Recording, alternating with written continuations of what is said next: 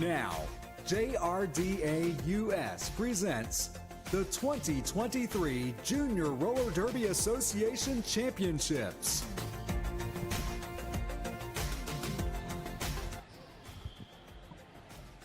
We're live. Good morning, Rockville. Good morning, Rockville. Yes, Metro DC right here, JRDA Champs 2023. You're hearing a lot of noise.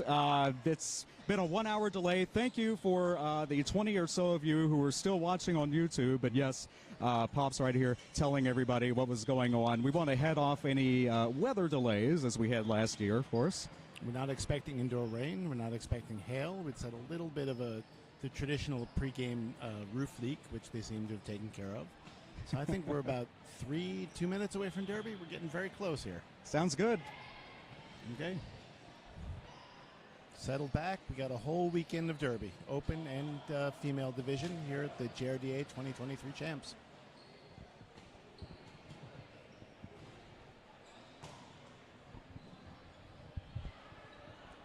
Two championships to be decided. We have 4 teams in the female division, 6 in the open division. The full schedule, of course, right there at juniorrollerderby.org. As we've said for weeks now, the wait is finally over. We're here. There is a volleyball tournament happening behind us also, so if you happen to hear extra whistles and extra sound effects, that's also happening. We are quite efficient here at the Sportsplex at Rockville.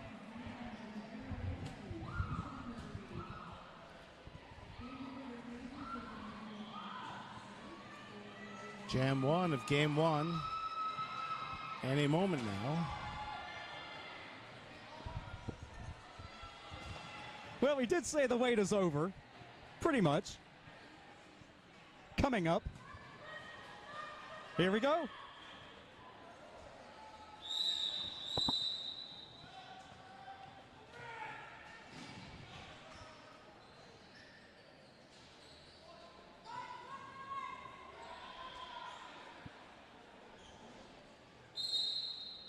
That very first whistle.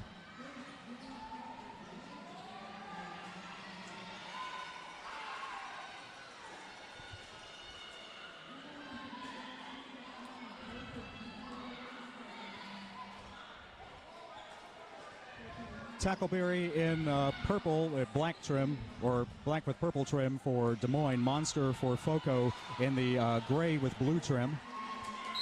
Oh, looks like Des Moines out for the first lead.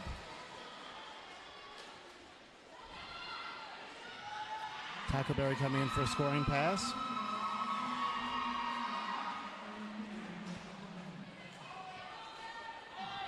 Scoring 1 point for each opposing blocker you pass, otherwise offense and defense happening at the same time. And on that first trip through, battling to become lead jammer.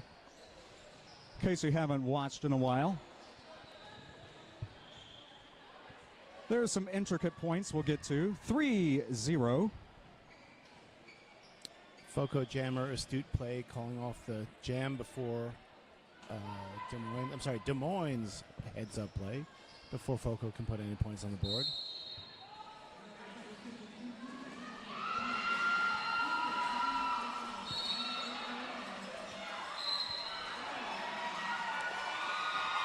And that's lead for Des Moines again. That is fun size.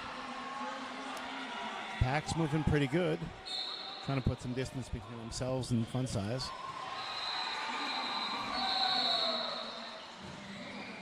Again, Des Moines quick to strike, put a couple of points on the board, call the jam. At this level, it's a game of individual points. You want to work and claw for every point you can, and every point you can keep off the opponent's board. That's a big win. We've had some close ones this season for sure, so absolutely it is. Looks like it's Miggy up on the line against Mini Tack. Is that focus? Is that called for a track cut? That'll be a power jam for Des Moines. Oh, and 3 in a row on the lead jam calls, too. So 30 seconds as soon as the skater sits in the penalty box. Jammers no longer scoring on each other if it's been a couple years since you've seen us.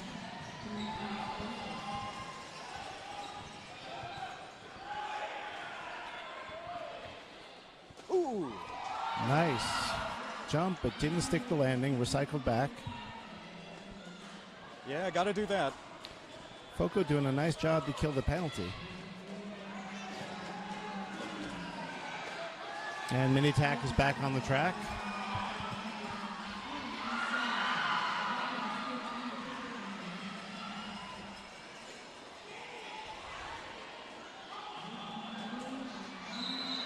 Blocked hard. Takes the tumble, calls off the jam.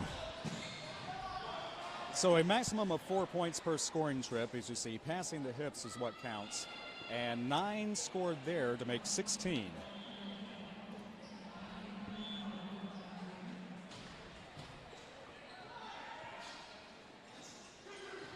After 3 jams in, Des Moines 16. Foco, no points on the board yet. A lot of Derby left to play. Oh, yeah, and the winner of this game will meet Philly later today, about 6 Eastern. Unless we get more leaks. No. And there's Foco with the first lead, correct? Yeah, that's it. Monster in jam number 4. Same matchup we saw in the first jam. This time Monster gets the advantage. The pack's moving very quickly. Oh, I like to see that. That's fun Derby. Monster calls off the jam. You were literally right on top of the action here, not only watching on YouTube, but also in the live studio audience. We have as many people up here with us as are downstairs here at the Sportsplex at Rockville. So thank you for joining us wherever you are. A full weekend of Derby. This is just game number 1. But yes, 3 points on the board. First 3 for Foco.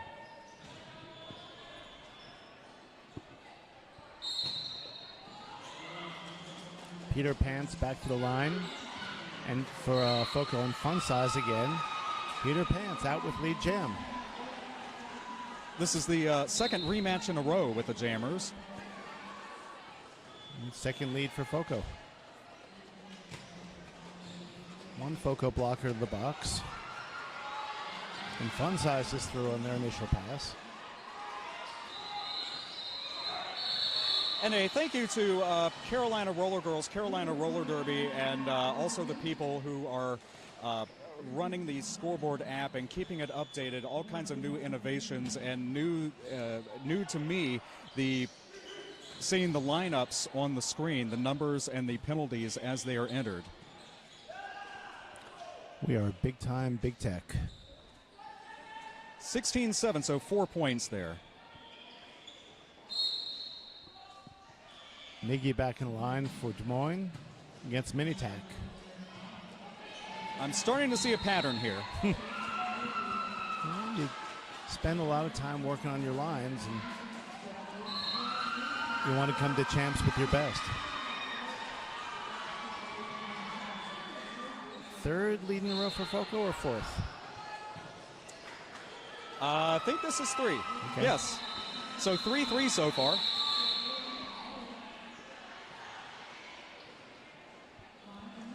And this is what I mean by game of inches. It's going to be a very close game here. Each team being very, very stingy with points. Official timeout with 23:35 on the clock. We'll play 2 30-minute halves. And again, the winner of this game will meet Philly later today, about 6 p.m. Eastern. Philly, the number 1 seed in the Open Division. Our next game here will be Pittsburgh and the Pixies of Spokane. That will be about noon Eastern time. And the winner of that game will meet Columbia at 8 tonight. Columbia being the number 2 seed and earning a bye just as Philly did. And that is the field as far as the Open Division. Do you have the schedule for the female games? Actually, yes, I do. We have 2 female division games today. There are 4 teams. Rose versus Seattle will be at 4 Eastern. But before that, yes, they're reversed on the bracket. I'm sure there's a good reason for that. But yeah, game number 3, which will be at 2 p.m. Eastern, you'll see Santa Cruz versus West Coast. So the entire West Coast representing the female division here at JRDA Champs. But those will run consecutive 2 p.m. and 4 p.m. today, the female games. Derby is strongest where the sun sets over the ocean. Okay. Tackleberry grabs lead over Monster. First one in 3. Right. Or 4, rather. Tackleberry trying to keep Monster bottled up. Little jammer on jammer. And Monster, little help from her blockers, gets through. Tackleberry all bottled up.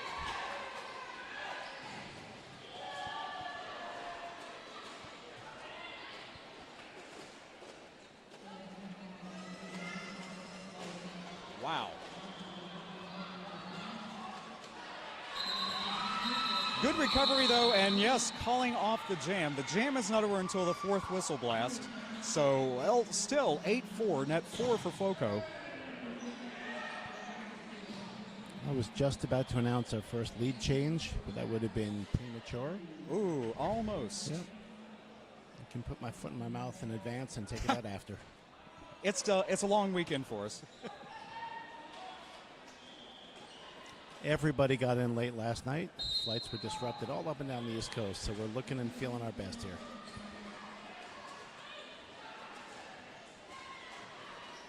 Fun size against Peter Pan's. Third time. Matchup. Yeah. Right. And Peter Pants is looking for a way through on the outside. Recycled back. You have the real bird's eye view here. When the pack is underneath, you right up on top of it. And Peter Pan's has lead jam. Unless Pops starts looking over the rail like Brent Mooney on camera, it's going to be, yeah, we're seeing about the same thing you are up here. Yep.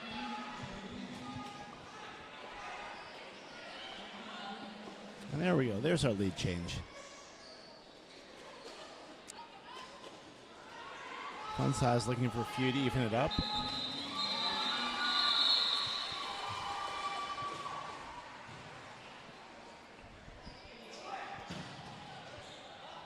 Just 9 minutes in, and this is the action you're going to expect all weekend for sure. Expect to see.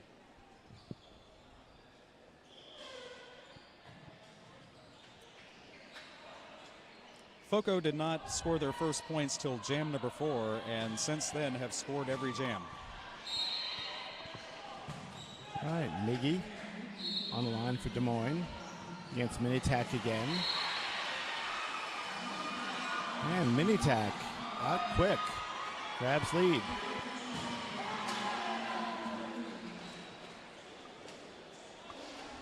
Both packs moving very nicely, swiftly away. And Miggy calls it off after putting up maybe 2. Yes. Foco now on a 10.2 jam rally. 10 minutes down. And Foco 29, Des Moines Derby Brats 20.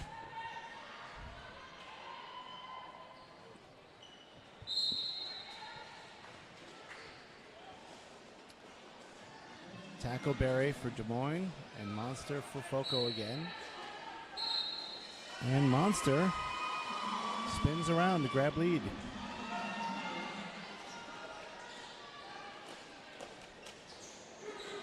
First one in 4, I think. No, that's wrong. Scratch that. 2 and 2.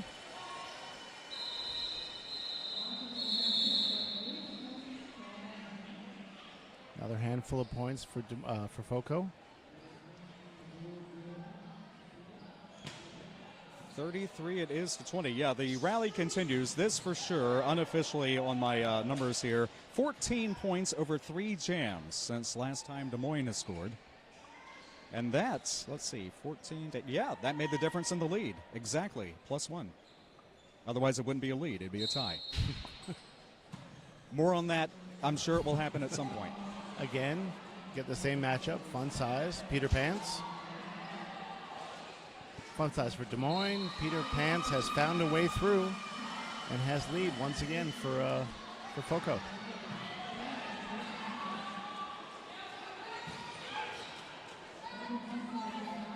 Placing hands on hips repeatedly is what counts as calling off the jam, and there you saw it kind of midstream. The jam, of course, not over until the 4th whistle blast, so good track awareness there. And yes, 4 points scored. 18 points for jam rally by FOCO. Kristen Reber points out in the YouTube chat that the packs are moving super fast, and she's absolutely right. And that's one of the hallmarks of good derby is that the packs move right along with the jammers. Everything flows. Everything flows.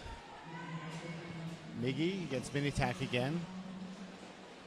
Des Moines looking to regain a little composure. And mini tack. Grabs lead again for FOCO.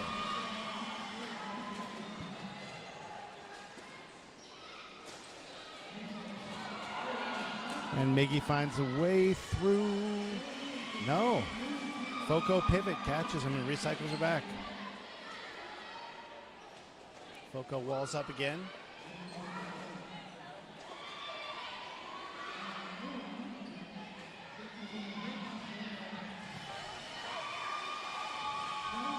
Mini tack with another scoring pass. And Miggy finds a way past the FOCO pack.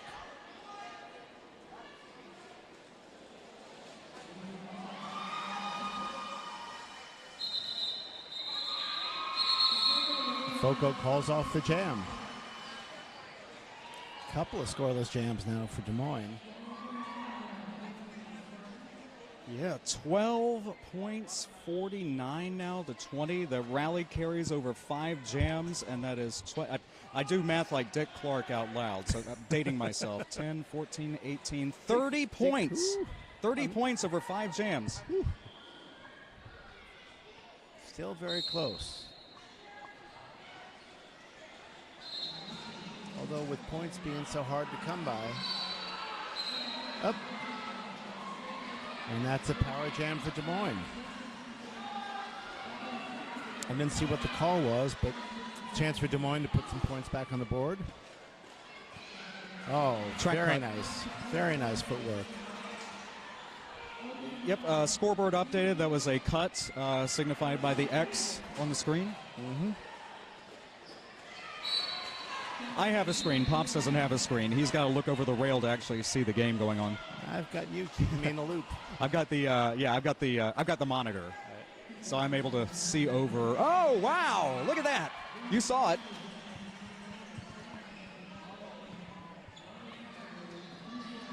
Des Moines trying to squeeze every last point out of this jam.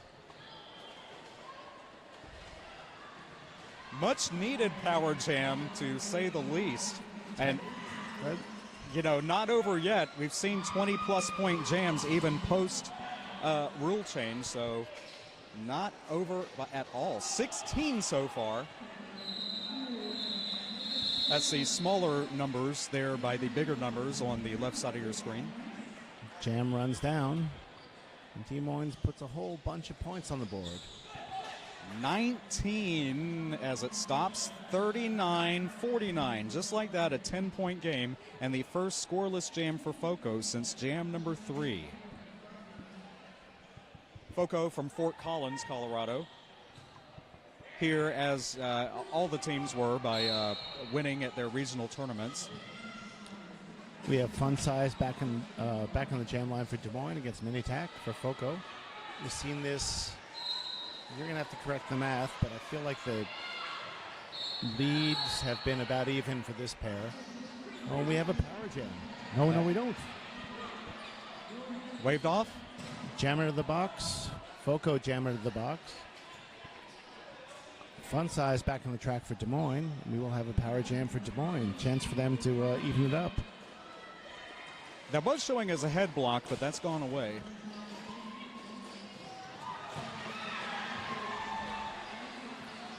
Fun Size just a little bit faster than the FOCO pack.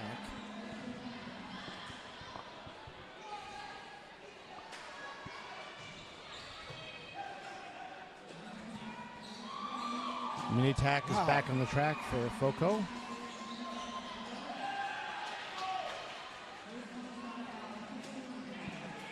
No lead jammer this time, both jammers having sat. Going the remainder of the 2-minute time limit, which is the counting down on the far right of your screen.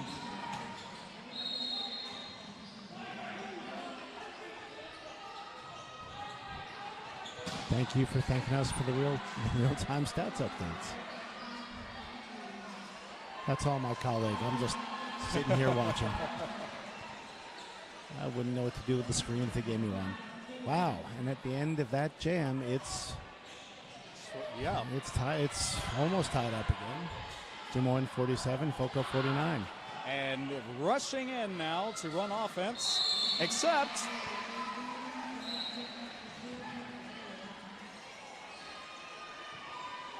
I'm sorry, my mistake. The jam is still going on. I thought we had counted down.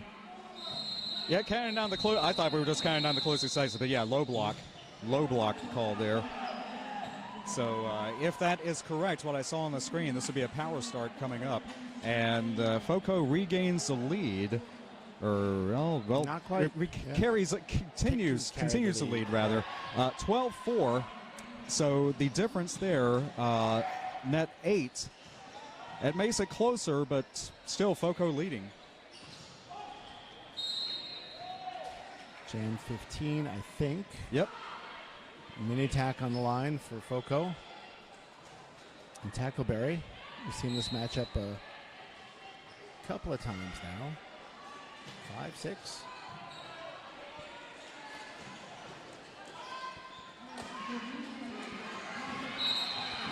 Tackleberry finds their way through the pack, followed closely by Mini Tack.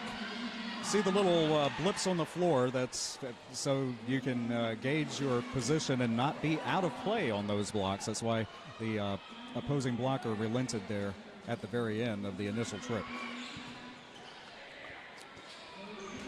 Tackleberry pushed out of bounds, recycled back by FOCO. And in the meantime, Mini Tack snuck out to be looking for some points.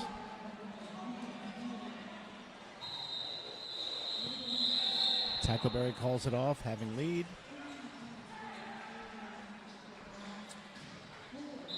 The score is still sticking closer than a brother. Yep, 4-3, net 1 for FOCO. Team timeout now, and that will be Des Moines' team timeout. 20 minutes down, 10 to go, more or less. Here at the Rockville Sports Center. Where are we? That sounds right. It says Sportsplex outside. I've heard Sports Arena. There's sportsing is happening for sure. Sportsing going on behind us, to our left, to our right. Briefly, we'll have the names and numbers on the screen. We got started kind of quickly there. You can read through the Des Moines Derby Brats roster while we're here. Number 111, Joe Mama. 14, Storm. Number 15, Dislea. 1987, Honey. 2010, a return for the jammer on the line 4, 5, 6 times today, Miggy. 2187, Fun Size, also jamming today. 247, Hopeless. 3, Brick House. 411 is Bones. 5, another Des Moines jammer, Tackleberry. 50, Asteroid. 51, Rose. 72, Gussie Guppy. 888, Scream Puff. 999, Miss Mayhem. On the roster, but not here today, for Des Moines. Number 13, The Daltonator. Number 35, Supernova. 711, Lil Man. And 916, Mr. Valiant. And since we have so much time, I'll read through the FOCO lineup, too. You want to give equal time, right? The FOCO Junior Roller Derby Spartans, wearing white today. Oops, we're going to have to wait Yeah. because Okay. Anytime over there, just cue me up. okay. Gussie Guppy on the line for the first time for Des Moines against Peter Pants for Foco. And the Pants is through to grad lead.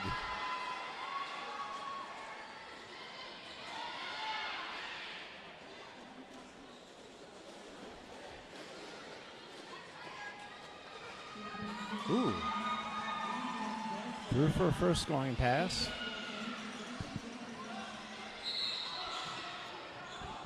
There is proper clearance on the outside, just so you know, and right behind that is a wall for like a hockey type of wall, and fans standing behind that as well as vendors. Give you an idea of what you're not seeing.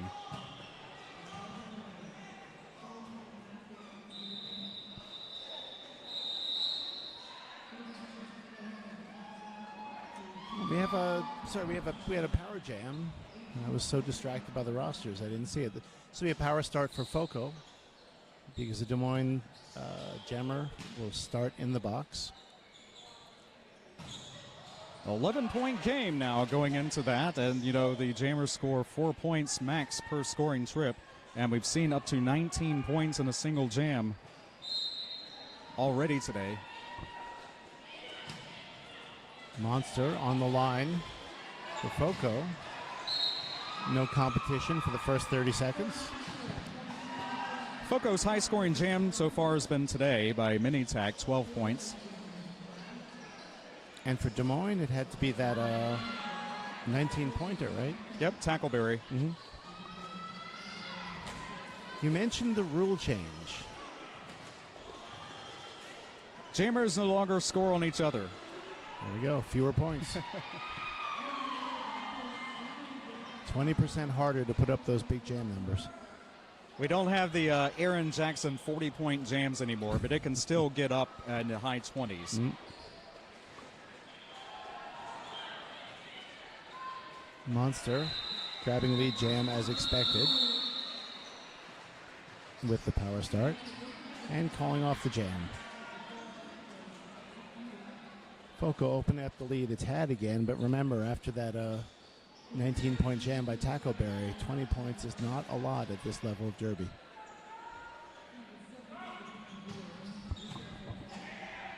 (73-54). So Foco now 16.2 jam rally. Fun size back in the line for Des Moines against Peter Pants for Foco. And the Pants is loose again.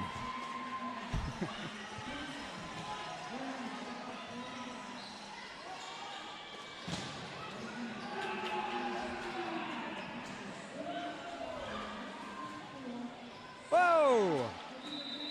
Did not Yes. stick the landing? Got us 4? Yikes. That was it's a really nice apex jump. If you take to the air, it's on you, but start inbounds and end inbounds, waiting on the points to appear if that worked. Otherwise, if you're knocked out of bounds, you can reset or you can just call off the jam. I think that's actually what happened there. No, yeah, 2 Got points. one. 2 points. Two. There it is. All right. That was a 2-point hop for sure. Nobody in the penalty box. Tackleberry against Monster again. Seen this matchup now a couple of times. And with that lead, potentially the rally continuing by Foco, now 4 jams and 18 plus what we see here.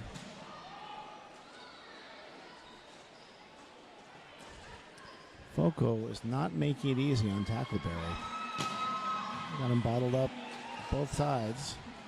Tackleberry getting a little help from his blockers. But just enough time for the Foco pack to reset and put up a wall in front of him. Oh, and he's through. Monster still has lead, but Tackleberry has made the initial pass. Calling it from the floor, and as great junior referee Tricky Ricky would say if he were here, it is hands on hips repeatedly the key word to signal that you want to call off the jam. 7 points scored. I'd like to take just a minute to thank everybody who makes this possible. All the folks at JRDA, all the camera people, all the vendors, all the skaters and parents, the legions of volunteers, and especially skating officials and NSOs, without whom none of this would be possible. They are huge. And we'll show the FOCO roster now, but yes, coming from Fort Collins, Colorado even. We have 00 Ruby Doom, 100, Monster. 11, Shreddy Kruger, 138, Peter Pants. 1776, Kraken. 253, Minitac. 29, Gonzo. 40, Devlin. Number 6, Mad Hattie. 618, Blade. And 888, Axel. Also on the roster, but not skating here today, number 15, Fireball. Number 23, Barbie. And number 25, is that another Barbie? It's the same Barbie. We may have two Barbies, neither of whom are here today. It is. It's that Barbie season. That is the thing right now, to date ourselves if we're watching several years from now. Other things we can say right now, fast car and threads. Threads, that's right. There, we'll listen years from now and Ask laugh about what that. What does that mean? There's an official review going on right now, and we have microphones downstairs, so we'll lay out and hopefully hear that and the results of that before too long. But the teams are free. If they see something, say something one time per half. If you win the official review, you get another. As a matter of if the officials announce what is happening versus telling the announcers downstairs, who will soon be upstairs.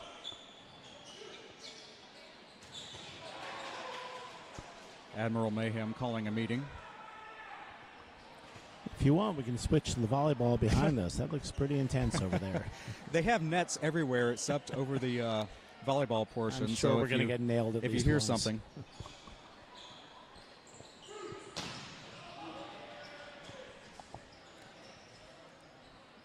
A reasonably quick shout out to the skating officials today. Quick Grayson, Anya Arson, non-player character, Miss Overwatch, Scarbuck, Jeff, Pterodactyl, the French Thwarter, Butthur Popcorn, Admiral Mayhem, the Recordian, Bon Appetit, Whiskey Smash, Boom, Colin M. Fairley, Tim the Ref, and Peter holding down the zebra stripe obligations on the court today, on the field today, on the rink today. Again, thanks to the Rockville roofing crew for getting that leak taken care of.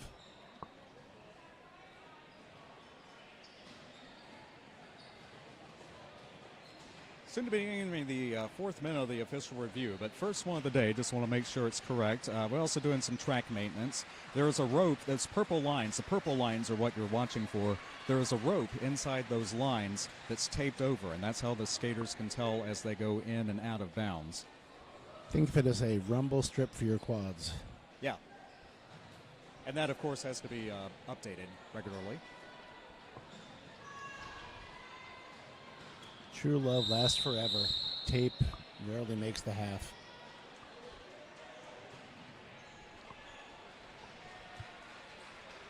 A little under 6 minutes to go here in the first half of the first game of the 2023 JRDA Championships here in Rockville, Maryland.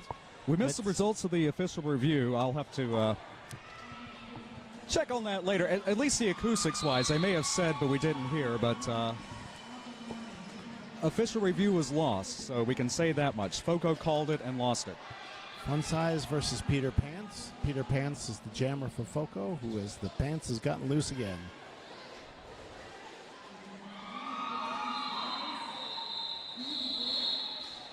And FOCO calls it off before Fun Size can get the scoring range. Opening up a little bit of a lead again. I was going to say, also, sometimes strategically you might see an official review called once per half because it can double as a timeout as well. Mm-hmm. So 85-54. A little extra timeout doesn't hurt. Those kids are working extremely hard down there.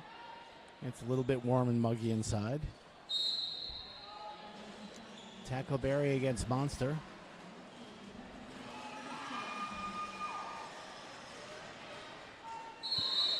A little more of a hard-fought initial pass than some so far today. That said, taking about 12 seconds, but still. Some of them have been quicker, is what I'm saying. Mm-hmm. Tackleberry still looking for the way for the Foco pack.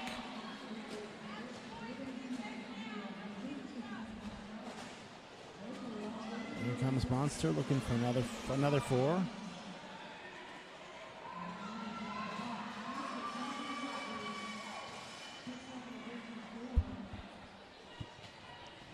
Maximum of 2 minutes per jam until the lead jammer calls it off, so minute 10 to go here. Foco will not call the jam as long as Tackleberry is still bottled up. And they're still scoring points. But here comes Tackleberry right behind. Jammers free to engage each other anywhere on the track. And sure enough, sensibly, Foco calls off the jam before Des Moines can get points back on the board. 97-54 now. And as we say, jammers, of course, free to engage each other anywhere on the track. In general, you might see a shoulder here and there, but for the most part, they don't, because if you go too hard, then you risk knocking yourself out of position or that backfiring. So you don't see it as much as I thought we would have when we got rid of the jammer lap point. I thought we'd see more fifth blocker, but not so much. Okay. Scream Puff on the line for the first time for Des Moines, and Devlin for the first time for Foco. And Scream Puff is through to grab lead. Foco pivot goes to the penalty box. One skater advantage. Des Moines has Devlin pretty well boxed up. First points for Des Moines in 7 jams. 2.5 to go in the period. Another 30 minutes after this. Devlin has thrown their initial pass. Scream Puff looking for points. And will probably, call it off before Scream Puff can get back to the pack to score points. 7 it was. 61 now. 2 minutes left in this first half. Foco has only had 2 scoreless jams since jam number 4 when they put their first points on the board after Des Moines' 16-point 3-jam rally.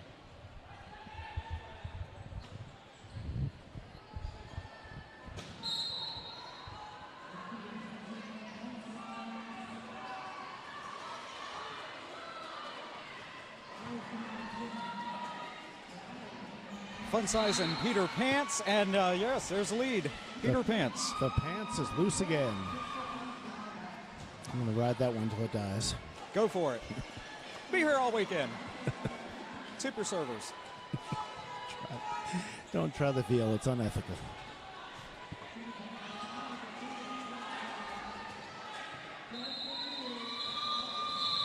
Peter Pants gets through for a scoring pass and calls it. Always 30 seconds between jams. Of course, this last jam can last a full 2 minutes or until the lead jammer calls it off. That one 2-4, net 2 for Foco, 101-63. Puts Foco over 100 points for the half. But like we keep saying, 38 points is not a lot of points here. It's 2 good jams. Might see one here, Tackleberry and Monster once again. We can remind you that this is where Des Moines put 19 points on the board before. But Monster is through to grab lead. Tackleberry is still... Nope. Tackleberry is through on their initial pass as well. Des Moines sets.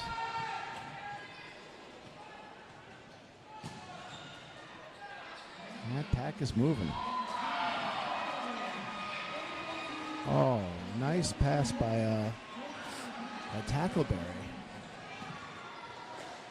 Monster has lead, but Tackleberry is way out in front. Shook off that remaining block for another,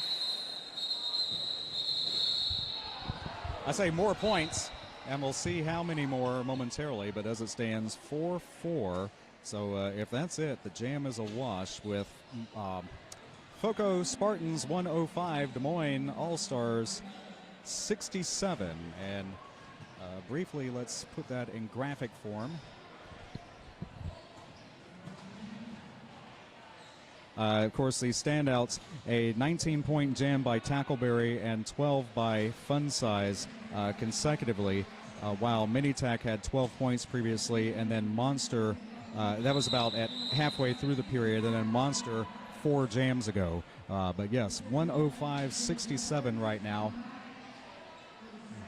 And we'll be back shortly. More Derby, of course, 15-minute half times as we take a look at the penalty board. But lots more to come right here at JRDA Championships 2023.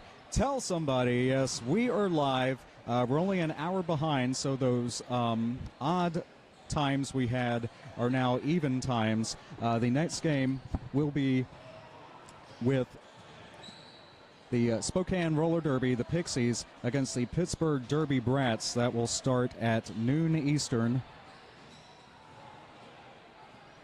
9 Pacific, if I'm correct. If not, somebody will soon tell me. But otherwise, stand by for more Derby.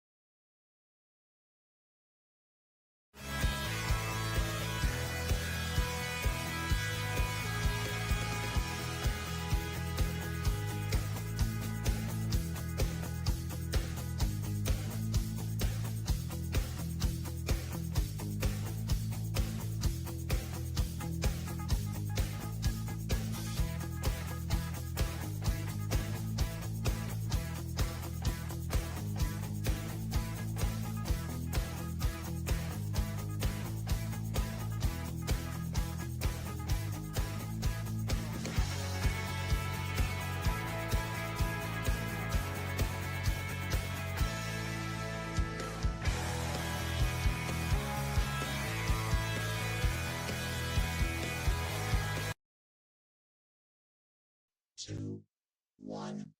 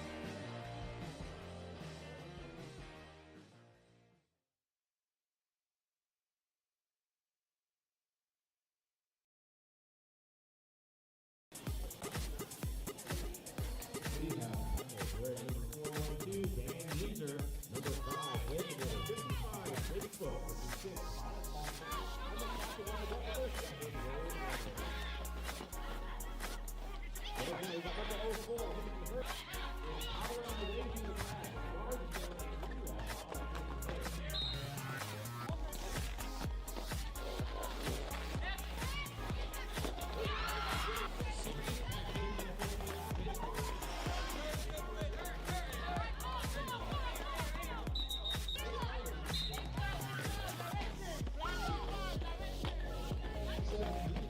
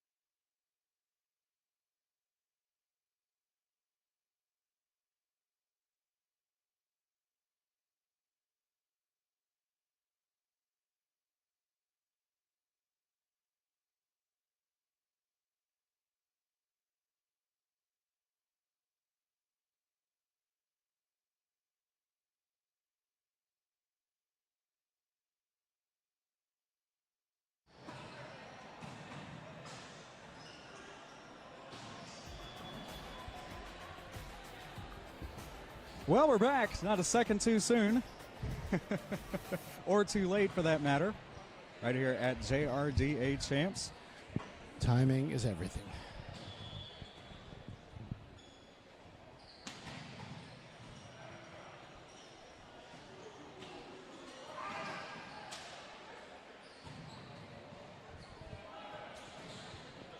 Figure you're tired of seeing me by now.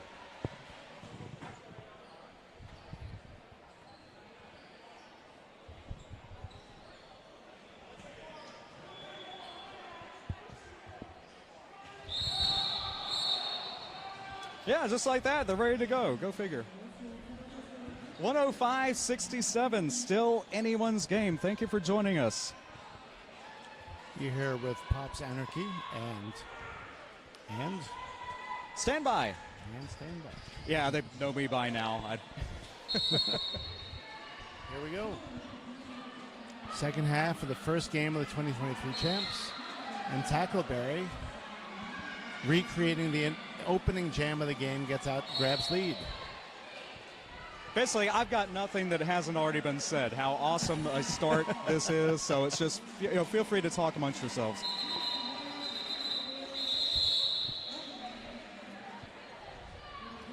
Des Moines sneaks a couple of points off the board, on the board. And none for Foco on that jam.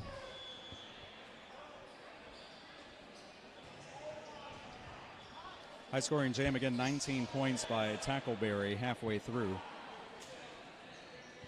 Both sides having 12-point jams.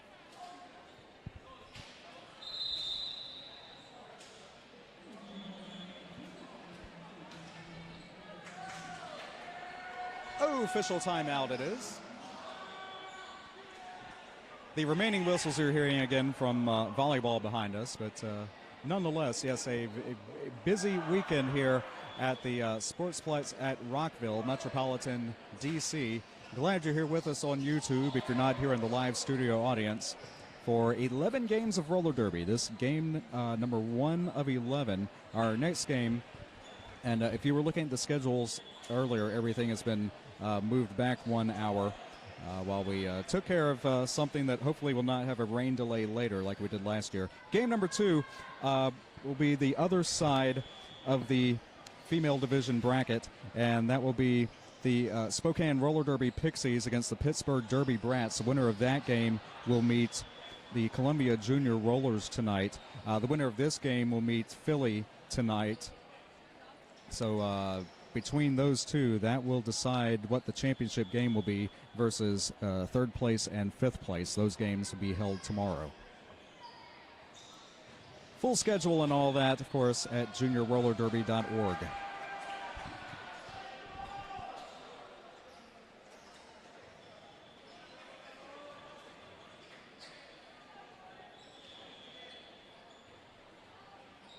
Thing about official timeouts, you don't want to rush it, because I've been involved in games with 3 possible different finishes, so want to make sure everything's correct before moving forward. The wheels of Derby Justice grind slow, but they grind fine. Fun Size back on the track against Peter Pants. And Des Moines coming in hot. Pep talk or just a little bit of rest, but they have the first two leads.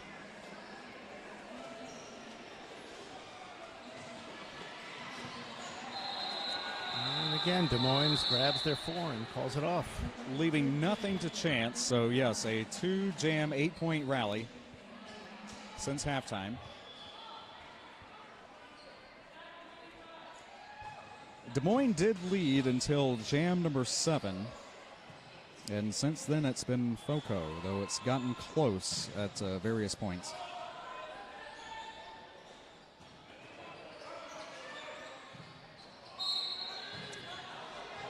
Scream Puff wearing the star for the second time for Des Moines against Monster. So recidivist jammer over and over.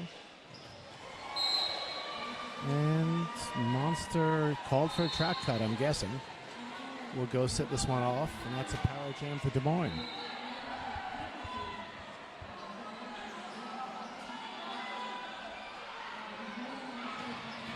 And indeed, a track cut now made official. You see the X. Oh. Ooh. And more than that.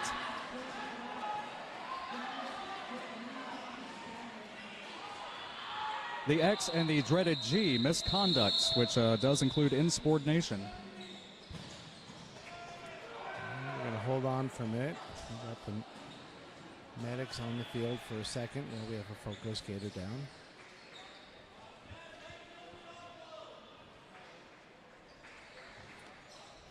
We covered the remainder of the open division for today. The female division, we will have a double header that will be games 3 and 4 at 2 p.m. and 4 p.m. respectively, coming up at 2 Eastern.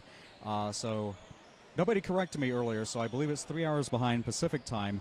All the female division teams coming from the Pacific time zone, to be specific. The Santa Cruz Derby Groms, the Grom Shells, meaning the TKOs of the West Coast Junior Knockouts. That will be game number 3 at 2 p.m. The winner of that game will advance to the championship game. The runner-up will play for third tomorrow, being 4 teams in the female division. That will be followed at 4 Eastern, 1 Pacific. As I look into the air, you can't see that. The Rose City Rollers Rosebuds All-Stars against the Galaxy of the Seattle Derby Brats. And same thing, winner of that game will advance to meet the winner of the previous game tomorrow, and the runners-up will play for third.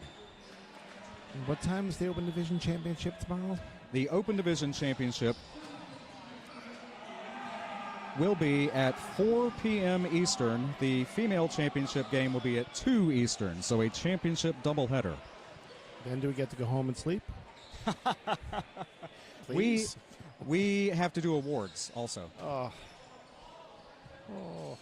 I'm not up for it. I need another coffee. Oh, come on, we get sleep tonight.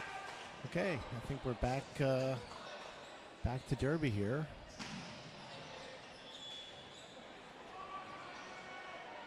And thank you, Hippie, in the chat. Hippie, not a junior anymore, but glad we had Hippie both on the track and the announcer crew for several years for JRDA champs. Thank you for watching. Oh, they code with you last year. That was my brush-up game, listening to you and them. All right. Hippie, of course, watching closely, Foco. Hey, Tackleberry and Monster again, just like before. And it's Tackleberry, third lead in the row for Des Moines.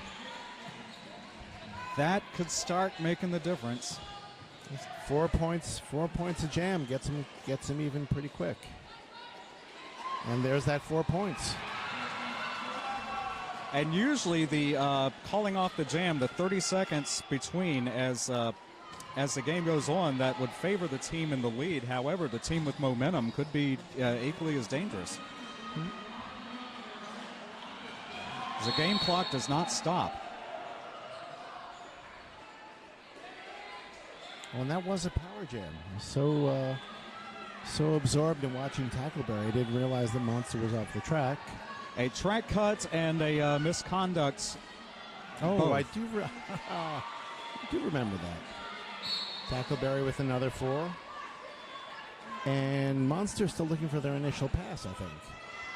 Yep, can't score till you break through the pack the first time. Right. And preemptively, I'll say, because it happens, if they're swallowed back into the pack, no, that doesn't count. You still have to break out again. As expected, Tackleberry calls off the jam before Foco can put anything on the board, and all of a sudden, Des Moines is well within spitting distance. And that noise you're hearing, yes, is on the Derby side of the venue. 12 big points.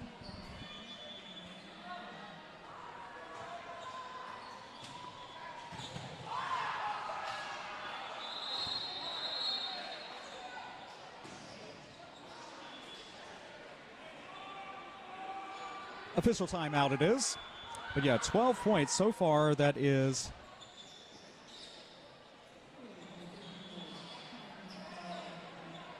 $105.91. So 14? 14. Nah, that's more than that, right? Anyway, math is not, I mean, I've got, this is pen and paper in front. You're not seeing it, thank goodness, but pen and paper in front of me. But Anyway, Des Moines has scored all the points in this period so far. We can say that for sure.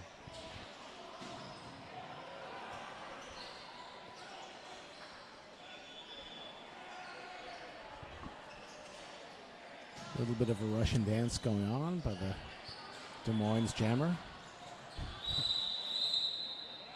Fun size. He's got a saber dance on.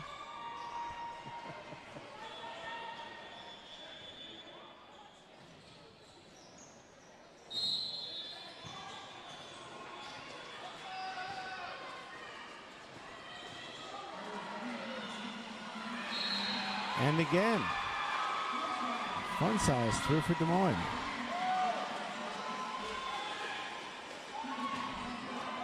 Followed closely by the Pants. There you go. Right. Oh! A little too late on the. Oh no! I don't know if they're going to give him the points or not. Wait for it. 2-1. Net one for fun size. Game of inches. Passing the hips by the fourth whistle. That's why they continue to skate until that fourth whistle blast. That's what counts. Or jump, rather, till that fourth whistle blast. We've got Scream Puff back in the line. Didn't get a lot of jam time in the first half, but they've been at the line a couple of times already. Yep, lead nonetheless.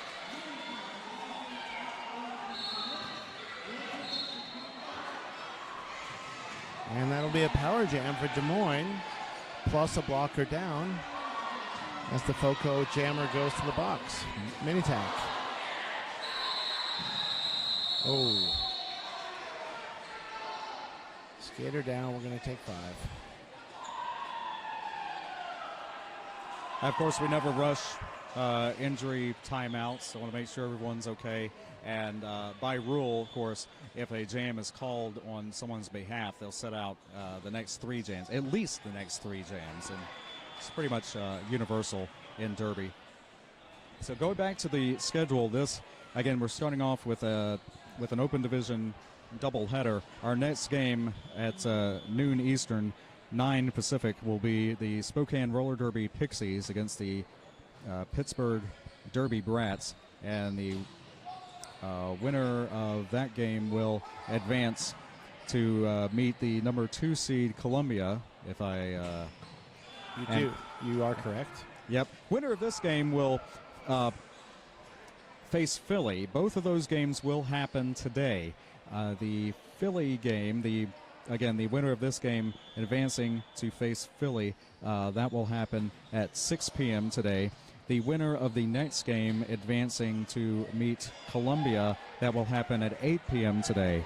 So through the remainder of the day today, the stage will be set for Championship Sunday, where we will have a 5th place game, a 3rd place game, and a 1st place game for the open division. And then for the female division, we will have a 3rd place game and a 1st place game. Again, not the rosters, you're seeing the rosters, but the full schedule in bracket form, also with the results and final scores, will be continued to be updated all weekend at juniorrollerderby.org.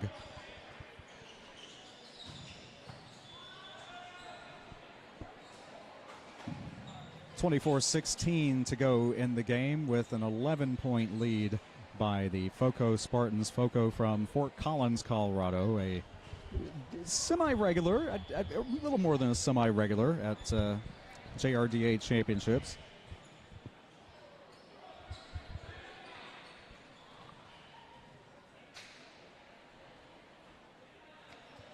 I shouldn't be surprised, but of note, 24 jams jammed in the first half, which generally speaks to a faster paced, higher scoring game. Yeah, kind of faster paced gameplay, not playing it out, not going the full 2 minutes, if you could help it.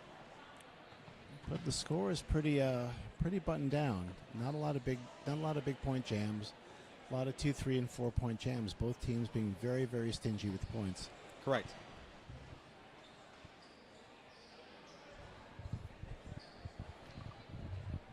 course, the Junior Roller Derby World Cup happening in France. That will be July 28th through the 30th. You've no doubt, unless you've been living under a Derby rock, which we do not allow anyone to do with social media, that will be held in France. And many of the skaters you're seeing this weekend will be part of the USA teams going there. But again, we as we have the URL for the stream and whatnot, we will have all that shared with you in plenty of time to watch. But Junior Roller Derby, they do have the event page up, so we'll share that with you as well as the weekend goes on.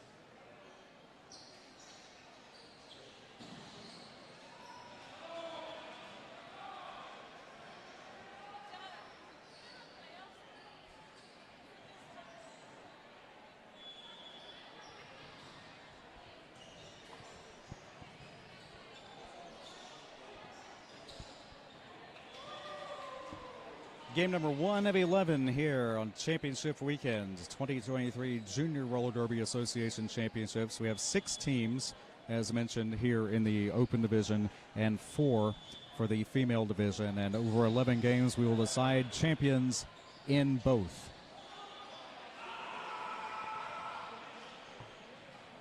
Live from Rockville, Maryland, metropolitan D.C. If I were to say exactly where we were, let's see, parked car. Yeah, Rockville, which is north. Just north of D.C. Northwest, yeah. Thank you for that. Made famous by R.E.M. True. No, I wish I had taken their advice. No, I don't. I'm glad I came back. I wondered who was going to be the first to mention that, but yeah. It would have been. We should have started a pool. Everybody put in $1. Well, reckoning. We'll deal with that later. Oh. Big hit by Tackleberry, but a clean hit. And Tackleberry again has lead for Des Moines. Des Moines coming out of the half very strong. The G and the X on the screen signifying misconduct and a track cut by Minitac. So Power Jam it is. Is that their second misconduct? Did they have that one of those combos in the first half? You may be right. Rings a bell. It's a relatively low penalty game. I haven't seen a lot of time in the box. But it's a chance for Des Moines to take the lead back. And it's a chance for Foco to prevent Des Moines from taking the lead back. And there goes Minitac.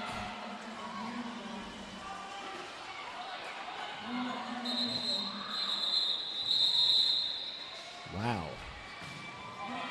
That about says it. Hard to get much closer. All right, third lead change. Yep, that's it. 109-106, 3-point lead after that 14-point jam, which is a record for this period and the second highest scoring jam for anybody this game. 22 minutes, a lot of derby left to play.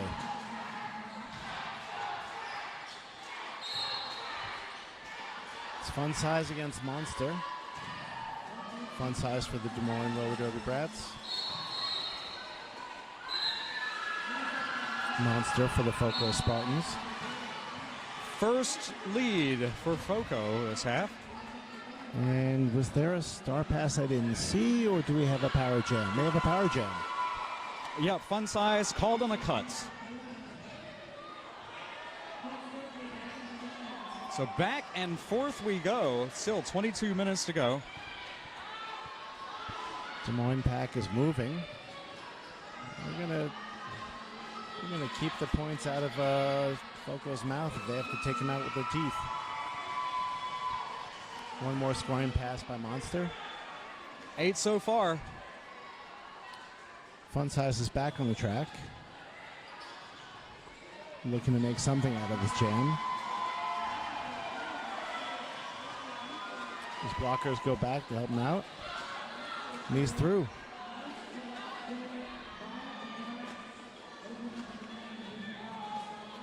I'm guessing we see Foco call it. Oh, yep. Yep.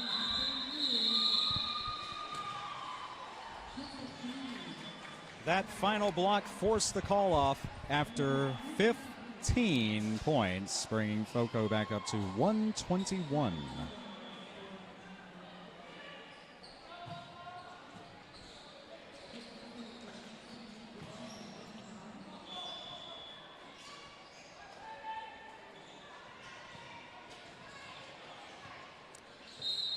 I believe that's Peter Pants on the line for, Peter Pants on the line for Foco and Tackleberry. I don't know that we've seen this matchup yet. Again, I wouldn't swear that we haven't. Not this half. Okay.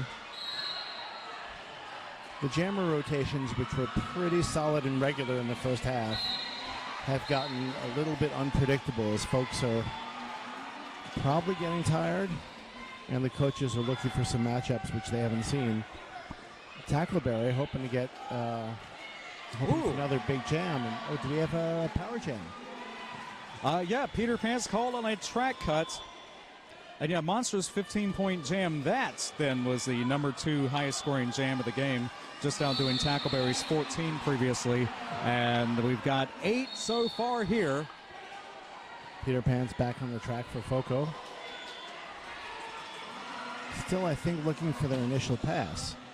So Tackleberry's not going to call it off until they're in danger of giving up points. He's going to look for his 4. And if he can make it around areas. Yep, you pick up where you leave off, and then sometimes you leave not much to chance there. 12 points, tie score.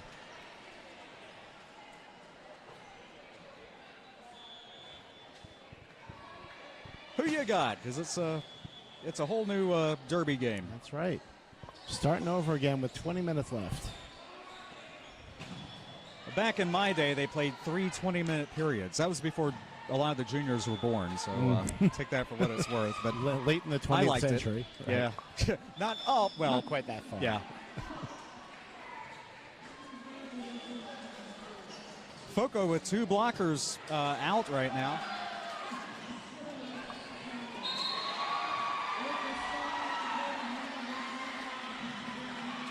One Size and multi-tack looking to put either team up on top. Fun Size with lead. Scrounges a few points and calls it.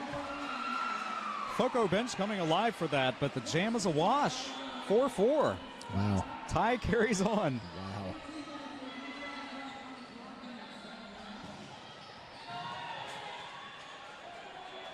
$18-10 to go.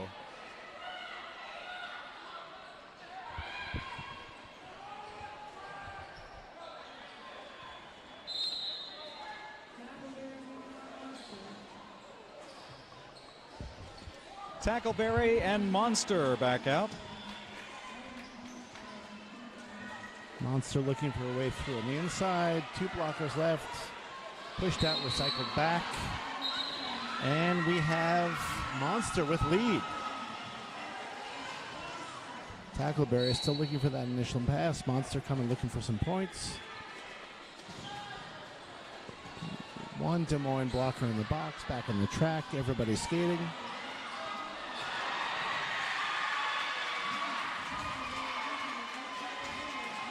Monster recycled all the way back.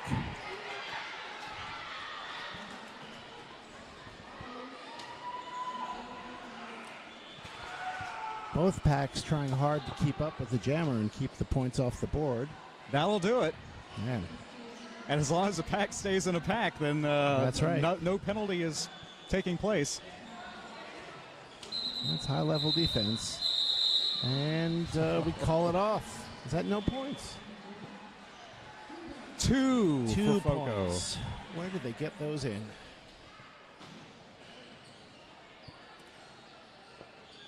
Wow. Just about halfway through the second half. Both teams are hanging tough tooth and nail.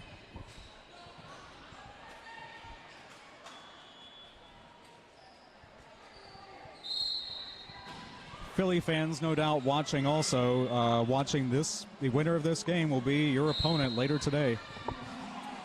Fun size on the line for Des Moines. Peter Pants, and the pants is loose.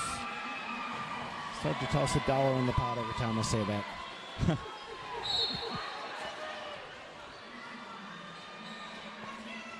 Go to the NSO retirement fund. Peter Pants calls it off after putting, I believe, 4 on the board. I don't see him up there. Yep. 4 for Foco. Foco will have the advantage in the pack when we pick up again. I saw a second penalty pop up. We got 3 blockers, 3 Des Moines blockers sitting for this one. I'm guessing the lead goes to Foco. Oh, is that the jammer?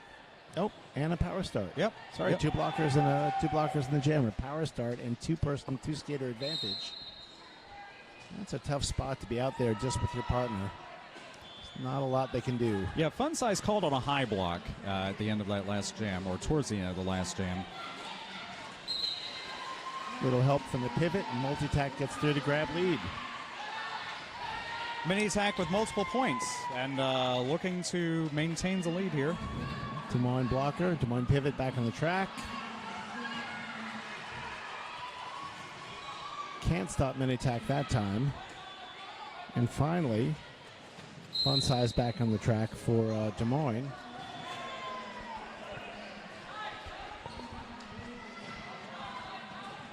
Des Moines pivot up, and that'll be a power jam for Des Moines as Mini-Tack sits. Ooh. So no lead. This will go 2 minutes. Penalty box in the periphery of turn number 1 if you watch closely and see as the camera passes. Fun Size with the chance to either tie it up or get very close. Through for another scoring pass. That puts him within spitting distance. Although you really shouldn't be spitting at each other. And there we go. 1 pass away from taking the lead. 2-point game like that, 8-4, yes, as you mentioned. Mini-Tack back on the track. I think they've completed their pass, so they put points on the board. That's right.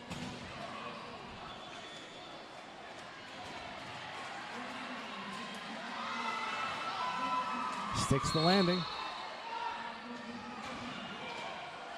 Does not stick the landing. Oh, well then. Oh, that's a tough spot because that's going to start Des Moines off with a power jam. It's not a spot you especially want to be in. And the chance to tie it up and go ahead with the Foco jammer sitting in the penalty box for about 30 seconds. So a forearm and a cut, I believe the calls were. Official review.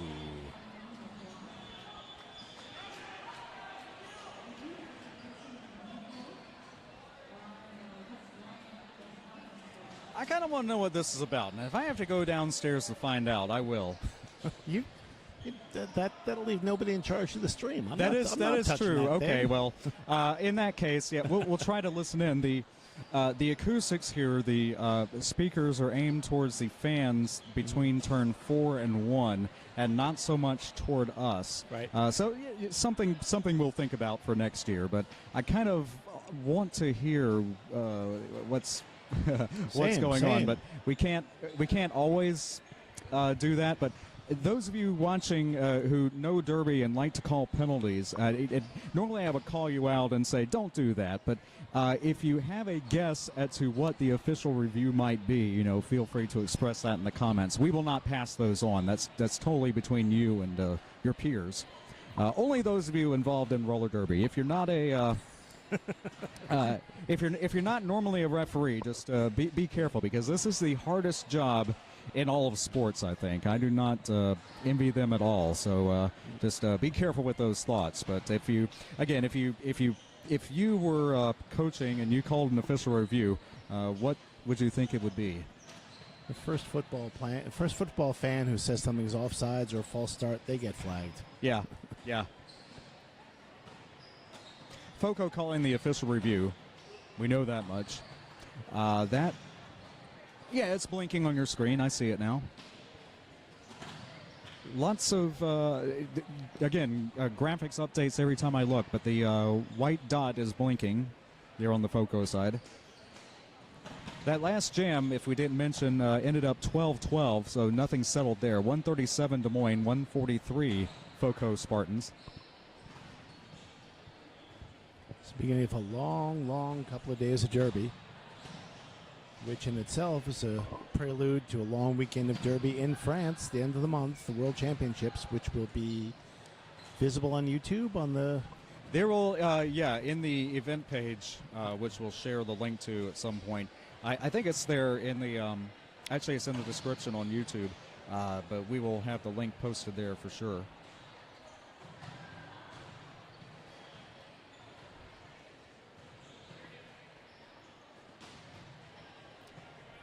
Coach Mark Muse was receiving some information and passing along to the skaters. But as of now, the official review light still blinking.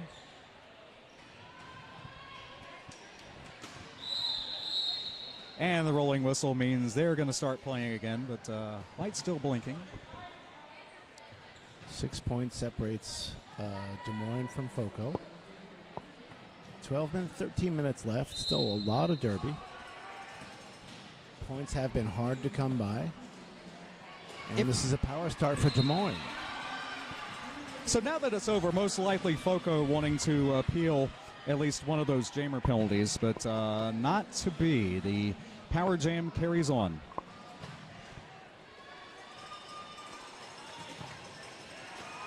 Tackleberry manages to press their advantage, and FOCO can't kill the penalty. That should put Des Moines equal or maybe ahead. And here's Monster back on the track. Penalty is over. They have to make their initial scoring pass.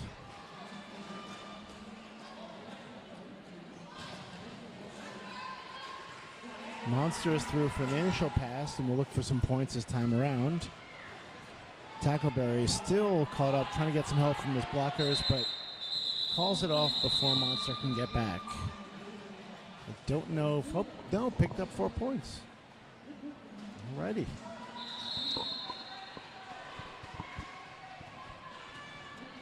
Eight total. 145, 143, still 2-point game. No matter how you slice it, it's going to come down to the last jam, I think, at this point. 11:52 to go. Timeout called by Des Moines. Now the timeout light flashing on Des Moines side. The referees helpfully fanning each other. Can we get a close-up of the referees fanning each other here, giving us a little air? That's the spirit of Derby right there. Shout out to the Thunder City Derby Sirens down in my home market of Florida. They sell fans with the skaters' likeness on them. Oh wow, that's genius, pure genius. I know that the air conditioning is always suspect in the big halls, so this one being no exception. Not complaining. It's there. Yeah. I feel it. It's there. Yeah, it's moving. There's no sun. Not getting sunburned. No. Not getting rain. Not getting no rain tripped yet. on. No That's rain right. yet. Endorse Yet. rain. Yet.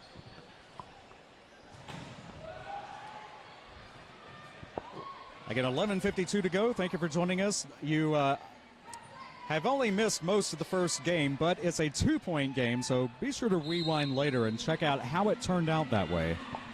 Fun size on the line for Des Moines. Peter Pants. Hopefully giving him a... Yes, I get to use the catchphrase. The pants is loose.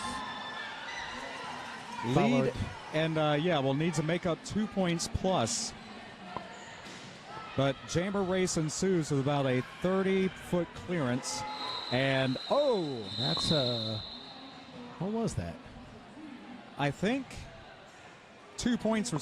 I know. I see it. 2 points were scored. Okay. I see what you see at home, and yeah, that's a tie score now. And all of a sudden, a lot of FOCO folks sitting in the penalty box. Yep. That could spell the difference. It's a 4-2 pack favoring Des Moines this jam. Both jammers on the track. Not an actual power start, but Following a lot of power and a lot of leverage in having, 2 more skaters on the track. Yep, following this official timeout, we have 11 minutes, 3 seconds to go. Whoever will win this one, do not go anywhere. We will face the number 1 seed Philly Roller Derby Juniors All-Stars at 6 p.m. tonight. That will be the winner of this game.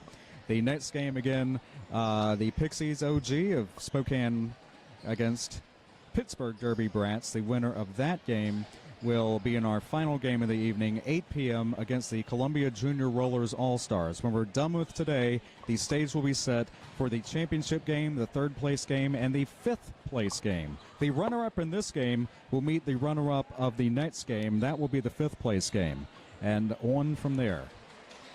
I challenge anyone in our listening audience out there on YouTube, in honor of our Pittsburgh folks, to use the word yins in a sentence. Go ahead. Give me a yins. Same goes for John. Give me a John. If you're just tuning in, you basically get a whole new game. We're starting at 0-0 with 11 minutes to go. It doesn't get much tighter than that. The score at halftime, FOCO was leading 105-67, so that's speaking to Des Moines' comeback, though. So be sure to rewind and check out the first half. Tackleberry's out to grab lead. Monster still trying to punch her way through the pack. Tackleberry coming up looking for those first points. Recycled back.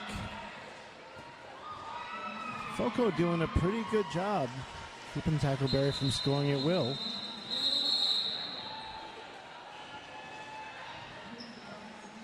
Considering they were 2 blockers down. Correct. And, 4 points to show. Des Moines will start this jam 1 skater down.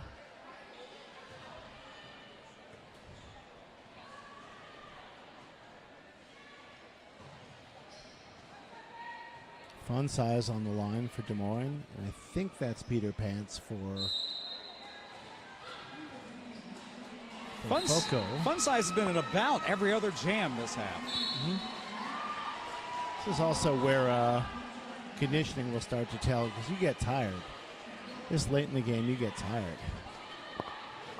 Peter Pants with lead, looking for 4 points and assuming they'll call it off. Oh, no. Oh, yes. And the way the scheduling works, nobody will be. You might have 2 games in a day, but you will not be skating a doubleheader or anything near that. So teams will be able to rest, regroup. But yeah, still 1 game of skate legs down. No one's double skating this year, right? It's all either open or female. Correct. That's that is something also that has been taken care of. 149. Here we go. Both teams a blocker down. And Tackleberry. Followed closely behind by Monster. Both packs in full retreat. Tackleberry in about every other jam this half, too. Yeah. And Monster. Yeah. And Peter Pants. Well, at this point in the game, you have a conundrum. You either go with your strongest jammers because you want the points, or you give them some rest because it's your first game of the week and you need to keep them from falling apart, but you also have to win this game to keep playing. Okay.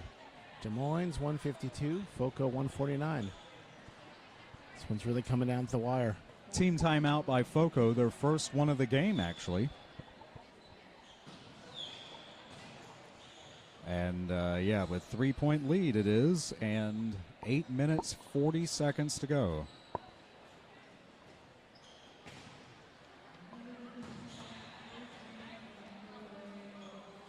female division doubleheader today to set the stage. First, the Gromshells of Santa Cruz will face the TKOs of West Coast. That will be at 2 p.m. Eastern, 11 Pacific, as Pacific, of course, representing open or female division, and vice versa. 4 p.m. right after that, Rose and Seattle. And the winners of those games will meet tomorrow for first. The runners-up will meet for third.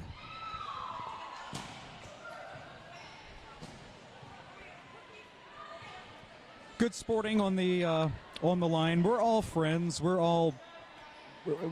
Any other day we might be teammates, especially those on the USA teams for World Cup.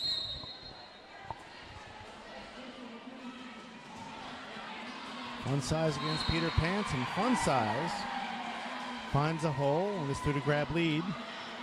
Peter Pants still getting bottled up by a couple of Des Moines blockers.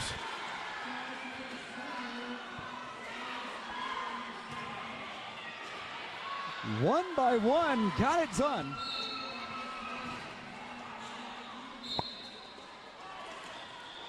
But what counts is the scoring trip there.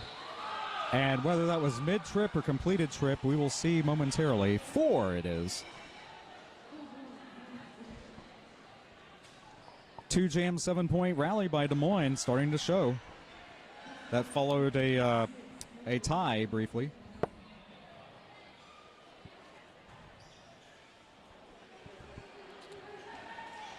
We have Tackleberry back on the line for Des Moines, and Monster for Foco. And Monster is pushed out, recycled back, right back on there, and they find a way through. Monster has lead, looking to get Foco within spitting distance. Both packs in full retreat. Tackleberry just behind Monster. Monster looking for that split-second moment of getting a couple of points and denying Des Moines anything. Ooh! Oh! Tackleberry. Magic feet over the apex. I think that's both teams with 4. 4-2, the final count, 160-151. Sometimes you give up 1 to get 2. Whether or not you want sometimes, but sometimes that could be a strategy in games that aren't this close. I'm not your coach. Don't listen to us. Fun Size on the line for Des Moines. Peter Pants back wearing the star for Foco.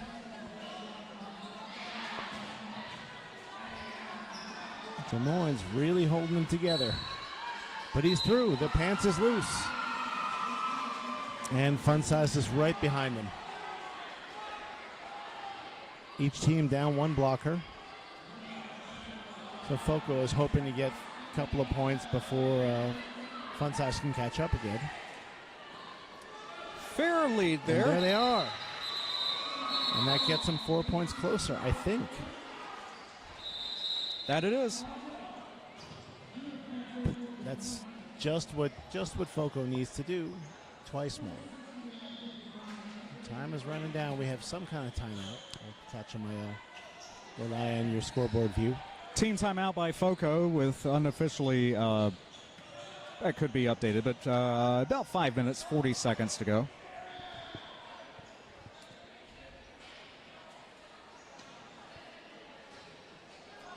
Thank you for joining us. Yes, the best roller derby you will see anywhere all weekend. Junior Roller Derby Association Championships. 11 games over 2 divisions, 2 full days of derby.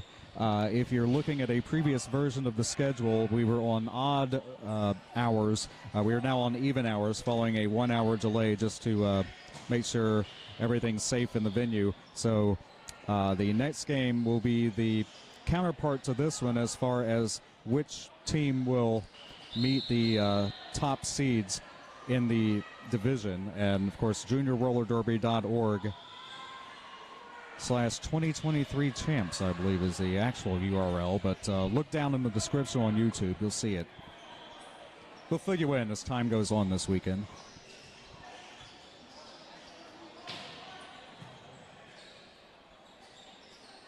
Five minutes and 43 seconds. 5-point difference between the two teams.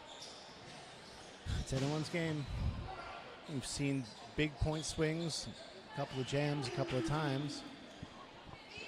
I'm guessing neither team is going to give up a whole lot of points on any one jam from now on in. As stingy as they are, they're going to clamp down on it even harder. And the runner-up, whichever team is the runner-up, is still not finished for the weekend. They still have a fifth-place game to play. Oh, and that's Tackleberry. And Monster threw on their pass.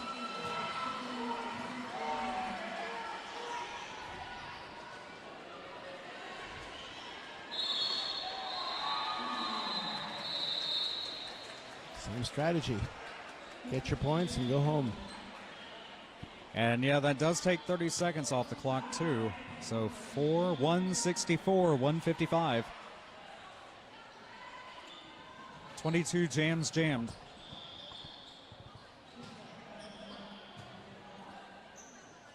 As much as Des Moines wants to put points on the board, they also want to take time off the clock. So it becomes a calculus at this point to make sure they use up as much of each jam as possible. And there's Foco out for the lead for Peter Pants. Now that's Yeah. It is Peter Pants. The Pants is loose. Again, looking for 4 before, and there they go. Ooh.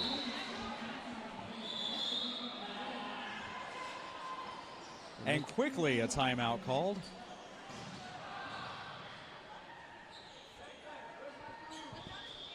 When you see who's team timeout by Foco. There it is. 4 points. That matches the 4 previously, so still a 5-point game.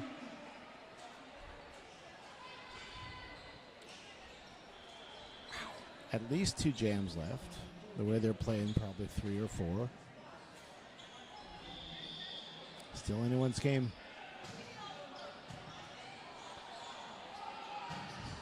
I almost hate to start off the weekend with a barn burner like this because I'm worried the rest is going to be a disappointment. No. Almost. So well, that is, yep. Sudden scoring has happened 10 times this season. I don't think it will happen here. I think if they aren't all close, it will at least be in the ballpark, on the track, if you will. Oh yeah, no, I don't think this one's gonna get away from anyone at this point. Both teams are really clamping down.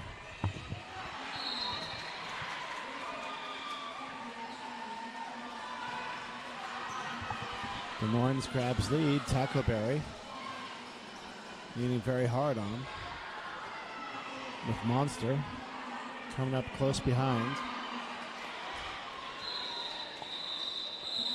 Both packs running away as fast as they can. Again, leaving nothing to chance. And with the pack moving as quickly as it was, just 1 point scored. But that could be the 1 point. And it's time off the clock. At this point, the clock is Des Moines' friend. And friends on the jam line too. I like that. Yep. Okay, who called this one? I think everybody's ready to go. That's vendor's timeout.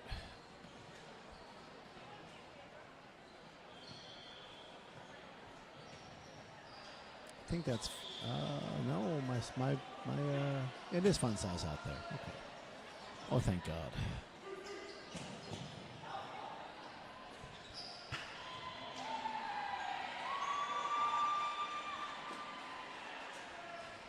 Three minutes, 27 seconds.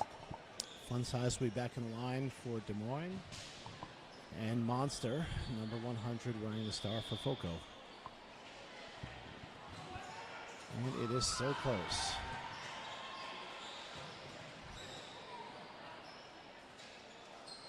So close. Again, the winner will be back to face the #1 seed Philly Roller Derby Juniors All-Stars at 6 p.m. Eastern. The runner-up will still play for 5th place in this division, and that will be starting at 8 a.m. Eastern tomorrow. That will be the first game of Sunday.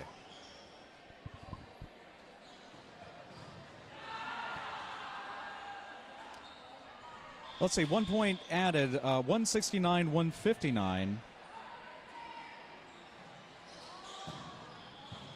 And yeah, that was 1 point from the previous jam, 4 before that. And yes, there you go, 10-point game it is. Nobody in the penalty box, both teams full strength on the track. I say Fun Size versus Monster, is that what we got? Looks right. Okay. 3.5 minutes left. Getting close to the end, but still a lot of derby left.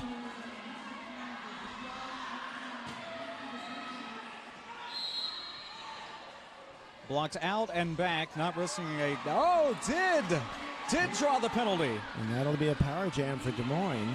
That's going to hurt.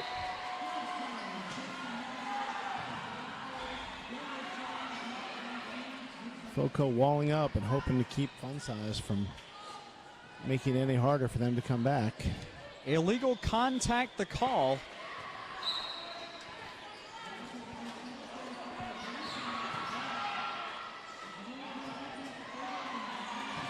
And Fun Size sneaks past the pack. He's got a few more on the board. Here comes Monster back on the track. I'm thinking Fun Size lets this one go all the way. Yep.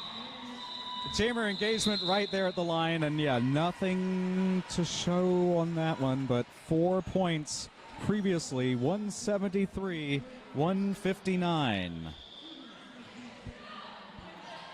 14-point game and 2-10 and counting.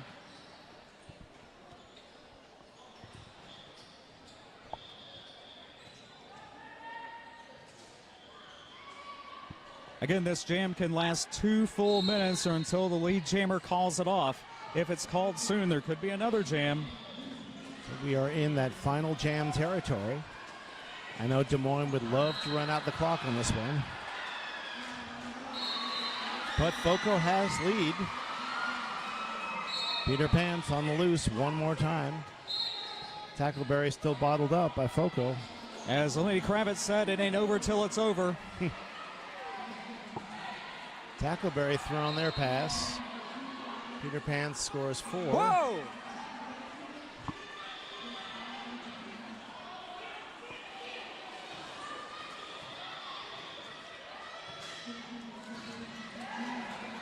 Tackleberry threw on their pass. 4-4.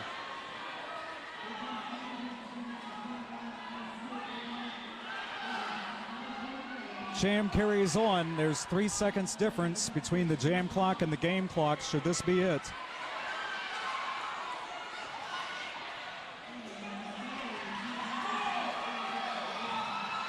(8-4) net 4 for Foco. Still down 10. It's not.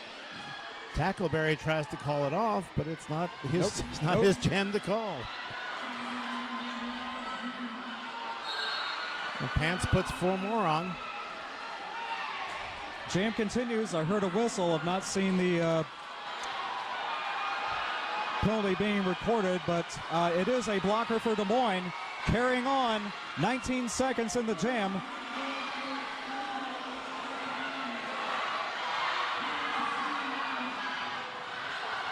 Racing pack, now disjointed pack. 1 blocker, now 2. We are out of time. Time expires. Wow. It's never over this soon. We will still confer officials, Not me. Not me. Officials will confer, make sure all the points are counted, all the dots and T's and all that stuff. But it appears to be 10-12 or 10-14. See what I tell you? 10-14 net 4 for FOCO. FOCO Spartans 173, Des Moines All-Stars 183. Again, until that says final, the game is not over. Could be an official review, could be some mathematics. Regardless of how the counting turns out, that's about as good a game as we can ever expect to see. Both teams very clean, no penalties. Talladega Nate and Admiral Mayhem sharing a handshake and probably some feedback, maybe on a penalty previously, but. I'm sorry, I misspoke. There were not no penalties, but a very low penalty game. Put it that way. I've yet to see one without a single person sitting. And Alrighty. that is We are it. official. Final score with the FOCO Spartans 173, Des Moines 183. Des Moines will face the top-seeded Philly Roller Derby Juniors All-Stars 6 p.m. tonight. But FOCO, their weekend is not over. They will play in the 5th place game against the runner-up in our next game, and that will be at 8 a.m. Eastern, 6 a.m. Mountain Time, FOCO fans. So, again, weekend not over yet. Congratulations, everybody. Just one game down. Thanks for coming in.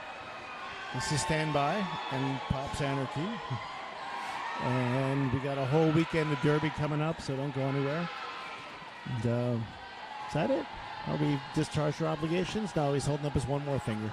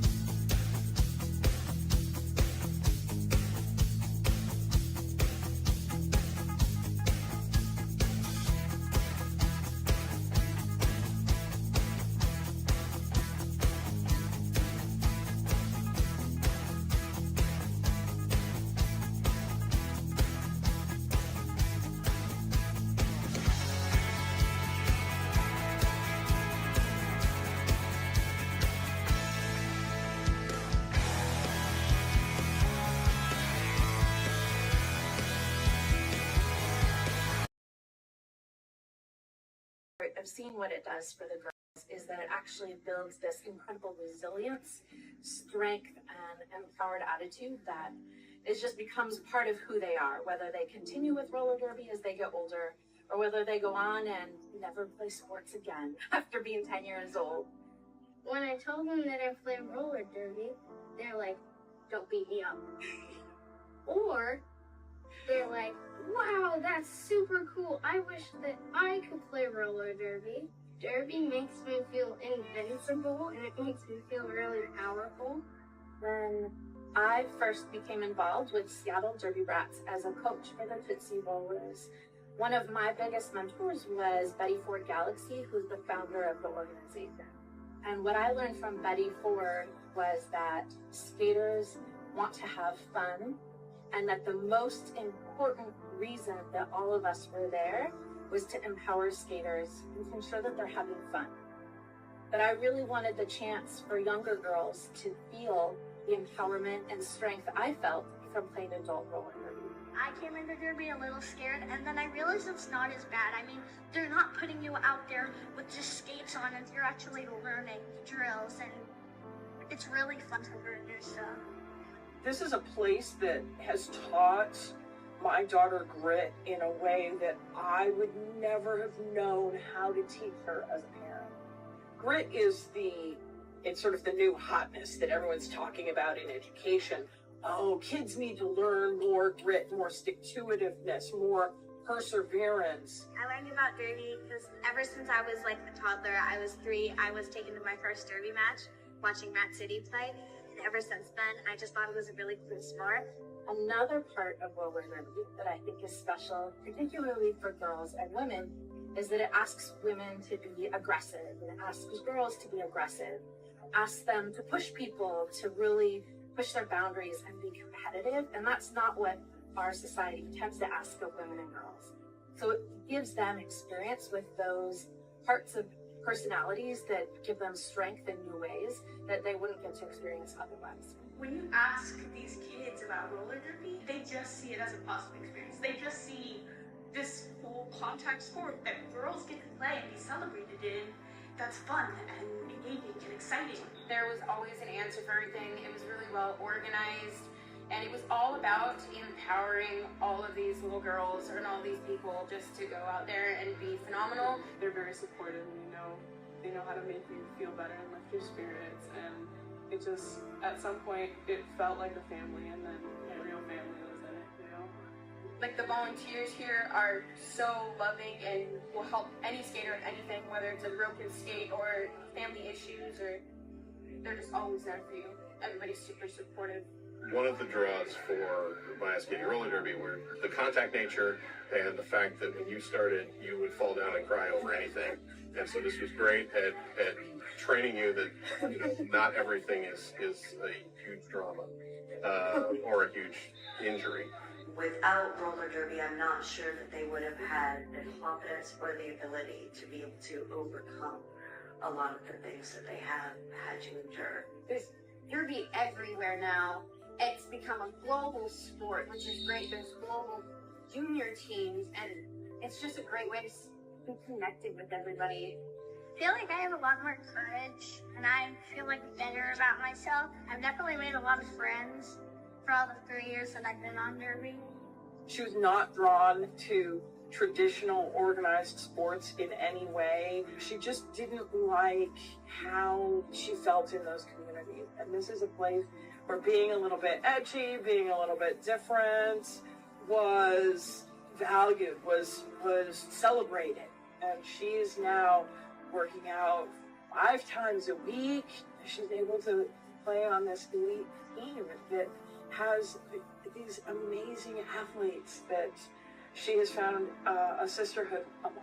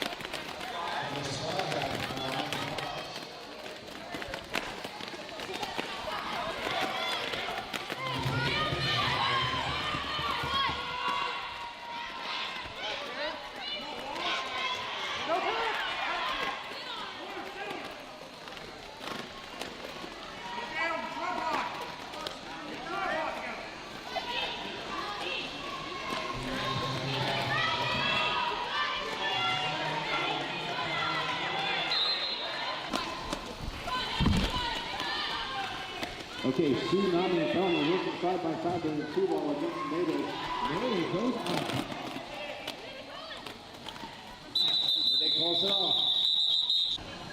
I imagine much of that will be available online before the check. Team website returning. Marcia Pia is out to grab the third. Still bottled up on the third defense.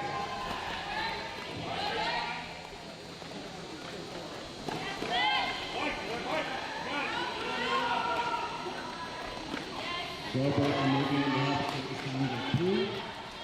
And smash his group was going to together. Pulls it up.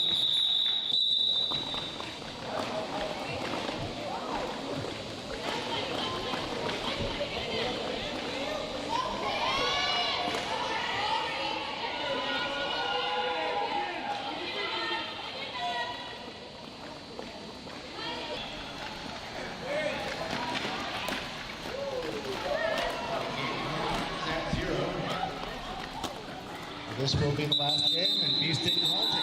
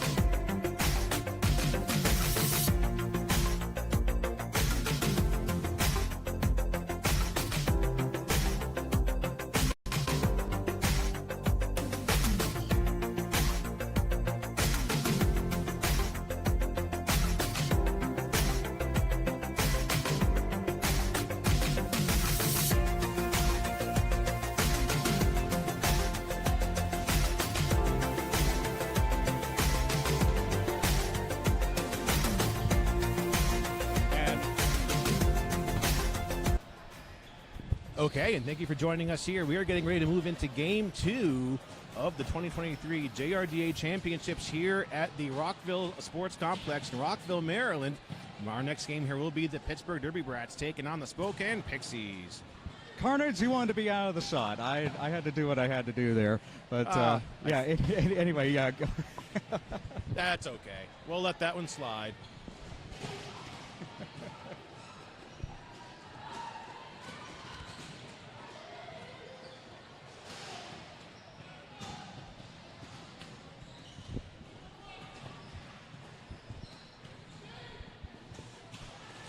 So coming off of a very close first game, that is Des Moines versus FOCO. Only a 10-point game. Des Moines taking the victory, 183 over FOCO's 173. Now, if you were watching, there was a pretty good lead change in that game, and there was some very close derby going on. If all the games are like that, then I don't know if we'll have any voice left, but we'll see. Hey, that's just one of those things I accept with the job, is sometimes I go back to work and I can't talk for 3 days. So right now, Pittsburgh, they're warming up there. They're doing their pump-up circle, and it looks like the Pixies, they're going to their bench. So we've got about 40 seconds to first whistle.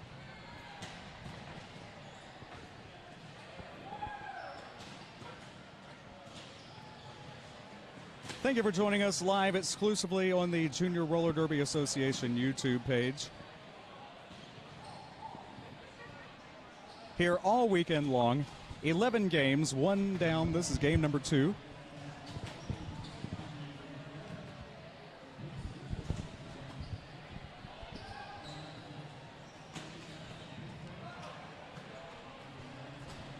The winner of this game will meet Columbia tonight at 8 Eastern.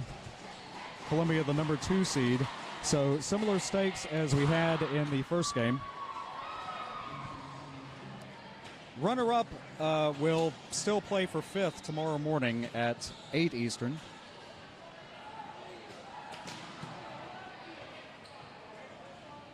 If you're just joining us, we had a brief 1-hour delay while we made sure the venue was good and ceiling tight and free from leaks this year. If you were here last year, that made more sense.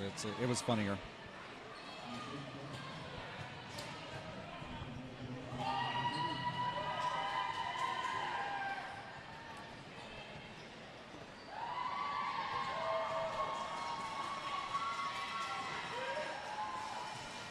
Okay, getting ready to move into our first whistle to start the game. We've got number 55, Bigfoot, with the Jammer Star for Pittsburgh.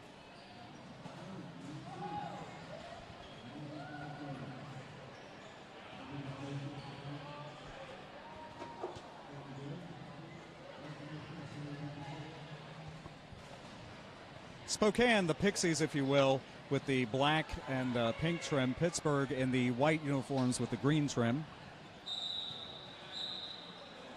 And I hear a rolling whistle. That's going to bring us to the start of the game here.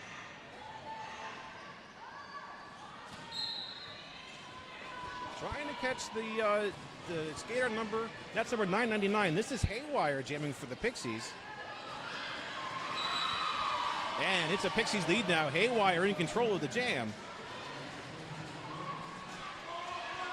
Bigfoot breaking out of the pack now. Both jammers are on point-scoring positions. Here comes Haywire, getting sent out of bounds by Van Yinzer. Van Yinzer with the rollback on Haywire. Now we're jammer on jammer. Haywire meeting some Pittsburgh blocking. Looks like Candy and Van Yinzer are doing some blocking there. 2 points for Pittsburgh. Compliments of Bigfoot. 3 points for Haywire. I have a feeling this is going to be another close one. That'd be okay with me. I've been watching Pittsburgh for about 1.5 years now, and they have really done some leveling up in the past season. So this is going to be a very good game. We got Sirius Pack now on the line for Pittsburgh.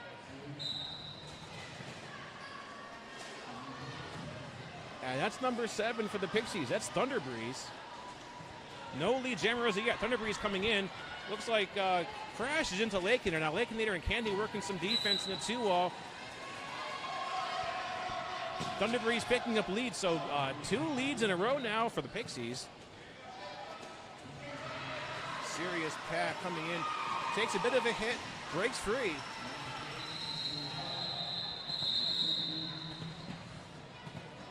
Pittsburgh with a scoreless jam. 4 points for the Pixies.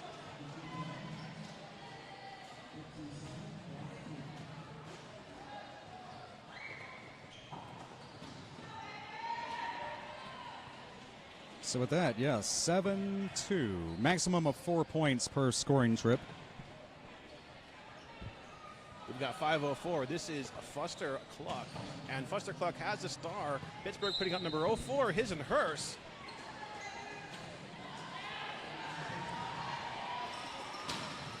And his and hers is making her way to the front of the pack, but Pixies forming a 4-wall against his and hers. Oh, his and hers just taking that, breaking out, picking up the first Pittsburgh lead of the game. Pippa Raygun and Squishy doing some blocking against Fuster at the front of the pack. Now Fuster is out, so both jammers have completed their initial pass. Here comes his and hers on a scoring pass.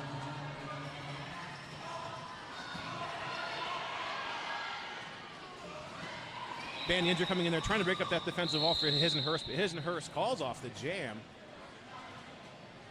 4-0 in that jam in favor of Pittsburgh. Scoreless jam for the Pixies.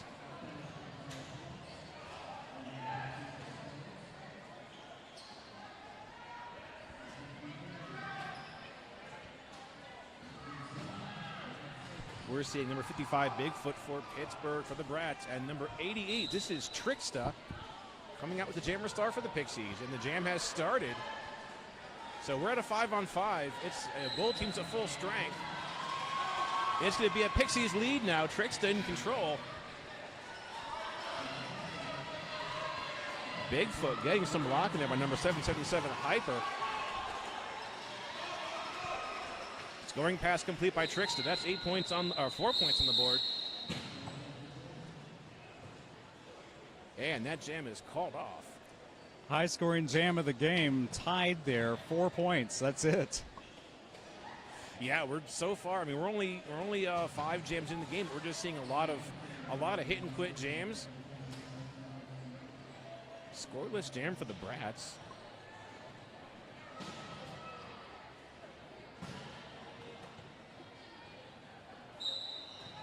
Sirius back out there on the jam line. This looks like there might be. Okay, well, Sirius Pack is our lead jammer for the Brats. Squishy and Pippa Raygun walling up in the front of the pack against, this is number 14, Striking Viking. Now Viking is still on this initial pass. Sirius Pack breaking up with 4 points for Pittsburgh.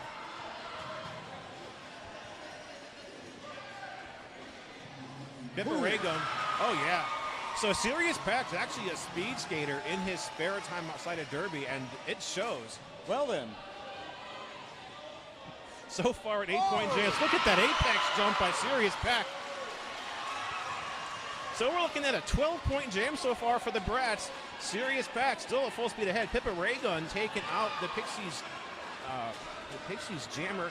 There is a star pass now over to Lipbuster. Pixies defense sends Sirius Pack out of bounds. Sirius Pack getting the signal to call off the jam.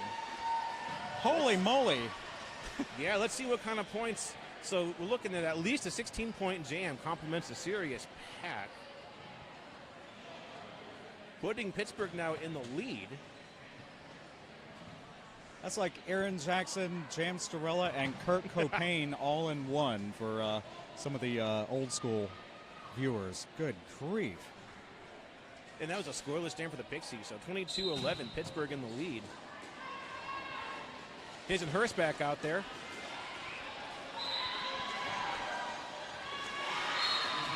And his and Hurst is our lead jammer. We got 777 Hyper with the star for the Pixies.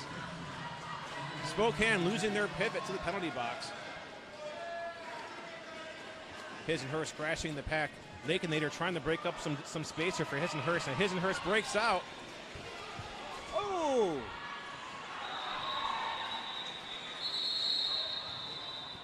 And then a block on the other side. So we got a 4-on-4 jam.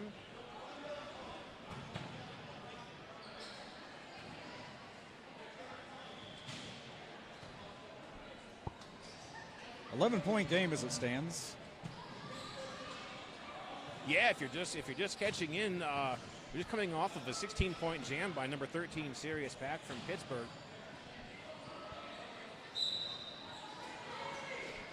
And again, Pittsburgh with the pack advantage. We've seen that a couple times.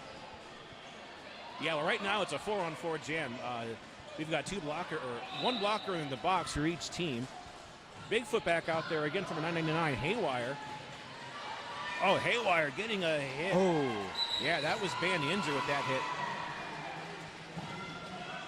Haywire is out with the Pixies lead. And the power jam carries on. Yeah, I did miss the one blocker in the box. That is in turn one from our vantage point. Okay, 4 points on the board now coming to Haywire, and this is a power jam in the hands of the Pixies. Bigfoot called on a back block.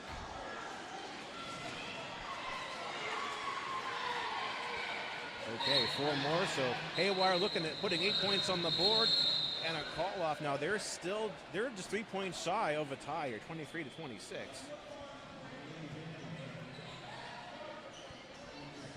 And that looks like that call off is going to buy a power start for the Pixies. That's going to freeze Bigfoot in the box. So last two jams, 20-4 in favor of Pittsburgh. It has been back and forth, as we've seen. We've got 007 Rubik's Dude wearing the star for the Pixies, and this is a power start. Lake Nader working some solo defense in the front of the pack. But Rubik's Dude is out with the lead for the Pixies.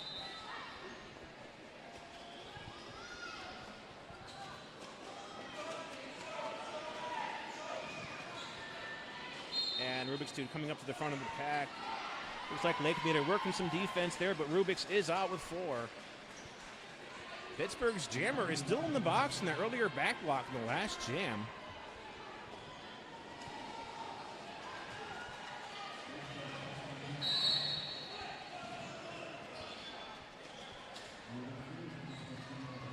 So Bigfoot needs to complete this initial pass, and this is a third scoring pass complete by Rubik's Dude, so a 12-point jam. Going to turn the tables around just a little bit.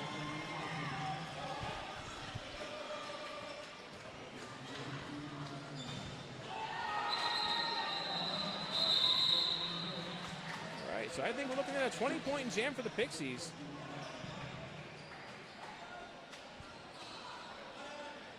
Another scoreless jam for the Brats.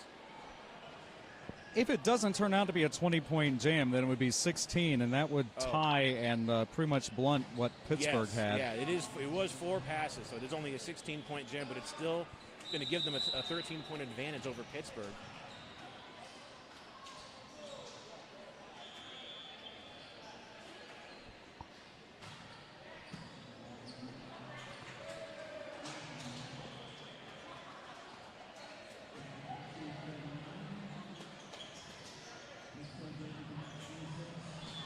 If you're following at the top of the screen, we have the jammers' names, but then we have the numbers for the blockers. The screen is only so far across, 16 by 9, but there you see the numbers matching up with the skater names for each team.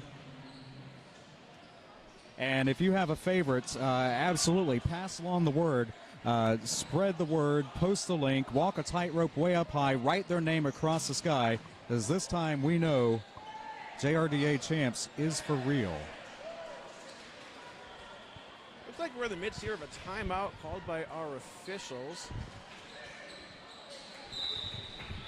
So while we're in this timeout, okay, never mind, there's a rolling whistle. So we're going to go back to some derby action. Sirius Pack number 13 coming out for the Brats, taking on 00 Trisket, has the star for the Pixies. Brats are still down 1 blocker in the box. Looks like that shark bait taking that position as a blocker.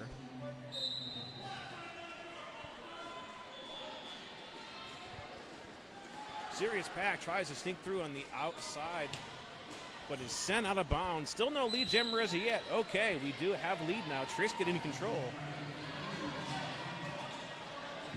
Third lead in a row for the Pixies. Brutal Beauty going in for a hit on Sirius Pack. Sirius Pack stays up on his skates.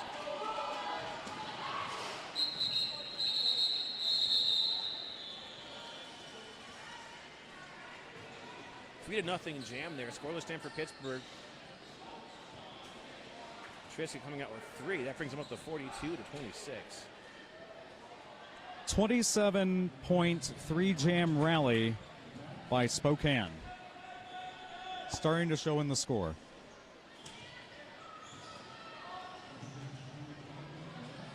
A pretty big jammer rotation here by Spokane. See, we're seeing almost a different jammer out each time. This is number 46, Donna Dangerous.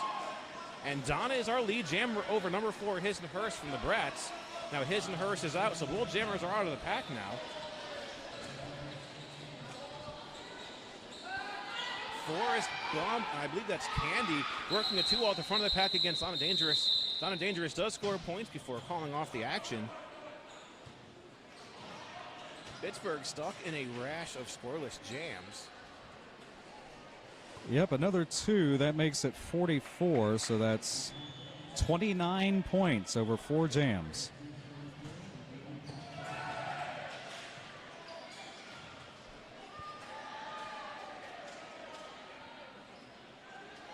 We're going to have number 007 Rubik's Dude out there against 55 Bigfoot. Pixies blockers closing up that outside hole against Bigfoot, keeping Bigfoot stuck in this initial pass. Rubik's Dude is out with the initial pass completed, now taking on all 4 of the Brats blockers. Pippa Raygun kind of working the front of that pack there along with Strawberry Jam. Ban the Injure is trying to break up that Pixies wall, but goes out of bounds.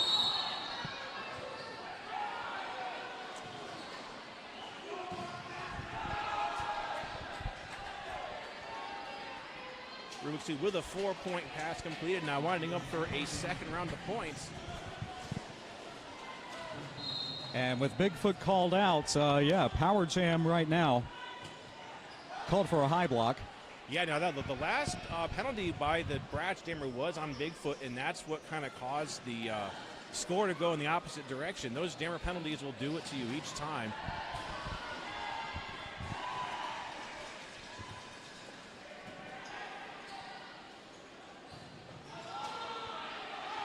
Points on the board now so far in this jam by number 007 Rubik's Dude. Bigfoot coming out after that earlier penalty. Still no points scored though. Ooh. Okay. Either somebody's pads really hit hard or a volleyball behind us hit hard, but that's good to see everyone recover. Oh, and that, hang on.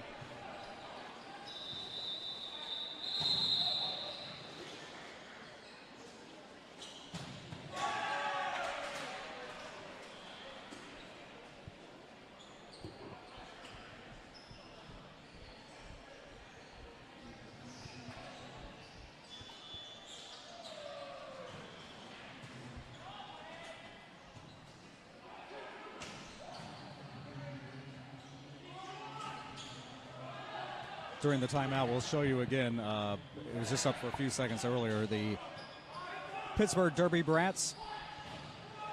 Names and numbers to match as you watch the lineups on the screen.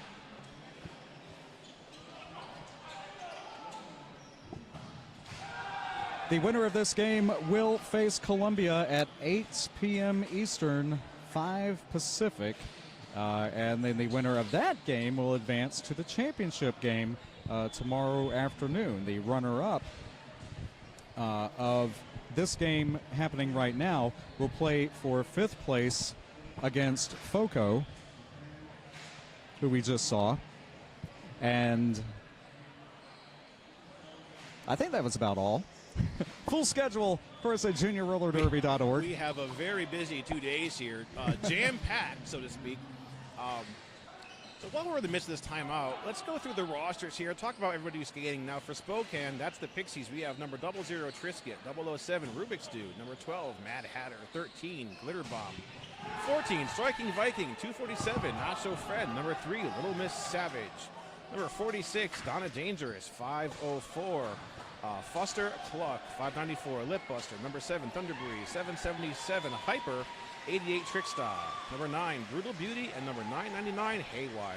And for Pittsburgh, we have number 04 His and Hers, number 1 Squishy, 111 Sharkbait, number 12 Strawberry Jam, 13 Serious Pack, 2005 Asian Persuasion, 21 Pippa Ray Gun, number 3 Candy, 35 Knuckles, 412 Ban Yinzer, number 5 Lakeinator, number 55 Bigfoot, number 8 Forest Bump, 928 Droid, and number 99 Sahara Scream.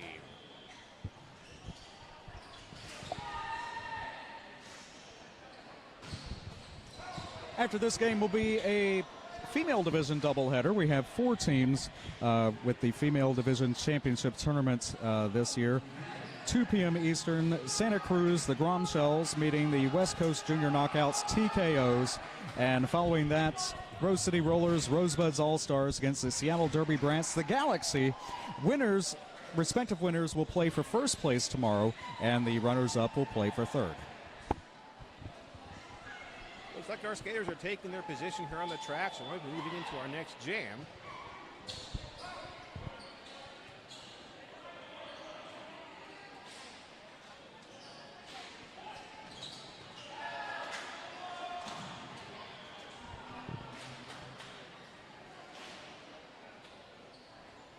Safety being paramount, we never rush injury timeouts, and if you're used to any roller derby, you know also that we cannot continue until the medical staff is actually sitting and watching the game. So looks like they are right now, which is a good sign.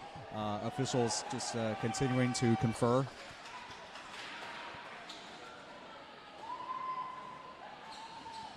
Members of Columbia to our right, they can't hear us, but I can see and hear them. We have just as many people watching upstairs as we do downstairs, but checking out their future competition right here. Yeah, very good turnout today for spectators.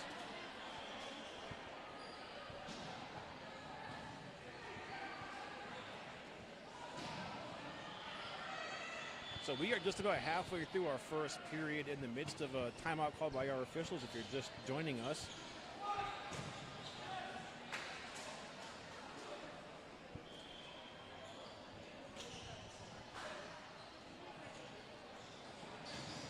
Full schedule and all the details at juniorrollerderby.org/2023champs. That will be updated with the final scores and standings. The brackets will as we go on this weekend.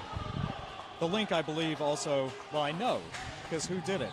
The link also, if you're watching live on YouTube, look in the description. We have all the links you need to follow this weekend and beyond. Looks like we're reforming what could be a jam here in just a couple seconds, and it looks like the Brats are going to be down 1 blocker. Looks like that's Ban Yinzer in the box, so the Pixies with the pack advantage. Of note, that was a 16-point jam before it ended, so this is a 5-jam rally, and again, I do math Dick Clark style out loud. 32, 43, 45 points over the last 5 jams. Right. Now, we've also seen them get lead in those last 5 jams, too, sequentially. That's it. Yeah. In general, you control lead jam, you control the game. I've seen a couple slight variations on that, but yeah, at 98% of the time, we'll say. So we've got number 12, Mad Hatter with the Pixies out there with the star. Serious Pack, number 13 out there for Pittsburgh. Say it's a close game and you call off the jam too early and you lose by 1 point. I've seen that. Anyway. Okay, maintaining their string here of leads. Mad Hatter coming out with the Pixies lead now. Oh, Serious Pack went for an apex jump. It looks like one of his wheels went out of bounds, so he's taking the safe route and reforming at the back. Mad Hatter coming out with 4 points for the Pixies. Still initial pass underway by Serious Pack. Here comes Mad Hatter. Looks like Sharkbait sending Mad Hatter out of bounds and forcing Mad Hatter to recycle. Jammer on jammer collision there. Serious Pack going down. Mad Hatter coming out with another 4.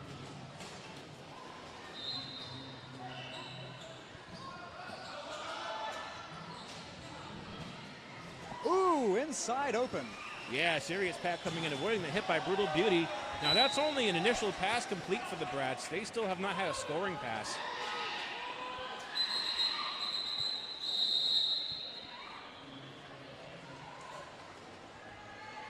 .12 jam for the Pixies brings them up to 72. Pittsburgh has not scored any points here in about 7 or 8 jams. Yeah, 6. 57 unanswered points. So certainly we've seen the Pixies amp up their defense here as well as their offense. His and Hurst back out there. 5:04. This is Foster Cluck with the Jammer Star. And we're jammer on jammer now. Lead is going to the Pixies, but His and Hurst is up there, just right there behind, forcing that call off. Might have scored one on their own blocker there, but that's not a thing. But it was close, calling it off just in time.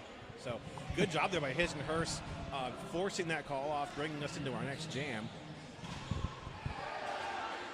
14:38 in the period, another 30 minutes after that. Looks like we're going to see Foster go back-to-back jams here. This is number 5, Lakenator, taking the Jammer Star for the Brats. This will be Lakin's first time on the jam line.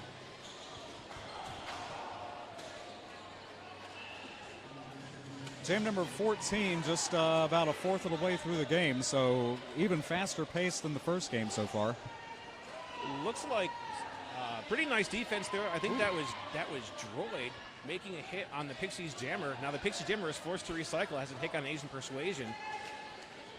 Lakenator still fighting.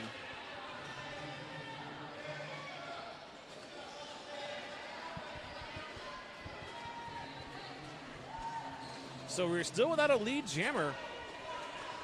Lakenator taking on, I believe that's a 2-wall. Lakenator now coming up fighting, only has one more blocker between her and lead. That's number 9, Brutal Beauty, guarding that spot.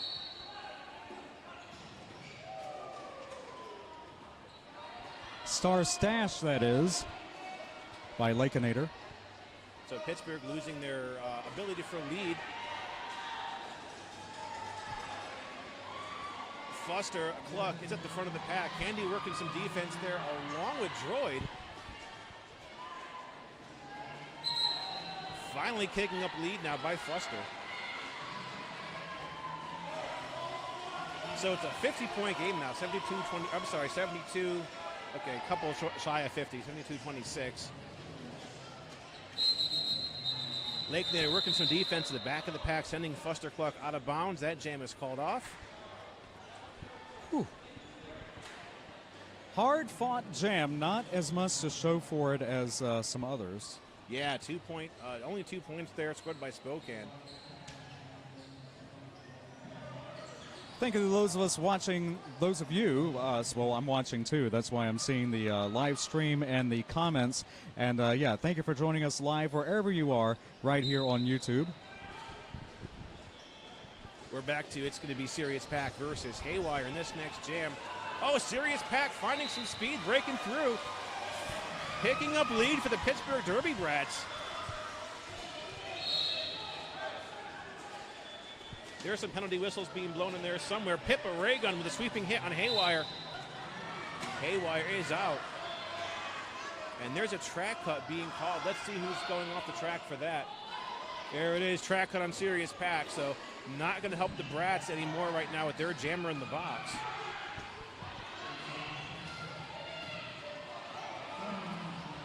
A little bit of a tumble there coming around the turn. And Haywire breaks to the front of the pack. It's going to be a 2-minute jam as Pittsburgh had the lead, but then got called off on a track cut for their jammer.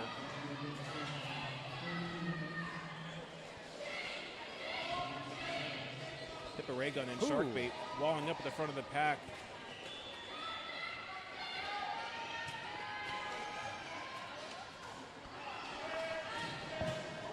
So Pippa Raygun's also a speed skater, and also outside of Derby, she does a lot of Kung Fu, and she's probably got about 6 years in the Derby, I believe. This jam cannot be called off. We got to go for the full 2 minutes. Sirius Pack is out after that earlier track cut. Does pick up 4 points, breaking that streak of scoreless jams. Haywire is in. Haywire completes their third scoring pass. So Spokane with a 12-point jam. Glitterbomb guarding the back, sending Sirius Pack out of bounds, forcing the recycle. Haywire coming around the apex now. Sahara Screen working some defense, putting Haywire out of bounds on the apex. We time out. All said and done, 12-4.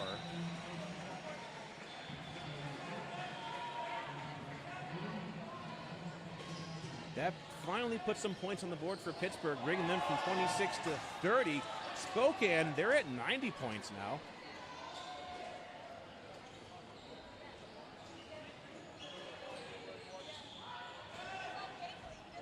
Ten minutes left to our first half of the game. 5-on-5, our penalty box is empty, so both teams are at full strength. And looks like we're in the midst of another timeout.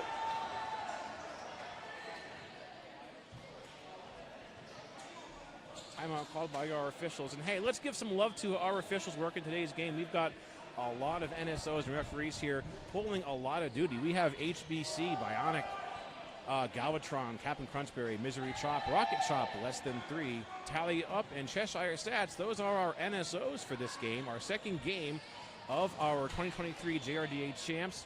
Our officials, our referees that is working today's game. We have Shebra, Noah Fallon, Forrest Musher, Will Ryder, Boomerang, Chubek Alpha, Judge Double Wapner, and Richie Cranium.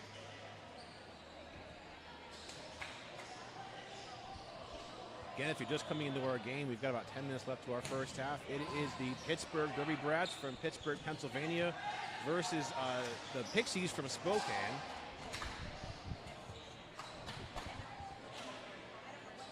Coming into the first of the part of the game, we had the Pixies with a little bit of a lead, but they had a jammer penalty, I believe. Pittsburgh recovered from that lead, and they had a lead by several points for a while.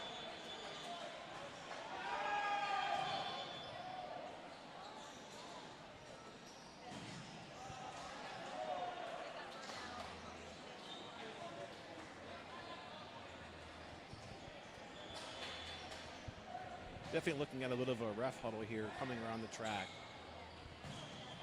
So I'm not sure if this is a review or a timeout, but we will be back to our next jam here in just a moment. Shebra is approaching, so this might actually be an official review.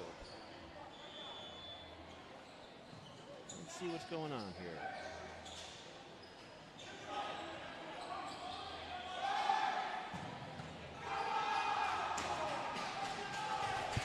We have a lot of action going on here at the Sportsplex today. Right behind us, we have a lot of volleyball going on. So a lot of adrenaline in the volleyball crowd behind me.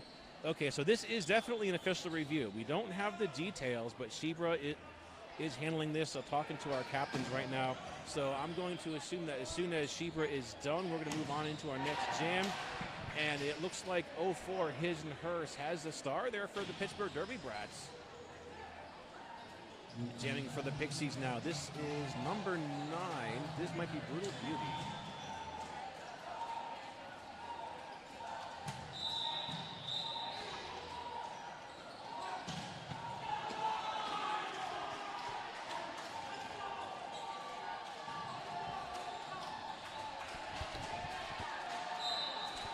Okay, and that whistle starts the action. So we're coming off that. Oh, His and Hers powering through up to the front of the pack, but is sent out of bounds by number 88.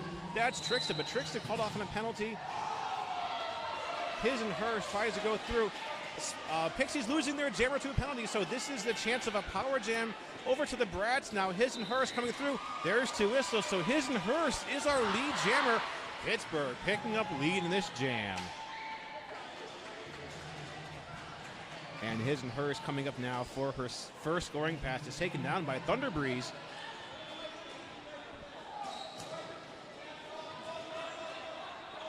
Looks like His and Hers might have taken a hit and gone out of bounds. She chooses to recycle and then call off the jam.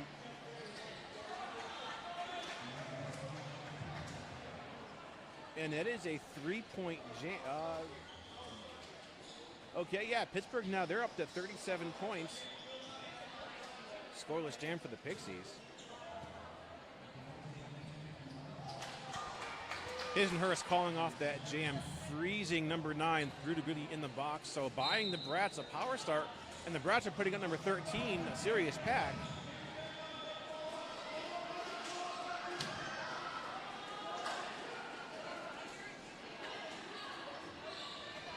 On this initial pack, serious pack sent out of bounds and recycles. Lead is still open to either of these two jammers. The Brats are losing Sharkbait. Brutal Beauty coming out, completing their time in the box and picking up a Pixies lead.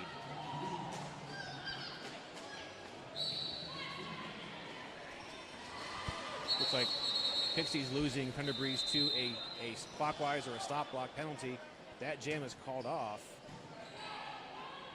And Cheaper is signaling for an official timeout. Spokane picking up 2 more points, so they're at 92 now over the Brats 37.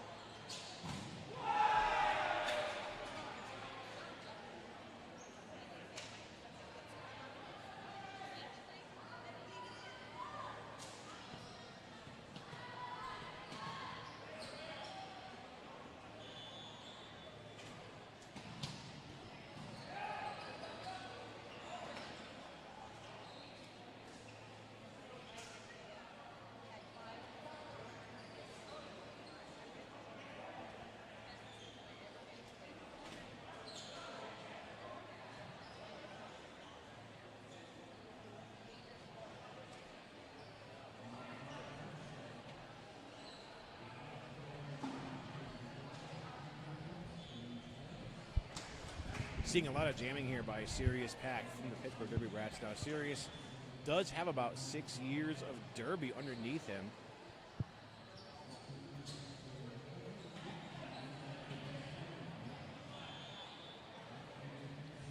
Also a speed skater, and we also see Sirius do quite a bit of reffing when he's not skating. We're still in this timeout called by our officials.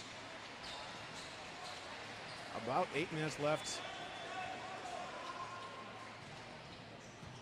to our first period, that is.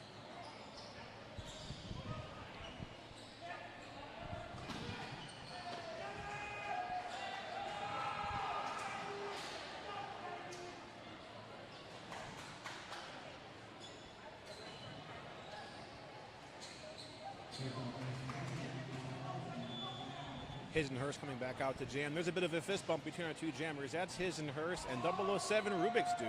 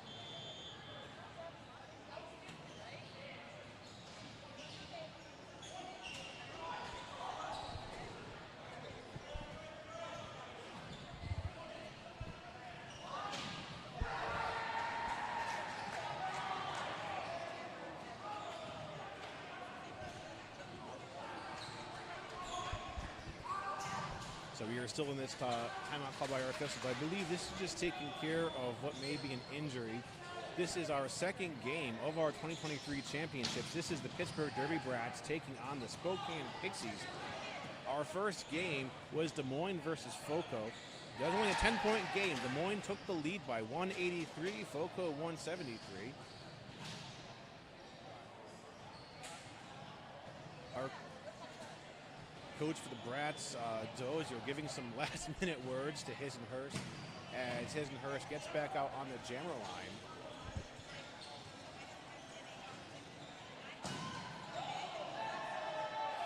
A lot of waving going on the Pittsburgh bench, and I'm not quite sure who they're waving at. Our jam timer, Bionic, still signaling that timeout.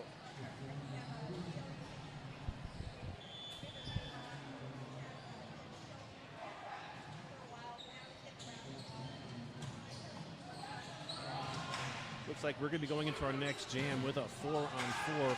Both teams have one blocker in the box. So Hisenhurst coming back out on the jam line. And this is number 007, Rubik's Dude, taking the star for the Pixies. Both teams forming up their tripods. The whistle starts the jam. Hisenhurst powering the front of the pack, but gets taken down. It's a Pixie lead now. Rubik's Dude in control. Hisenhurst still determined to get out of the pack. Gets to the front of the pack. She avoids some blocking. Completes her initial pass. Here comes Rubik's Dude now taking on the Brats. Okay, Rubik's Dude comes out, sneaks out with 3 points, calls off the jam.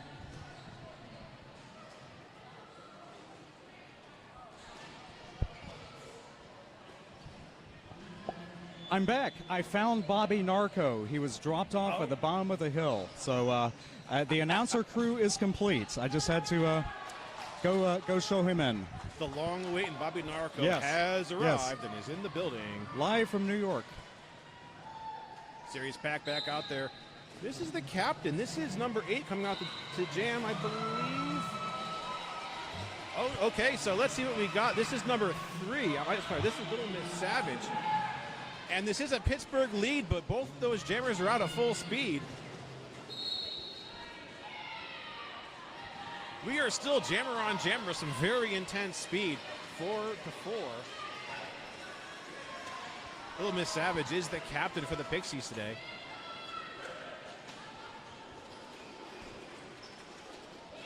Pippa Reagan and Droid walling up against Little Miss Savage. Little Miss Savage gets past that wall, completes another 4-point pass now. Sirius Pack gets hung up just a little bit. So Little Miss Savage is about half a lap ahead of Sirius Pack now. Pippa and Squishy going in, trying to slow down Little Miss Savage, but she is just too fast for that. Sirius Pack coming out, completing a 4-point scoring pass. So Spokane with a 12-point jam. 12 points for both of our jammers, actually.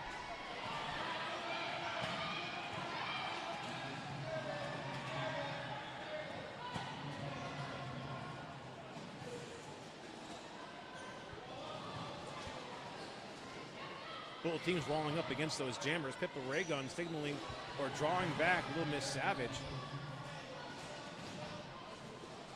Seeing that famous shoulder blocking that we know from Pippa. Pippa getting sent out of bounds by a Thunder Breeze. Little Miss Savage comes out with another 4. Sirius Pack stuck on this scoring pass. Okay, and Sirius Pack is out, so it's a 16-16 jam. And Sirius Pack goes for the call-off, so both jammers coming off 16 points. I'm sorry, no, okay. Spokane does have another 4 points, so 20-16 in that jam. Probably one of our most lucrative jams of the game. 16 points scored by Pittsburgh, 20 for Spokane.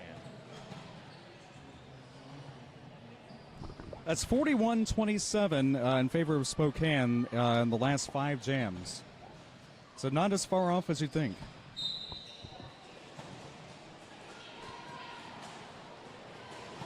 Hisenhurst out there taking on 504, Fuster Cluck. Oh, and Hisenhurst just about breaks clear of the pack, but is sent out of bounds.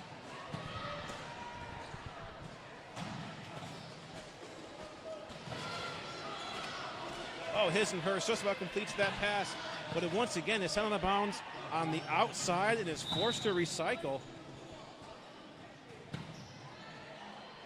So there's a track cut being called. Okay, that's going to put his and hers in the box for a track cut. No chance for lead for the Brats.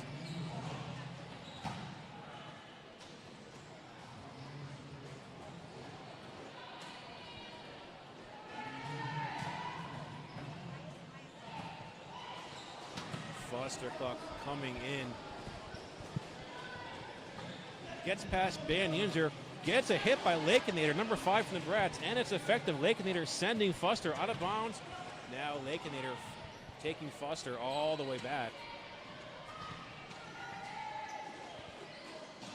Bigfoot also working some blocking there against Foster.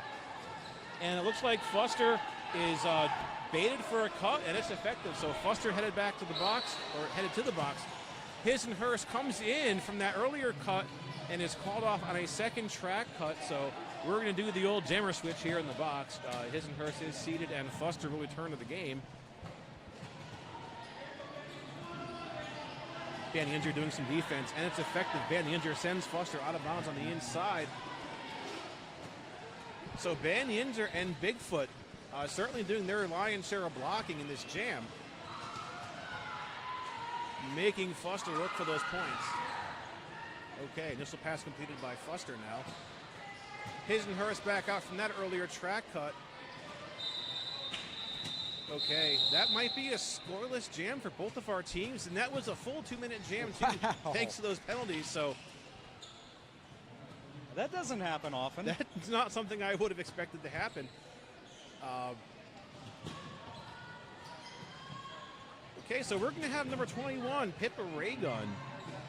Now, we normally see Pippa do a lot of blocking. We don't see Pippa with the star too often, but she's out there versus number 46 from the Pixies.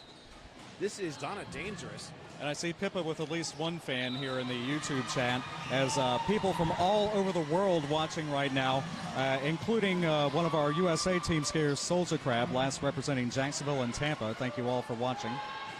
I've seen Pippa jam quite a bit, and she's always been fantastic at it. Now, Pippa is our lead jammer now for Pittsburgh.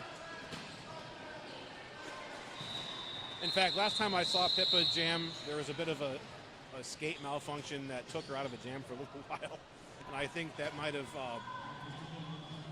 cost her some confidence, but certainly worked pretty well. She is picking up 3 points for Pittsburgh, I believe. So minute 42 to our first period.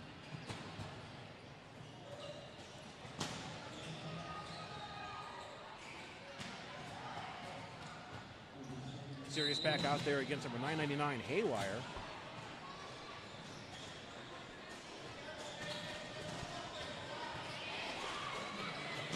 And Serious Pack breaks out with a Brass lead. Wool Jammers out of the pack.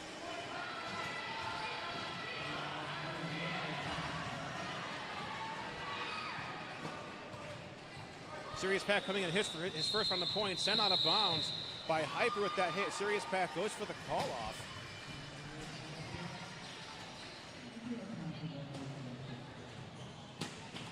Two to nothing jam. That's going to bring Pittsburgh up to 58 under the Spokane's 115. 48 seconds left to our first period.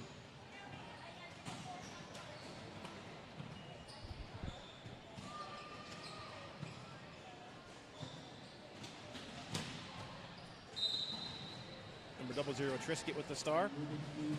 Number 04 His and Hers has a star for Pittsburgh. Looks like Squishy doing some last minute blocking. Oh, it was close. Squishy trying to slow down Rubik's Dude. His and Hers sent out of bounds and forced to recycle.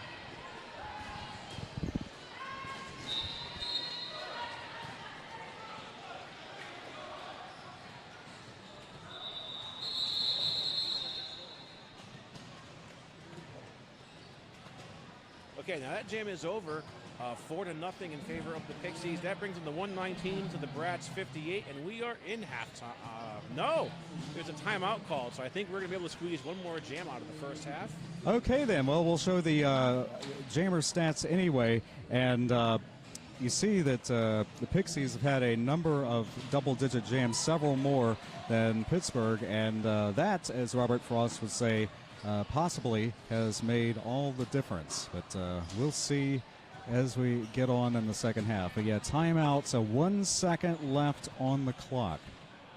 Yeah, now this is, ironically, this is an official timeout. Normally, when you're counting down to the end of a period, it's usually a team timeout.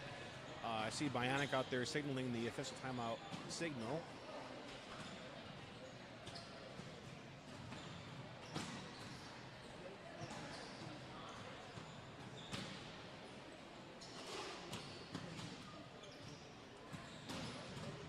Smash and Dozer out there giving some pep talks to our Bratz skaters.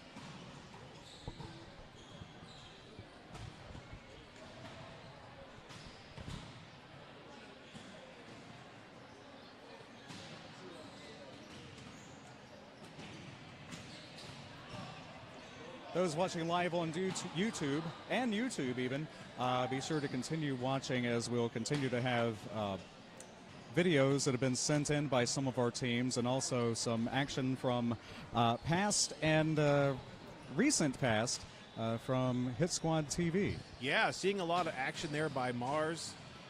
Some Mars versus Pittsburgh games. I think I might have even seen New England Skatriots in some of those clips too.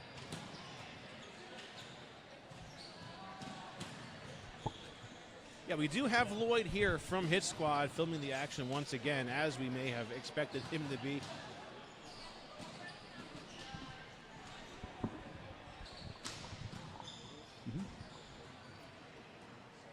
Again, winner of this game will, this has probably already been covered, but for those just joining us, where were you? But also, the winner of this game will meet the number 2 seeded Columbia Junior Rollers All-Stars from Columbia, South Carolina. That will be at 8 Eastern tonight. The runner-up will play for 5th place. That will be at 8 a.m. Eastern tomorrow.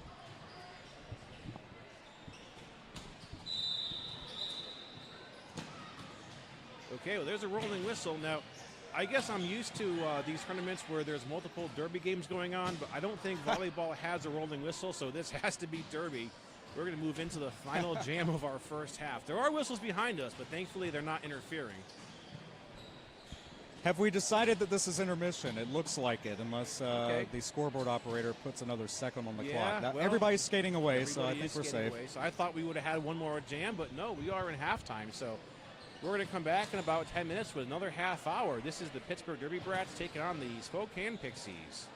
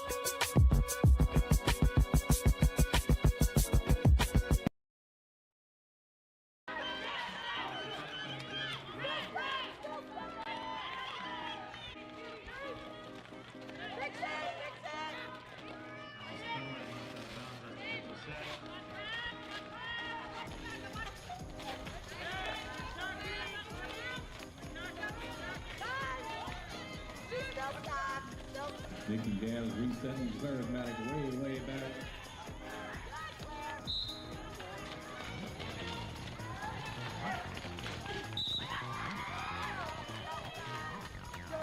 The outstars lead Jammer Canacoo. blocked by the Captain Snow Fight. Plows right through.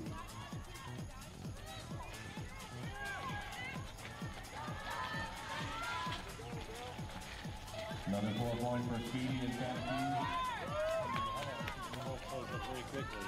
And Wynn makes it 2 up the middle to take lead jammer for Santa Cruz. Wynn taken out of bounds by number 18, Maddie Hatter. Maddie Hatter goes down. So Wynn does not need to enter the track behind Maddie Hatter.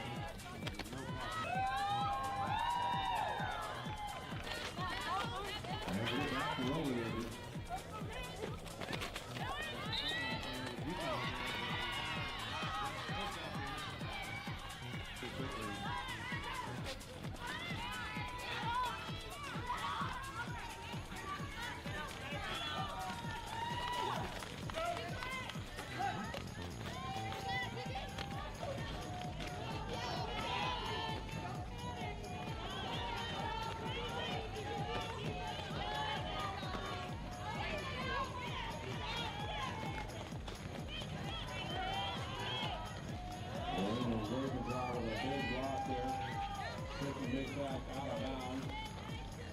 Resetting her way back behind the center line.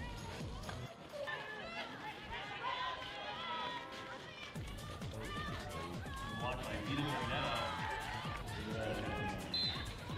I don't think so.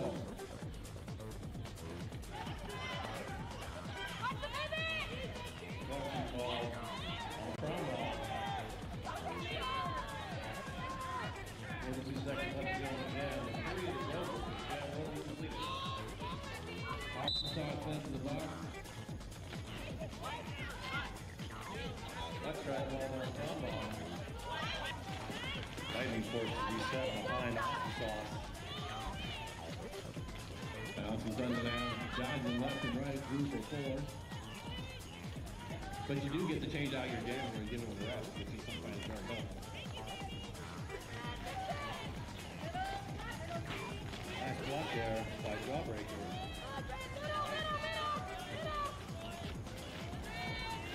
Cinderella stuck behind the Bromshell 3 wall. Now a Bromshell 4 wall. No fight coming in to give Cinderella some help. Apex jump there. For Red.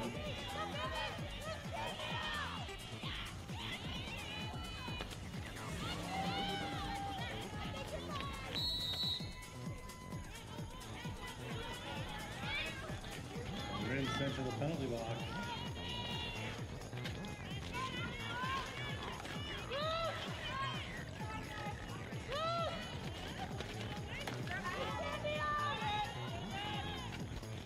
Ren's not left on the box. Maddie Hatter's going Ren there.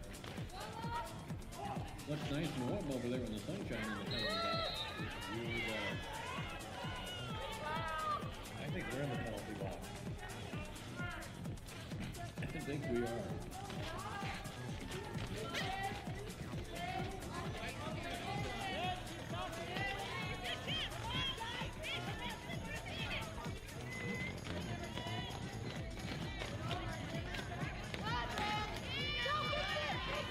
Squeezed out there by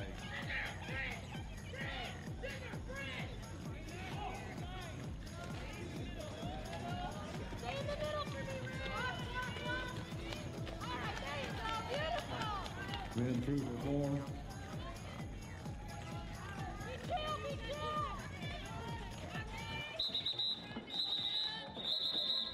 The referee will tell us eventually. There was called there. The referee won't hold up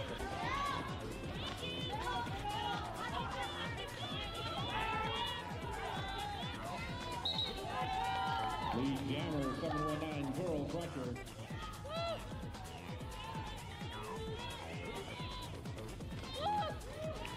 Cinderella completing that initial pass. Cinderella calls it out.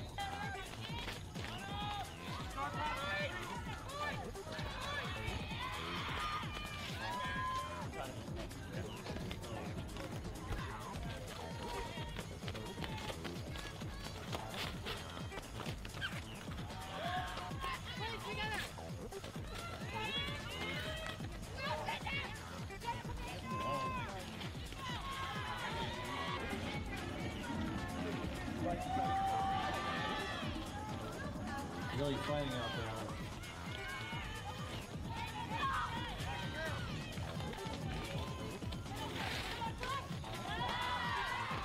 That's on the outside.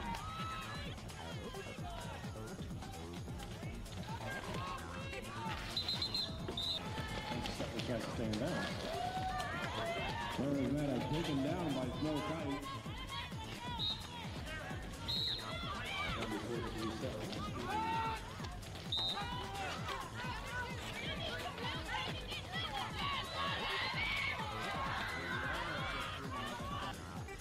Good job, more bounce. Good job, good job. Good job, y'all. Good job, y'all. Good job. Good job, good job. Good job.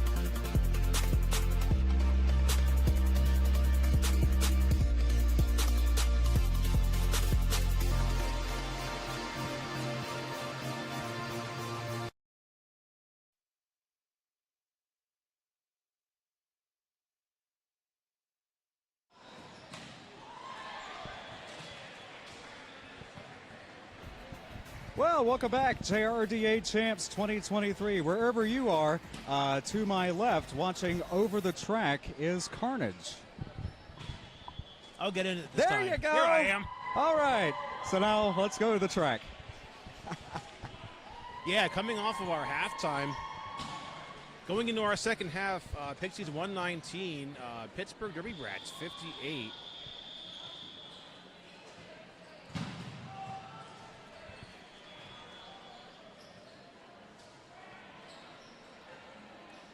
Each team has one blocker in the box.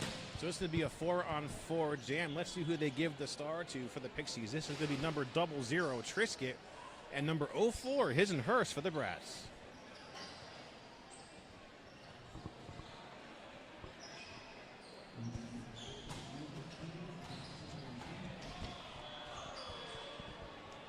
If you're just joining us, and again, where were you? The winner of this game will meet Columbia at 8 Eastern.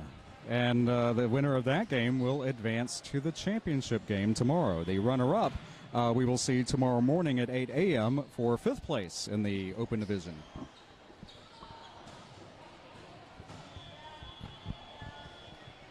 We've gotten our gear checks out of the way moving into the second half. Our skaters and officials have taken their positions back on the track. So I think we're going to hear a whistle here before too long.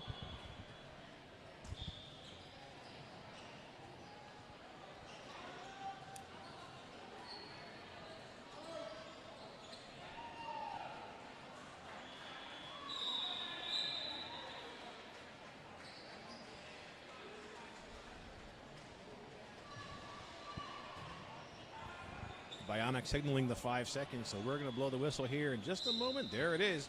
Okay, it's Trisket versus His and Hers. Trisket finding that hole on the inside. So Trisket picking up some speed. Pixies now with the lead in the game. His and Hers has broken out of the pack, so both jammers are able to score some points. Trisket, I'm sorry, 00. Trisket wearing a jersey that says Rubik's Dude, I believe, or let's see. That happens on occasion. Yeah, I was at Philly a month or two ago, and I had the same problem. It's 00 and 007, and I think the jerseys were a little bit different. But yeah, so that jammer was definitely Trisket, and Trisket called off the jam. Looks like Trisket took a bit of a trip there coming around the apex and called it off.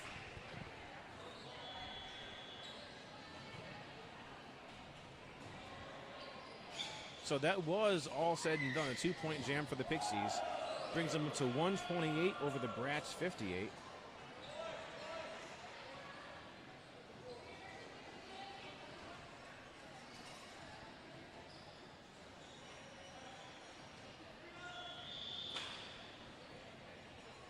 Next game set to begin around 2 Eastern, 11 Pacific. That will be the Grom Shells and the West Coast Junior Knockouts, and that will be the first game. Let's see, yes, the first game in the female division, setting up that half of the bracket as a female division doubleheader. After that, the Rosebuds and Galaxy of the Seattle Derby Brats. Respective winners will play for first, and the runners-up will play for third. Both of those games will be tomorrow. We have another timeout here called by our officials. Looks like they're meeting with bench coach for the Brats, but everyone's back in their positions now.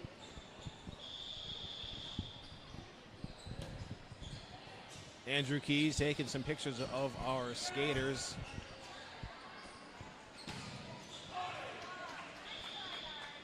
He got me years ago doing a Jim Cornette face, just unnecessarily, and he's never published that, though he has the right to. We were going through his pictures yesterday, and he found a picture of me reffing at this same venue about 9 years ago. Yeah, oh. So Sirius Pack versus, let's see, this is number 14, Striking Viking, and Sirius Pack breaks through with the Brats lead.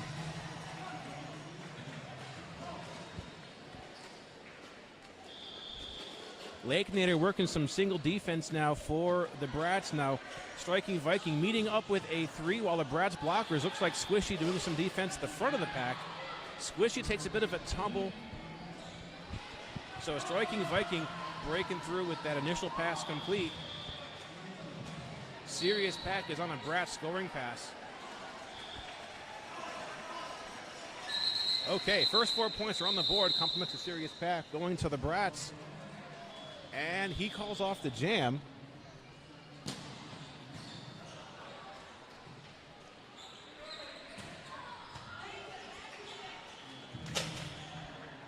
Good 4 points. However, it does take 30 seconds off the clock every time there's a call off, every time the jam ends. I heard something hit the floor and I got kind of nervous. I think that might have just been a chair. It was Rip. Oh, it was Rippy's chair. It was not Rippy. It was Rippy's chair. We've got 21 Pippa Raygun back out there. We saw Pippa jam at the end of the first period, got lead and called it off. Now she's sent out of bounds. And we've got number 46, Donna Dangerous, with the star for the Pixies. So no lead jammer as of yet. Sharkbait doing some blocking now. Donna Dangerous meeting a 4 while the Brats blockers. Band Ninja now working solo. Bigfoot coming in. Lead is going to the Pixies now. Donna Dangerous in control. Looks like Pippa Raygun is sent out of bounds and is forced all the way back to recycle.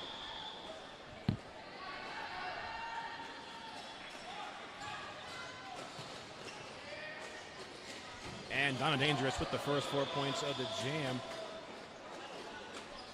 And Donna is now in for a second round of points. Gets past all of those Brats blockers, putting 4 more on the board. So 8-0 now in this jam in favor of the Pixies. Third scoring pass. Donna Dangerous looks like just rides that line, but it goes out of bounds. Pivot has the star in hand, but sent to the box on appears to be a cut. So power jam it is. Yeah, star pass from Pippa Raygun over to Bigfoot. Donna Dangerous busts out another 4 points, making this a 12-point jam, freezing Bigfoot now in the box. The Brats down 1 jammer and 1 blocker going into the next jam.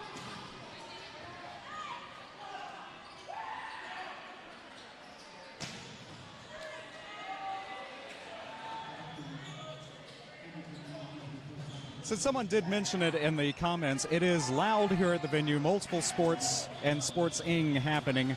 So we're trying to eat the mics, but nonetheless, thank you for listening. We've got 3 volleyball games going on behind us, and they're actually usually Derby's the loudest thing, but they're definitely drowning us out today. 5:04, Foster Cluck has the star for the Pixies, and Foster's our lead jammer. Brats are still down a jammer and a blocker in the box. And Foster is mostly through the pack. Candy goes for a hit. Yeah, nice hit there by Candy, sending Foster out of bounds just by a matter of maybe a hand. Lake Nader and Forrest Bump reform a 2-wall. Now, Bigfoot coming out from the earlier penalty, and he completes his initial pass. Looks like, yeah, Lakeinator drew a cut on Fuster, keeping Fuster at the back of the pack. I was afraid that jam wouldn't have been called in time.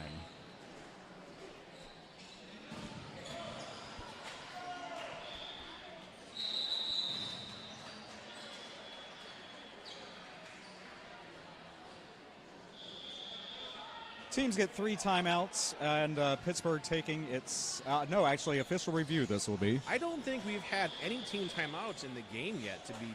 Oh, well. Yeah, that's, we've seen our fair share. We had an official review and a couple official timeouts in the first period. And then I heard a rolling whistle, and then apparently the official review being put back. So back to live action. This is live, and if it wasn't, you wouldn't have seen that. All right, 5-on-5. Both teams at full strength. Sirius Pack versus number 999 Haywire. A tripod of Pixies blockers between Sirius Pack and lead jammer, and there it is. Brats with the lead in this jam. Sirius Pack in control. Oh, Pippa Raygun with that famous shoulder blocking. If you've seen Pippa block, that's her signature move there, just using that shoulder. Sirius Pack drawn to the back and is forced to restart this pass. Haywire breaking out, completing an initial pass.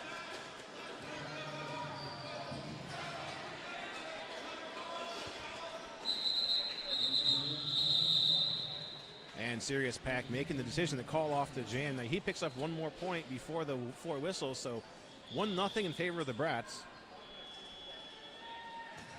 137-63 it is, 24-20 to go in the game. This being game number 2 of 11 this weekend.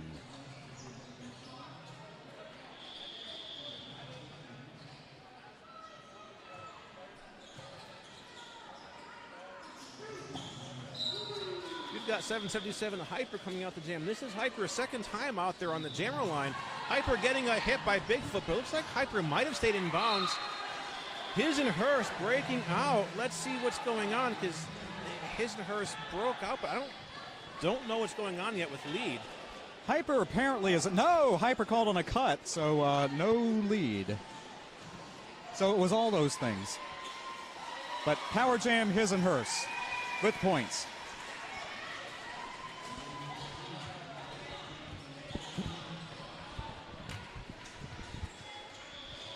His and Hers is in now for her second round of the points. Sahara Scream trying to break up that wall. Now His and Hers takes a bit of a spill on the track. Striking Viking, nailing His and Hers.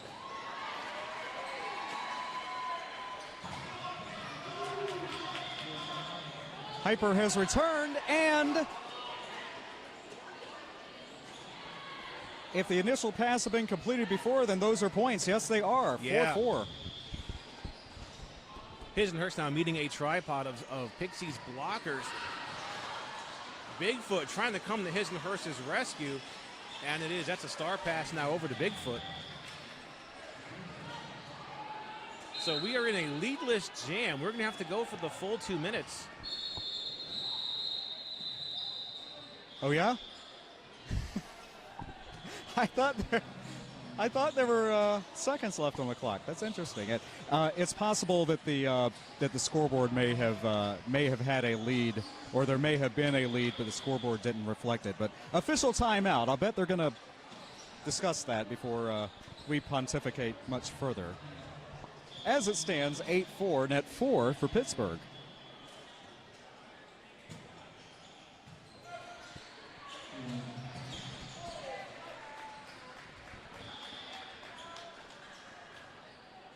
Winner to meet Columbia, and the winner of that game will advance tomorrow, and the runner-up will go to 8 p.m. or 8 a.m.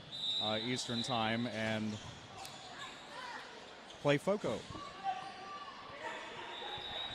We have another timeout being called over there by our scorekeepers. Hey, there you go. Again, we want to make sure everything is correct before moving on, because it's kind of hard to go backwards. I've seen it before, and yeah, it's. It looks like a few more points have rolled in there for the Pixies. They actually look like they're coming off of an 11-point jam. Wow. Yes, 11-8, so net 3 for the Pixies. That is a completely different outcome than what we thought.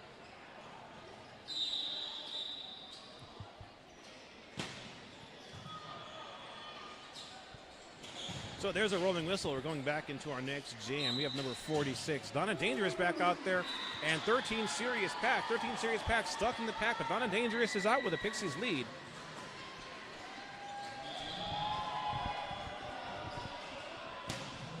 Serious Pack being blocked by all 4 Pixies blockers. Nice hit by Brutal Beauty. Sending Serious Pack out of bounds, forcing him to recycle. Now Donna Dangerous is out with the first 4 points of the jam.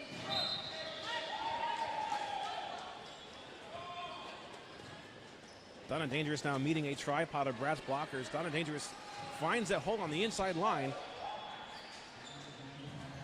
So second scoring pass completed now for the Pixies jammer.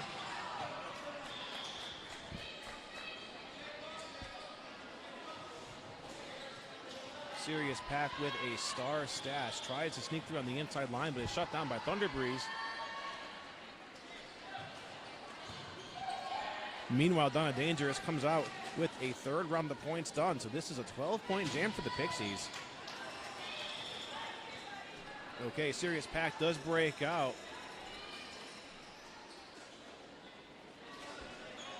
So initial pass completed by the Bratz jammer. Donna Dangerous puts 4 more points on the board, making this a 16-point jam and calls off the action. Now I see Sebra signaling a track cut to somebody. I think that's going to be, okay, that's number 8 Forrest Bump, so not a jammer.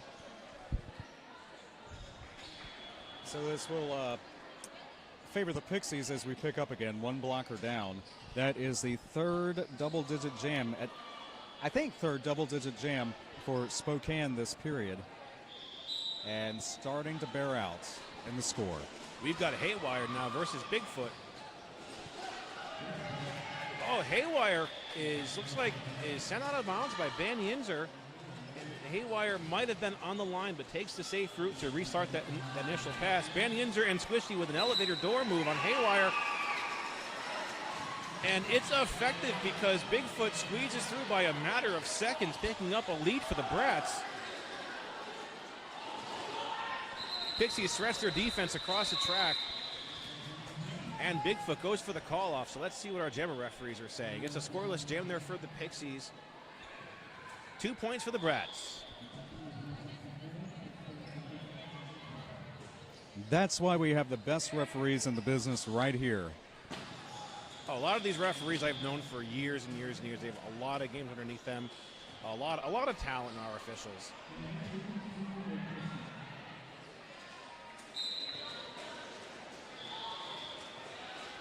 His nurse now versus Triscuit. And Triscuit has a Pixies lead. Bratz losing 2 blockers to the penalty box. This will make things a little bit easier for Triscuit. Triscuit gets a hit by Candy, but stays in bounds. Very quick 4 points on the board.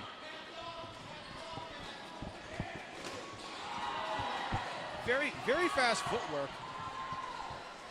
Say that again. Well, I think with a junior tournament of this size, I guess we could expect to see that. 3 scoring passes complete here by Triscuit, and just the time it took me to complete that sentence, and a 4th one also completed. So far, in just a matter of a minute, they've got 16 points under them.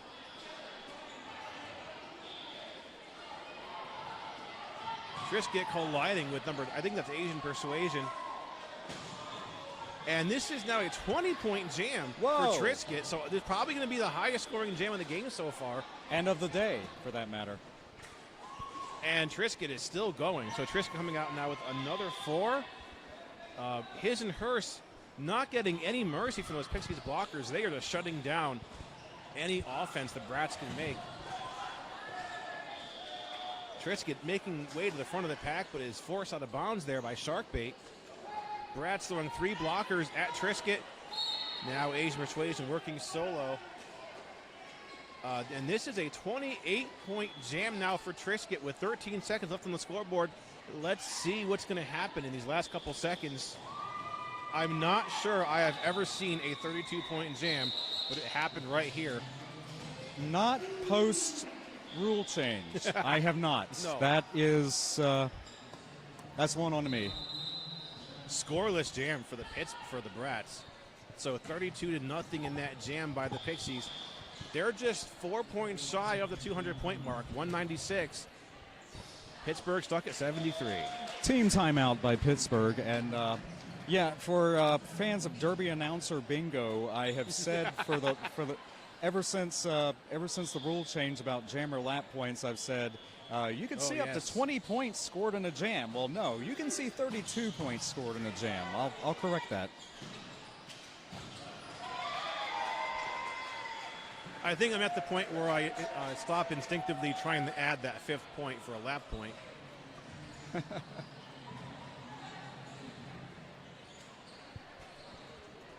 Though when I'm reffing, I still tap my helmet. I don't think that's going to go away. Nah, that's all right. So yeah, looks like Dozer does call a timeout for the Bratz, and that coming to an end. So moving into our next jam of the second half. 17 minutes to go. Sirius Pack back out there. And 777 Hyper with the star for the Pixies.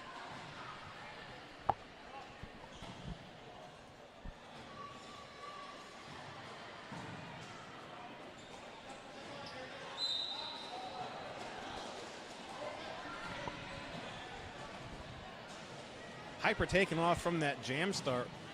Taking on 3 blockers here from the Bratz, and they're keeping Hyper stuck on the outside line. Band Ninja goes back. Hyper breaks through and picks up a Pixies lead.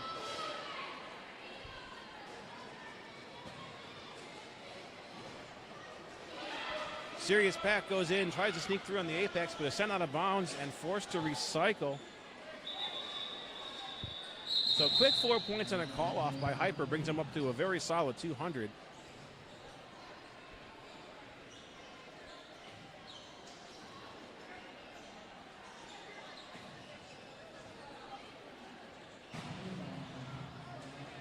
Whoever you're cheering for, remember the winner will face the Columbia Junior Rollers All-Stars from South Carolina. That will be at 8 Eastern, 5 Pacific. Coming up the gym now for the Pixies. This is number 13, Glitter Bomb. I believe this is Glitter Bomb's first time with the star. But number 55, Bigfoot from the Bratz, picking up lead.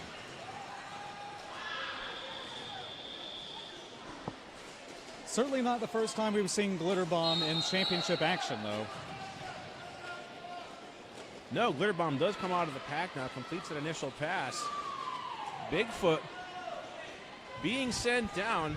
Pippa trying to come to Bigfoot's rescue, but Bigfoot is forced to recycle.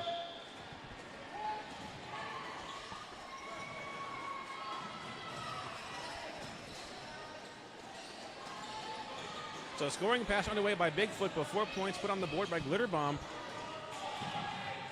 Bigfoot goes and calls off the jam. Keeping this to a 4-on-4 before that jam is called off.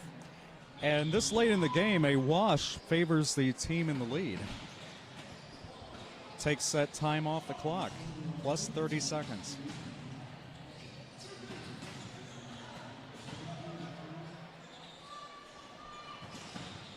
Number 3, Candy with the star now for the Bratz. 007, Rubik's Dude with the star for the Pixies. And it's a 4-on-5 jam. Pixies with the pack advantage. Squishy from the Bratz is completing some time on the box. Lead going to the Pixies now. Rubik's Dude is in control. But Candy also breaking out, so both jammers are in point-scoring positions. Rubik's Dude sails into the pack, calling off the jam. I think that's it's a 0-0 jam there for both of our jammers. Okay, nope, I'm mistaken. 2 more points on the board for the Pixies.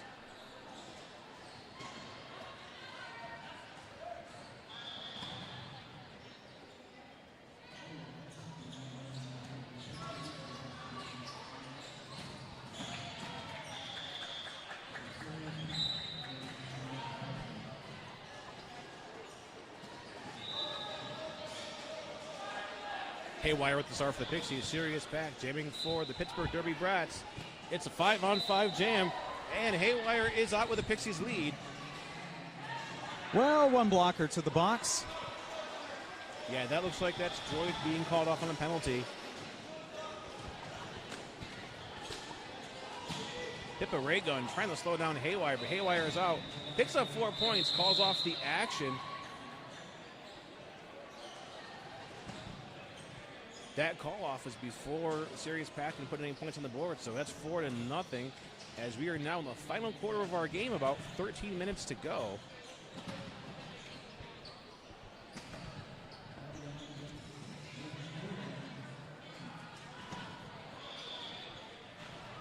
Pixies now still with the pack advantage as the Brats are down 1 blocker in the box. Yeah, Rubik's Dude versus Bigfoot. Candy tries to slow down a hole, or fill in a hole, that is. Trying to slow down Rubik's Dude, but it is failed. Actually, looks like Candy only slowed down their own jammer. Lakeinator forcing Rubik's Dude out of bounds. Rubik's Dude forced to recycle all the way at the back. Bigfoot now meeting a tripod of Pixies blockers. Banyans are coming in there helping out Bigfoot.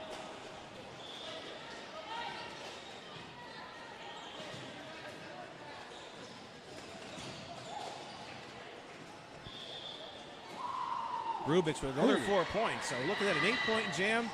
A star stash by Bigfoot. Bigfoot breaking out of the pack. Not eligible, or not, well, I was going to say not eligible for lead, of course, but we know that by now. But yeah, shook off the block.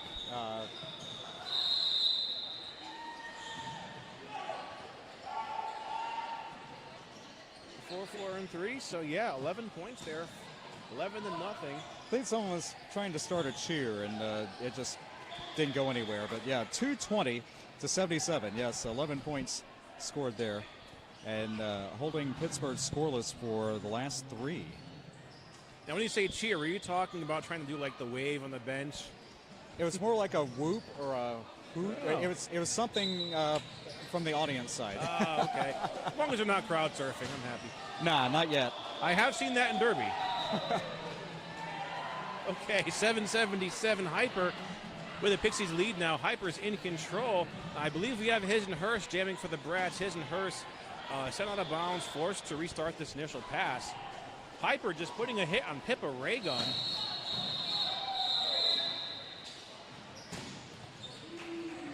Skater is up and heading toward the bench. However, let's see, 1 point jam called, and I think we're probably going to discuss if that was called for injury and not recovering too quickly kind of purposes. Yeah, it looks like that might be the case, but all we're doing right now is speculating. But it looks like Pippa got a bit of a hit, went down on her knees coming around the turn, and just needed a minute to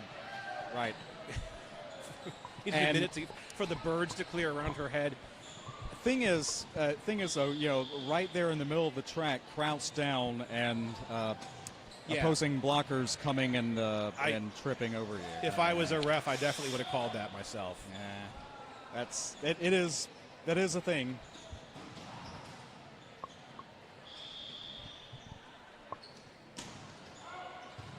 Coming out next, that is our female division doubleheader, starting at 2 Eastern or as closely as possible there. The Santa Cruz Derby Groms, the Grom Shells, meeting the TKOs of the West Coast Junior Knockouts, followed by the Rosebuds All-Stars, or the Rose City Rollers, Portland, if you will, against the Galaxy, the Seattle Derby Brats. The respective winners will meet each other in their championship game 2 p.m. tomorrow Eastern. I should point out that is 11 Pacific tomorrow because that's a West Coast division this year. And The runners-up will be in a third-place game that will be at 10 a.m. Eastern, 7 Pacific. So set your alarm now.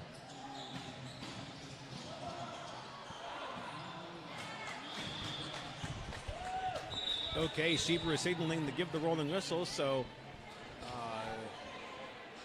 yeah, we're moving into our next jam. 13 Sirius Pack, 00 for the first Spokane. This is Trisket. Penalty box is clear, of note. Trisket breaks ahead, but taking on a 3-wall of Bratz blockers. Lake and Nate are holding up that 3-wall along with number 12, Strawberry Jam. Candy also working the back of that tripod.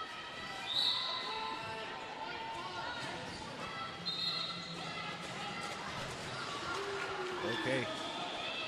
So Trisket breaking through with a Pixies lead. You know what happened last time?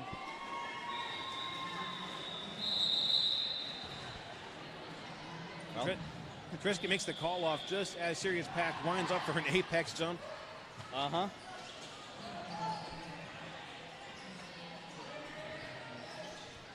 So we're at the 10-minute mark of our game. Spokane, that's the Pixies, 225. Bratz, 77.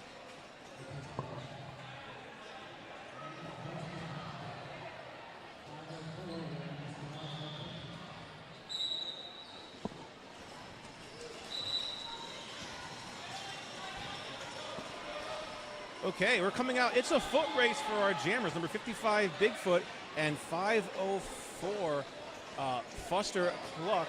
Bigfoot is lead for the Pittsburgh Derby Brats. Now, both jammers came up side by side on that scoring pass. Bigfoot did call off the jam, but it looks like it's 3-4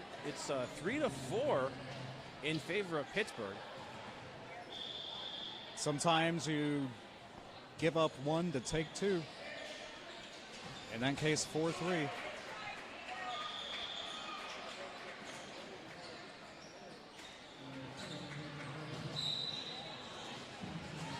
Okay, Bratz on one blocker, so pitches with the pack advantage.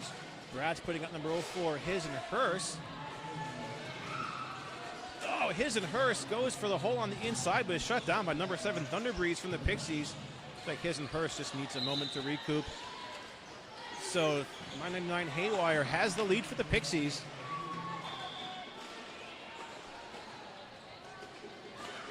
Oh, Thunder Breeze coming in the pack at full speed, but takes a bit of a spill. Now Lakenator working some defense. Thunder Breeze gets past Lakenator, but the Brats still have a 3-wall against Haywire. Wow. His and Hers is stuck at the back of the pack and is out of bounds. And Haywire called out. We're waiting on the no. No, so the ref is signaling Haywire to come back to the track. His and Hers called him a cut.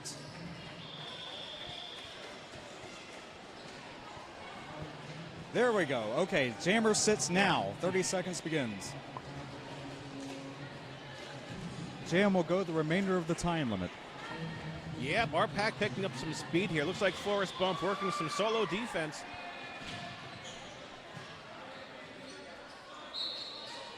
Bud Haywire coming out with 4 points. Brad still down their jammer in the box as Haywire comes in for a second scoring pass. Lakenator working some defense against Haywire, but Lakin goes out of play, so she has to let Haywire go. So Pixies now with an 8-point jam. Pittsburgh jammer to the box. Back to the box, that is a cut. So back-to-back track cuts for His and Hers. The Brats now still down a jammer and a blocker. Haywire is on another scoring pass. I think this is their third scoring pass. That jam is called off. So looking at 4, 4, and 2. So a 10-point jam for Haywire, freezing His and Hers in the box in this next jam. So it's going to be a power start for the Pixies.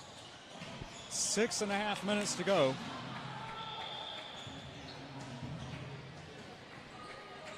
Donna Dangerous, number 46, coming out on this power start. But the Brats are going for a team timeout. Several teams and skaters getting shout-outs on the live chat that includes Joe saying, "Go Nacho," a Nacho friend, one of several Nacho friends in the business, one of them actually in Japan right now. Okay. Previously of Jacksonville Roller Derby. So next weekend, we're looking at the JRDA World Cup going on in France. Yep, 28th through 30th. So, yeah, traveling will probably start next week. Details there, if you look at the down in the YouTube description below your screen, you will see the Facebook event page, and we'll be sure to post the URL for the official URL for the official stream of that as soon as we have it. Right. On that note, make sure that stream, there's a lot of, I want to say, inauthentic links that we're seeing that are You can say it. advertising these live feeds. There's actually one for this tournament that we collectively kind of tried to get shut down. But make sure that so the JRDA is going to post those streams from their Facebook pages and websites. And that's probably going to be your safest bet to catch these live feeds.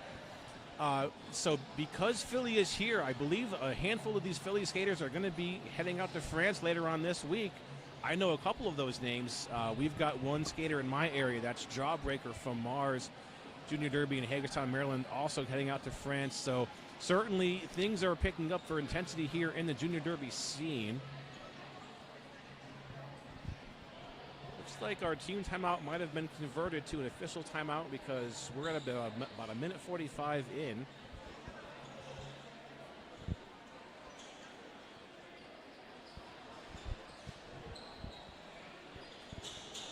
Looking in the periphery, JRDA board members, leadership, as we said, the best officials, best referees we could find, vetted, and just everybody you could think of that you would want at a tournament like this. They are here. Yeah, a lot of returning faces, a lot of people from all over the country, but a lot of officials from this very area who've been going hard, I would say, since January, are at this tournament. Officiating, obviously, one of the most important aspects of the sport. We want to make sure that everything is counted correctly and accounted for. JRDA also has a safety director and tournament head medic as Randall Foster, and his derby name escapes me right now, but it's Ice Pack Shapur. There you go. Right off the tip of my tongue, but he's here. He'll be wearing the stethoscope. You'll see him around also. It took me probably a good 3 or 4 seconds to understand that reference, but that is a great reference.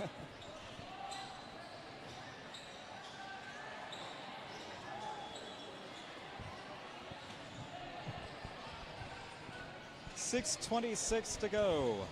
Yeah, we went into this with an official timeout called by Dozer from the Bratz bench, and it looks like we've moved into a team timeout that moved into an official's timeout.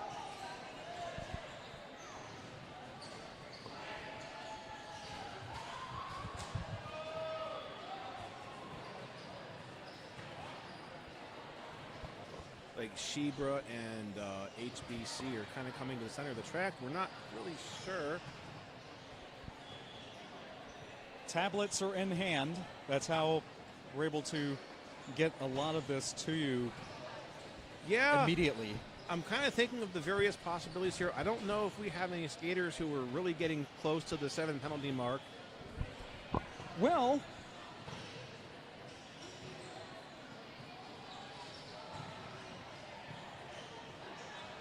let's see.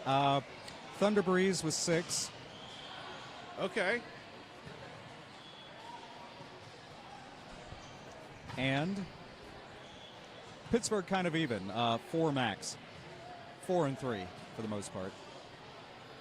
So we're not looking at the possibility of a foul out, maybe just, I mean, these timeouts can be anything. It could be making sure the scoreboard's working. So just bear with us for a moment here. We want to make sure that everything is good to go. Hey, there's our whistle. So we are moving into our next jam. Serious Pack starting this jam in the box as a jammer for the Brats. They're also down a blocker. So a power start's going to be in the hands of number 46, Donna Dangerous. And Donna Dangerous gets some blocking by Droid, but Donna is out with a Pixies lead.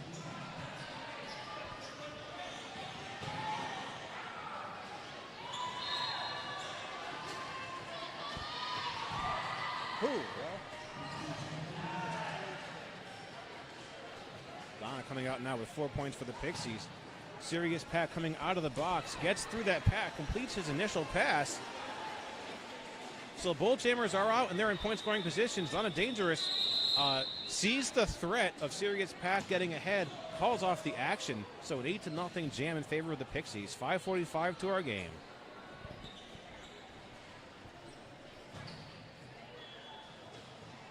At JRDA Canada pointing out the host country will have that live stream on YouTube. But for those of us, if you haven't seen that, for those of us in the U.S., yes, JRDA will share that, and also be sure to check the Facebook event page, which we have the URL down there for you too. But yes, thank you for clarifying. Leading this next jam with number 3, Little Miss Savage, the captain of the Pixies, and Little Miss Savage now is in a scoring pass. Ooh. Pippa Raygun trying to slow down Little Miss Savage, but it is ineffective. I don't think Little Miss Savage even slows down on that 4-point pass. Little Miss Savage certainly finding a couple of holes there on the outside. So 8 points scored there by Little Miss Savage. The Brats had number 55 Bigfoot in there to jam. Little Miss Savage gets past Ban the Injun now. There is Pippa Raygun trying to catch Little Miss Savage, leading her into a 3-wall. Little Miss Savage is out of there now with another 4, so 12-0, and they go for the call-off. And yes, shout out to everyone watching in Canada and watching internationally, but especially in Canada. At the last World Cup in Pennsylvania, one of our standout announcers, Daniela Ponticelli, Def Nella, if you will. Now, hey, we know that name. Yeah, one of the a multi-sports announcer in Canada.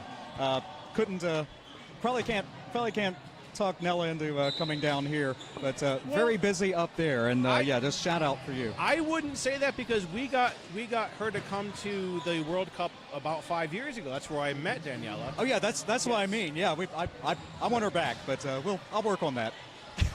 This takes some persuading. That's all. Yeah. Okay, Pittsburgh throwing a tripod at number 007, Rubik's Dude. Rubik's Dude does get through that tripod, picking up a Pixies lead. Yeah, I see Danielle all the time with hockey up there in Canada. Gee, I think who would have thought? Okay, Strawberry Jam bracing a tripod against Rubik's Dude. Rubik's Dude's out with another 4 points.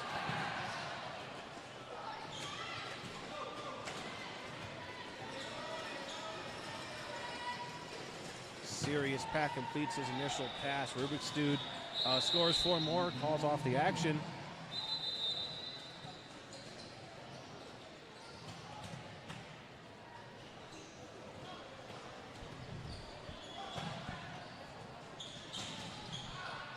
Looking at the blips to the right of the points, you'll see that Pittsburgh has their official review remaining, and Spokane with a full slate of timeouts and official reviews.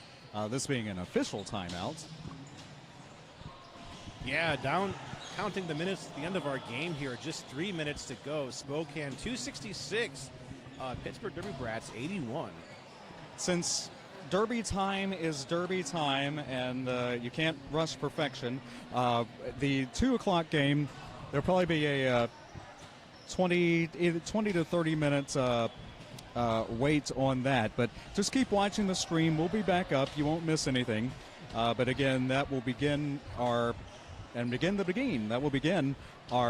doubleheader for the female division with Santa Cruz and West Coast, then Rose versus Seattle, and the respective winners will advance to their championship game tomorrow afternoon, and the runners-up before that will face off for third.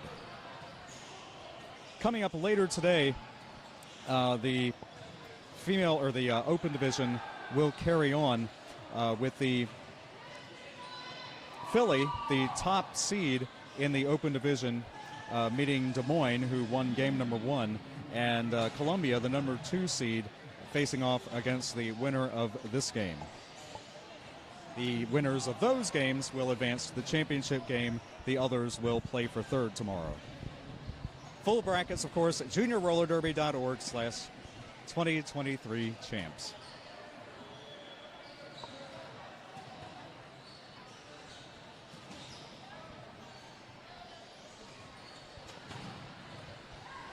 Lloyd Knox representing Hit Squad TV in the orange box. They're just outside of turn 2 and 3. Yeah, I've seen Lloyd, I don't know, maybe half a dozen times this season in my area in Pennsylvania, coming to us, I believe, from L.A., from Los Angeles area. Yeah. So certainly a lot of travel. Now, Lloyd was just out here a few weeks ago in Pittsburgh. Certainly very dedicated to Derby and catching all these moments on video. And you're seeing some of those during our breaks this weekend. Okay, so our skaters are back to taking their positions on the track. 55 Bigfoot. And let me see who we have as a jammer for the Pixies. This is number 7, I believe. No. Okay, yeah, number 7. It's Thunderbreeze. Thunderbreeze is our lead jammer. Bigfoot called off on a penalty, so this would be a power jam for the Pixies. Time does not, a little confusion there. Time does not begin until the jammer sits down, and about 4 seconds were spent before that. Thunderbreeze now with a 4-point scoring pass, coming in for another round of points. Lakenator kind of doing some solo defense at the front of the pack, but Thunderbreeze gets past Laken. So it's an A and a G. That was a high block plus a misconduct for Bigfoot. That's going to put, yeah. We're going to do an old-fashioned 60-second penalty here. Yeah, that may have been part of the confusion or hesitation in sitting down.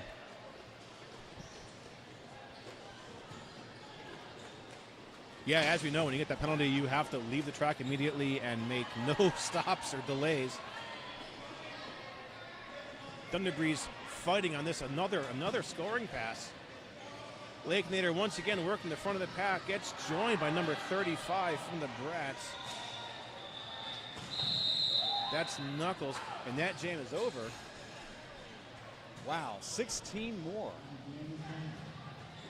Yeah, they just bust out points like it's no big deal. A lot of these recent jams, they're not even slowing down. So 1:18 left to our game.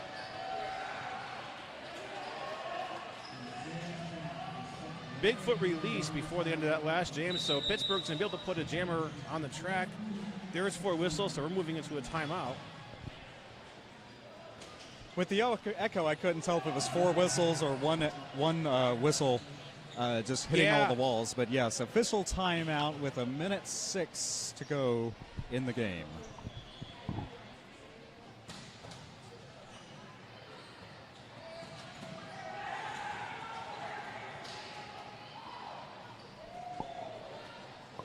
We have a good-sized studio audience just between on the outside between turns 4 and 1, and then all underneath us, which you can't see because Brent can't just go upside down over the rail. We would lose the camera, but fans and vendors all underneath us, and then to the side, which you can't see also because the camera's locked down, but there are a good number of people filling the bleachers on the right side of us. So that and the volleyball action happening behind us. So quite a lot of sports going on here. A sportsing mecca right here in metropolitan D.C., and we're glad you're here with us no matter where you are. If you're, and by the way, if you're here and you're actually listening to the commentary, even with the delay as it goes out to space and back, thank you for that. But yeah, be sure you're not on the house Wi-Fi because we want to make sure the officials can keep getting us the stats as quickly as they are. Yeah, we do need that bandwidth to do everything that this we is not do. This is not the Battle of the All-Stars, but no, the live stream. I'll point this out. Gemstone Media, the live stream, by the way, not affected by that. So Anyway, one skater for Pittsburgh going to the box. So we know what was happening with that official timeout now. Yeah, so we are up on a balcony, so that's why we were able to fit so many spectators in here.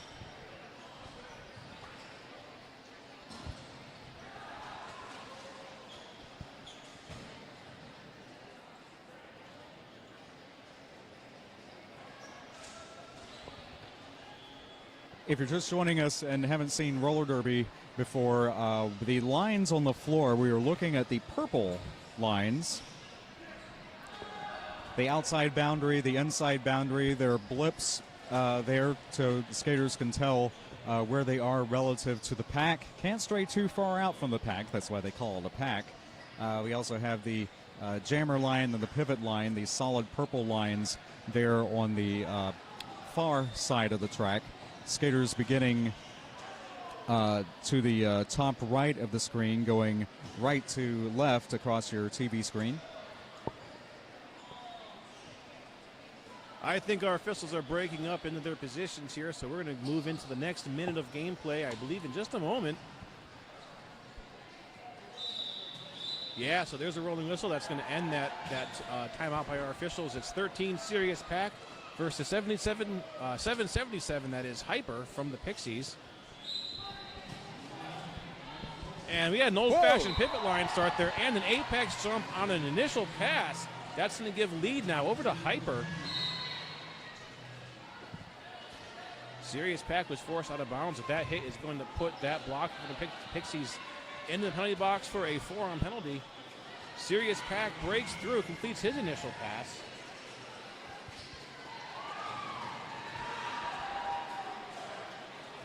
Hyper now with 4 points on the first scoring pass of the Jam.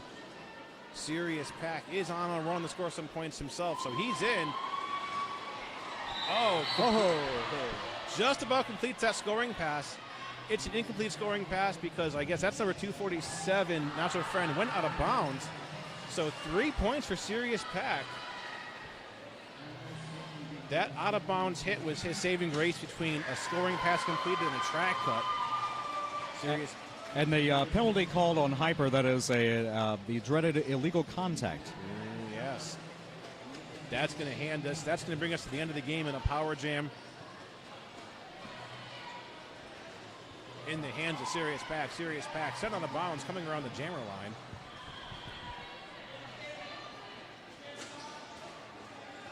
Certainly a great note to end the game for the Brats would be on a power jam.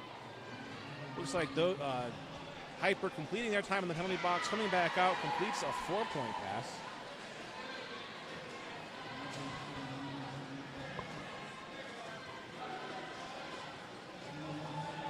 Serious Pack almost kind of meeting it kind of like a pinball, just getting pummeled on every blocker he tries to pass. 12 points scored by Hyper. Serious Pack is stuck in the back, rides the inside line, and it's good. 4 points just as the whistles blow. That brings us to the end of the game, an unofficial score of Pittsburgh 93 and the Pixies 298. Started the second half 2-to-1 scoring ratio, and we end with 3-to-1. But nonetheless, yes, it is Spokane, the Pixies, advancing to meet Columbia tonight. It'll be after 8 p.m. Eastern. So stay tuned, keep watching that. That would be 5 Pacific. And Pittsburgh, their weekend not done yet. They will face FOCO for 5th place, and that will be at 8 a.m. Eastern, 6 Mountain Time. It's, yeah. I believe our officials have spoken. There might have been a rolling whistle in there somewhere. Pixies preemptively taking their victory lap, coming around the track. Still doesn't actually say it's an official score yet, so we're still kind of waiting. Right. Now taking their lap around the track. The team in white is our Pittsburgh Derby Brats.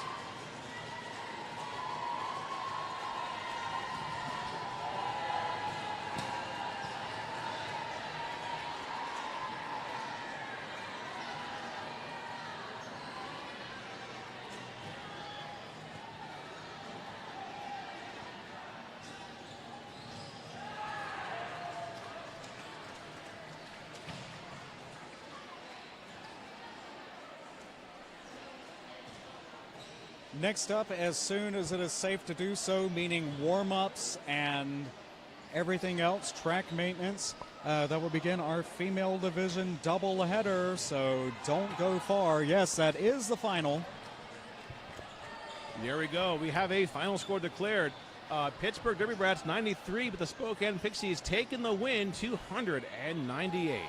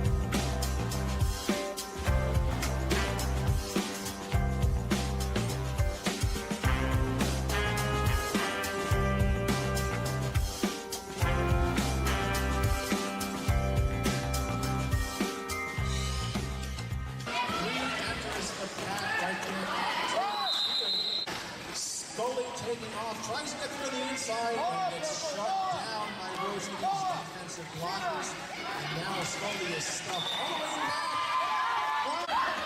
And we have a star pass to number 211.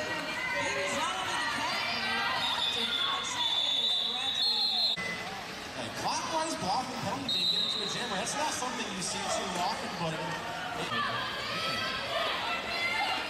and Hippie just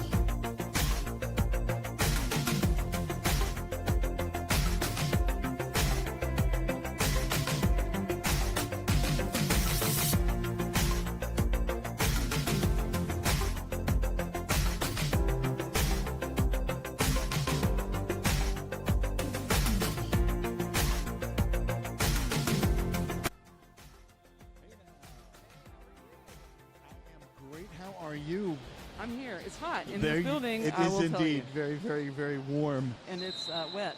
And the action is hot as well, I It is. understand. Here we are entering game number 3. We've got the Santa Cruz Derby Gromshells going up against the West Coast Junior Knockouts. Yes, this is the first of our female division teams playing today. Of course, we'll see lots of them as we move through the tournament, but this will be the first time that we see both female leagues out there. Yeah, the winner of today's game goes on to skate for the gold medal tomorrow, and the runner-up goes on to skate for the bronze medal tomorrow. So a very important game for both of these teams. Yes. Should we go through the rosters? Let's go through the rosters. I'll take Santa Cruz because it's on my left and I'm on your left. Alice, number 066 is Allison Thunderland. Number 0815 is Monkey Wrench. Number 120 is Tinker Hell. Number 124 is Charismatic. Number 1330 is F-Bomb. Number 17 is Rin. Number 1958, Speed Demon. Number 21, Scandium. Number 214, Cool Whip. Number 376, Crom Bomb. Number 666, Skull Crusher. Number 719, Curl Crusher. Number 778, Evel Knievel. Number 781, Awesome Sauce. And number 975, Rowena Raging Claw. Santa Cruz will be skating in white with blue accents. Their coaches are Neo Scorn and Killikee. And skating for West Coast Junior Knockouts, TKOs, 0-3 Tiki Torture, 1-0 Cinderella, 1-1 Rapunzel, 1-1-2 Slamby, 1-3 Grim Reaper, 1-8 Maddie Hatter, 2-3 Jawbreak Her, 2-8 Sam I Slam, 3-1-7 Riled Up, 3-4-5 Snow Fight, 3-9 Rip Curl Her, Curler, number 4-9 Killer Kiwi. Lots of action here, getting really loud. 6'9", Nikki Jams, 7'23", Ms. Flash, 95, Lightning McQuinn, and coached today by Hurt Mack. That's Hurt Macklin. The pencil broke out when Hurt Macklin was writing down her name. Also joined by Brooklyn Dodger, and there's a couple others coaches over there on that bench. We'll get their names out and shout them out shortly. If we don't get them now, we'll get them at halftime. All right, let's tell you about who our skating officials are, because we certainly appreciate them coming out here and spending their entire weekend at the JRDA Championships. We have HBC, Bionic Bee, Galvatron, Captain Crunchberry, Misery Chop, Rocket Chop, a lot of chops, Veronica Scars, Talia Up, Less Than 3, Shebra, Noah Fallon, Fours Musher, Will Ryder, Boomerang, Chewback Offa, Judge Double Wagner, and Richie Cranium.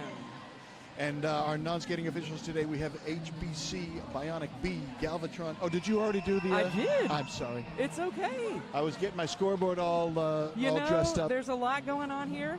Indeed. Sorry about that. That's okay. There's a lot of action at JRDA Championships.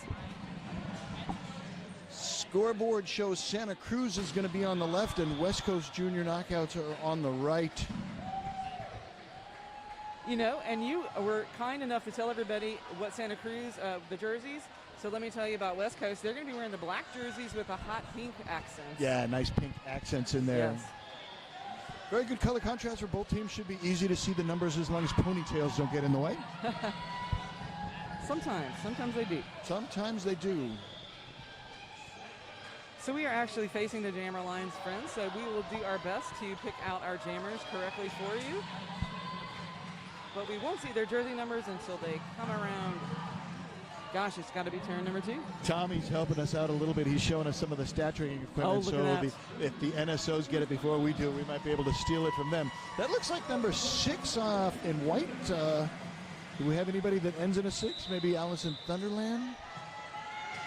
Or maybe it looks to me like there's Crom more than one digit. So, yeah, it ends in a 6. Skull Crusher, maybe. We'll find out. Oh, its first one's a 0. That's going to be Allison Thunderland, 066. And it is. It is. Lead jammer indeed.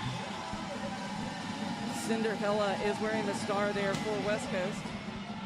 That's number 10 in the black and pink. First penalty's coming in. It's a multiplayer block. Cinderella still looking for a way through the pack on the initial pass. That's Rapunzel to the penalty box on the multiplayer. Allison Thunderland has already made it through on that scoring pass. 4 points on the board so far for Santa Cruz. Nice block by number 112, forcing the jammer to the inside. That's Slamby. Forearm penalty picked up. Oh, it's on the jammer. Allison Thunderland will head to the penalty box. We'll go the full 2 minutes here. Our first 2 minute jam in the game. Joined in the penalty box by a blocker. I was making notations in my scorecard, didn't see the call, but the advantage is distinctly in favor of the West Coast Junior Knockouts now. So we do have a star pass there, and now I think we have it. Slamby is our jammer of record. The pivot has the star in hand. Looking to, this is a very tough tripod here. I don't know, we've got a great view of the Santa Cruz tripod. Just locking down Slamby there. Slamby unable to find that seam. Our camera operator doing an incredible job getting these shots, looking down at the track. Yes. I got to give a shout out to the camera operator. I don't know his name, but I know he's been working hard all day, and these shots are coming in really well. He's almost directly over the action. So it was a really excellent penalty kill there for Santa Cruz because nothing is happening out here on the track, but love to point out that West Coast also locking down Allison Thunderland, who's returned from the penalty box, cannot find a seam, cannot. This bodes really well. This is going to be a great game. We're 2 minutes in and only 4 points have been scored. There's going to be some spillover points for the second time around. We'll get those second lap points. Get all 4, so a total of 8. 8-0. Wow, this straightaway was action-packed. That is Brent over there operating the camera, by the way, and doing a great job. Appreciate his expertise this weekend. All right. Now, Jammer in White has a 7-8 something. Oh, hold on.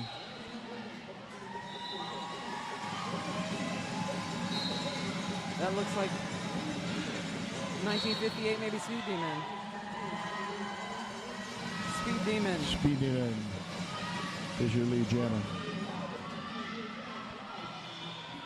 And that's Jawbreaker jamming for West Coast, number 23. Speed Demon piling on the points. And now Jawbreaker's out.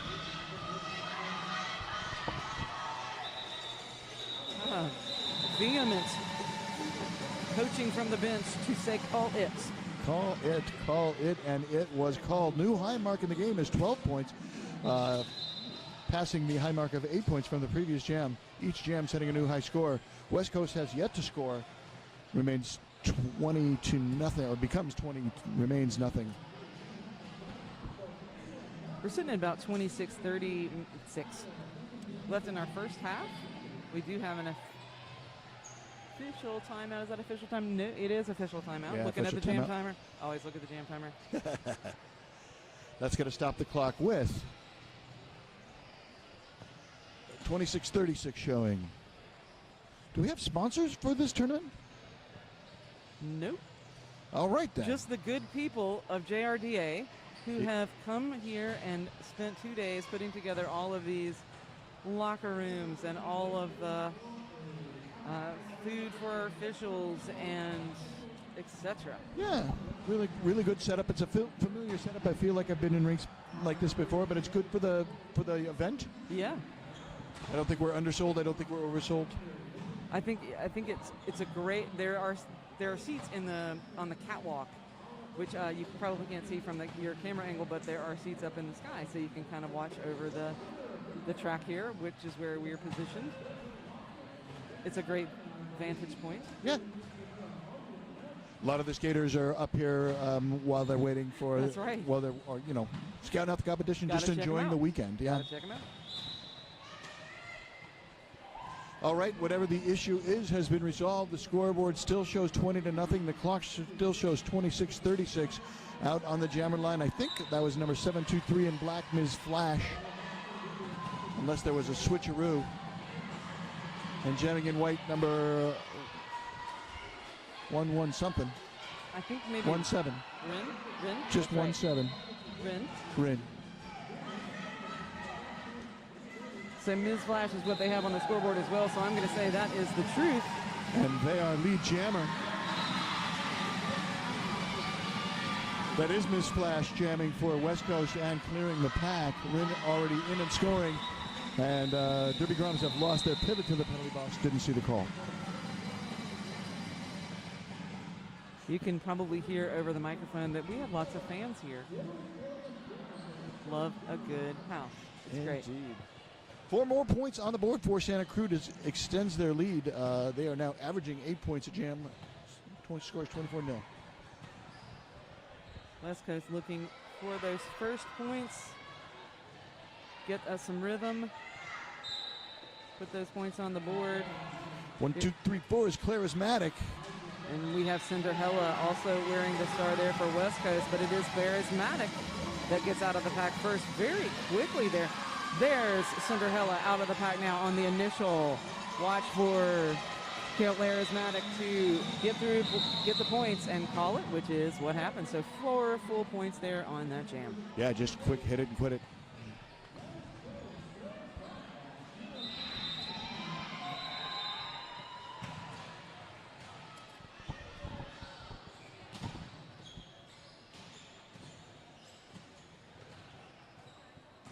It's going to be Grim Reaper out on the line for the West Coast Junior Knockouts. First appearance on the line for Grim Reaper. And that's going to be number 666, Skull Crusher. Wow, that's a, unless it's 066. I could be wrong. I might be thrown off by that. Hold off on that, the Santa Cruz jammer.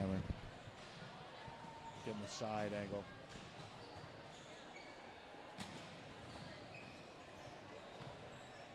Cameraman helping us out, man. Getting close-ups on all the skater numbers.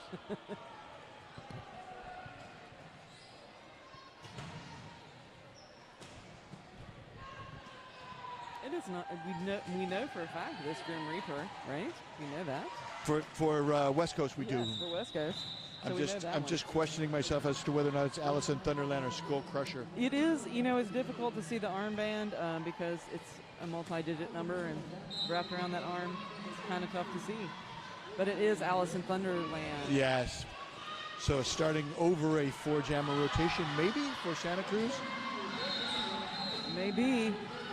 I mean, Allison Thunderland is doing a great job out there as jammer so far. 2 blockers to beat here as Allison Thunderland heads in the straightaway. It picks up lead jammer status for Santa Cruz.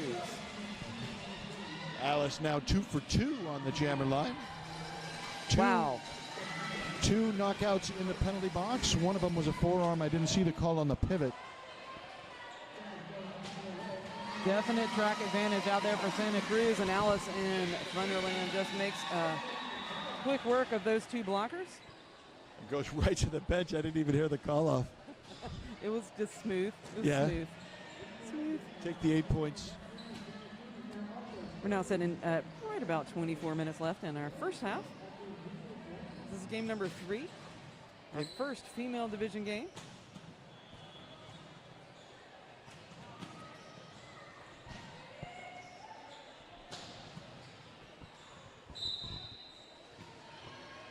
Thank you for joining us. Back out on the track, we've already started up,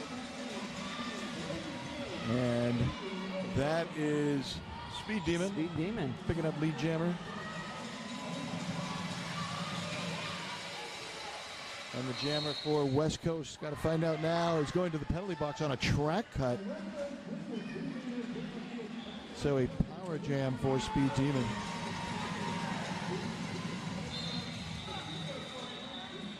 Oh, interesting choice. Going to go ahead and call that off and leave the jammer in the box. There you go. Power start, first of the game.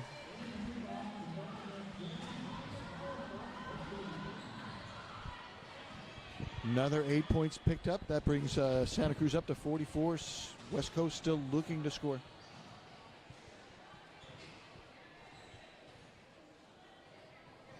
$17.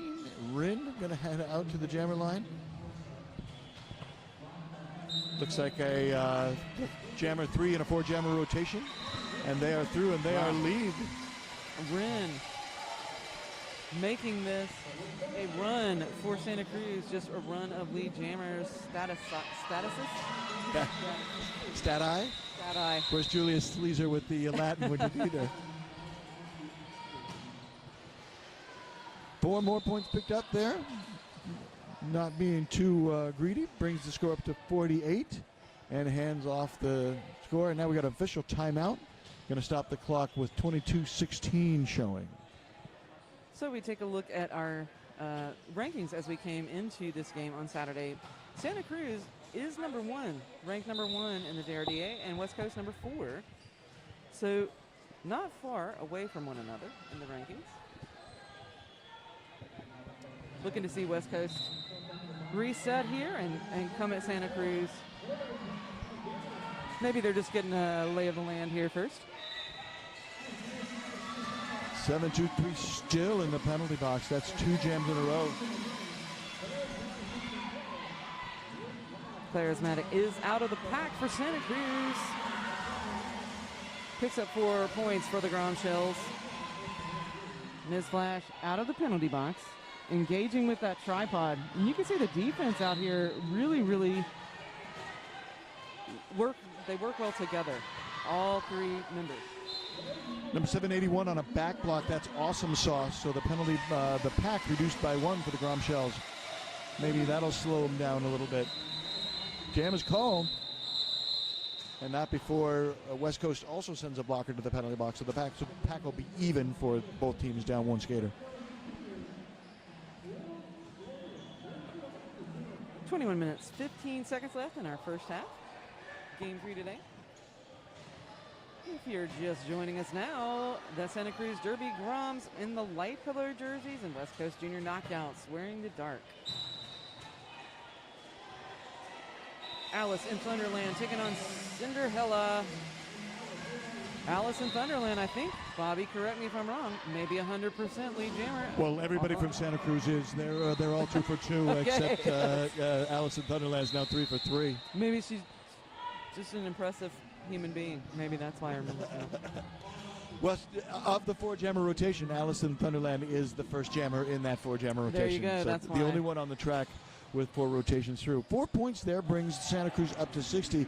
West Coast still looking to score. Let's see who's out on the jammer line for them. Who was out on the last set of whistles? I missed that. Do you see? It had to be someone besides number 723. It was, you mean skating for West Coast? Yeah, last it was jam. Cinderella. Okay, thank you.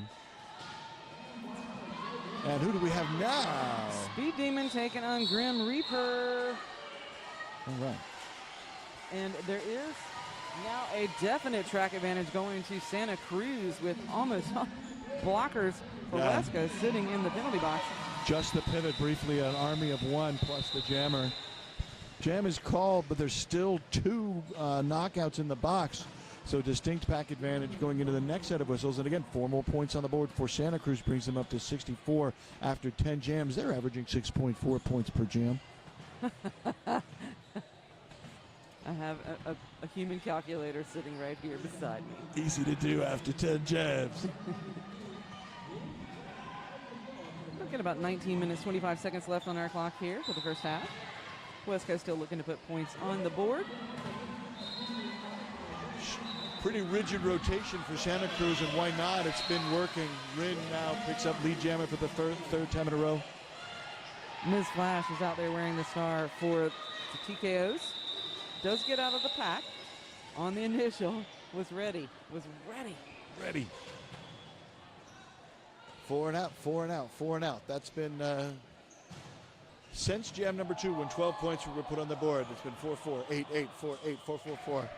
It's working for them, you know? Hey, why change? mess with a well-oiled machine? That's right.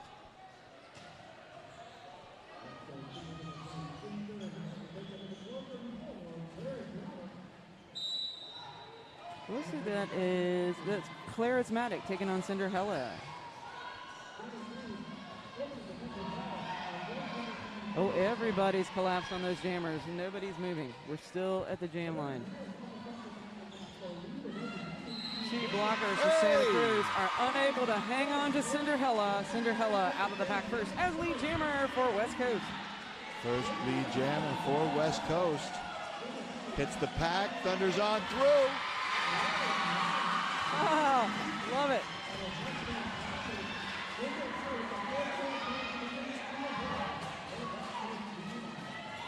Now there you see Claire Asmatic out of the pack now on the initial pass. Watch for Cinderella locked into that tripod. That is a brutal wall in the narrowest part of the track. Oh my goodness. That is a cork in a bottle. Hey, there was the call off, but I believe that Santa Cruz was able to put some on the board there as well. Forearm coming in. We'll see who's headed to the penalty box. That's going to determine a little bit of a pack advantage. Let's get those tallies. 3 points on the board for Santa Cruz, so they've scored in every frame. First points on the board, 7 points there. High mark brings them up to 7. And stops an 11 jam scoreless skid. One blocker in the box there for the TKOs. They've elected to put Grim Reaper on the line, taking on Allison Thunderland. Both jammers out of the pack. It is Allison Thunderland that has lead designation, but that pressure is going to be kept on. That was a really fast race, and so they're just going to call it off and reset.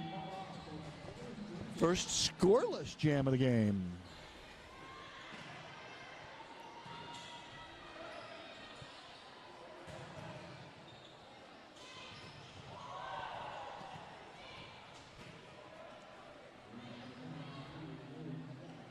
First mutually scoreless jam of the game. Exactly, yes. Thanks for clarifying.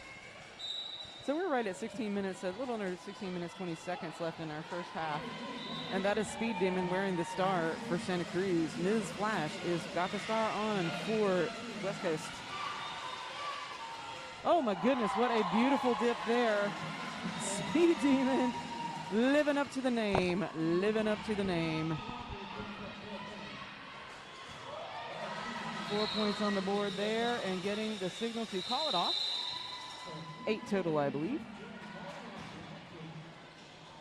There's a skater going for direction of play to the penalty box for Santa Cruz. So they'll be down 1 heading into the next set of whistles.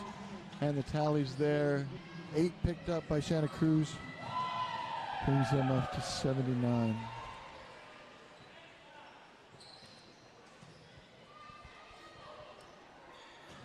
Jammers are setting up for jam number 15. Rin back on the line. Cinderella wearing the star for TKOs. Rin picks up lead jammer very quickly.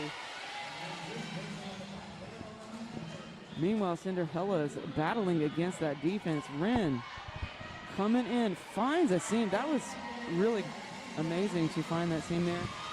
Nice hip check there by Santa Cruz, forcing the jammer to the infield. Has to go all the way back behind that pivot line to re-engage. They get a uniform number, but the blocking is just so tight I can't see it. Yeah, Rin getting the signal from the bench. Go ahead and call that.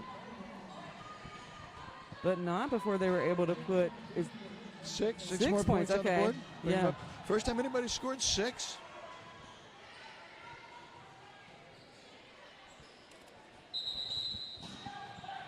And we got a timeout coming in from West Coast. It's going to stop the clock with 14 minutes and 22 seconds left. So let me tell you a little bit about what's happening for the rest of today, because we have so much Derby left to go. So right now you're watching game number 3, Santa Cruz taking on West Coast. Then we have game number 4. We have Rose City versus Seattle.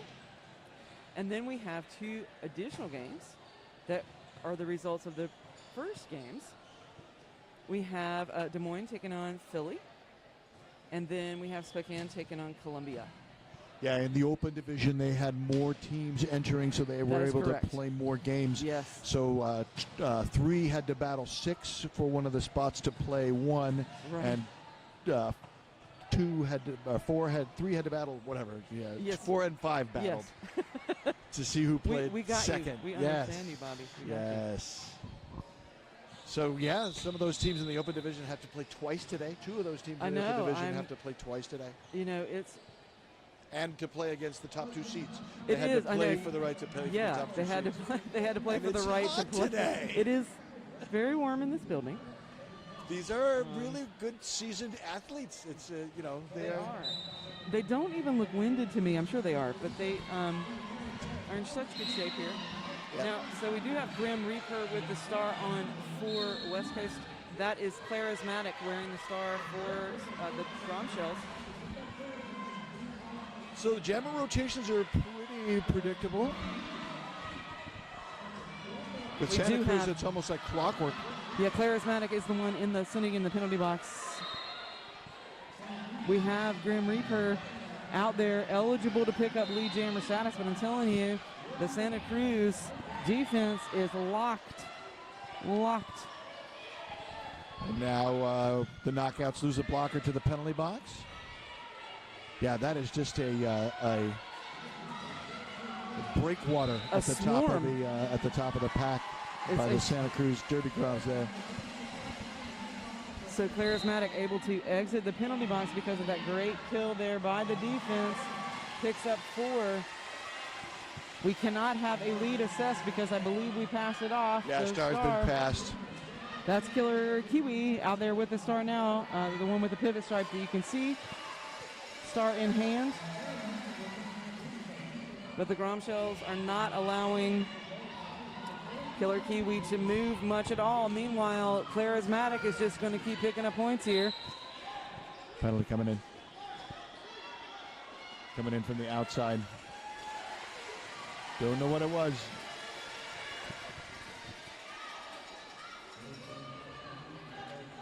So Killer Kiwi trying to break through that tripod, but it is a vicious cog. Right here on this is normally the far straightaway, but we're right over it. And that jam will tick down to a close. 12 points on the board so far, showing brings Santa Cruz up to an even 100. 15. 15, yeah. That's the high mark in the game. That is the highest scoring jam. You said, yeah? Yeah. Yeah.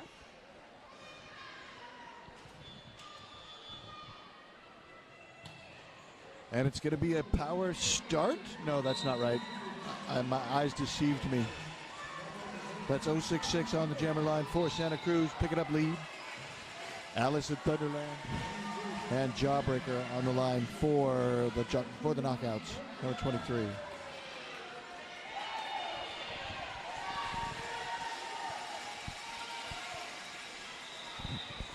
I think it's interesting that you say near straightaway and far straightaway. I've come from the home stretch, backstretch school of announcing. Well, I always call the far straightaway the one over between 3 and 4, and I call the near straightaway between 1 and 2 because it's usually near me. But yeah, no, I get it. The backstretch is the one that's furthest from the crowd. The home stretch is the one that's closest to the crowd. But in this venue, It's all opposite. of those rules are thrown out the window. Out the window.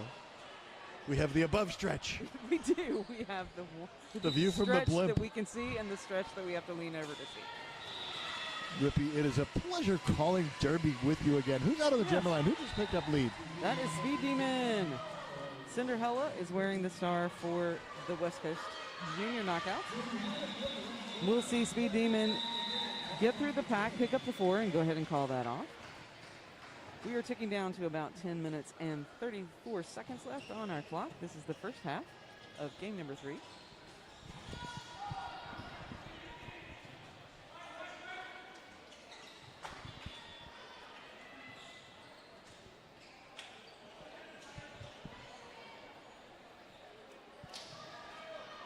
All right, just about to start jam number 19. That is Ren wearing the star for Santa Cruz, and Ms. Flash just got the star on for West Coast. Ren picks up lead. Now Ms. Flash is also out of the pack on the initial pass, so Ren will just call that off and reset. There's another 0-0 jam. 2 so far.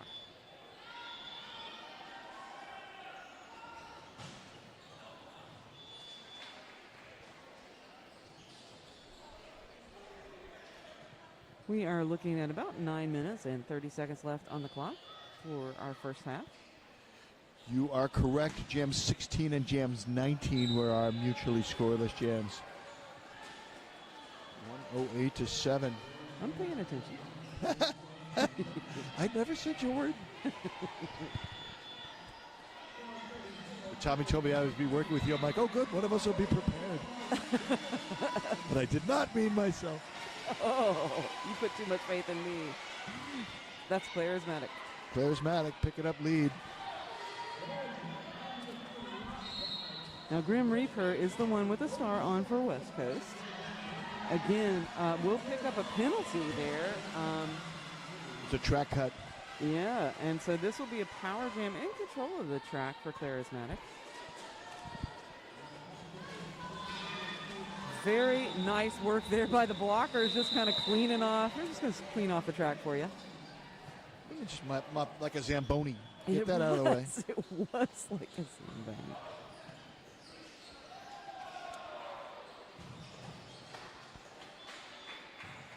Just about 8 minutes left in the first period. Grim Reaper starting in the penalty box on the track cut. And 066 out on the jammer line. Allison Thunderland. This Santa Cruz jammer rotation just clicks forward in 4 gears. Oh, nice work there. That was number 120. Let me see who that was so I can give a shout out to Tinker Hell, who just opened up a lane for the jammer. Very nice work there. Oh, nice jump there by Alice in Thunderland, landing on 1 foot backwards. Ooh. Managed to get out of the pack, pick up the 4. Now is behind, I guess you call that an assist, behind Pearl Crusher. You know, if you're going to duck behind a blocker, that works too. Style points on the first one.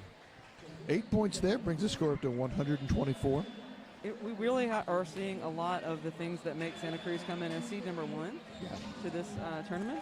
Just very well, good communication out there, lots of teamwork.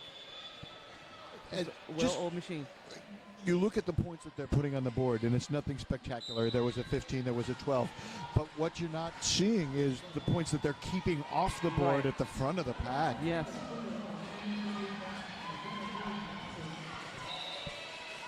West Coast certainly also an incredible team with some defense that is really giving Santa Cruz some trouble. But oh yeah, all these teams came out of really hard playoffs to get to where they are. Oh, absolutely. It's a credit to the teams that they skated against. Who was the last jammer for West Coast there? You know what, Bobby? I'm not going to be able to tell you. All right. And that's going to make you upset because It now is. you're going to have a hole space in my on your production sheet. I have to put a WW WW. for the rest of the day. Tommy knows. He'll save me.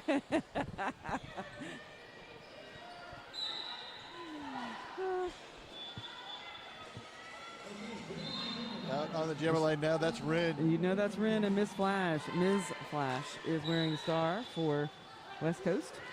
7-2-3. Speed Demon. It was Speed Demon. I got filled in. Oh, look at that. No time for chatting. That's how fast these jams are. Rin with a hop and a leap. We'll get through the pack, but I think did roll over the tape there, and we'll go ahead and call that. 5 minutes, 20 seconds left on the clock in the first half.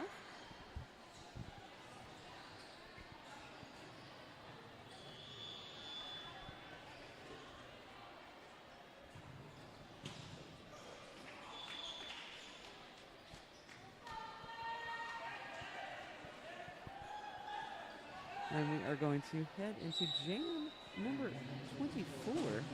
Indeed, it's a power start. It is, so that is Clarismatic that they have chosen to field for this power start.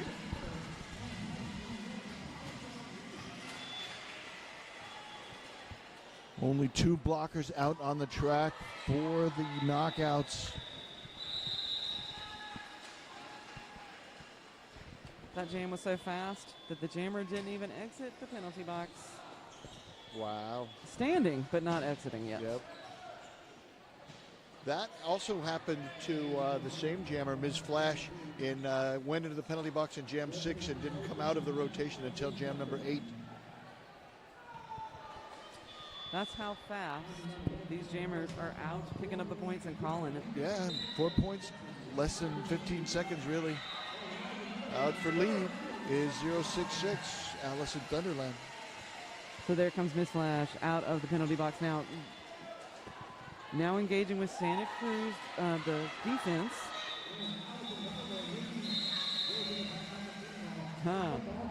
Allison Thunderland going to go ahead and call that off with the 4 points.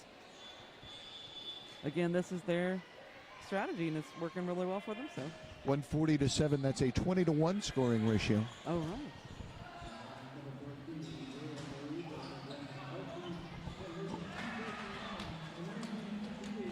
Finally, someone other than Ms. Flash on the jammer line for the knockouts. That's number 13 heading out there now, Grim Reaper. And if my prediction is anything, it's going to be 1958. Is that who's jamming? You are right. There you go, Speed Demon. Your notes are correct. Now we are ticking down to right at 3 minutes left in our first half. And so, wow, I mean, this is you can see we're already on jam 26, yeah? So this is this is the strategy that Santa Cruz has been using. It's been working really well. Let's keep doing it, just very fast, put up the points. I only have 4 more jams left on my score sheet. You know what? You might need another score sheet, Bobby. I only went up to 30. Now we got an official review coming in. Official review being used as a timeout by... We'll have to get you another production sheet. Because West Coast. Yeah, I pulled it out pretty.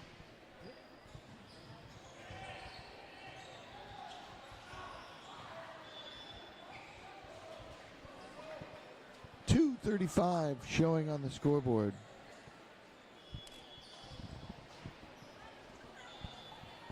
So in case you were wondering, we're also going to have lots of games on Sunday. I can't tell you what they all are yet because we don't know. But there are 1, 2, 3, 4, 5 games on Sunday.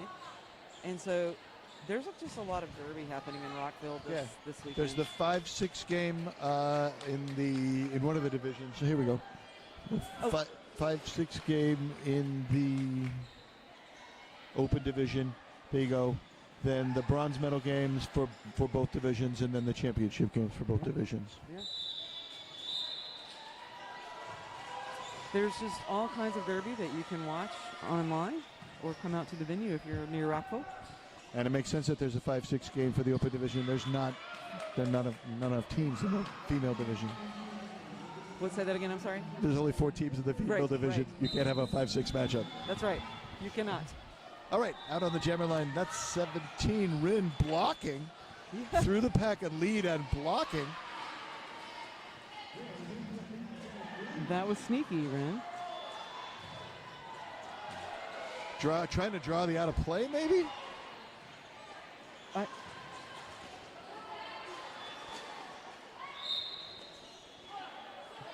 And did get it.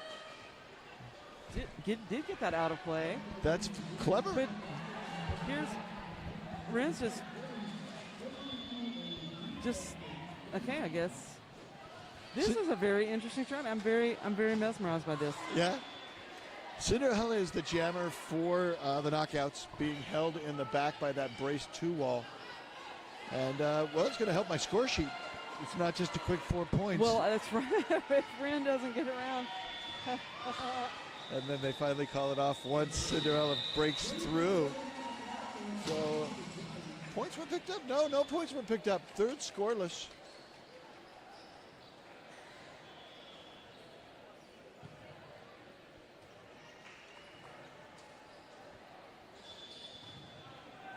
That was an interesting strategy. I enjoyed watching that.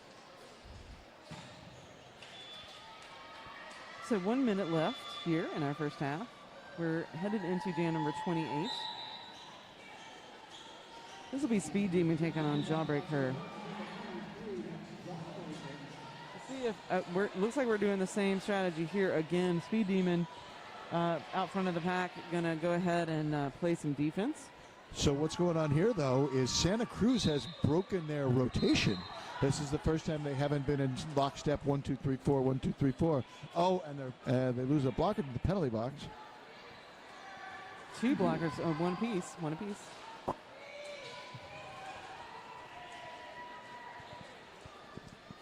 So Speed Demon now playing the defense again, as you're seeing. Yeah, has lead, but is not skating out in front. Now is finally taken out in front. Going to pick up some points, maybe finish off the clock. Yeah, I believe that's the strategy. Jawbreaker. Here comes Speed Demon. It's like, caught the pack napping. I'm gonna pick up the points, and now Speed Demon slowing down around, just kind of drifting around the track. Nice hit there. Now Jawbreaker is out of the pack. Meanwhile, Speed Demon just drifting through there as if no one knew that Speed Demon was coming through. Yep. Period clock is at 0. It is our unofficial halftime. 8 points were picked up on that last jam, bringing the first period score to 152 for the Derby Grums and 7 for the Knockouts. Do some math, do some tallies. Come on back in for the second half in about 15 minutes. Stretch your legs. Come on back.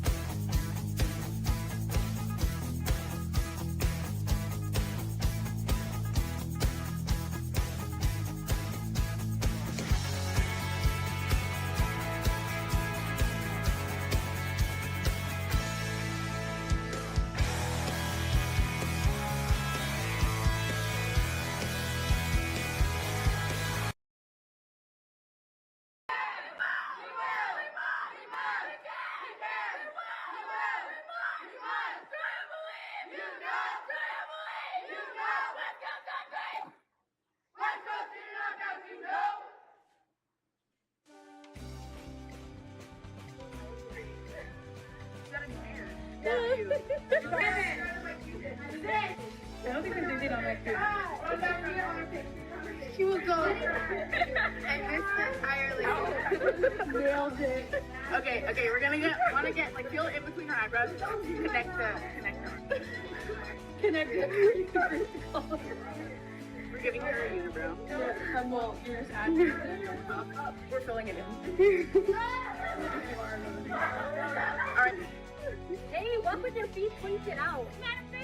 That's not touching your ankle. What do you think I'm touching? Going to, yeah. Give me your gritty. Your gritty line here.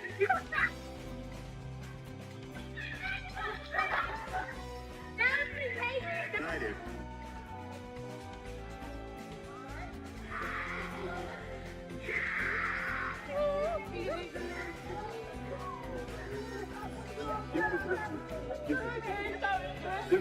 When you're ready, please come over and present your MVP.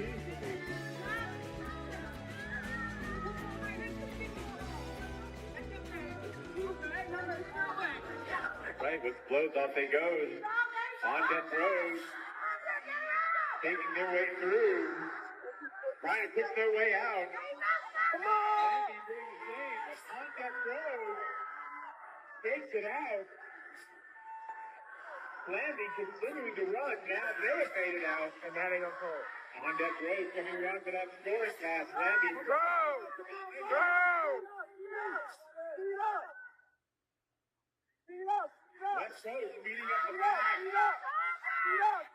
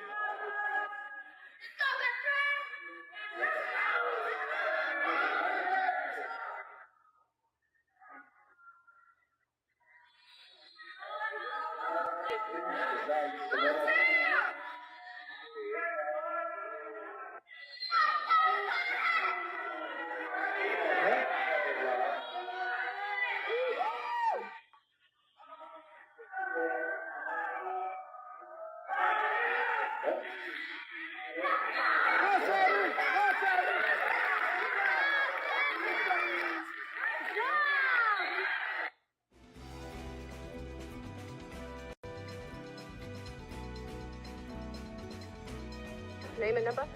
Number 23, Jawbreaker. Name and number? No, fight. Number 345. My name is Oh my goodness, and a transition. Miss Flash 723. Hey, beautiful. Riled up 317. Wow, beautiful.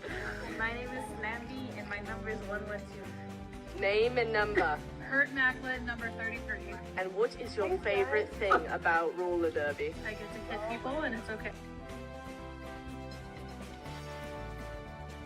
Brooklyn Dodger. I am a blocker for West Coast Derby Knockout. And my favorite thing about roller derby is coaching my juniors and beating them. Amazing. I'll edit it.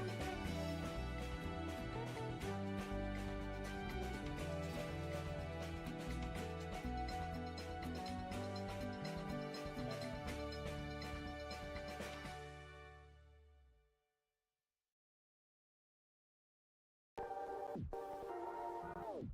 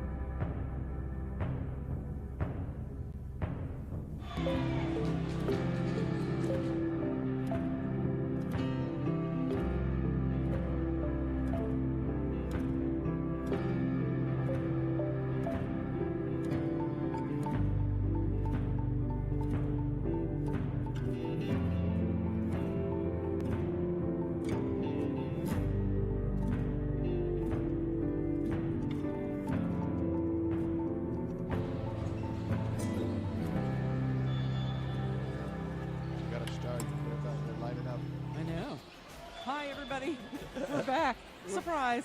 So are the skaters. We only have a Yes. couple seconds. Just some quick stats. Surprise, surprise. Santa Cruz got 26 leads. West Coast got one. There was two jams without any lead. Those were jams 16 and jams 19. Two jams with no score. Those were jams 13 and 19, and two 2-minute jams, jams number 1 and jams number 16. What surprises me is the evenness in the terms of jammer trips to the penalty box. We got to get back to the game. We do. But each team only had 2 jammer penalties, so at least they kept their jammers out of the box. They did most of the time. I mean, we've seen some really great defense being played out on the track so far by both teams. Incredible tripods. And that is the whistle that will take us into jam number 1. This is our second half, so if you're just joining us, it's Santa Cruz in the light-colored jerseys, West Coast in the dark-colored jerseys. Speed Demon is the first lead jammer of the half out there for Santa Cruz, jamming against number 10, Cinderella for West Coast. Cinderella, maybe I'm saying it wrong. Speed Demon through the pack now, picks up 4. Scandium to the penalty box. Didn't see the call, but will be in the box for 20 more seconds or so. Star pass now being indicated. Yes, that is true to Slamby. Slamby, who took the star in the first half, took the star there as pivot and did not make it into the pack for a scoring pass. That's almost exactly what happened in jam number 1 in the first half, except for the Santa Cruz had a different jammer out there. 8 points on the board brings Santa Cruz up to 160. West Coast held scoreless, keeps them at 7 points. Standby Tommy, our most excellent producer, had a theory on why the scoring ended the way it did. You want to break that down for our? I can break it down for you. So JRDA has the sudden scoring rule, and that means if the team is winning by 150 more points at the half, they'll go to sudden scoring, which is just 1 minute jams, no lead. Every pass is scoring pass. And so my theory is maybe perhaps Santa Cruz didn't want that. Yeah, didn't want that, so they kept it just under that 150 mark.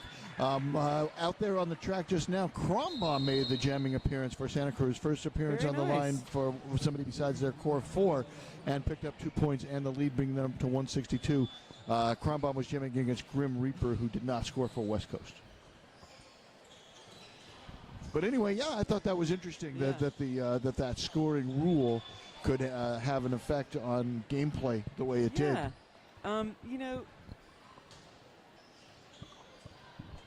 It's a theory. It's a theory. Of course, we did not go down there and talk to everyone, but that is a good theory. It's a sound theory.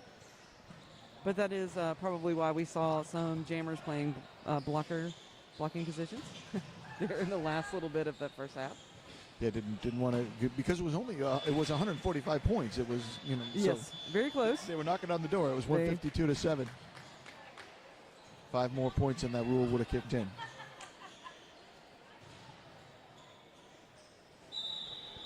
So there's the rolling whistle.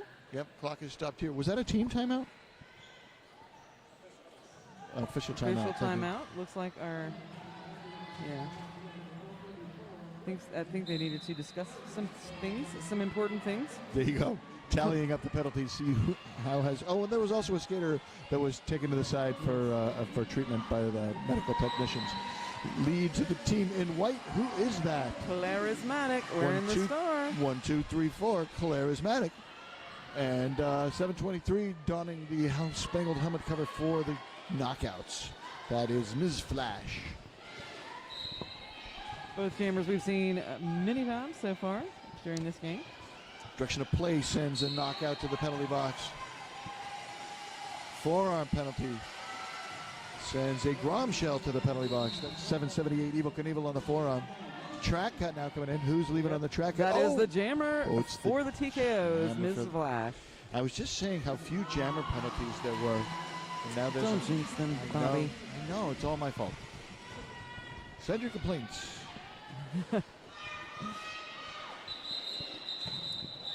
So right here, it does look like we had a call off. 8 points on the board brings Santa Cruz up to 170. We're just under 27 minutes here. This is the second half of game number 3 at the JRDA Championships. First game of the day in the female division. Earlier in the day, we saw, look at my ID card. You can look at this bracket right here. We saw Des Moines. Oh, there you go, the document. We saw Des Moines take on Fort Collins. Des Moines with the 183 to 173 victory. And then we saw Spokane take on Pittsburgh with a 298 to 93 victory. What's going on the track right now, Rippy? Allison Thunderland back on the track there for Santa Cruz. Ms. Flash still wearing the star. Was able to exit the penalty box. So I think we had that time twice right now, Ms. Flash, right? Had to spend some time in the penalty box because they're so fast on these jams. Yep. 3 points picked up. Makes the score 176. So there were some additional points in jam number 3 that I did not account for. How dare you? You fiend. So Speed Demon taking on Slamby. Slamby coming off the line as jammer this time. Slamby we've seen wear the pivot strike, accept the star a couple of times. So the TKOs decided to just give Slamby the star to start out. I like it. Now Speed Demon is out of the pack first as lead jammer. Slamby still contending with some defense, getting a little assistance there. Whoa. Spinning in, that was 0-3. I want to give a shout out to Tiki Torture, who's trying to cover all of the places on the track. Oh my goodness. I just saw the skater land in the air. Was that landing completed? Yes. That's impressive. I was kind of shocked. I mean, I felt the floor shake a little bit. The skates came in on the inside of that tape. And by the way, if you are watching camera side, the purple tape is the track out here today. So there are several types of tape. We're looking for purple. Now Slamby's right here beneath us, and you can see you got a really good shot here of this defense. High jam of the game. 7:19 for Santa Cruz, who is Pearl Crusher, is doing a great job just breaking up the TKO tripod for the jammer. That's how that 22-point run was able to be accomplished. 22 points. High mark of the game brings Santa Cruz up to 198.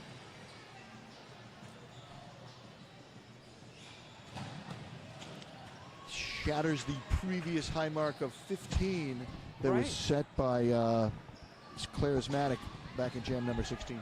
So in the first half, we saw a lot, many jams, just very fast with lower scores. But now we're seeing Santa Cruz go ahead and run it a little bit. And Kronbaum with some appearances on the jammer line. Kronbaum out there for the second time now, 2 for 2 on the jammer line. Grim Reaper is the one wearing the star for, I'm sorry, Killer, pass it. As soon as I got those words out of my mouth, star pass. Killer Kiwi, now the one with the star in hand. You'll see the pivot stripe on the helmet. Someone's being sent off the box and nobody's leaving. That's never good. So the pivot for Santa Cruz will head to the box. That's who got that. But Killer Kiwi trying to come in and put some points on the board, but didn't quite make it in time.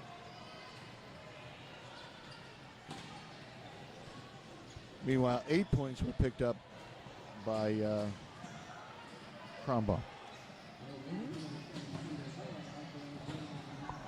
So 22 minutes and 48-ish seconds left on the clock. This is our second half of game 3. You're looking at the Santa Cruz Derby Gromshells taking on the West Coast Junior Knockouts TKOs. This female division. Cinderella's got the star for the knockouts. That is Claire Asmatic. 1, 2, 3, 4.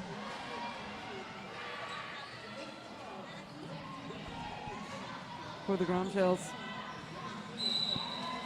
Whew, what a battle that was.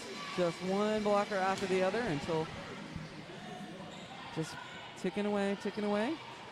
Till lead is picked up by Claire Asmatic. 18 tried to close the door. Maddie had her, but Claire Asmatic just got on by. Oh. Yeah, that's a track cut there. Tried to get around the outside like on a tightrope, but just slipped a little bit. So that's going to end the lead jam. This will go to full 2. And Charismatic skating the long way around. Now an opportunity for points for the knockouts. Neo scoring and Killer Keys saying, Coach Macklin and Booker Dodger saying, get your points. Yeah, we got lots of fans in the house for Cinderella and the TKOs. Giving a shout out, putting some points on the board here. Yes. 8 points so far. That's the high mark for the team. Oh, trying to make a little hop there. Didn't quite land it. Yeah, nice hit by 778, Evil Knievel.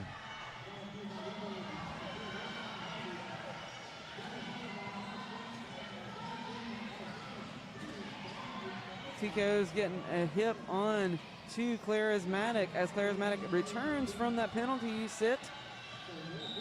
Now everybody's just hung up there at the apex between 3 and 4.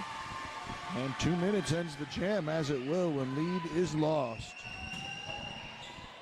So 11 points there by the TKOs. Highest scoring jam for them for sure. Nearly triples their score. 8 points also added to the Santa Cruz total, so they're up to 214. And out on the jammer line right now, number 723, that's Miss Flash. But picking up lead, that's 066 Allison Thunderland. Of course, Allison Thunderland, of course, doing a lot of good work out there. All the jammers are really. But now, look at the TKO defense just all over Allison Thunderland. Direction of play penalty coming in, that's number 345, Snow Fight on the direction of play. So the pivot right there, hanging onto the star there, very, very fast. Star's been So passed fast, to number yep. 28, Semi Slam. Yep. So fast. That was a great, let me just give props here to Semi Slam because Semi Slam stayed in front, reached through for the jammer to send the star through the middle of those arms. Really great job there. Pivot, you want to watch that for your clinic. Illegal contact on Ms. Flash, but Ms. Flash no longer the jammer, so only as a blocker. Points coming in. Now a dozen points on the board for Santa Cruz, and they're continuing. Now it's 16. 22 is the high mark in the game.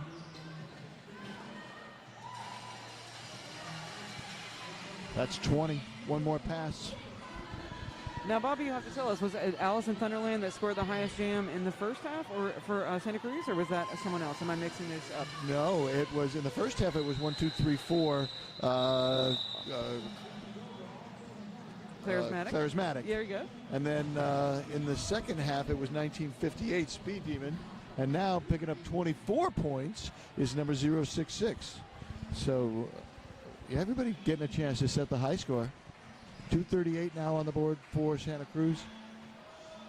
It's good to have somebody who keeps stats. 18 on the board for West Coast.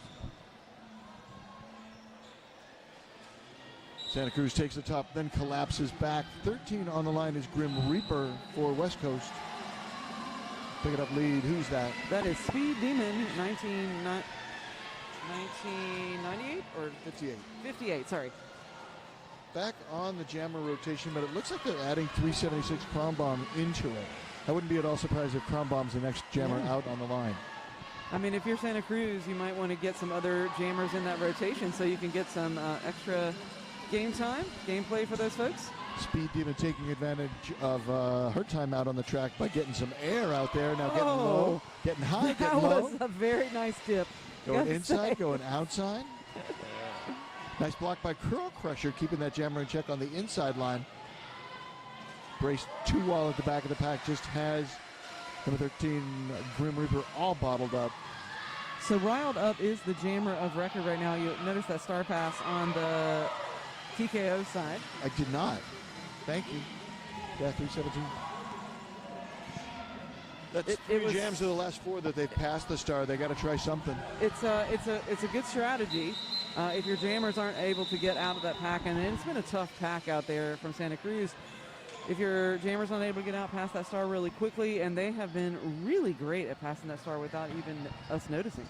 And speaking of without even us noticing, back-to-back 24-point jams. Wow. Are you kidding me? Brings the score up now to 262. Yeah, putting up points by the dozen. By the couple of dozen. Almost effortlessly. Yeah. There you go. Cronbaum back in the rotation there, Bobby. And that's number 10, Cinderella. Pack is nice, really one-on-one defense there being played by the person whose hair is covering the number, so I cannot see that blocker, but really nice one-on-one defense, but just the, Cronbaum able to push through.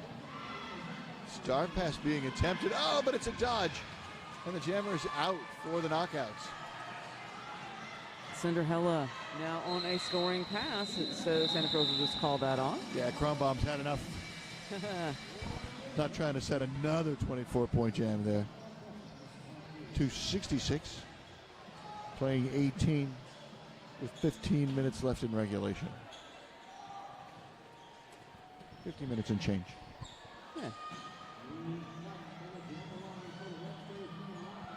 Box is empty. It'll be 5-on-5 once the next set of whistle blows. That's refreshing. That is refreshing. I was going to say, we have seen some folks in and out of that box. Doesn't look like anybody's in, scary penalty trouble right now.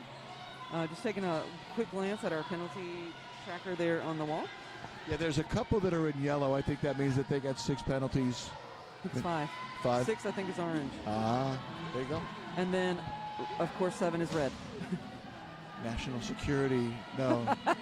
It's the threat level, yeah. Threat level midnight. Threat level yellow means 5. Track cut on 723. Oh, that's my going to be goodness. a power jam for the Grom shells. Miss Flash, I got to say, Miss Flash has spent some time in the penalty box so far. Lead is still open. There's Charismatic. Not anymore. Through the pack. Does pick up lead. Coming through backwards. Gets a little bit of a bump out. Gets the signal to call it from the bench. And here we go again with Ms. Flash in the penalty box as we start the next jam. 270 playing 18.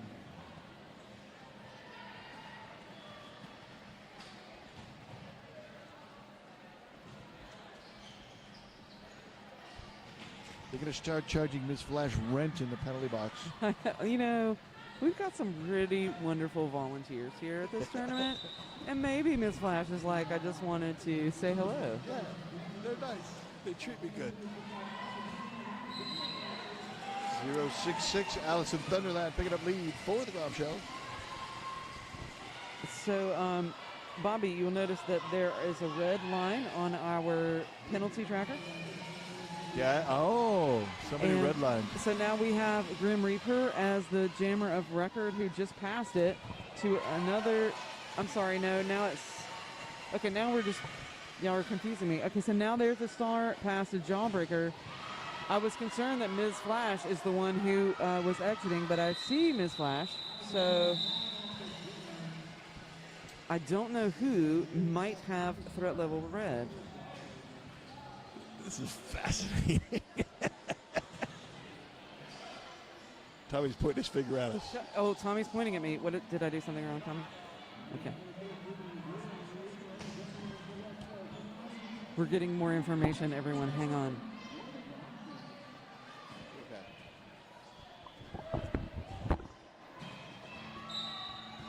But you know what we do have is another jam, is what we have. There you go. So Speed Demon and Grim Reaper is who they've identified on the scoreboard. I'm going to go with that because right here, 1958 is Speed Demon.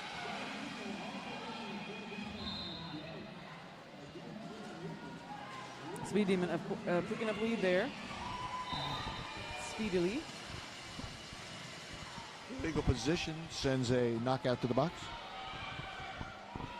That is Grim Reaper out there with the star trying to battle against the Santa Cruz wall, which is just like a cog. It just like shifts along, keeping the jammer in the scene. I tried to keep it in the nautical theme. I called it a breakwater. It's just, they kept crashing against it, and it's not going anywhere. It is. That's a great way to describe it. Point-wise, that goes 8 points for Santa Cruz, bringing them up to 288. No points for West Coast, keeping them at 18.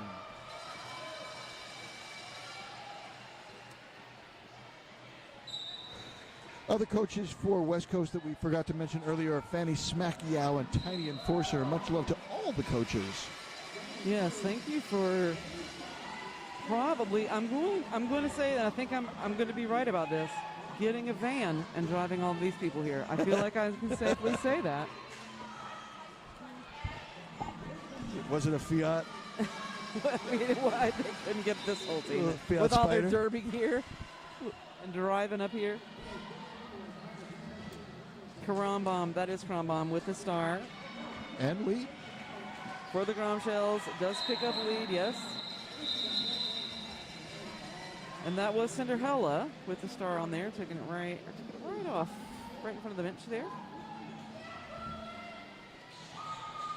296 playing 18 with 10 minutes and change left to play in the second period.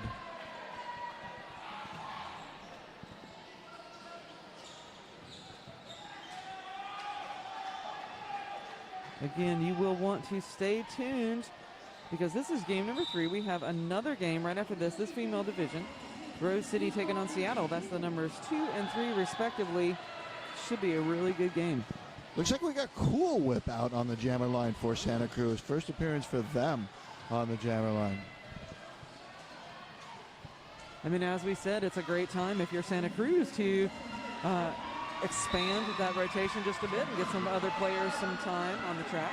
Track cut assessed on Semi Slam, who is out there jamming for the knockouts.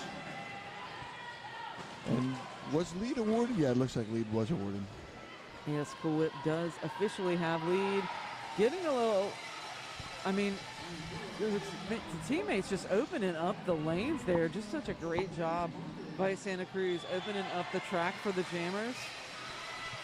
And they call off the jam after picking up 8 points of their own, making the score 304 to 18.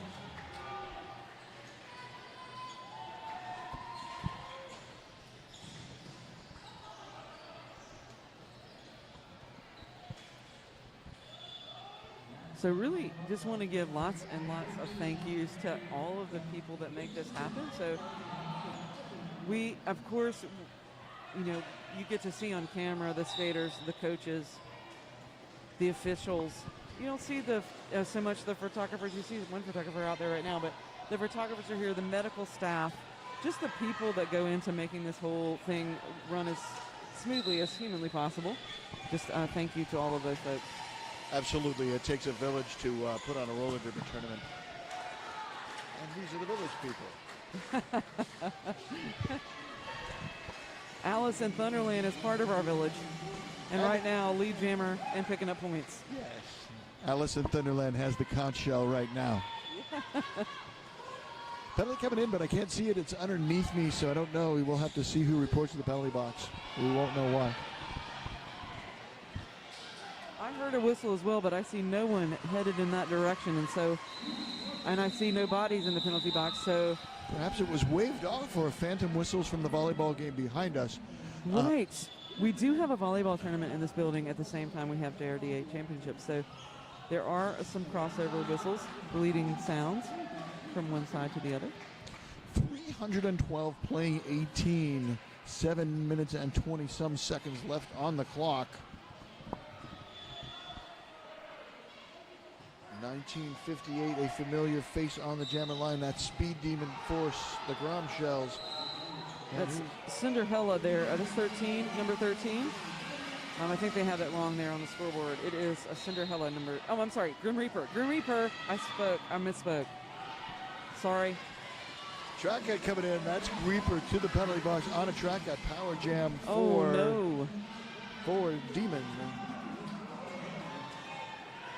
Demon hits it a second time and calls it off. Total of 8 points coming in 8s. The last 5 jams in a row have been 8-point jams. And that does leave Grim Reaper in the box there as we start the jam number 18. It's becoming a habit. It is. Since jam number 12, there have been 3 power starts for Santa Cruz. And we're in jam number 18. So in the last 6 jams, there have been 3 power starts. And there's the whistle that will take us into the next jam. 6 minutes, 10 seconds left on our second period clock. Bomb. Grim Reaper in the box, not even standing yet, and just stands. Just stands right as I was saying that. Nice job at the back of the pack, forcing Kronbaum on the inside. That was number 18, Maddie Hatter, forcing the call off. And Grim Reaper not released yet. I mean, probably 1-2 seconds. Holy cow. 1 point picked up by Kronbaum. The second lowest margin of the game after 0 points. Yes. Number of people tied for that. Okay.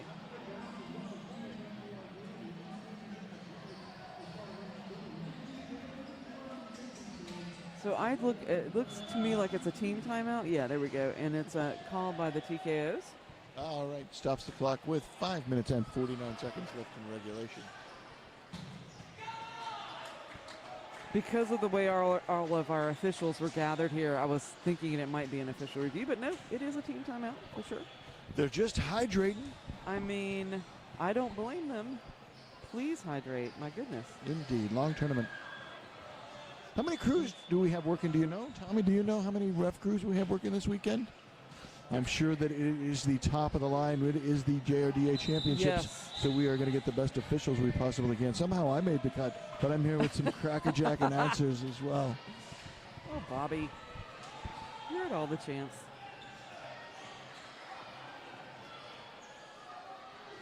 So far, I mean, we've only seen 3 games, but I've seen 2 rotations so far. So it could be that they're sitting out and taking a rest and coming back to do the next one.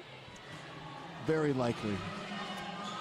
I think we're seeing a new jammer there for Santa Cruz. Yeah, Is that's that new? Monkey Wench. As if the scoreboard is to be believed. 0815. Monkey Wrench, excuse me. 0815. I was going to say Monkey Winch. That's a good name. That's a good derby name. Grim Reaper does exit the penalty box now.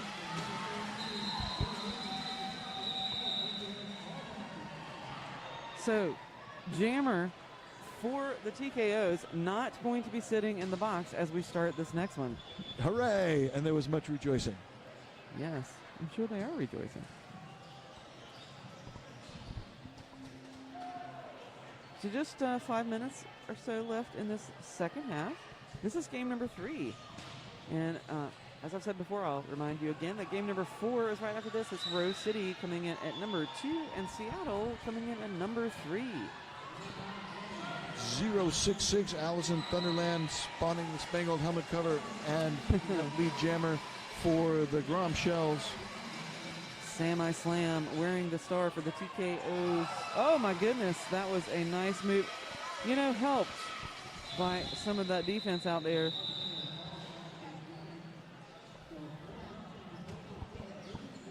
Four-point jam. Santa Cruz has put points on the board in every frame this half. Wow. Put points on the board in every frame last half except for 3. For 3, okay. Because there were a couple of 2 no of those scoring last games. half were completely scoreless. Right, exactly. There at least 2, right, were completely scoreless. Yeah. Alrighty, Speed Demon is got the star on again for Santa Cruz.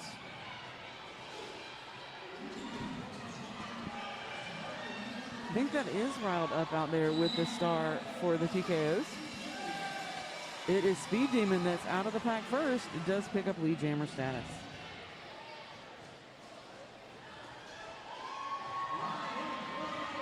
Yes, that is riled up. I don't think riled up has worn the star off. Nope, the first line, time, right? first Okay. time today. Even on a star pass. Yeah, I think that's also a wise decision. You know, Yeah. as a coach, you know, want to I did not have the time before the match to ask the coaches like who's graduating and things like that. Right. But I'm sure that that's going to be a consideration getting in, you know, at this point of the game. You want to make sure that that the skaters who are not going to have a chance to skate as juniors anymore get to make the most of their opportunities. Absolutely. All right, jam number 22 is underway. Kronbaum has picked up lead. Slamby is the one with the star now because of that quick pass off from Cinderella, and so that will force the call off there. 4 points on the board for Santa Cruz. We're ticking down to about 2 minutes and 30 seconds left in our second half. West Coast really taking advantage of the star pass this half. The first half they had passed it twice. In the second half they've passed it 6 times already. I'm glad to see them use that strategy because they're really good at it. I mean, they are very fast. They just pick out the pivot, and the pivot and the jammer communicate really well, and it's been successful. Sometimes in a game like this, you know, it presents an opportunity to work on that particular skill set that maybe you hadn't worked on before. That's Skull Crusher out there, number 666 for the Grom Shells. Oh my goodness! It's Shellbreaker on the inside lane, passing. Wait, who was the who? That was a good. I'm sorry, I was so enamored with that whole race coming out of there. So that was scoreless, right? It was. And as 666 Skull Crusher got out there. All right. Whew. Points coming fast and furious. So our first mutually scoreless of the half, our fourth scoreless of the game. And who's out there now? I got to get him entered in my book. Awesome Sauce. Awesome Sauce. That's the first time Awesome Sauce has had the star on. Cinderella has got the star on for the TKOs. Well, they're just trying to run down the whole team, and that's an awesome strategy. Yes. Awesome Sauce. I heartily approve. It's Awesome Sauce is what it is. There's Awesome Sauce out. Picks up the 4 points. Fortunate that knockout didn't complete the block because way out of play there. Yeah. That was Snow Fight that was out of play. Another 4 points on the board for Awesome Sauce. Star's been passed. Yes, that's, yeah.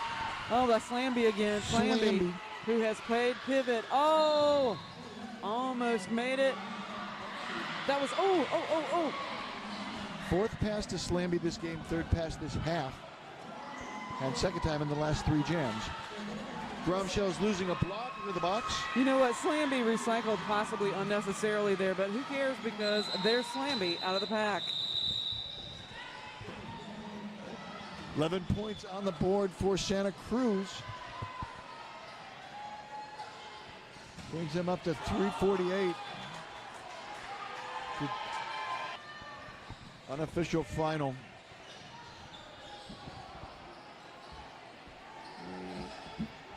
Calculating all of these.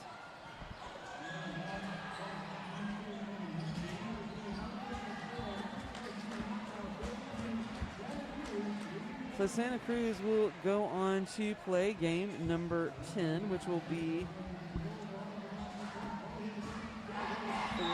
fourth game tomorrow. We will see in our next game who will play Santa Cruz in our game tomorrow. Yeah, the stats in this really don't add up. They add up exactly the way that you would expect them to. Santa Cruz got 50 out of 52 lead jams. West Coast only picked up lead jam once. They didn't pick up lead at all in the second period. They did pick up a lot of star passes. They also increased their jammer trips to the penalty box as they were trying to get back into the game. Yeah. But you got to give props to Santa Cruz here. Really great scoring all around. Really great team play. Yes, really great communication between everyone out there, and the blockers really able to open up the track for the jammers to get through. So the jammers make it look like super easy, right? But the blockers are the ones who are keeping the lanes open and getting the jammers out. Certainly want to give props to West Coast because they have put up some really incredible tripods out there and held up Santa Cruz and made them really work for those passes. So you can see from your score sheet that there weren't many there were several high-scoring runs. Yeah, but it was four and Yeah, quick. four, they four, weren't four, racking up the right? points in the multiple scoring passes, or at least very seldom more than 2 scoring passes. Yes.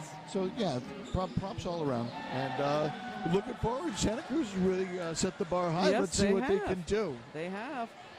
Thank you all for joining us as well, and we hope you will come back for game number 4. Yeah, who's coming up next? That is Rose City and Seattle. Ooh, that'll be a good one. Yeah. Stick around.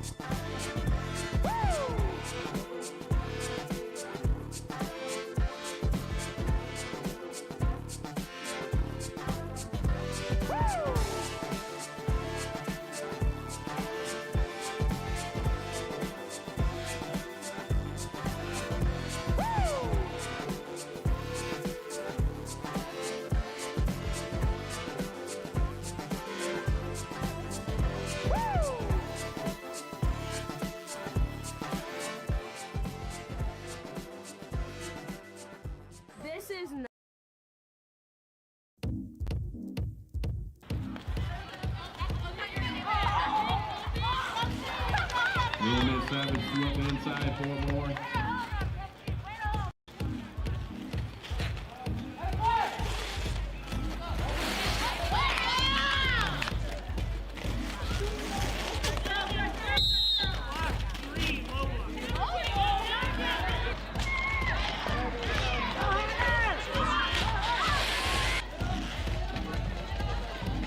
They're taking a tunnel right back up again.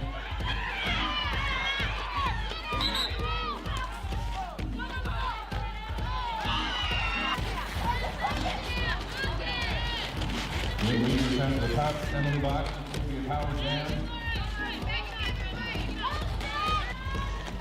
Down to 3 more points.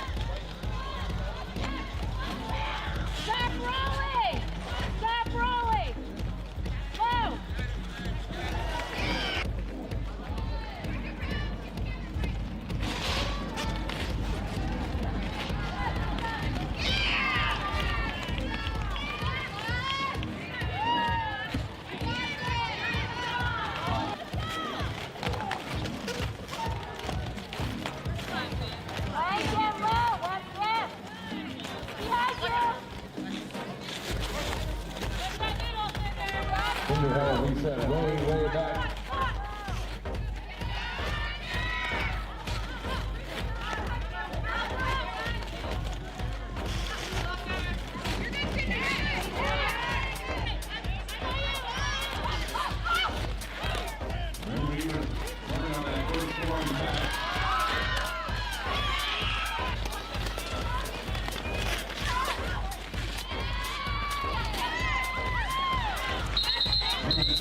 Another 4.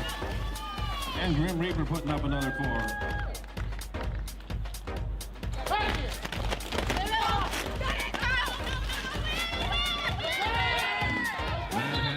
Jamming for the Pixies, Matt Hatter, lead jammer.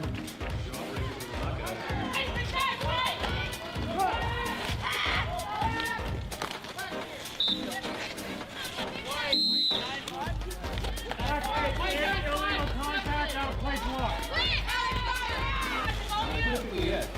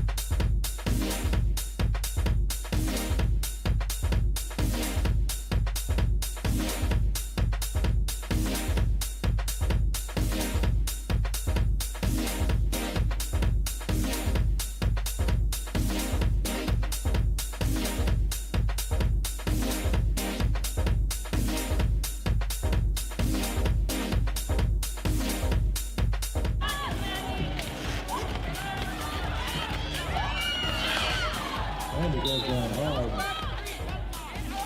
It's a headlock.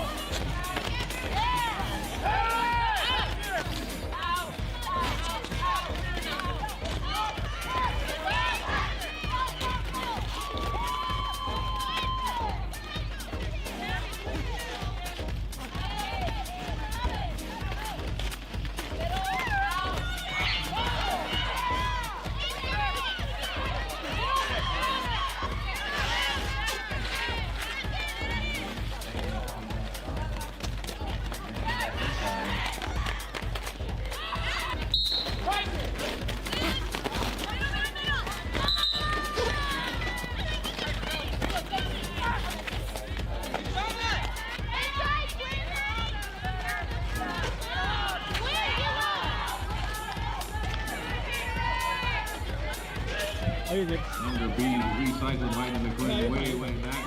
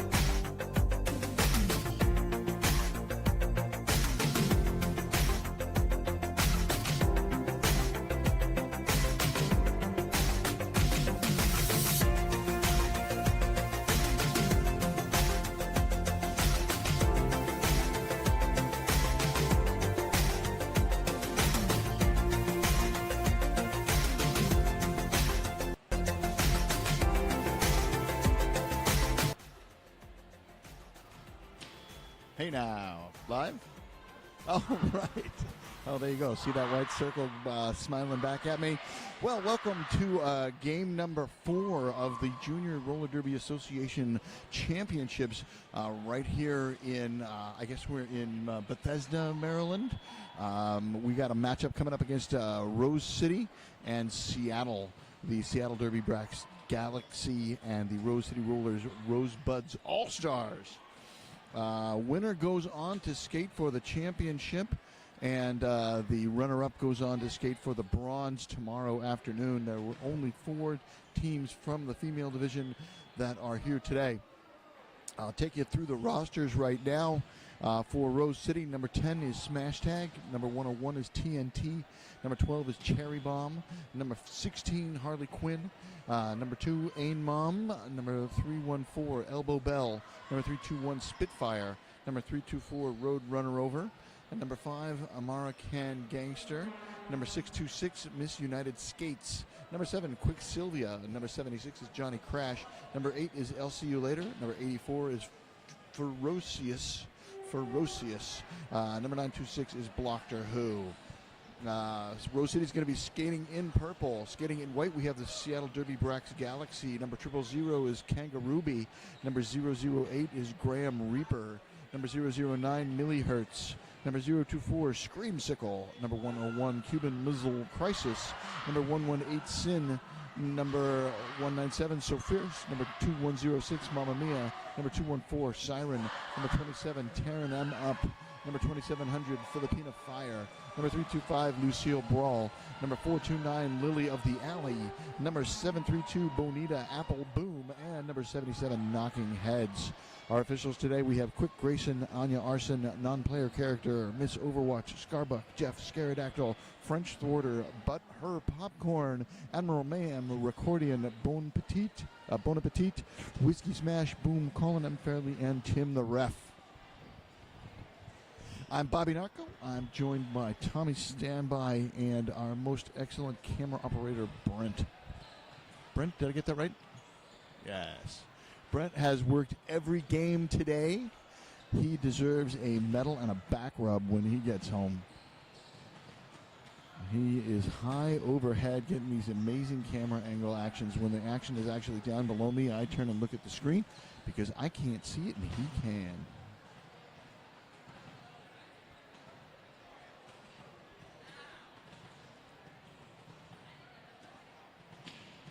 Action was a little bit delayed today. We had a leaky roof.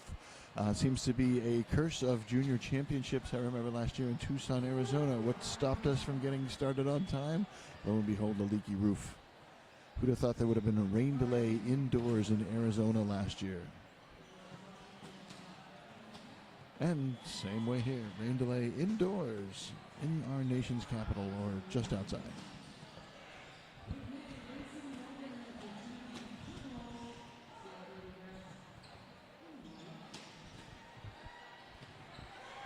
The mellifluous voice you hear over the house PA system, if you pick it up over your speakers at home, is the one and only Rippy Longstocking. She and I just called a game together.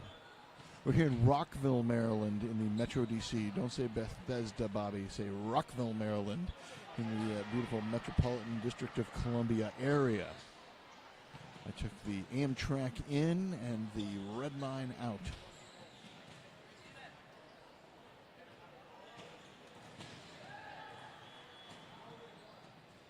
Venue is, like I said on the last broadcast with Rippy, well suited for this particular tournament.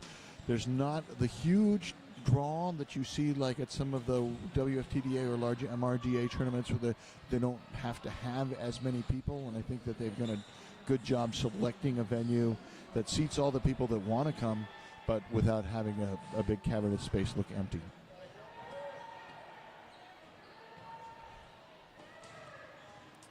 We have seating on 2 tiers, seating over the action, which approximates the view that you're getting throughout most of the day. And then there's also some seating on track level. All the merchants and stuff are below the catwalk that we're on. selling the usual Derby gear. I don't know if you saw in the intro, I'm wearing one of the T-shirts that you can get here. They did a quick turnaround. They got my name on the back and everything. You could probably ordered those online, and I'm sure that the proceeds go to support the Junior Roller Derby Association or some good cause.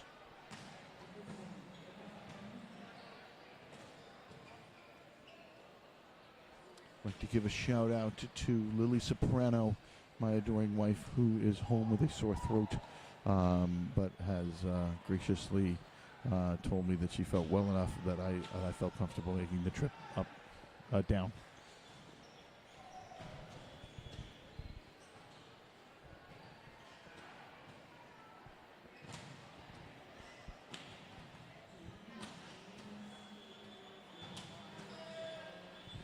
Boom doing some track maintenance before we get started. I know gear checks have been done. Not quite sure what the cause of the delay right now is. The teams are ready to go, conferring with their coaches. From the program, I have the coaches of the Rosebuds All-Stars as Blitz, Hetty, Rolls, and Bling. And from Seattle, I have the coaches as Vito Buckner, Lacey Ramone, Alora Green, and Luke Smith. So shout-outs to the coaches of these respective teams.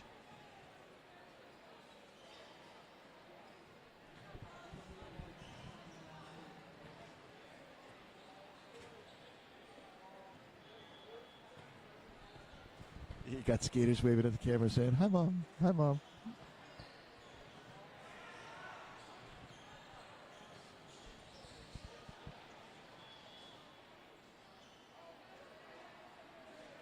They really are doing a good job policing these lines. Now they've got the inside line being tended to. Isn't that our tournament head official out there in a three-piece suit fixing the track? Everybody pitches in.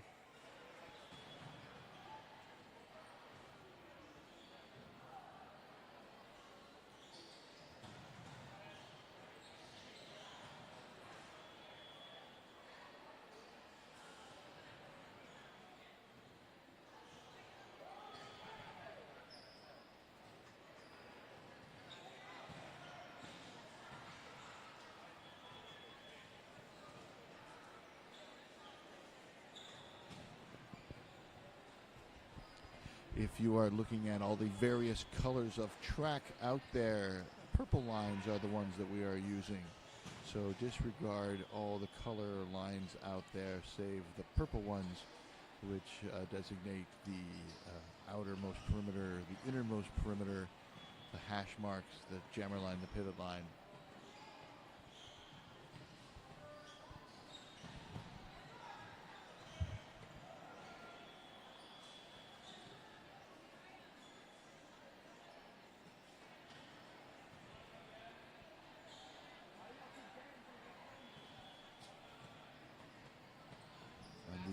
Concentric but not coaxial ovals. They have the same center, but they don't have the same axis, and that creates your bottlenecks in turns number 1 and 3, and creates the open spaces of track in turns number 2 and 4.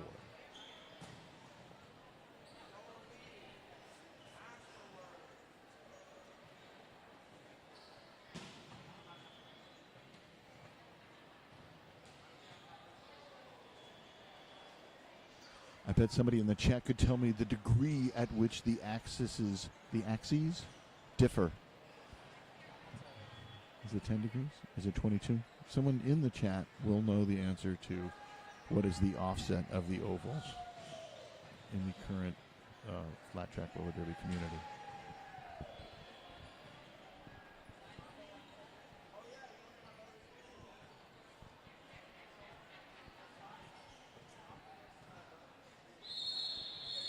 All right, a long swooping whistle is designed to call the skaters to the track, and it does so. Rose City heading out there first. Looks like, unless there's a little switcheroo, the first jammer in purple will wear the number 8, and that will be Elsie later. And that looks like 71? 77, knocking heads out there for Seattle, unless I'm mistaken. Oh, I am mistaken. It's 27. That's tearing them up. So tearing them up for Seattle, and I'll see you later for Seattle. And here we go. Just like that, the match is underway. White controlling the top of the pack. Purple controlling the bottom. Lead jammer is assessed to Rose City.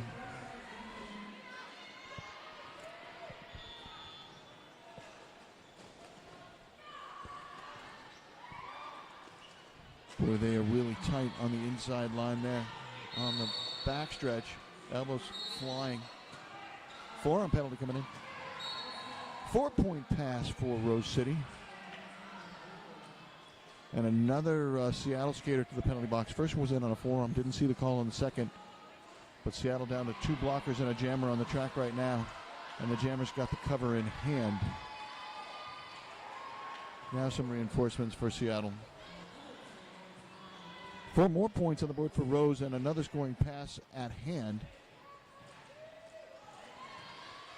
LC now setting the mark high. 3 full scoring passes, not done yet. 40-some seconds left in the jam. Star has been passed now to number 2700. That is the Filipina Fire. Initial pass has yet to be completed. Penalty coming in. It's a direction of play. That's going to send number 27 on the white team to the penalty box. That's tearing him up, the former jammer, to the penalty box on a direction of play. Apex jump to finish off a 4th scoring pass. Is that a 5th scoring pass? It's a 5th scoring pass. How about that? 20 points on the board for Rose City in the first jam, setting the high score. First lead change, as often happens in jam number 1. Seattle held scoreless, both the jammer and the pivot turned jammer. And here we go, heading into jam number 2. That is a Seattle jammer that starts with a 3. That can only be Lucille Brawl from 325. And the rostered skater that has a 3, but lead jammer goes to Rose City. That's number 324. Yeah, 324 versus 325. And Rose City picks up the lead. That's Roadrunner Over. Roadrunner Over tries the apex that gets forced to the inside. Call off. No points, no points, nothing. Scoreless jam, did not stick the landing. We do have a jammer to the penalty box, though. So Seattle's going to start the next set of whistles with their skater, with their jammer in the penalty box. It'll be a power start. Did not see the call on the Seattle jammer. Number 16 on the line for Rose City. That's going to be Harley Quinn. Seattle still looking for its first lead of the game.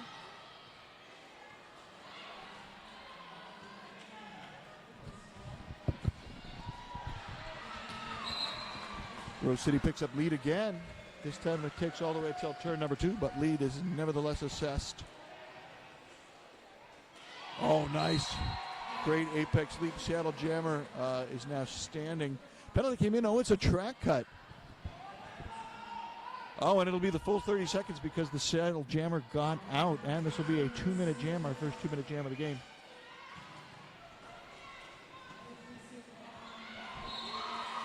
But the Seattle jammer had been released before the Rose City jammer sat down.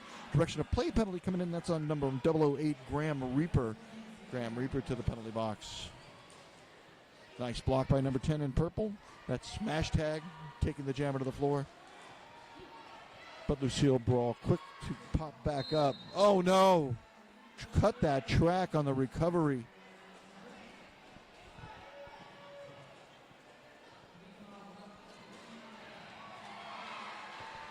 So let's see what's going on the track. 4 points on the board for Rose City. No points on the board.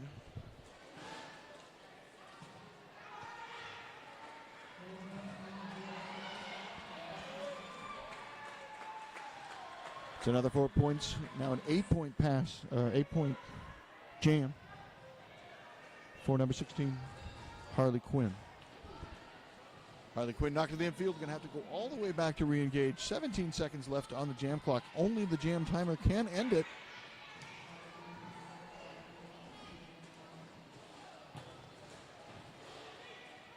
Keep on skating. They are stopped up at the narrowest part of the track in turn number 3. Seattle gets their first points of the game, and time goes by, but let's get these tallies in. Total of 11 picked up by Rose City, brings them to 31. And 4 points picked up by Seattle brings them to 4. That's their high mark of the game. And out on the jammer line now. Pack starts off quickly. Number 77 in white. That is knocking heads. And white has lead. And who's white forced all the way to the back but has lead. Purple jammer is Quicksilvia.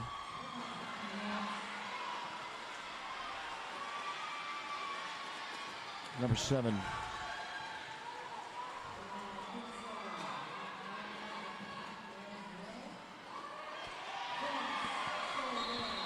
And Seattle hits it and quits it. Let's see what their tallies are.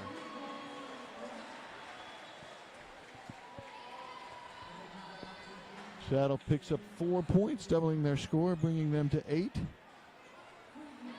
And holding Rose City scoreless. Heading into jam number 5, it is 32-8, a 4-to-1 scoring ratio. 1 point was picked up by Rose City in the last jam. That makes it a 4-to-1 scoring ratio. Now, who is jamming? We have LCU later on the line, number 8 for Rose City. And LC has lead, and that is number 024, Screamsicle, on the line for Seattle, getting forced back and now re-engaging. 4-point pass for Rose City.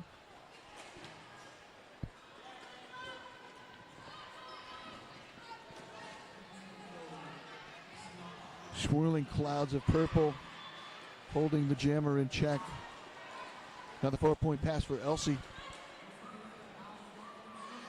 It's just a maelstrom of purple jerseys down there, giving Screamsicle really no options. Everybody's taking a turn in the blocking rotation to hold that jammer back. Even the jammer's getting in on the action now. Elsie threw for another points after throwing a couple blocks. That's 12 points. That's not the high mark of the game. 2 jams shy of the high mark of the game. But it's Elsie's own high mark. Finds the inside, a little skip over the extended leg of 2106 Mamma Mia for another 4 points. This 4-point pass will tie her own record for the high mark of the game set in jam number 1. And challenges that wall right in the middle. White jerseys now taking a turn. Multiplayer coming in. That's number 008, Graham Reaper, on the multiplayer. Another 4-point pass. There's 20. Elsie has matched her own high mark for the game, going back for more. There's 2 more, 3 more, 4 more, calls it off. Pick 56 points. Did Seattle pick up any? They did not. They remain at 8. And there is a stoppage of play. Timeout to the team in white. Timeout Seattle. Going to freeze the clock with 21 minutes and 15 seconds left to play.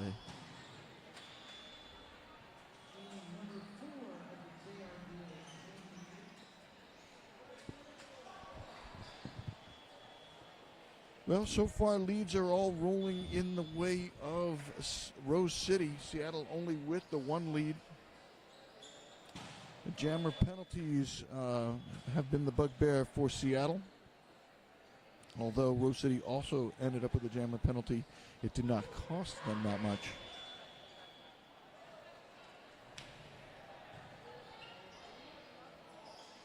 The nice fans out there on the infield, the referees keeping themselves cool.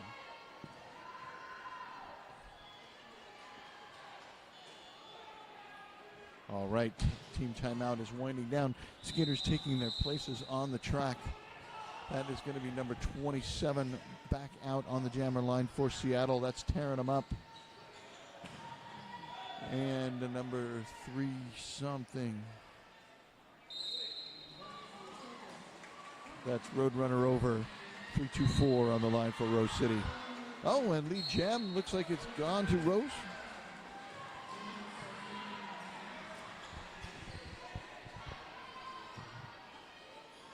One blocker standing for Seattle, one blocker sitting for Seattle. Portland, Rose City at full strength. Forearm penalty coming in. Another Seattle blocker heading out. Portland still at full strength. Seattle's jammer through, and so Rose City will call off the jam and add 8 points to the tally, making it 64-8. Squaring the score of Seattle.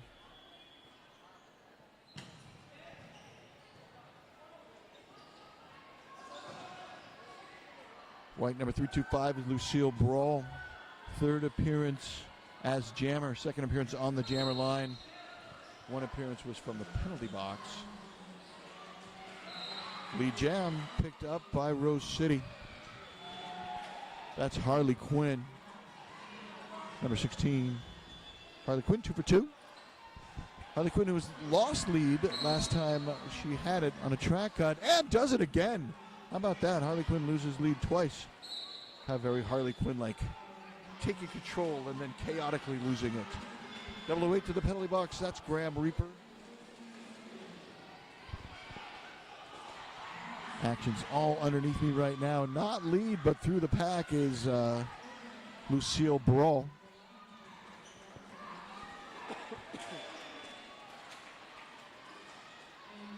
Getting some help on the inside. Oh, nice.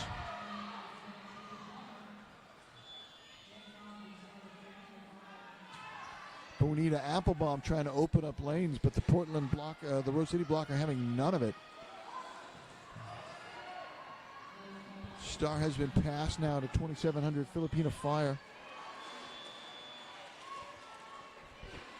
And Rose Jammer is back on the track. Second 2-minute jam of the game.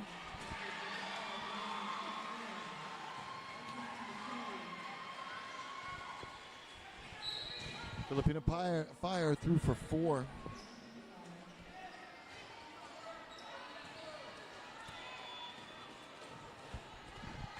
Some more seconds left to go.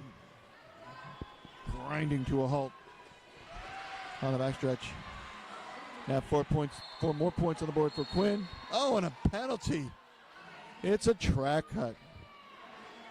Track cut on the pivot turn jammer 2700 Filipina Fire. So it's going to be a power start heading into the next jam for Rose. Let's get those point tallies. Total of 6 for Rose, brings them up to 70. And 4 points for Seattle matches their high score and brings them up to 12. And all 4 of those points are attributed to number 2700 Filipina Fire. All 4. It's one scoring pass. That scoring pass is attributed to Filipina Fire. And Filipina Fire will be the jammer of record heading into the next set of whistles, going up against number 321 Spitfire. First appearance on the jammer line for Spitfire. Unless I'm reading it wrong. Nope, I'm reading it right. That is a back block on Spitfire. That releases Filipina Fire, but Filipina Fire took a little convincing to go. And already 321 Spitfire back into play.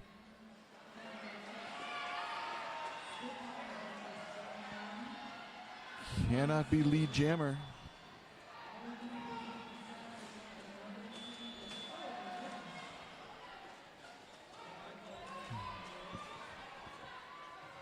Filipina Fire can, but not anymore. Now there's 2 pivots on the track because she took the star off and has the pivot cover. Now took the pivot cover off. Star pass to number 27.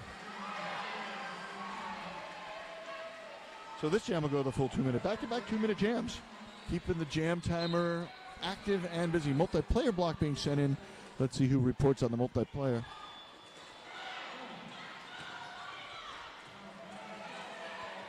That looks like number 429 on the multiplayer. Lily of the Alley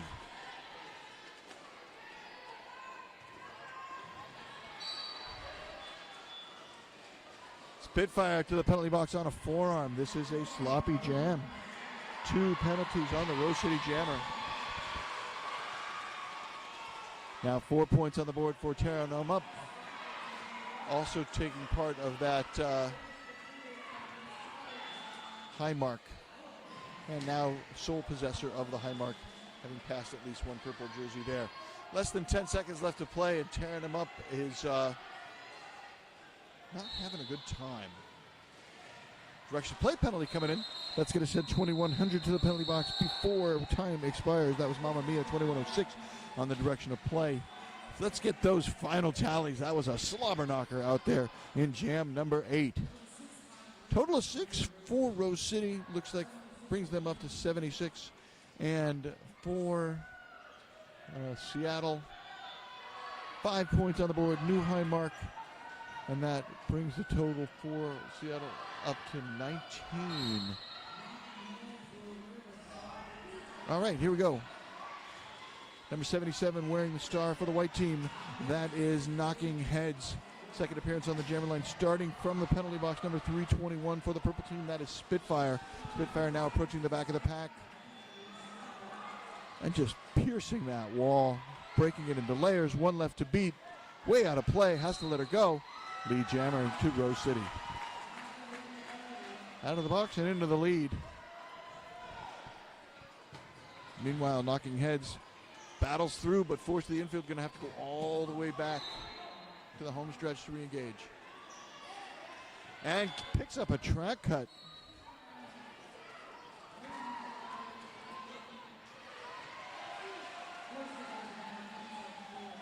Rose City blocker also picking up a penalty. Didn't see the call.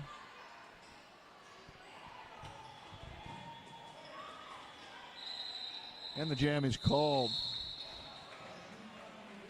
But not before points are put on the board. Total of 5. Brings Rose City up to 81. And we have an official timeout. Going to stop the clock with 13 minutes and 57 seconds left to play.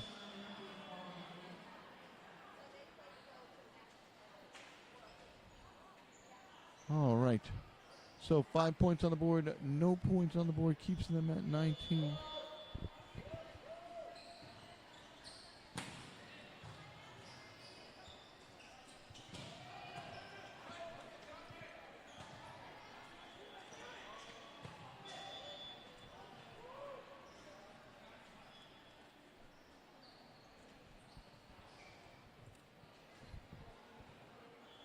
Not sure what they are conferring about. We'll keep our eyes on the score, which is currently showing 81-19, the clock. And to the best of our ability, the penalty. They have an interesting system up here.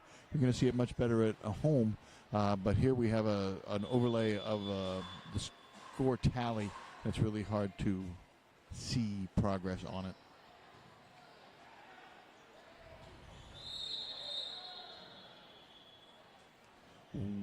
They are taking advantage of this official timeout to also tape down the track in turns number 1 on the outside.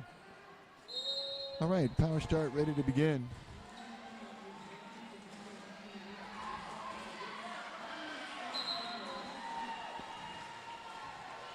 That is 3-2-4. A road runner over, picking up lead for Rose City. And now the penalty box empties out. Both teams back to full strength.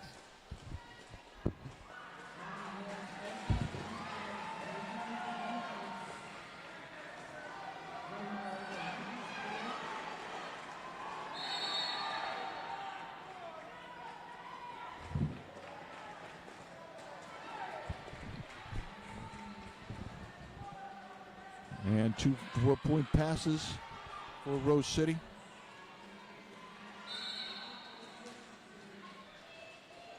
Direction of play penalty coming in.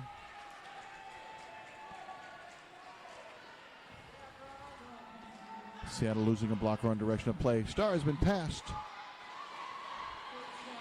to number 214. That's Siren. First time Star has been passed to Siren. Oh, and a track cut picked up by Siren.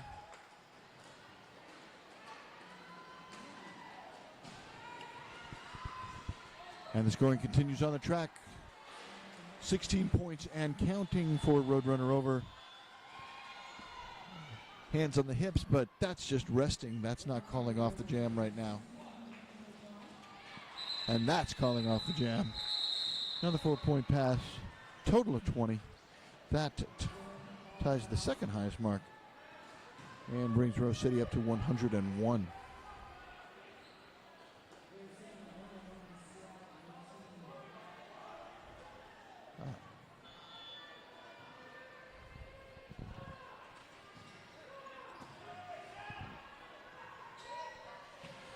Power start now for Rose City. That's number 16 going to take advantage. Starting from the penalty box is Siren.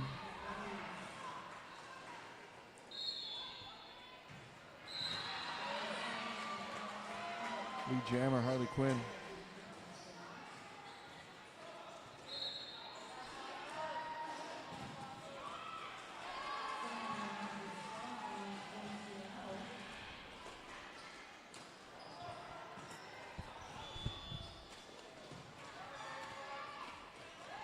Leap over the inside. Harley Quinn picks up another 4 points.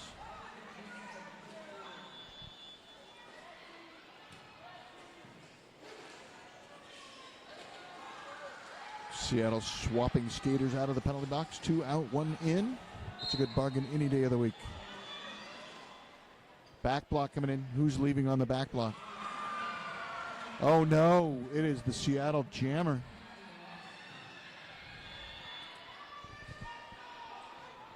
So power jam. 16 points for Harley Quinn. Oh! Wow. Weathers that big hit for number 101, Cuban Missile Crisis. Forces the call off. 19 points, though, on the board for Rose. That's nearly 10% of their score. And that's back-to-back jams with a 20 and a 19. Seattle sitting at 0, keeping them at 19. So it's roughly a 6-to-1 scoring ratio. Something is stopping play. It's an official timeout, freezing the clock with 10 minutes and 11 seconds.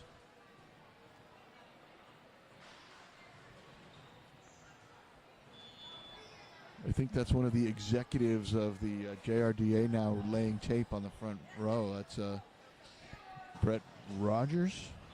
He's a big wig. He's somebody important in the JRDA. He's lending a hand out there.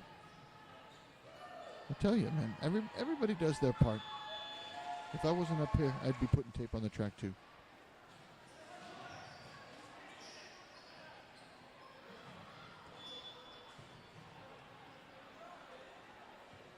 Do we have a list of the JRDA Mucky Mucks? Is that in the program? No. There you go. All right. Looks like things are approaching playable again.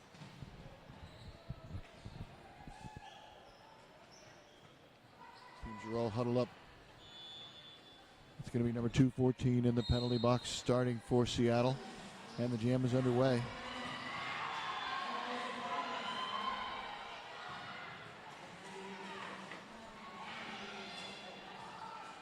That's number 8 in purple. I'll see you later. Picking up lead jam for Rose.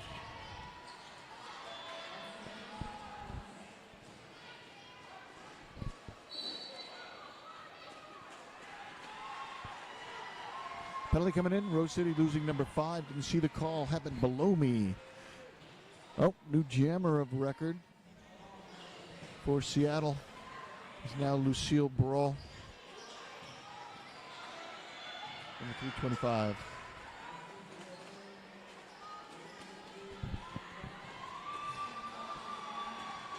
And Lucille Brawl scores 4 more. Scores 4. Elsie and Lucille. And the jam is called. Total of 7 picked up by Rose. Total of 4 picked up by Seattle. Makes the score 127-23.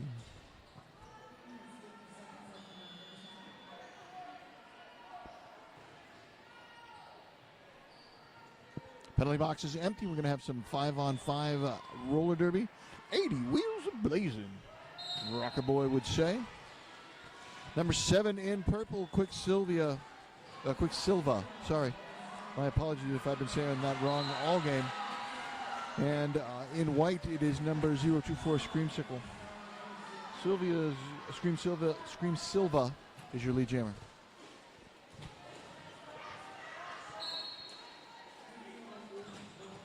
Direction of play penalty coming in.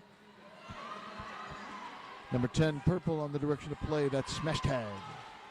Oh, also a Seattle blocker. No pack. Pack reforms. No penalty assessed. 4 more points for Quicksilva. Screamsicle now out on the initial.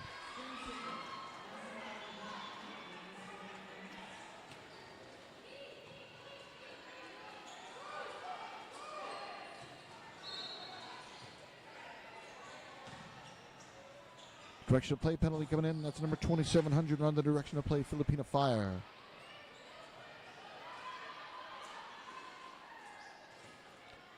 Stalled out in turn number 1. And strung out all the way across the apex.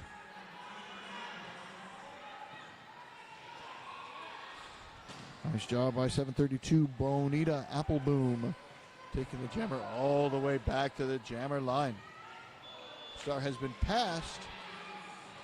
732. Is there a 732? There is. Past a boom.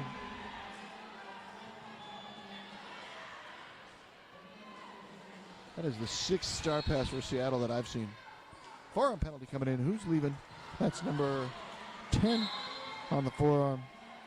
Smash tag. Track cut right at the end of action. So Seattle's going to be without a jammer yet again as Bonita Appleboom picks up a track cut. It's going to be the jammer of record for the next set of whistles. On the tallies, 8 points go up on the board for Rose City, brings them up to 135. And 4 points go on the board for Seattle, bringing them up to 27. Power start with Bonita Appleboom in the penalty box. And looks like number 32. No. 3-2-4. 3-2-4, Roadrunner over, jammer of record, picking up lead for Rose City.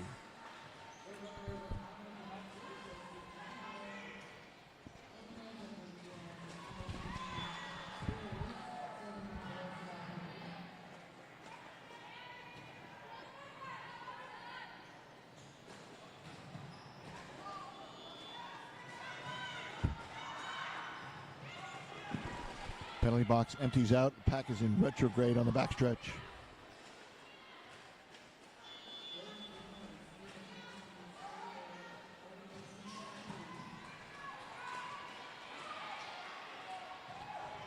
A lot of struggling now. Scoring pass completed.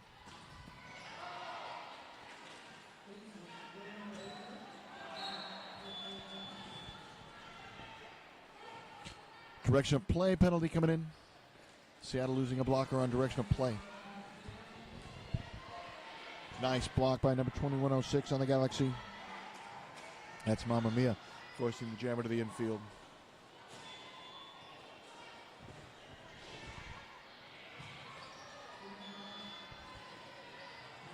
Braced walls. One blocker from Rose City is bridging. Direction of play penalty comes in. And number 732 is just gassed on the way to the penalty box. That's boom. Fortunately, the star has been passed. Number 27 is now the jammer of record for Seattle.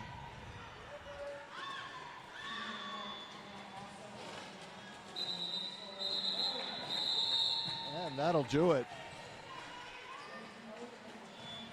2 more points for Rose City. Brings them up to 16. No. 2 points for Seattle brings them up to 29. And 16 points for Rose brings them up to 151. That was a hard jam. We got an official timeout.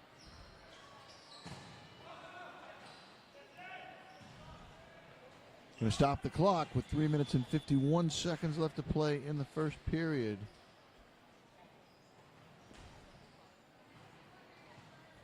Scoreboard showing 151-29. Rose City has been a freight train.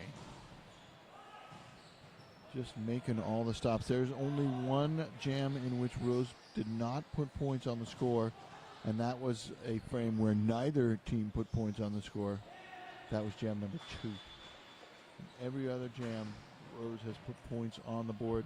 There's only one jam where they did not get lead. That was jam number 4, when number 77 Knocking Heads picked up lead, the only lead that Seattle has enjoyed in the game thus far.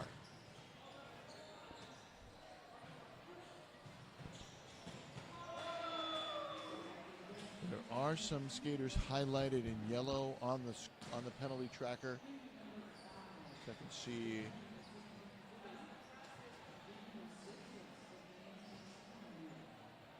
making sure all the information is correct that we bring you.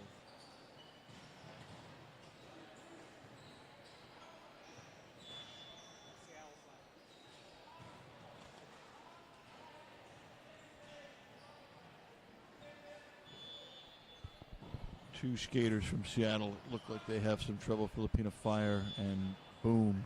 And then Boom's being taken off the track. Boom was the one who just looks exhausted. Another skater has gone to the penalty box, I think, to serve out Boom's penalty. I don't think Boom has fouled out. I think Boom is just gassed right now.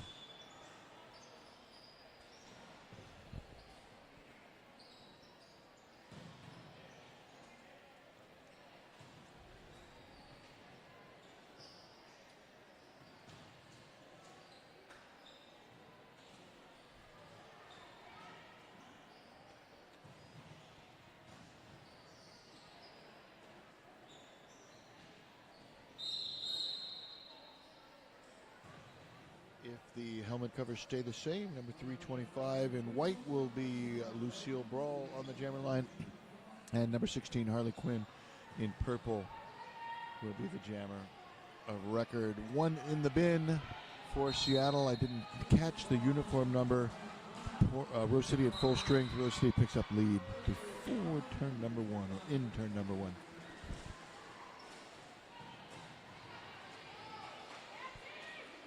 Nice move around the outside. Turn number 1 for a full 4-point pass. Harley Quinn.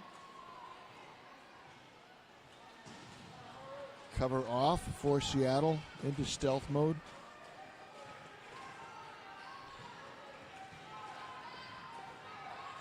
Harley Quinn having to battle, but now getting through.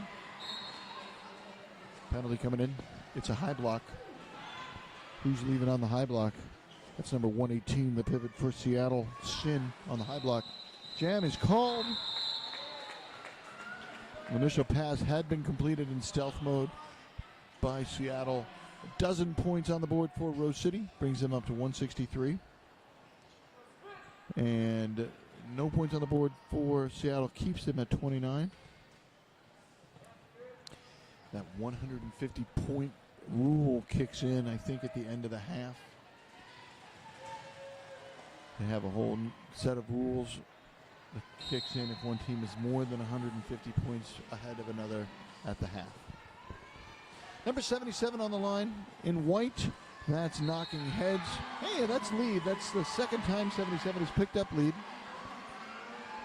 And Spitfire out on the line for Rosebud completes the initial. I'm getting schooled on what the rule is. Only if the other team has 25 or less, so this would not apply. Score can be run up.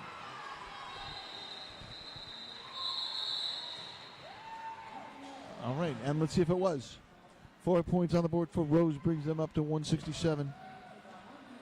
And 4 points on the board for Seattle brings them up to 33.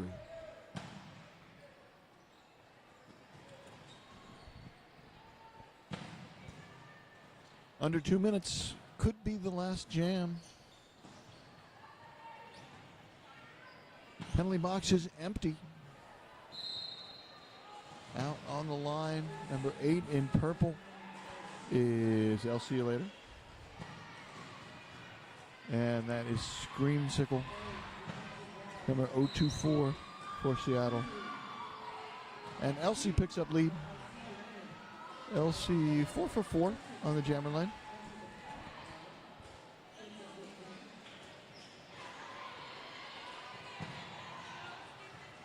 Put up a 20-point jam. Put up a 24-point jam. Put up a 7-point jam.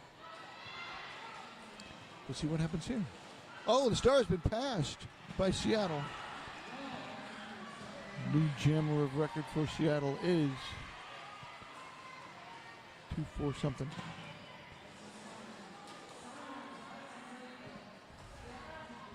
Siren 214.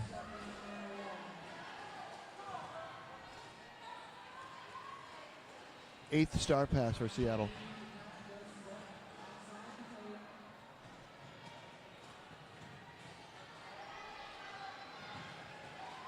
Nice block by number 10, smash tag.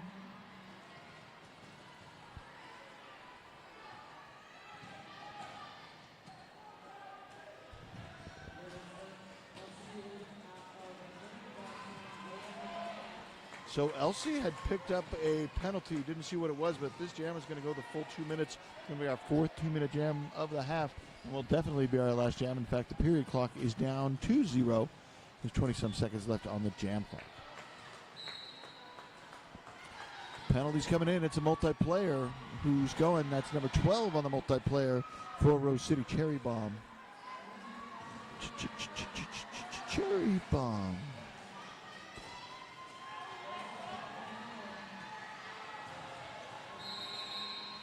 And 2 minutes ends the jam and the half. Let's see if... Oh, we do have coaches making their way out to the infield. They might want to register an official review. They have 15 seconds in which to do so.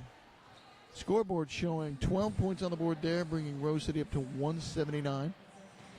And 4 points on the board for Seattle, bringing them up to 37. And only the second time this game... No, only the third time this game that Seattle has put points on the board in consecutive jams. So there is a Seattle coach out there talking to the refs. We'll see if anything happens in the next...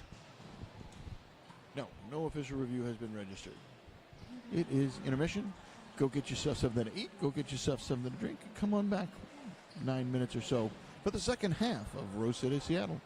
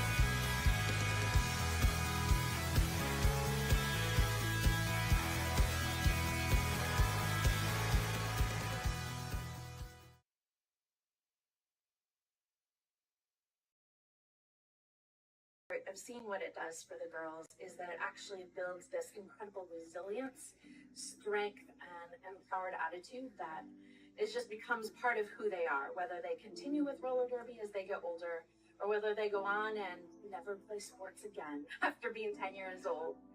When I told them that I play roller derby, they're like, don't beat me up.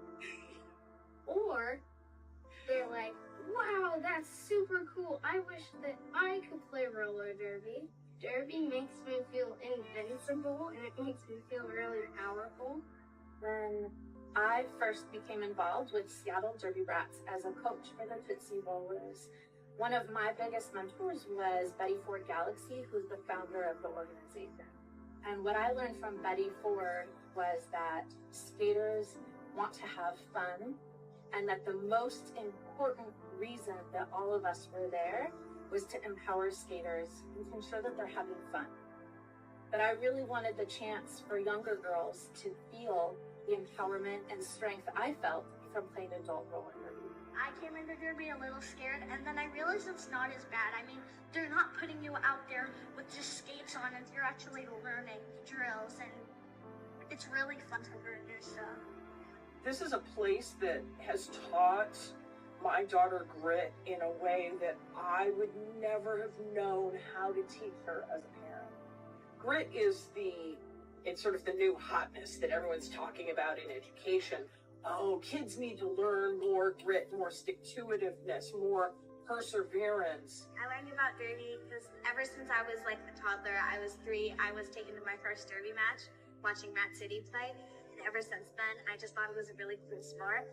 Another part of roller derby that I think is special, particularly for girls and women, is that it asks women to be aggressive, and it asks girls to be aggressive, asks them to push people, to really push their boundaries and be competitive, and that's not what our society tends to ask of women and girls. So it gives them experience with those parts of personalities that give them strength in new ways that they wouldn't get to experience otherwise. When you ask these kids about roller derby, they just see it as a positive experience. They just see this whole contact sport that girls get to play and be celebrated in. That's fun and engaging and exciting. There was always an answer for everything. It was really well organized, and it was all about empowering all of these little girls and all these people just to go out there and be phenomenal. They're very supportive, and they know how to make you feel better and lift your spirits, and it just, at some point, it felt like a family, and then a real family was in it, Like, the volunteers here are so loving and will help any skater with anything, whether it's a broken skate or family issues, or they're just always there for you. Everybody's super supportive. One of the draws for my skating roller derby were the contact nature and the fact that when you started, you would fall down and cry over anything. And so this was great at training you that not everything is a huge drama or a huge injury.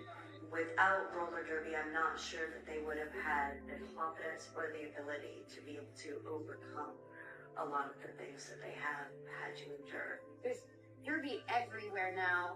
It's become a global sport, which is great. There's global junior teams, and it's just a great way to be connected with everybody. I feel like I have a lot more courage, and I feel like better about myself. Was valued, was celebrated, and she's now working out 5 times a week. She's able to play on this elite team that has these amazing athletes that she has found a sisterhood amongst.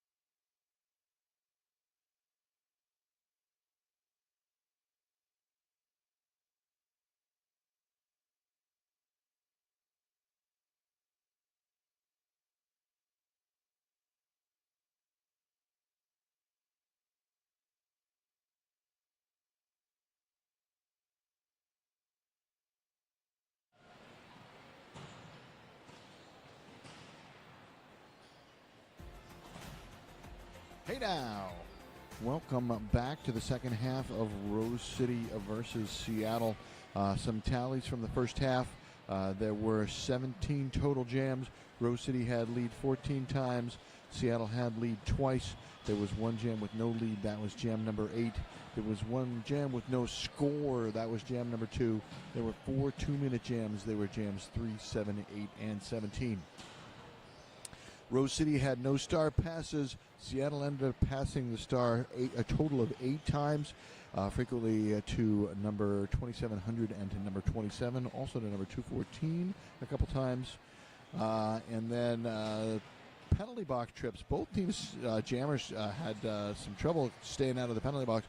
Rose City had 5 jammer penalties, and Seattle had 7 jammer penalties. So that is the tale of the stats, at least as quickly as I could cobble them together. Score is 179 to 37.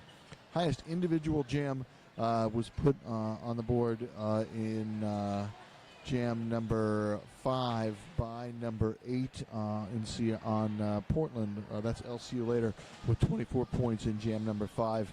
And the high mark for Seattle, I believe, was an adjusted score back from jam number 7, 300, number 325, no, number 2700 as pivot turned to jammer. Filipina Fire picked up 6 points in jam number 7. So that's the high mark for Seattle. It's number 2700, 6 points. Back in jam number 7.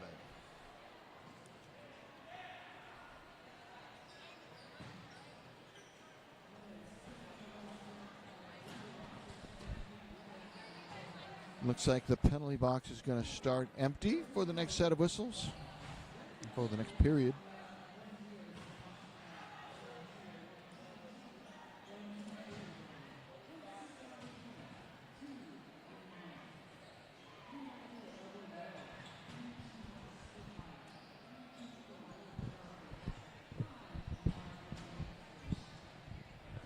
Although there's a disparity of scores similar to the last game that was just played in game number 3, the way that it's happening is very different.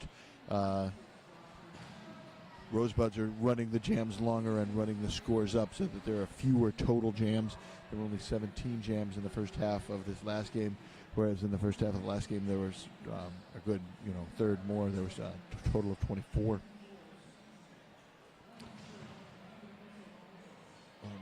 There were 28 in the first half of the last game. So, yeah, very different styles. In the last game, Santa Cruz was content to run the clock short and take small bites at the apple. And here, Rose City is taking much larger bites of the apple and running much longer jams, which in turn is giving Seattle the opportunity to pass the star more. So, different dynamic, even though you have similar scoring disparity.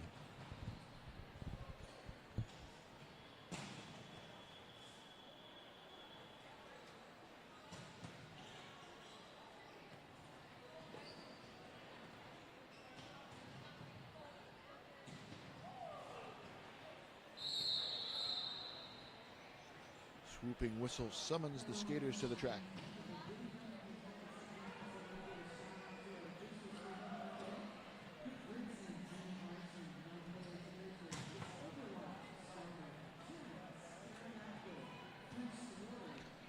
I think I might have said some of Rose's coaches' names wrong. My apologies. I was getting them out of the program. But they're Blitz, Darth Bling, Hetty, and Rosemary's Baby. So if I didn't quite get the full name out there for the Rose coaches, I apologize. And again, the coaches for Seattle are Vito Buckner, Laura Green, Lacey Ramon, and Luke Smith.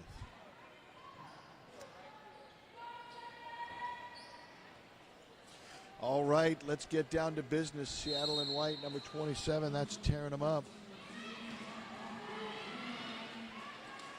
And for Rose City in purple.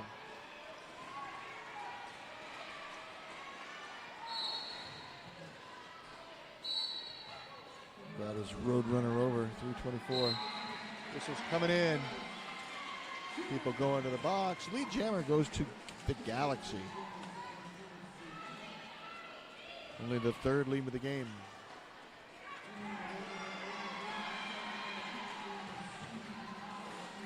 And Galaxy puts 4 on the board.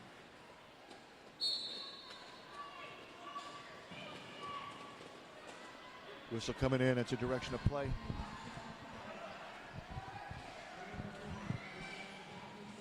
Now Rose City answers with 4 of their own. Perrin's going to call the jam.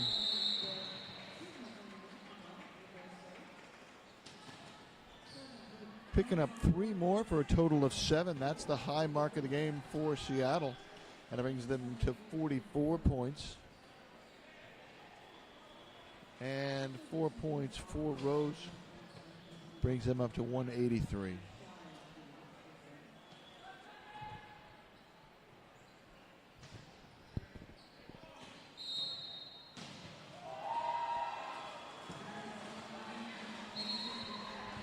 Nice move by Rose to pick up lead. That's Harley Quinn. But not in the lead, so the jam is called. 325 was able to get in front, so a second scoreless of the game. Also happened in jam number 2 of the first period. Was it those same 2 skaters? No, it was not. It was 324 versus 325 that time. So keeps the score at 183 to 44. Line them up, do it again.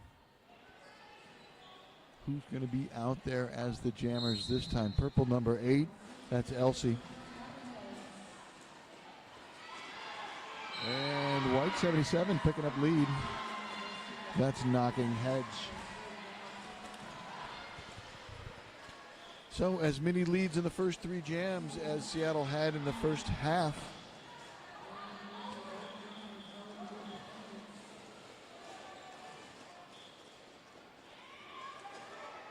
Down they all go. Jenga in turn number 4. No, excuse me, turn number 2.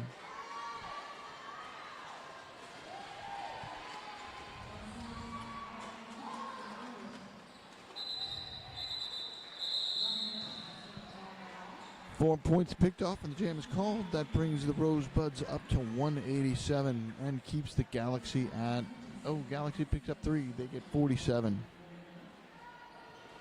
Picks up 3 on their own lead. Nice.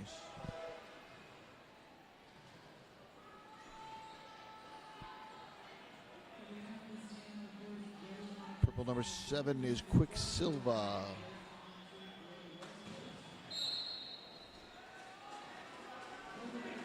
And white number 024 is Screamsicle.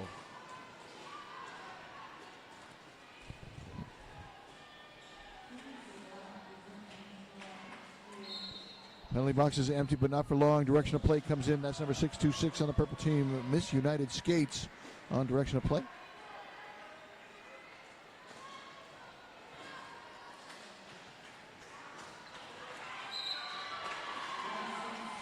The jammer goes to the Galaxy.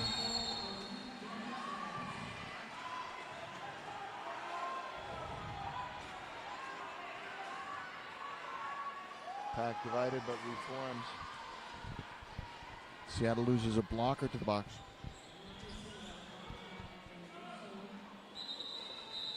And jam is called off.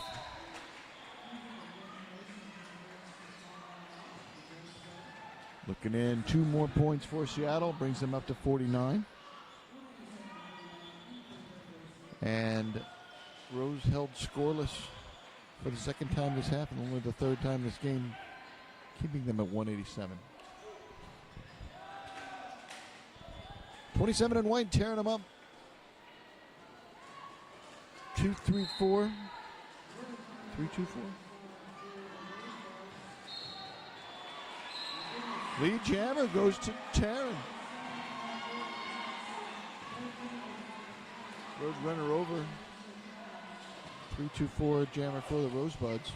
Has completed the initial. Hot on the tail of Taryn.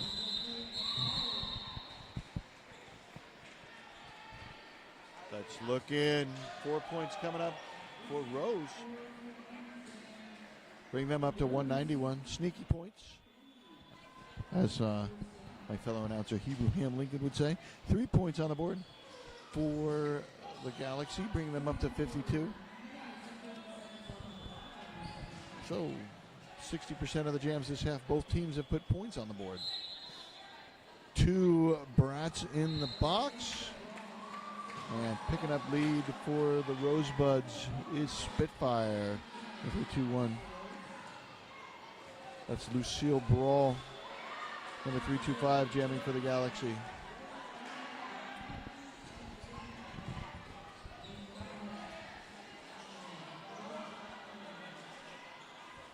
Penalty box empties out. Star.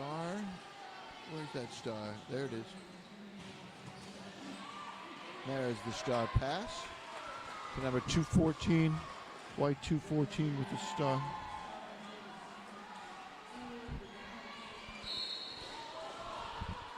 Forearm penalty coming in. That's purple number 5, American Gangster on the forearm. 008 also the penalty box. That was a direction of play. Another scoring pass, meanwhile, for Spitfire. That's 2. 3-2-5 to the penalty box for Seattle. Star pass finally completed. Helmet cover on. And the jam is called. Total of 12 picked up by Spitfire. That brings the Rosebuds up over the 2-century mark. No points on the board for the Galaxy. That keeps them at 52. 203 playing 52. 151-point lead. Roughly a 4-to-1 scoring ratio. 77 in white, donning the star. That is Knocking Heads. Knocking Heads has had some success. And that's number 16, Harley Quinn, back out on the line for the Rosebuds. Harley Quinn, a mainstay. Certainly making an early case for Jammer MVP.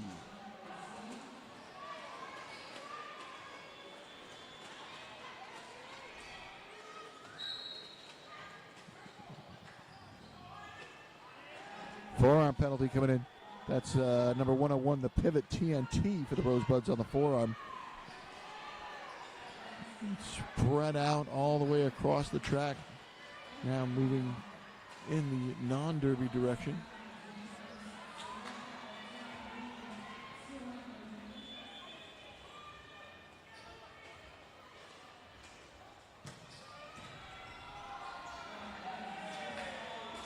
Look at how many skaters are packed into that dense an area. That is brutal out there.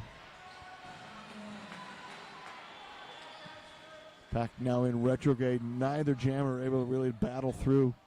Make a clean breakaway for the next set of scoring passes.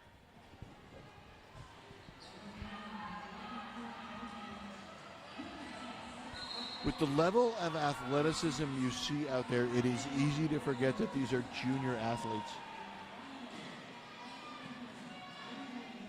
Harley Quinn finally gets lead. That took forever to establish. We're a minute and 40 into the jam before lead was declared.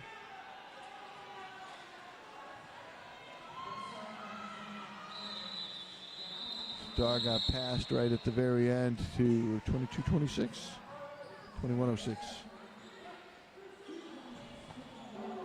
All right, and 2 points, a hard-fought 2 points on the board for the Rosebuds, brings them up to 205. 205 playing 52. Not quite a palindrome, but lots of numbers in common. 20 minutes and 31 seconds left to play in regulation. Penalty box is empty. Official timeout.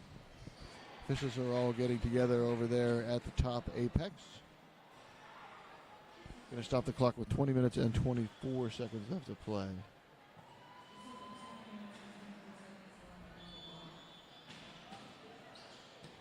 Thank you for joining us. Watching the 2023 Junior Roller Derby Association Championships. I'm Bobby Narco, flying solo on this adventure, but with the help of Standby and our cameraman, Brent. We're here at the Rockville Sports Arena.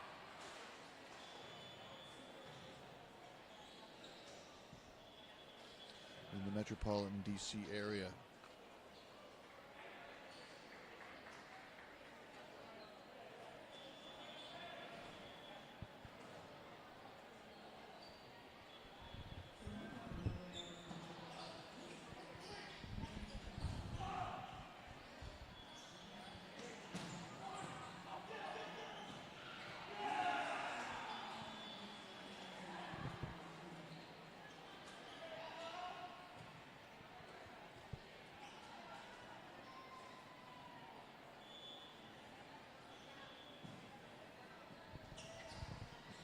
for adjustments.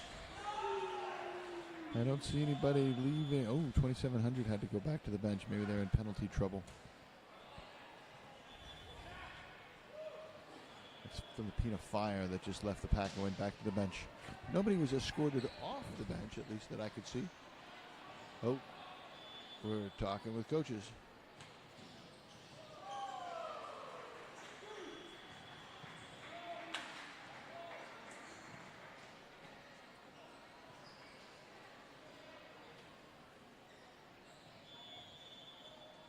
All right. Looks like everything's squared away. Still 2:05 to 52. Still 20-24 on the scoreboard.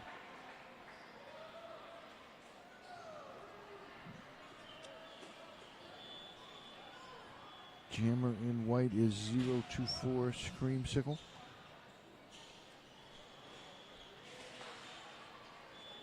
Jammer in purple is number 8. I'll see you later.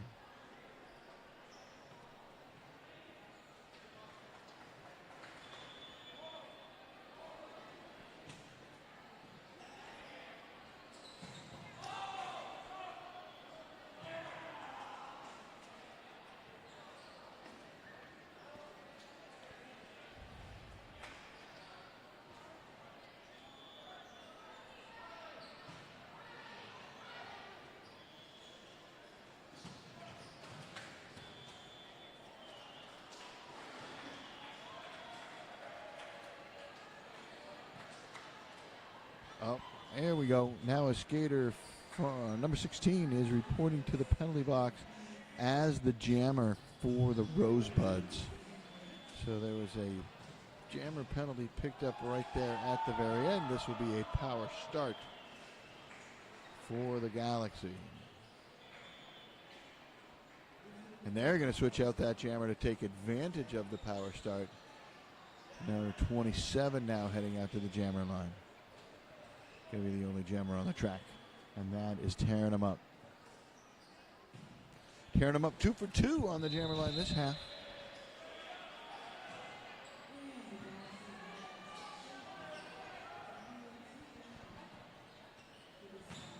Any way to figure out what that penalty was that was assessed at the very end there on number 16? Tommy can do it. I believe in standby. Believe in the power of standby.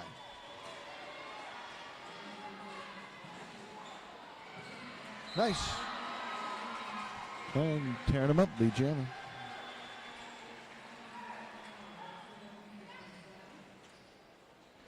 Misconduct, probably blocking a down skater.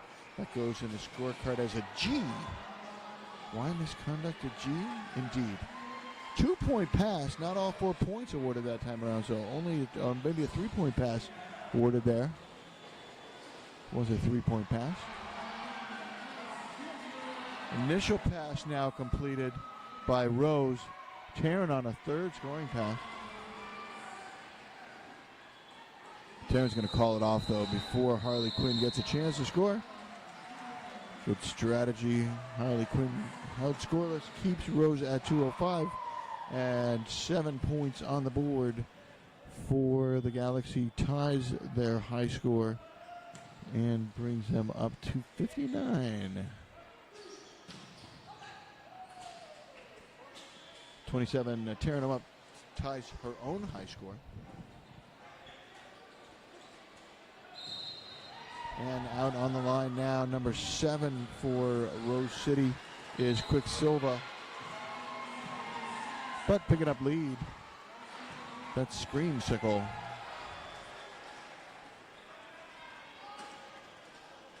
Zero 2-4.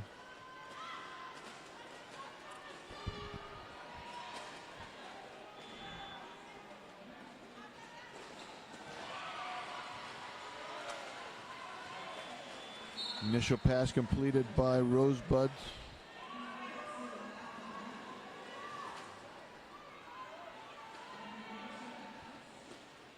Screamsicle trying to get through that wall. Finally coming up on the corner.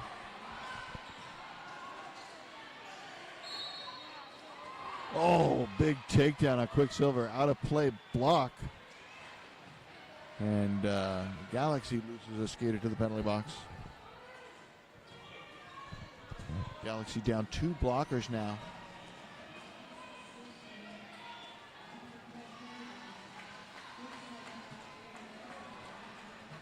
Screamsicle just bedeviled by purple blockers. Gonna call off the jam before Quicksilva could score another score again. 4 points on the board for Rosebuds brings them up to 209. 3 points on the board by the Galaxy brings them up to 62. So even though the Galaxy is getting lead, they're still losing the jams by a point or two. 32 out on the line in white. No, 325 out on the line in white. That is Lucille Brawl. And picking up lead for the Rosebuds, that's LCU later at number 8. Little penalty box exchange for the Seattle Derby Brats.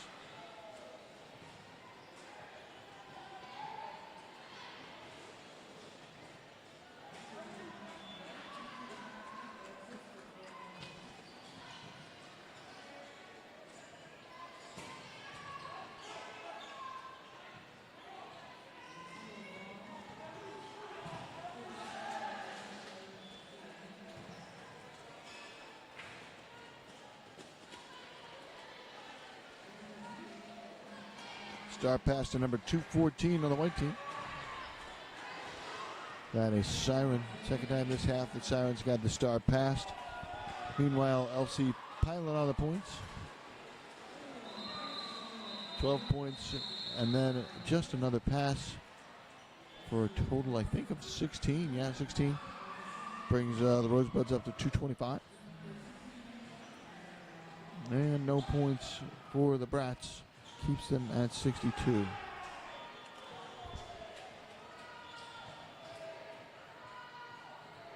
Well, the penalty box is empty, so we got all the skaters we possibly can out on the track. 77 in white is Knocking Heads. And 324 in purple is Roadrunner Over.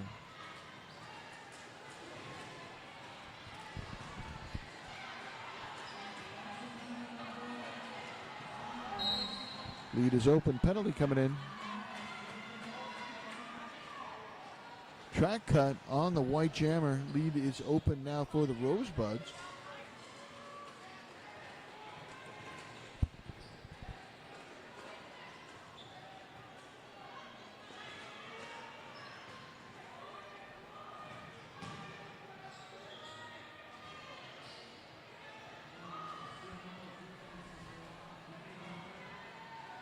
Pack now strung out.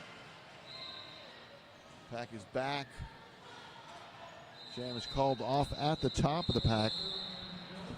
And let's see. Did anybody score? Is this another scoreless? So far showing as scoreless. Second scoreless of the half, third of the game. Keeps the score 225 to 62.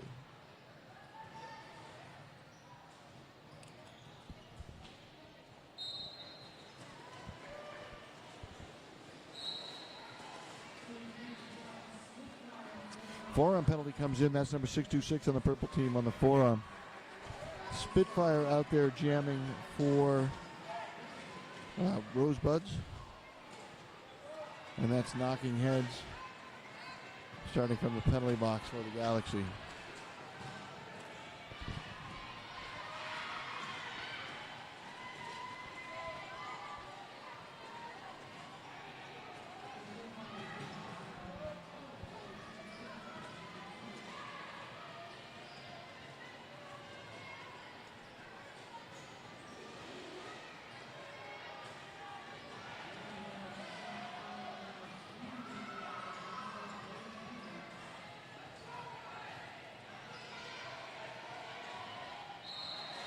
And there's lead. 1 minute in.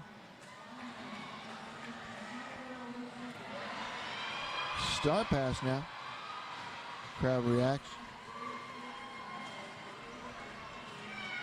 Pass to Lily of the Alley, number 429. And the jam is called.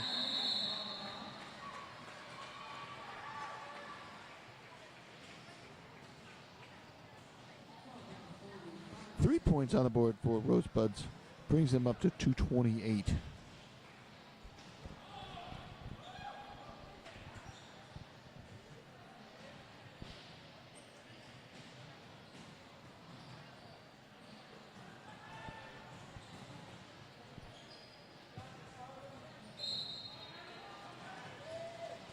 Number 27, tearing them up on the jammer line for the Galaxy. And Harley Quinn, number 16, on the line for the Rosebuds.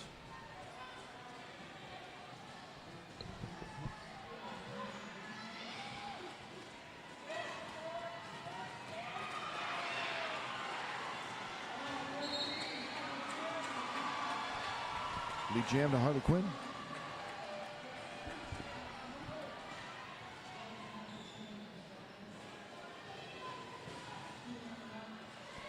Wow, threading inside, threading out, getting a couple of hit checks, but otherwise going through mostly untouched for 4 points. Star pass again for the white team. New jammer is Siren, number 214.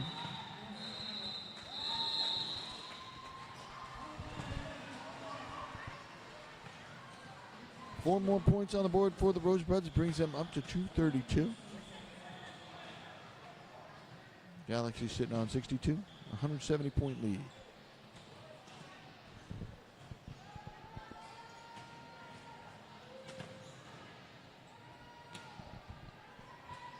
Quicksilver out there on the track as the jammer for the Rosebuds. And number 325, Lucille Brawl, on the line for the Derby Brats.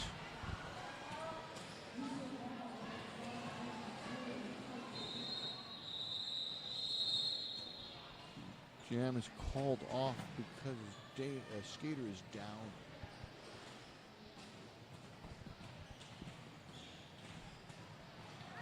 That's going to cause an official timeout, and it's going to freeze the clock at 10 minutes and 42 seconds. Props to the skater out there who immediately signaled to the referees to stop the jam for the safety of one of their fellow skaters was called into question.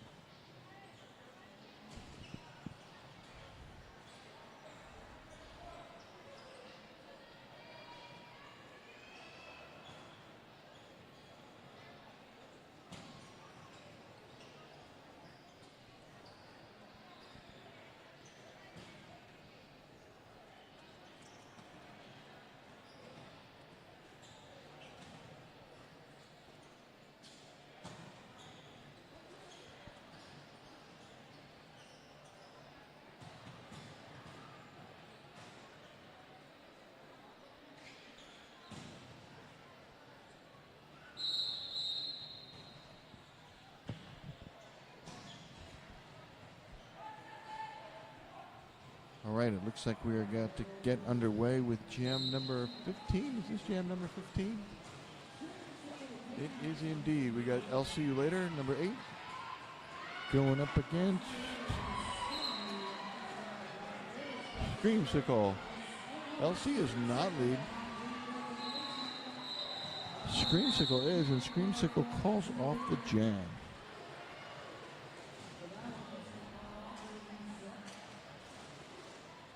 So yet another scoreless jam, keeping us at 237 to 62.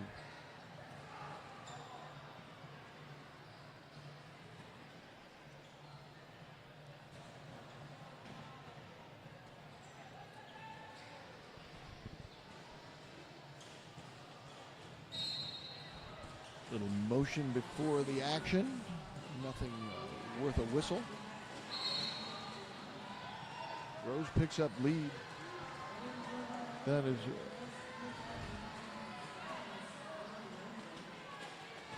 road runner over. 324.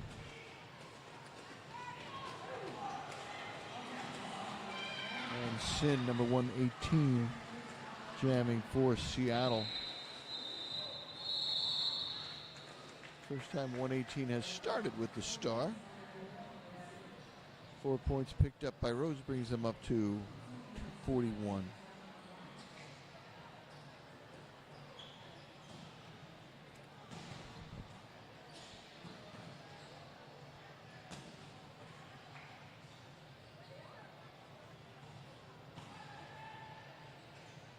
Penalty box once again empty.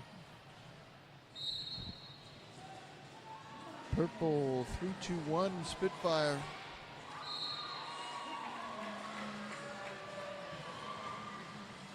Has picked up lead.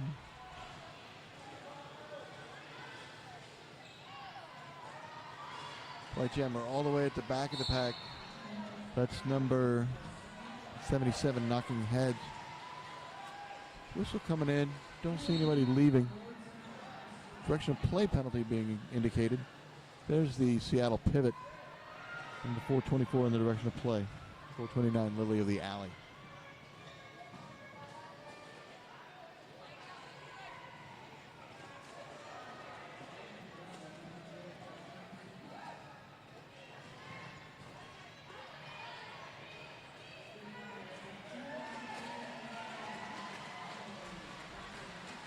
Spitfire through, second scoring pass.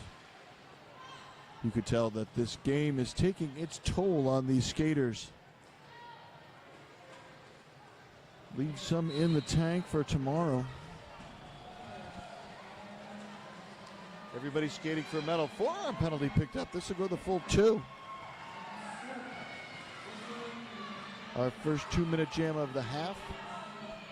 Our 5th 2-minute jam of the game.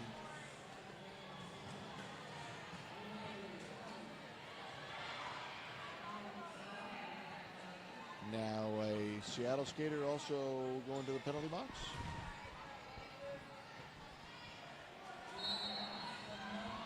Another penalty coming in. Direction of play penalty. Seattle losing another blocker on the direction of play.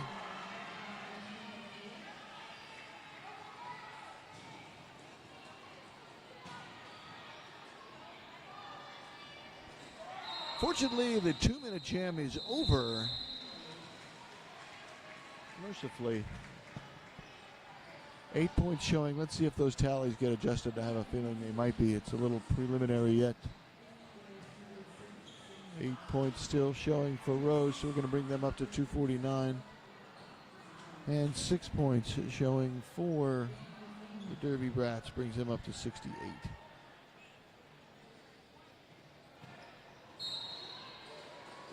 All right, here we go.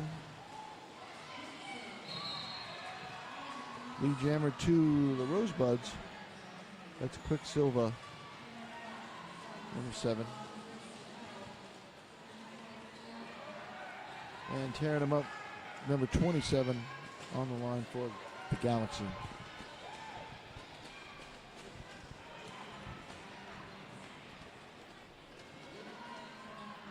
Penalty box is empty. Derby Brats at full strength. Penalty coming in. It's number 2106, Mamma Mia, didn't see the call. 4-point pass for Quicksilver. Tearing him up, being taken back to turn number 1. Quicksilver now second scoring pass. And through.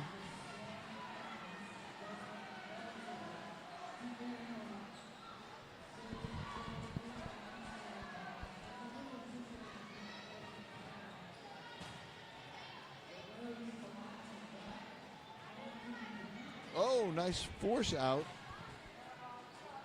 Good teamwork by Seattle, number 009. Really hurts.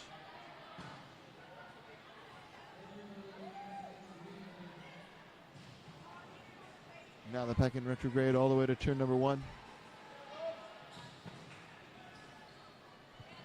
8 points so far for Quicksilver, none on the board for Taryn. And now we're backing up all the way to the backstretch.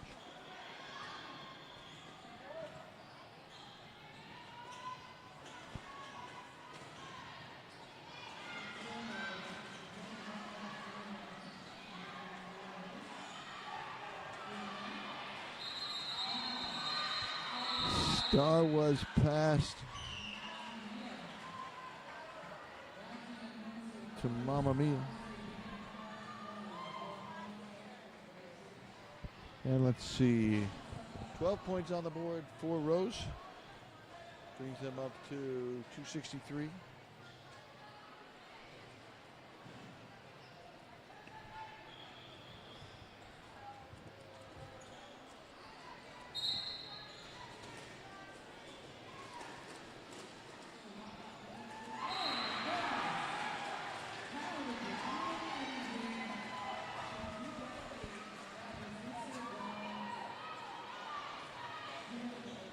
Lucille Brawl now is lead jammer over Harley Quinn.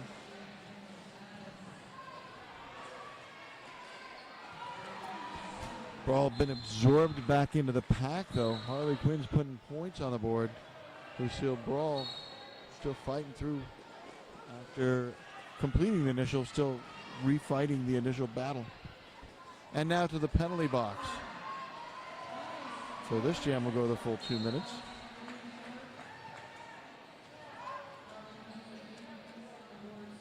With the lead lost.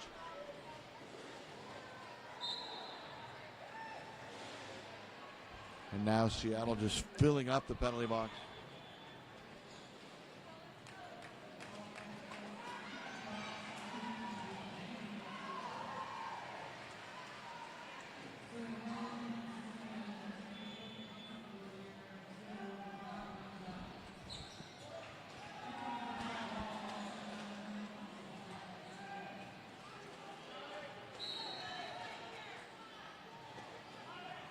Forearm penalty coming in. Oh no, and it's on the white jammer again. Lucille Brawl picking up a forearm, so we'll start the next set of whistles in the penalty box. As the jammer.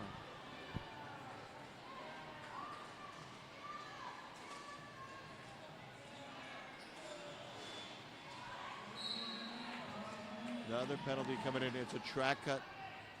Now the Seattle blocker heading to the penalty box. 2 minutes ends the jam with the Seattle jammer standing in the box. 2 blockers on her side. 24 points on the board. That matches the high mark of the game. Put up in the first period by LCU later in jam number 5. So 24 points brings us up to 287.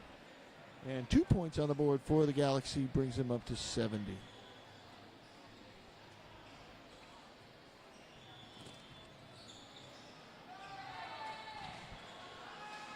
And stoppage of play. Yes, there is a timeout. Whose timeout is it? It is the second timeout for Seattle. Going to stop the clock with 1 minute and 36 seconds left to play.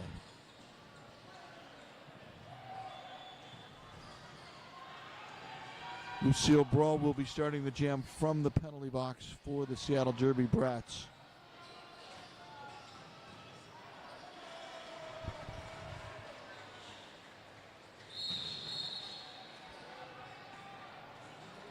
And the team timeout winds down to a halt. Looks like LCU later will be wearing the star for what is potentially the last jam of this matchup, game number 4 here at the Junior Roller Derby Association Championships in our in the United States capital. All right, here we go. Jammer released, but not before Elsie has lead. And now Lucille completes the initial. Elsie on a scoring. Oh no. Direction of play penalty coming in. It's the pivot for Rose City, but the jam is called. There will be another set of whistles. 4 points on the board for the Rosebuds. Brings them up to 291. And no points on the board for the Galaxy. Keeps them at 70. A 221 point lead. 291 to 70. 324, the jammer in purple, road runner over. And who is that in white? 024 Screamsicle.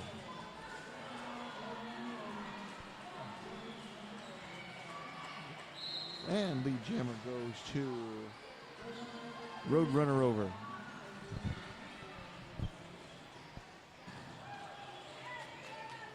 .22 seconds left in regulation.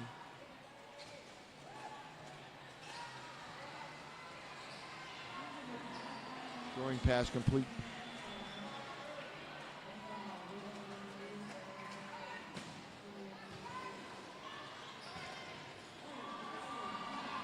And the 4 points for Roadrunner over. Period clock is at 0. We are on the jam clock now. Another 4-point pass. And Rose is up over the 3-century mark. 1 minute left on the jam clock. Another 4-point pass. 16-24 is the high score.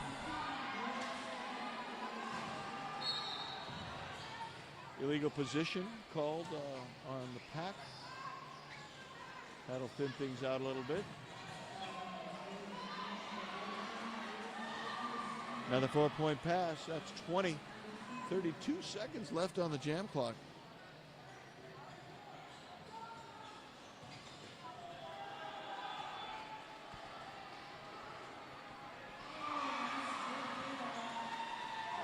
And that ties the high score. Roadrunner over with 24.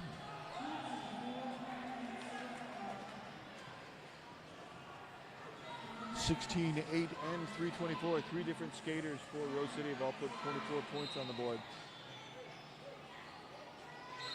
And there it is. Any more points? Yes, 2 more. So 26 is now the official high score and the last tally of the game, making it the final 317-70, a 247-point victory for the Rosebuds. Well, the Galaxy did quite a bit of improvement, especially in the first part of the second half. They picked up several leads in a row. In fact, in the first 9 jams, they had leads 6 times. But then Rose kind of got back their stride. Penalty box trips really were a bugbear for both teams, more so for the Galaxy. But I think in the final analysis, it was just the stronger squad out there by Rose City that was able to control the tempo, control who got lead, and how long the jams lasted. Final score 317-70.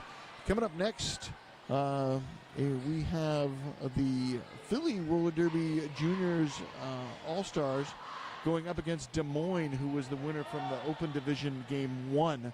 So Philly Des Moines coming up next.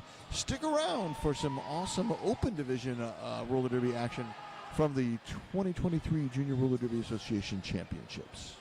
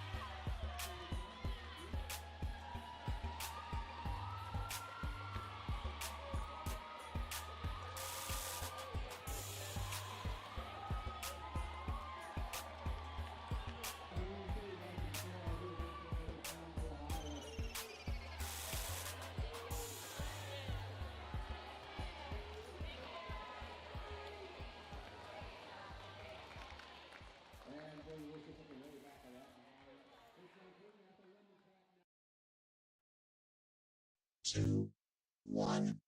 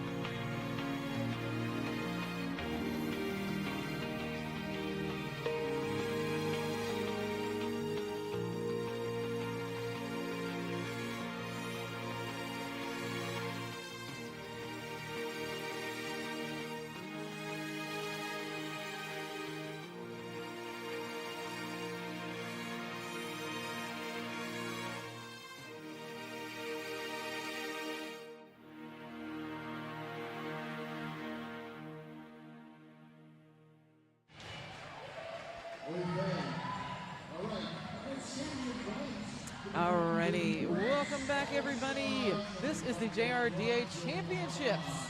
Super excited to be here. How are you, Pop? Rarely have I had a better day. It's a beautiful day for the Derby.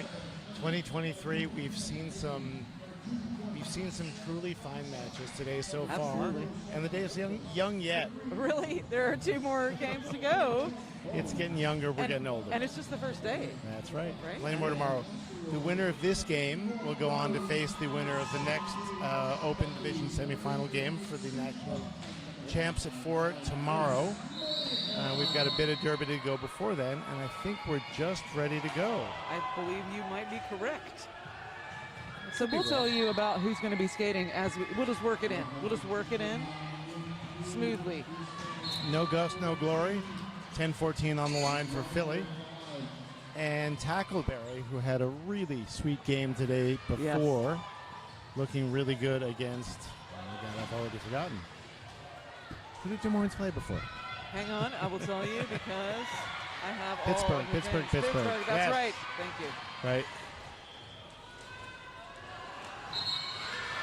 And Gus is through. Philly has the first lead of the game. Des Moines played Foco. That's who they played. Sorry. Oh, Foco. Yeah. Oh, my mistake. It's okay. Our mistake. A lot of games today. A lot of games. A lot of games.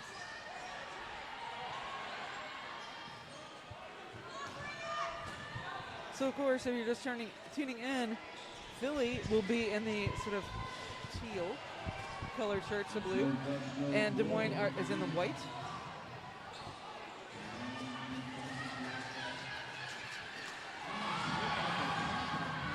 So No Glass No Glory is the lead jammer of record here.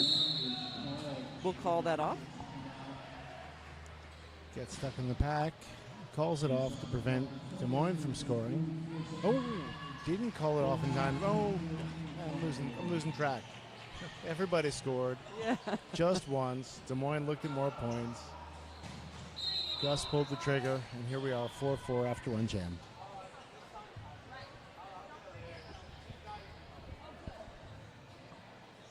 I'd like to welcome all the folks out there in YouTube land. Welcome. Feel free to shoot us your comments on the live chat. We are watching with bated breath. Breath is baited with small fish. Gross. Small gumdrops? Better? Better. Mints? That's better. All right. Yeah. We have an official timeout already? Team timeout. I cannot see the scoreboard from here, so I cannot help you with that information. I see a red block, which means somebody has stopped the game for some reason. It is true. That is what the scoreboard indicates, that the game has been stopped. Well, with 1 minute down, it's tied up 4-4. Hey, let's read some rosters. Let's read some rosters. Yeah. You want to do Des Moines? You do Philly. You do Philly. Skating for Philly today, number 4, Insanity, 101, TIE Fighter. No Gus, no glory, who you saw 10-14 jamming on that jam. Mayday, number 11, Scary Poppins, 111.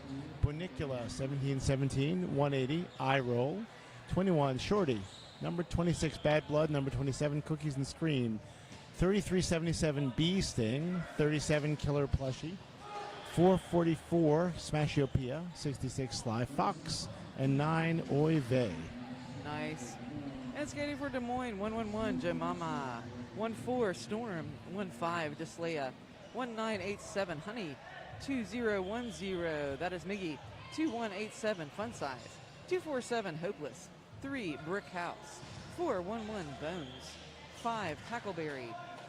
50, Asteroid. 51, Rose. 72, Gussie Guppy. 888, Scream Puff. And 999, Miss Mayhem. And that's amazing that I actually managed to forget the Des Moines Foco game, because that was a barn burner. Came down to just about the last jam. Yes, it was a very good game.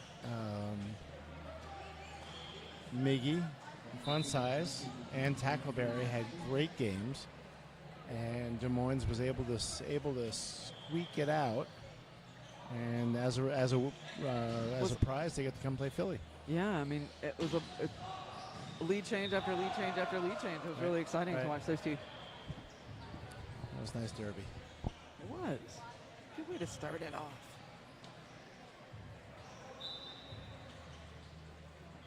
look at who's watching us. So we have some people from Denver, some got people some from Santa Cruz. Love it. Welcome. Hello, Sydney. Hello, Meg. Hello, Zopf. Is that fella from Sweden still watching? We had a Swede on before. Oh, nice. Yeah. It's bedtime in Stockholm. I'm sure he's sleeping almost in. And here we go again. We're rolling. Looks like it. On the jam line for Philly, it's Bee Sting. Fun Size winning the star for Des Moines.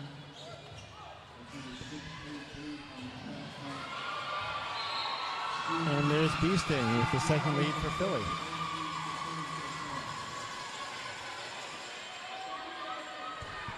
Philly's blocker is still holding Fun Size back. Recycled to the back of the pack by Oive.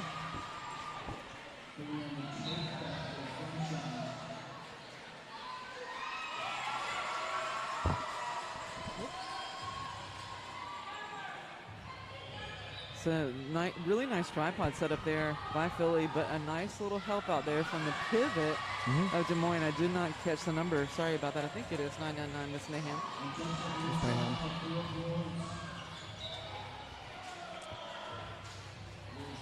Des Moines blocker back on the track after sitting that one out.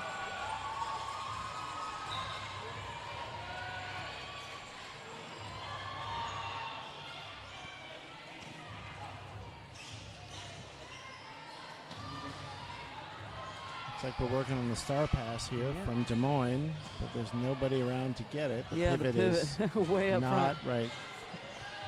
Gets the message, comes back looking for the handoff, and there it is.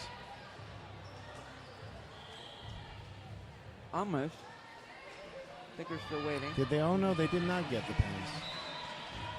I thought I saw it go hand to hand, but I feel like it's that painting, the painting on the top of the Sistine Chapel.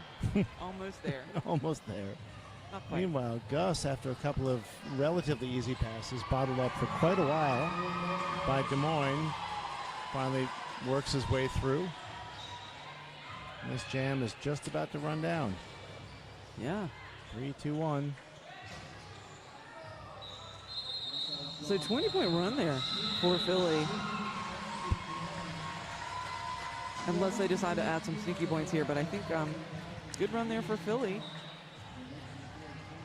Yeah, let's set them up again. Second jam. Oh, nope. See, I told you they were going to add sneaky points. You're 3 right. more points. You were right. One of the things about our courtside elevated perch is I can't see the jammer numbers before they start. That is true. So I'm going to be guessing. No Gus, no Glory back on the jam line for Philly, and it looks like that'd be Miggy. Miggy wearing the star for Des Moines. Miggy, who also had a really nice roll, no pun intended, in the Des Moines Foco game. Yeah. Now that's no Gus, no Glory, right, with the star again? Mm-hmm. Yep. So we'll be in jam number 3. Are there 2 jams?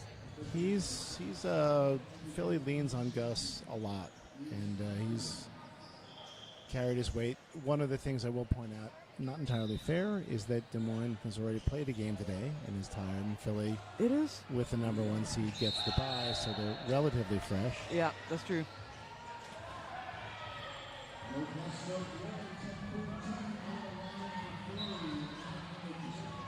Okay. Here we go again. So just about 26 minutes left on the clock. This is our first half. Gus somehow finds a lane inside.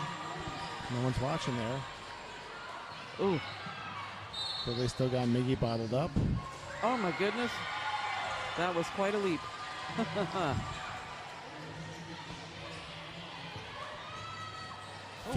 Feet of steel. Well, and the really long legs Yep. give you that reach across the apex. I didn't see what the calls were, but both team has a blocker in the box. Gus out of the pack again. There's Miggy also out of the pack. That's the initial pass for Miggy. Another leaper. Another leaper. Miggy recycled back. Des Moines blocker returns to the track. They're at full strength. Okay. The penalty box is empty. Everybody's back on the track. Philly has a tendency to just let the jam run. You know, they think that if they're scoring points, no reason to stop. You know, there is some logic to that. Mm-hmm. I mean, they've got 24 right now. Right, it seems to work.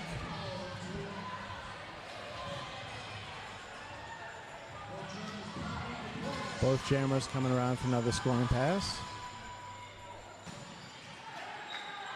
Miggy out of bounds, recycled back.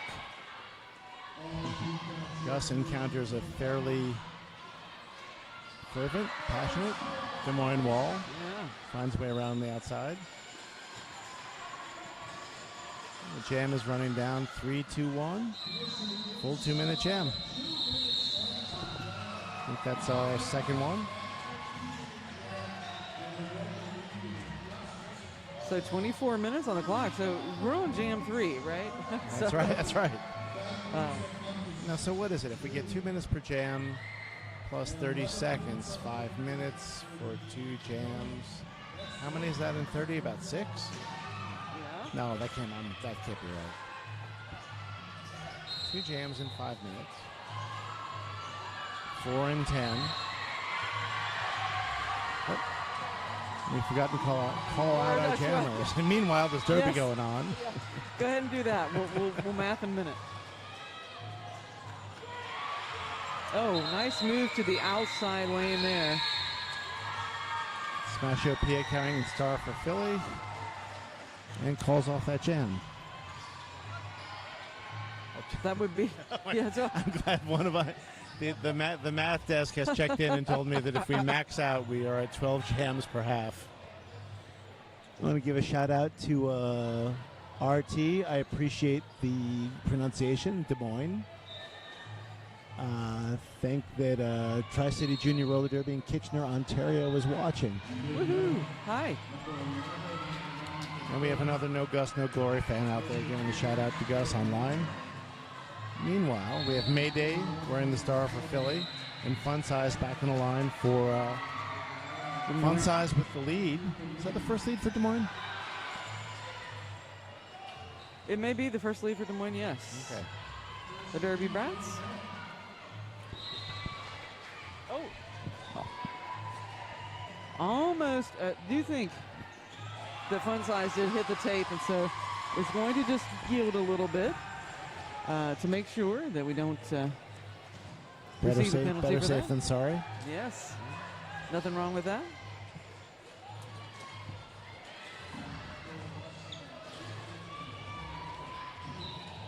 Now they're right underneath this area, so you are on your own here, Pops. All right.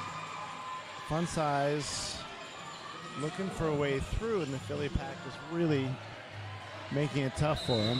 He's being recycled back, I think, but either the jam is run down, Is that another 2-minute jam?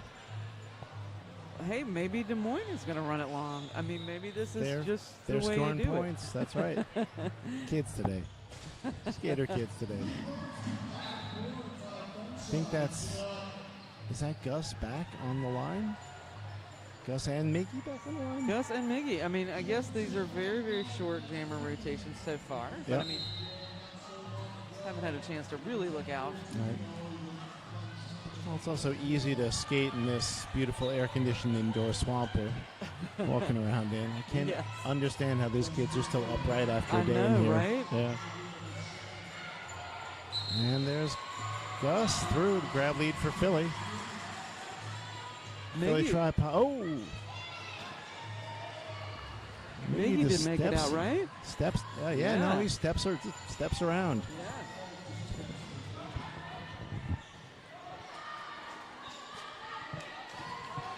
Gus, no cut track. I'm not going to second guess the ref, but I thought he might have put a foot out. Miggy sticks the landing. Gets a little bump there by the defense. He's through again. A couple of points for Des Moines. And that will be a cut track assessed for Gus. So, Gus will have a seat. Lead will be rescinded. And we'll be going 2 minutes whether either team wants it or not. Whether we want to or not. That's right. So Miggy on a power jam now has an opportunity to close the gap a little bit. But we'll be recycled back here to turn number 2. Philly tripod working hard to, whoops, can't quite stay in. Working hard to kill the penalty. They'll recycle him back one more time. And here comes Gus. And they did a good job. Yeah, the bird's eye view of the action down underneath is really an angle of Derby I don't usually get to see. Right.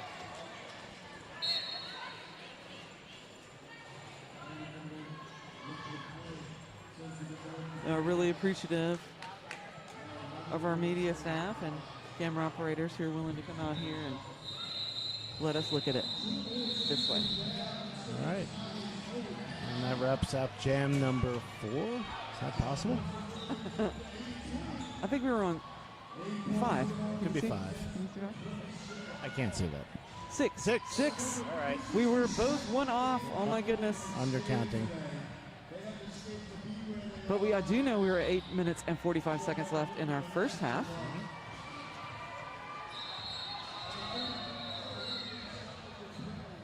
82-26 in favor of Philly. That's Bee Sting back in the line for Philly, and I think that's pint size. Fun size. Fun size. Oh, I'm thinking of robots.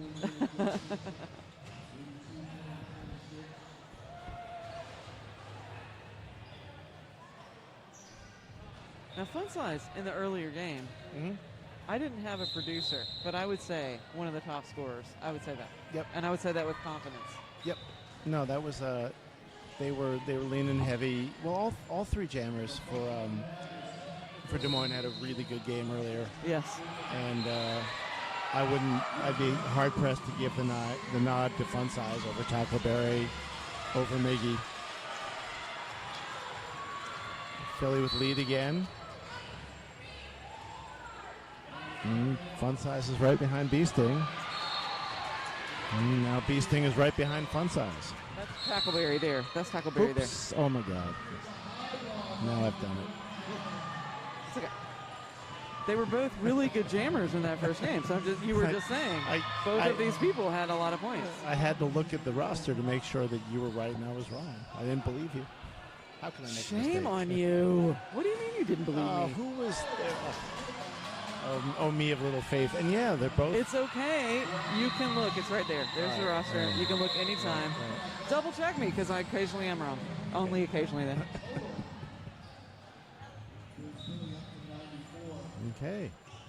12-point run there for Philly. That was a nice one. 3 points, though, put on the board for the Derby Brats of Des Moines. We have Gus again at the line for Philly. And, we have a power jam. I didn't realize. Tackleberry's in the box. I didn't see what the call was. 2 Des Moines skaters sitting. 2 Des Moines skaters standing. And Gus has lead.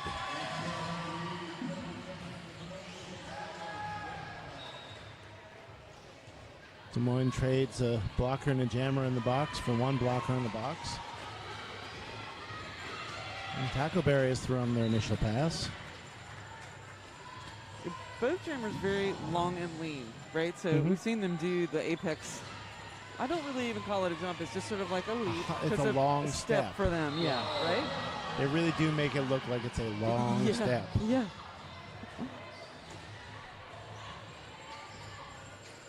As the Quakers say, those are legs which would not have occurred to me.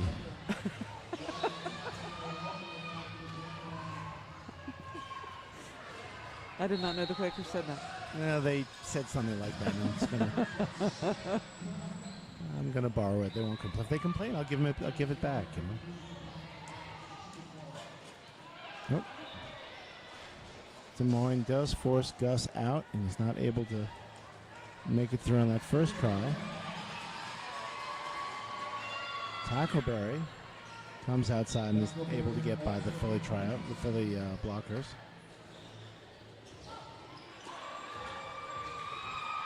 Gus by on the outside too. Tackleberry getting some nice help from his blockers. And enough help to get him through one more time.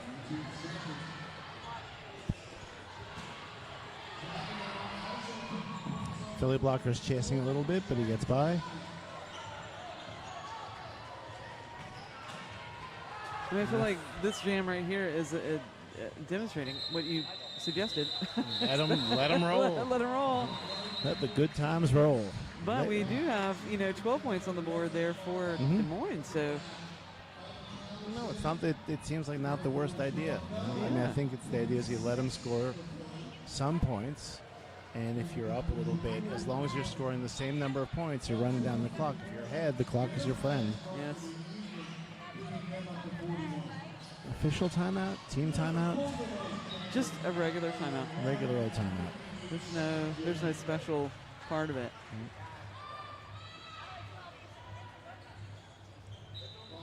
I don't know if the folks on YouTube can see what's going on behind us, as there's been this intense club volleyball tournament going on all day. So the punctuation is volleyball teams high-fiving each other and slapping, jumping up and down and spiking. And I've only been hit in the head once with the volleyball day. Did you actually get hit? Yes, I did. While you were... Yes, while I was standing right here. Yes. I figured somebody would take the hit sooner or later. It would be me, Pops. That would It would be be me, because that is... On behalf of all the other announcers today, we are grateful to you. I took it in the head for you guys.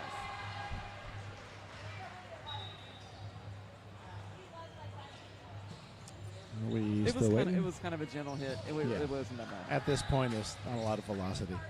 Yeah, not over these Right. railings, yeah. Give a quick shout out to Bobby Narco, Standby, and Carnage, our other announcers who are who have been holding down the fort. Menschfully, I was going to say manfully, but that was wrong. No. And I can't think of humanfully, strongly, purposefully. Humanfully. What are you going for here? I don't exactly know where you're going. Well, I was going to say manfully, like in some sense of like you're doing good work. You're a mensch, but that's not. We can't say that. I mean, we can say it, but it's wrong. Steadfastly. Steadfastly. I like it. That's the one. That's right. You just got to search in that brain and you'll get the right word. Just have to look in the right closet, not right. the wrong closet. Right, that's your mind palace. Oh my right? God. Like get in the right mind palace, right? My mind palace looks like my basement. It's a mess.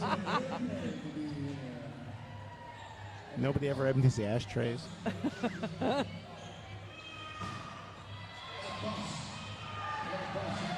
Looks like Smashiopia on the line for Philly, and that's your fun size right there, I think. Okay, I think so too.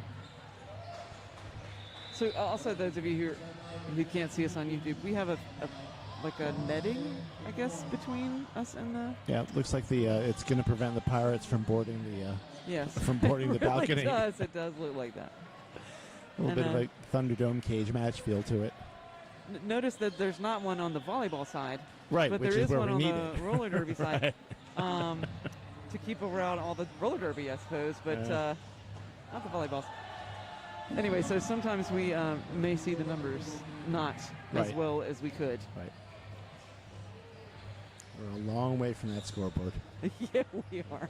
There's also this beautiful new innovation this year, which I don't know if you can see it on the cameras, this great display of live penalty tracking. Yeah. Which I see, it's this, from here it's a beautiful impressionistic painting of this little, little blobs. forest and some violet. Yeah. But there's no red up there I'm yet. sure, That's yeah. good, I mean, there's no yellow either. Yeah, There's no yellow Nobody's or orange. in danger. Nobody is. Danger. I'm glad we're sitting at jam number, 8? 8? Yeah. I'm glad that looking at Tommy, looking at you, jam number 8. He's not mathing for us, and he's done mathing for us. Here we go. Smashopia and Fun Size. Smashopia going in the box. No. This will be a power jam for Des Moines. And lead was available. Yep. Saw the opportunity, took it. We'll see if this one goes 2 minutes. It'll be interesting. Yeah, we'll see what Fun Size strategy is. All right. Fun Size strategy is to score as many points as possible before Philly gets back on the track.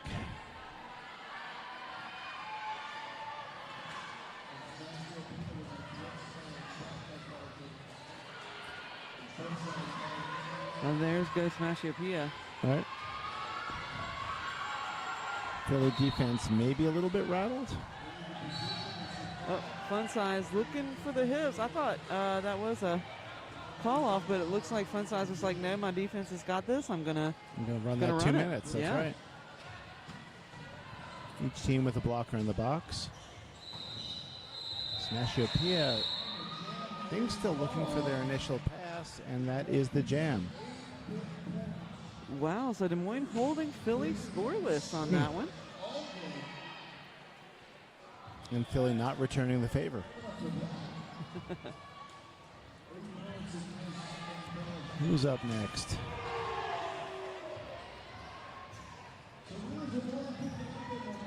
I think that's Miggy. And is that Gus again? I think you're right. No, that's Mayday.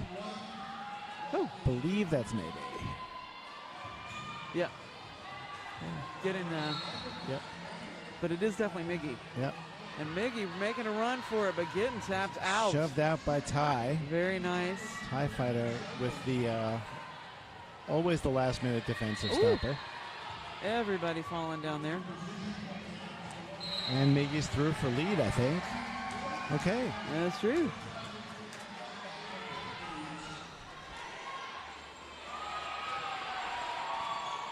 Mayday is through their initial pass.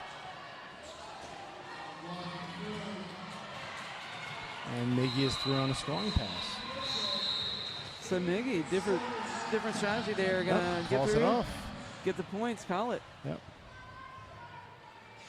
12 minutes, 30 seconds left on the clock here. We're in the first half of game number 5.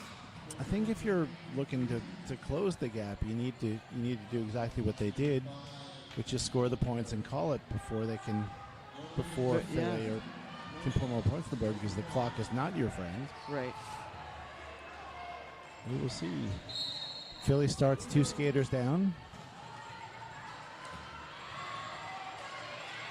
And as a result, Des Moines gets their lead again. And Gus is recycled back. Oh, it looks like there will be, oh no, I thought that was going to be a call on a Des Moines blocker, but no, I was wrong. And Des Moines has lead. Gus is through looking for points.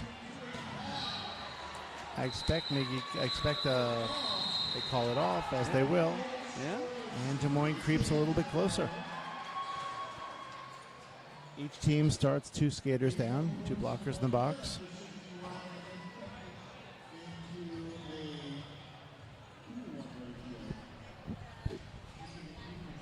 So 120 to 61, 11 minutes left in the first half. Bee Sting on the line for Philly. And gotta look at the list. And Fun Size, wearing the star for Des Moines. Did we tell you about the fabulous people that are officiating today? I don't know if we did. I think we should. I think we I think should. we should tell everybody how great they are.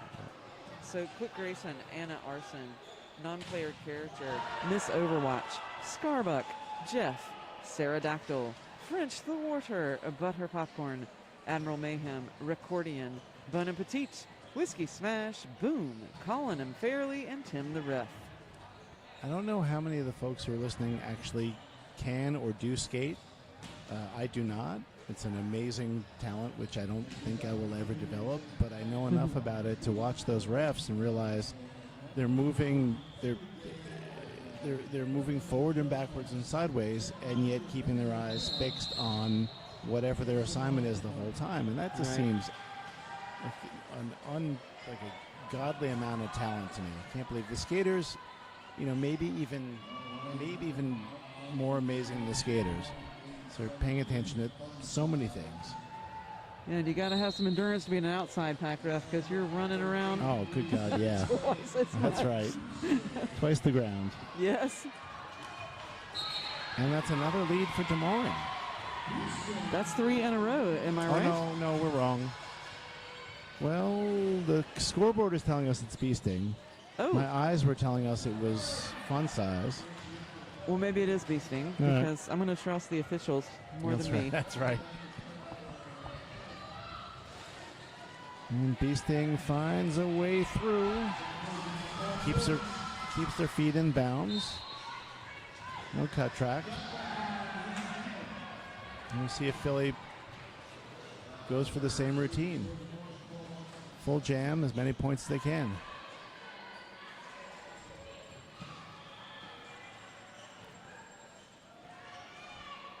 Philly walls up for fun size. Have him backed out. Des Moines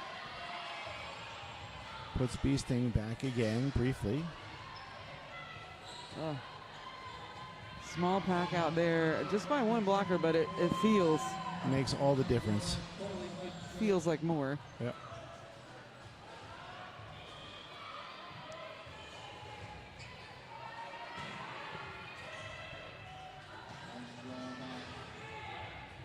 Bee sting pushed out and recycled back. Fun size pushed out and recycled back. He will almost certainly go the whole 2 minutes here. I don't see Yes. anyone thinking about calling it off. Only about 12 more seconds left. OFA Philly blocker to the box. I didn't see what the call was. 3-2-1, and this jam is over. Yeah. Wow. It is worth noting that 2 Philly blockers are going to start in the box, which is going to give Des Moines a substantive advantage. It is. Looks like the pivot, though, for Des Moines hanging out in the penalty box there. Oh, maybe not so substantive. Oh, no, I get 2 blockers. Sorry, and nobody's on the track for the start of this next jam. It's a skeleton crew. I think that's Mickey, and no Gus, no Glory on the line for Philly again. I think that last one was a legal position. And I only think that because someone told me. Trust the sources. Trust your source.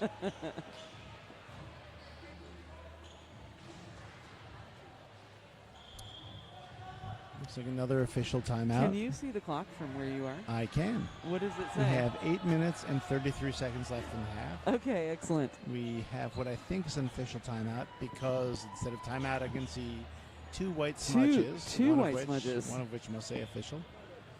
Does it say team? No, it Is could it too say long? team. No, it could say Is team. it too long for timeout. team? No, it's a smudge.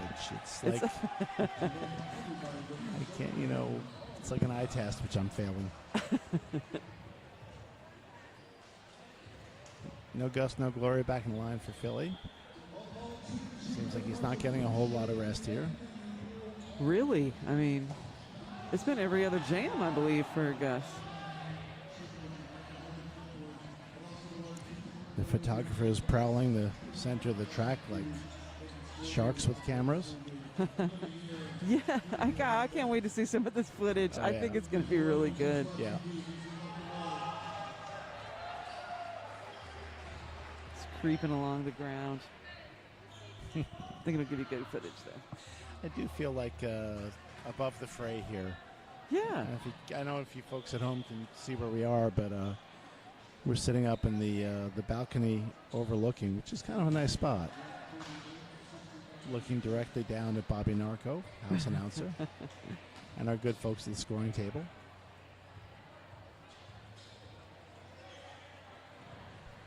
We seem to be stopped here. For whatever reason. I think they are adjusting things, and I just saw someone leave the track. Mm-hmm. which is from Des Moines. That is Brick House. Brick House is an amazing blocker. Oh. Does incredible work. Is that a red? I think we have a red. Yikes. Yep. Oh, no. So I think we do have that situation happening, but I know that that is something Des Moines will really miss because Brick Yep. House is just such an amazing blocker. Right. The refs have been very, very tight today about calling anything they think might be egregious behavior, unsportsmanlike behavior. The spirit of the game is always paramount. All right. Philly walling up. And keep Miggy back. And Gus keeps rolling. Des Moines back at full strength. Philly 2 blockers down now. A little bit thin on the track. And Gus just pushing his way past the Des Moines blockers.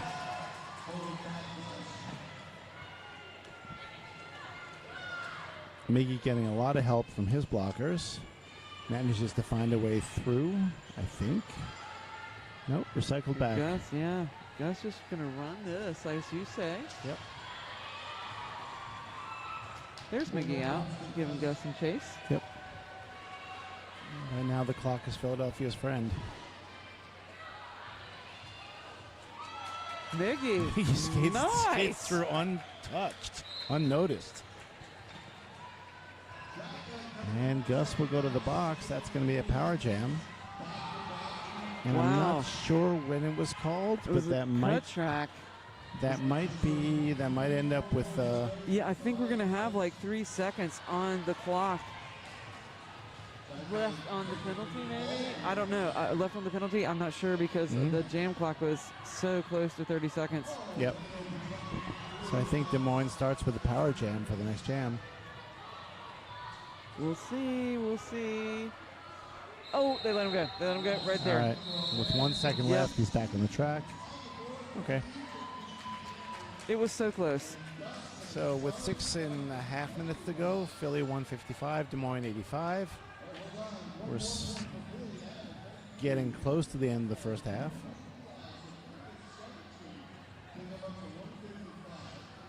Yeah.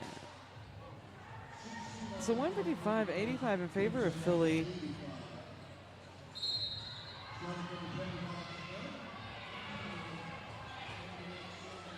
It's like a Smashiopia back in the line for Philly. Yeah, I think that's Tackleberry right there. Yeah, number 5. Yep.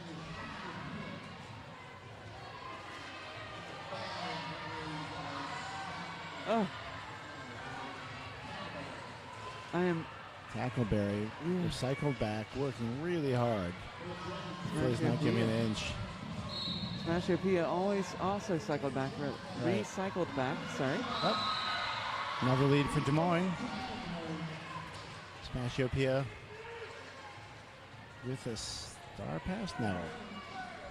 Star in hand. Star in hand. Looking for the pivot. Pivots behind and picks up a penalty, so no star pass will happen yet. Okay, she's on her own.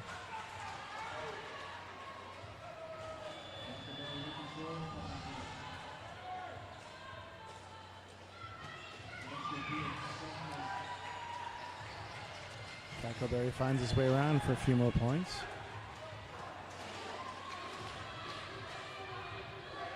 Philly walls up. Can't stop him from going by again. 12 points on the board so far. Tackleberry's making a run here.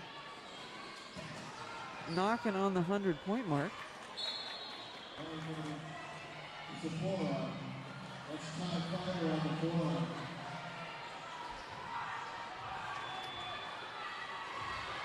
Philly finally deciding to get serious about keeping Tackleberry back, or not so serious. Let's throw one more time. Smashiopia still looking for first points. But that does take Des Moines to 101. Alrighty. Wow. That was a heck of a jam. And Philly will start one blocker down.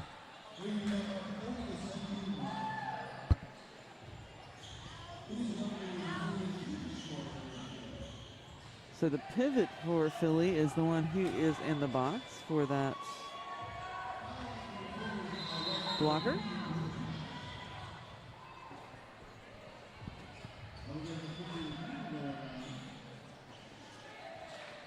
Three minutes left. We have an official review being called by Philly.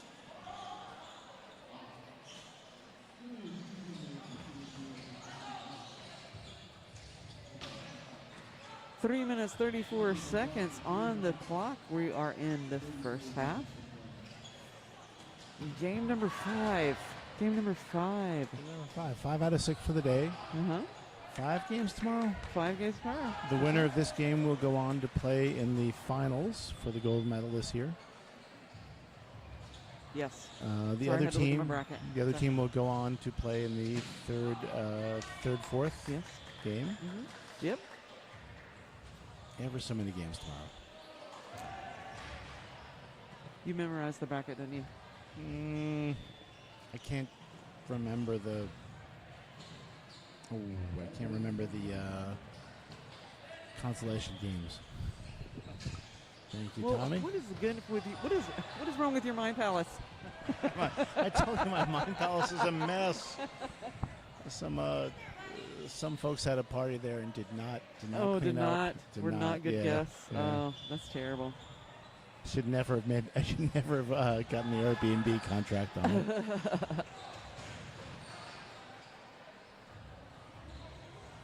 Just leave it the way you found it. That's all.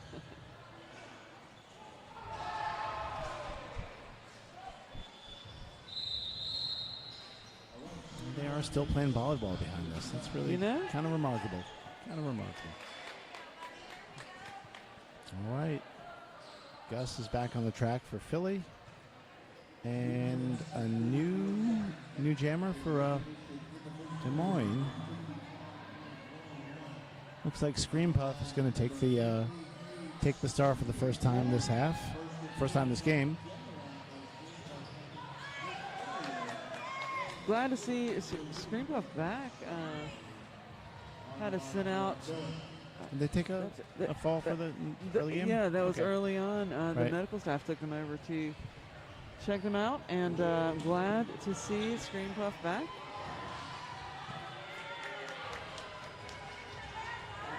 You know, also really appreciate all the medical folks that are out here who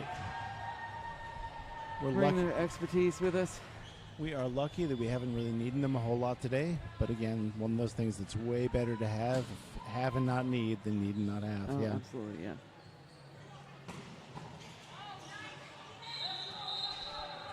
Here we go.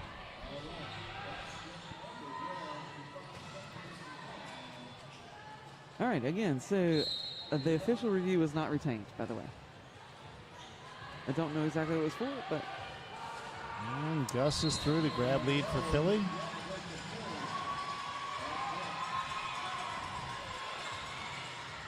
With Scream Puff hot on his heels.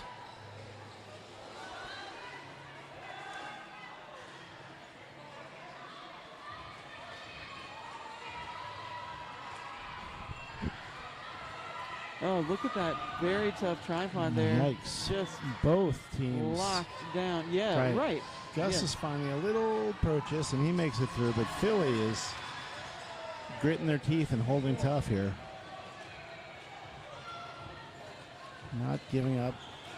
Scream Puff finds a way through, but by the time that they're in the spot they want to be, Philly Pack is reformed, and he's holding him back. Scream Puff recycled back by OFA. And here comes Gus one more time. Looks inside, looks outside. Finds room and I guess keeps his feet in. No track cut. About 45 more seconds left on the jam timer. And like we said, this appears to be Philly style. We're just going to let this one run out. Scream Puff recycled back again.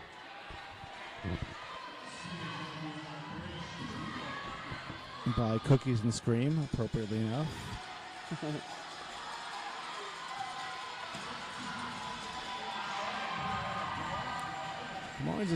Des Moines, sorry, no S's.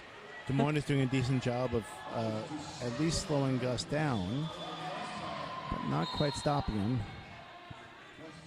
Yeah. And there we go with that apex hop, which doesn't quite stick the landing. Goes back. We'll try that again.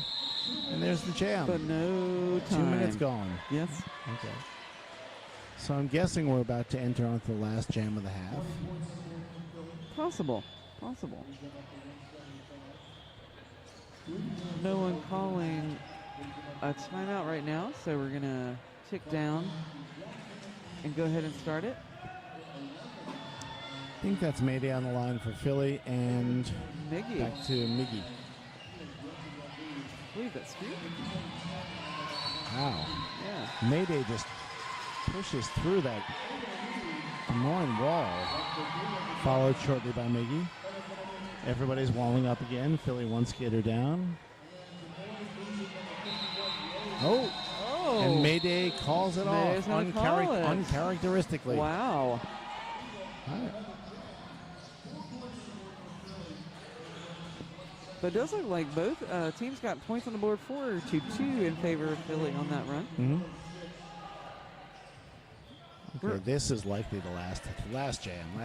Yeah, less than, what are we, 20 seconds here? Mm-hmm. No Gus, no glory. And that's fun size. Is that 5? Tackleberry. Tackleberry. And Tackleberry out in front. Oh, my goodness. Followed shortly thereafter by Gus, but not that shortly. Oh, my goodness. Does not stick the landing. Calls it off. So we have no jams. We're done. All right, at the end of the first half, Philadelphia 179, Des Moines Derby Brats 107. We'll be back in 15 minutes. Don't go away. 108. One sneaky point for Des Moines. Don't go away. Do not adjust your set. Okay? Thanks so much.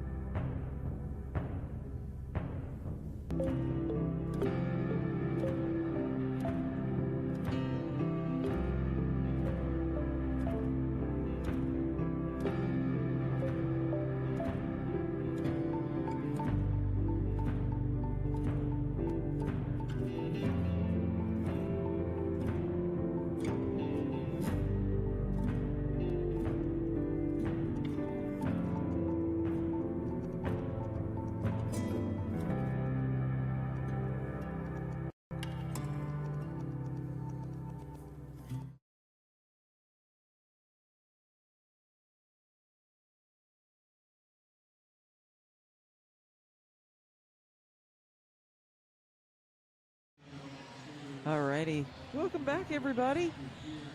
Second half of Philly versus Des Moines. Nothing says Derby like a good gear check. I think we just finished Especially it. JRDA. That's right.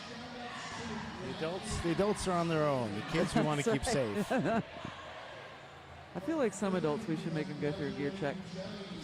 Some of the adult skaters need it more than others. That's right. But you are watching Game 5. This is the Open Division that you're watching. National Championships 2023. Weekend, the Rumble in Rockville. I don't know if we have a name for this one besides James. Oh, I like Rumble in Rockville. I like that. Yeah, that's nice. We have the Open Division and the Female Division. The semis are today and the finals are going to be tomorrow. The winner of this game will go on to the Open Division final to play either Columbia or the Pixies. And we're just about to get started. On the edge of your seats. I am.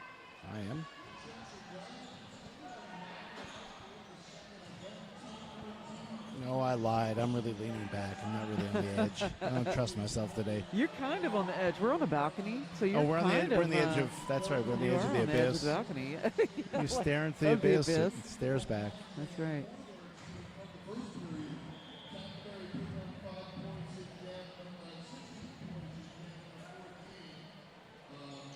To get all of my brackets situated. Very exciting. Got two more games today. We've got the second half of this one. The next game coming up. Yep. Somebody on the YouTube out there in YouTube land was asking if they missed Columbia, and the answer is no, you haven't. They're coming up next. Taking on Spokane. I think we have No Gust, No Glory on the line for Philly. And I don't know if it's Fun Size or... That looks like Tackleberry. Number 5, Tackleberry. It is. And Gus is pushing hard for lead and has it. So Philly has the first lead of the second half. Tackleberry just through. TIE Fighter taking a quick shot at him as he goes by, but can't keep him back. Gus looking for a first scoring pass, and he finds his way through for 4 points. and will receive a penalty. Ooh. And so lead will be rescinded. We'll run this out the full 2 minutes. Philly gets their wish for a 2-minute jam, but not the way they wanted. Not the way they wanted. Be careful what you ask for. And there's Tackleberry through for 4. So now everyone back on the track except for our jammer for Philly. So watching these defensive walls work here. Tackleberry through for 5 more. 4 more. Yeah, just 4. And Gus back for another penalty. Wow.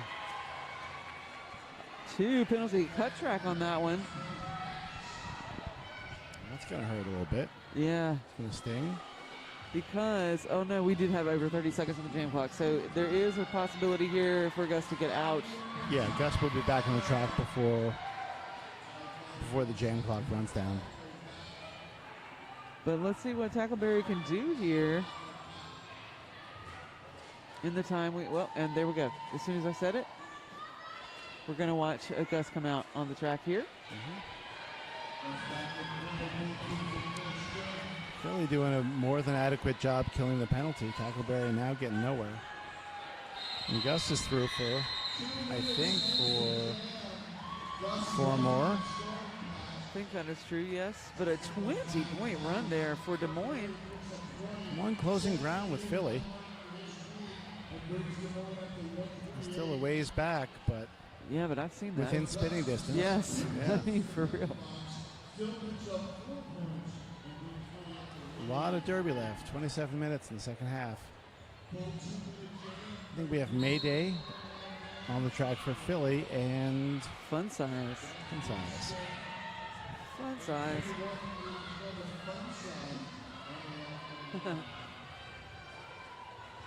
Wow. Just the defense out here is just kind of amazing. Yep. Never giving up.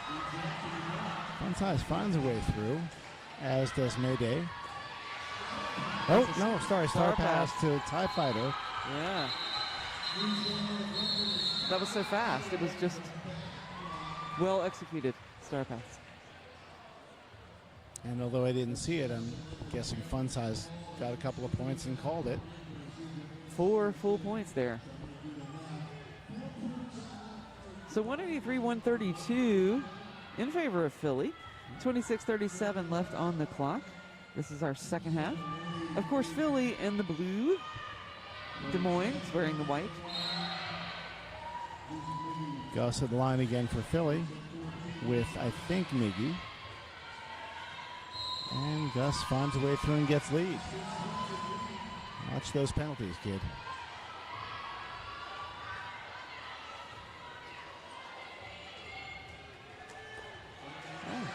Coming right at Miss Mayhem, just coming right at that defense. No problems there for Gus.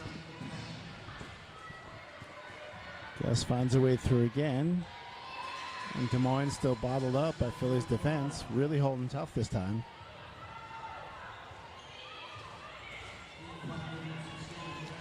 Finally makes that pass.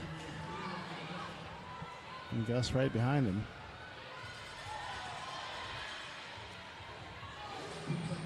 So that's 12 so far for Gus, yeah? Mm-hmm.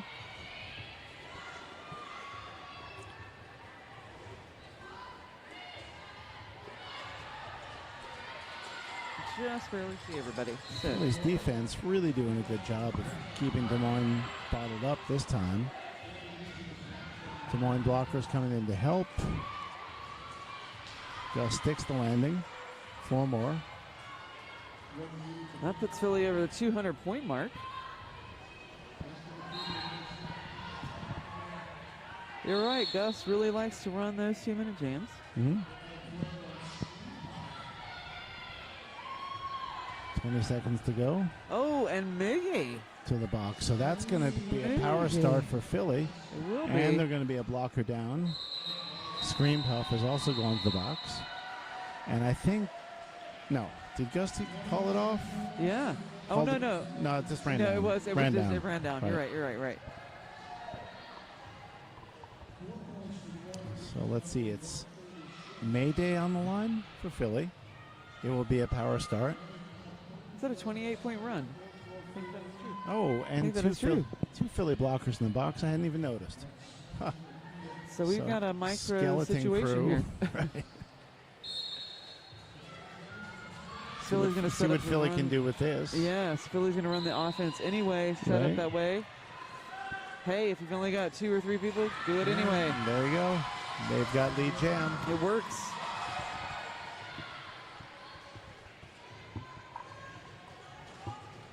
Philly defense helping out their jammer. That's Smashiopia? Is that who that is? That is Smashiopia. My mistake. I called Mayday. That's okay. It was on the scoreboard. It said lead. It just said lead.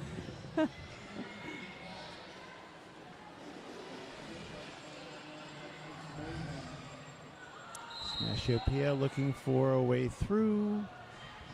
Pushed out.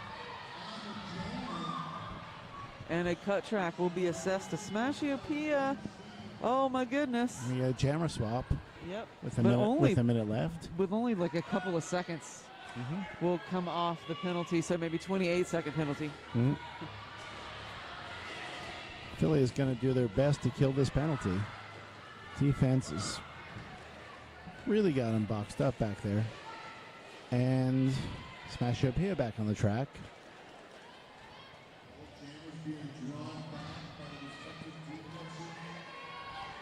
It's a really nice camera view here. You can look at all of these really tough tripods Yeah. from overhead. Ooh. Des Moines standing like a brick wall. Smashiopia getting nowhere. Des Moines pivot comes out to help. I love those pivots are doing a really good job just like coming in, trying to break up the tripod. But the tripod is just reforming magically. Yep. It's not really magically, it's by hard work, but still. Looks like magic from up here. TIE Fighter brings Miggy back again, and the jam runs down. A strange dynamic to that one.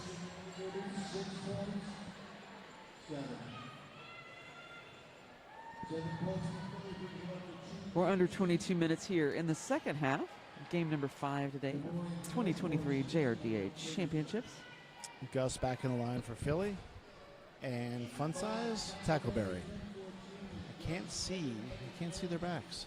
You can't tell the players without the scorecard, and you can't use the scorecard unless you can see the number. That is Tackleberry. That's Tackleberry. Yeah. He's a fun skater to watch. Yeah. Oh, man. Somehow Tackleberry looked like he had it. Somehow Gus managed to sneak by at the grab lead again. I'm guessing we get another 2-minute jam here. Philadelphia feels like the clock is their friend. Yeah, and they've been very successful running it out 2 minutes, so why not? Let's do that. Gus is through. Tackleberry looks like he's through, but the Philly line will not give up on him. He is through for 4 more. Penalty box is empty. Both teams are all back on the track. Now you bring up penalties, but I do have to point out that Des Moines has 2 skaters who are in code orange. Now I cannot tell you who they are, but what I will tell you is that there are 2 skaters who have a significant number of penalties and really need to stay out of that box. Right. And the one skater they lost who had, I believe we've been told they fouled out. Yeah. And it's funny because it doesn't feel like a, I hate to call it dirty, it feels like a reasonably well-played game, but yeah. Des Moines has just been a little bit hounded by that. Here they go around again. Tackleberry and Gus each looking for points. Oh. Thought someone was going to catch some air, but they didn't. Got it. When Philly catches Tackleberry, they just, if he gets through, they get through. But if once they have him. Very nice hit there by Rose, I believe.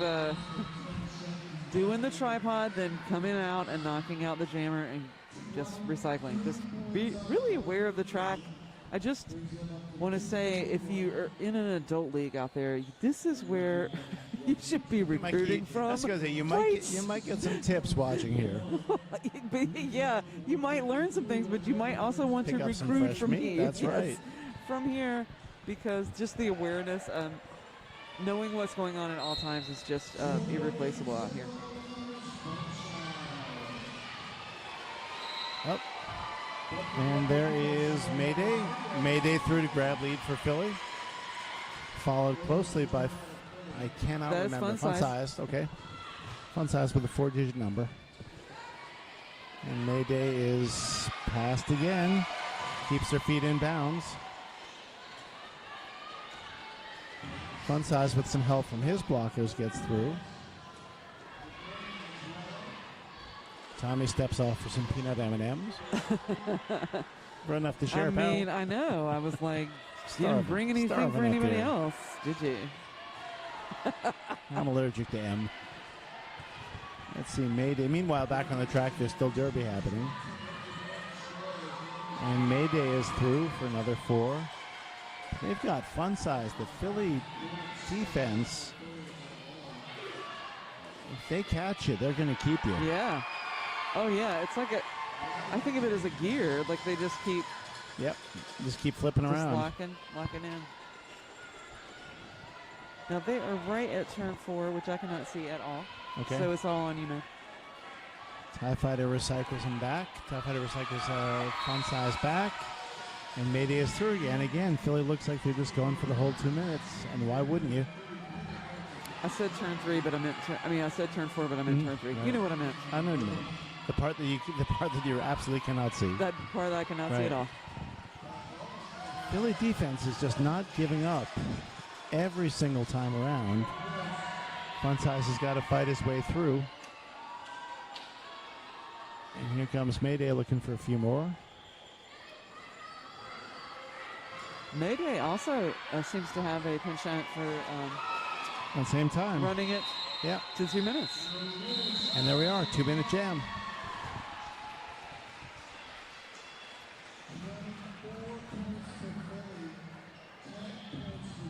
So we are ticking down to about 17 minutes left in our second half.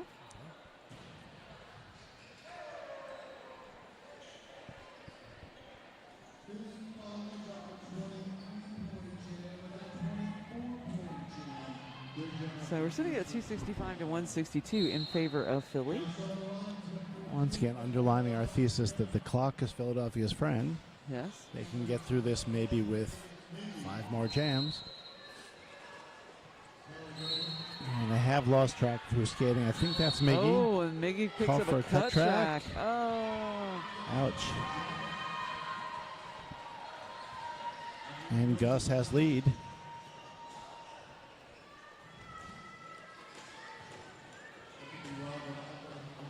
Des Moines also a blocker down. I roll helping out.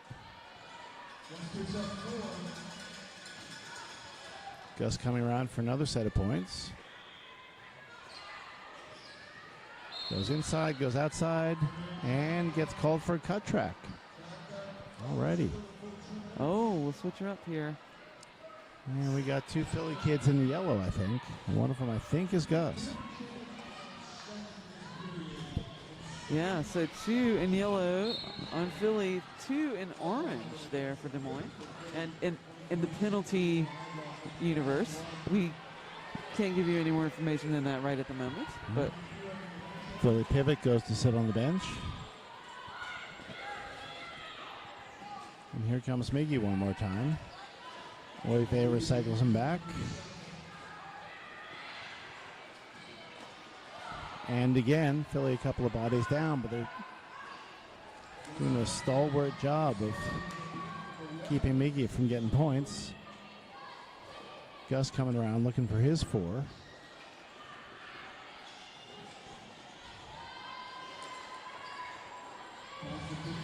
Ten more seconds left on the jam timer. Gus finds a way through, and Miggy is still bottled up back there behind the Philly tripod. And there's that apex. Oh. Like you say, he makes it look like a long step. Yeah. Wow. All right. Philly picks up a couple of points to pull a little farther ahead of Des Moines. Just over 14 minutes. 20 seconds left in our second half. Mayday back in line for Philly. And I think that's Tackleberry. I feel like I should recognize him at this point.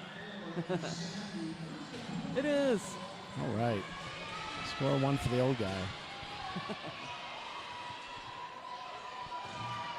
Both defenses bearing down now. Neither Jammer getting anywhere.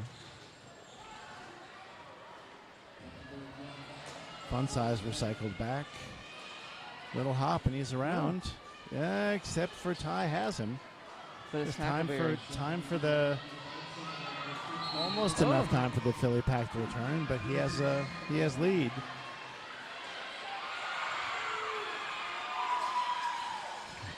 With Mayday not finding their way through yet. They have a different name on there, Asani D. So I could be wrong. Are you sure? I'm not sure. I'm not. Oh, it is 004 is you're Asani right. D. You're right.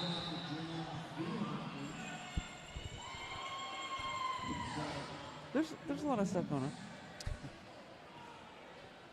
But it does look like 4 points on the board there for Tackleberry. He calls it.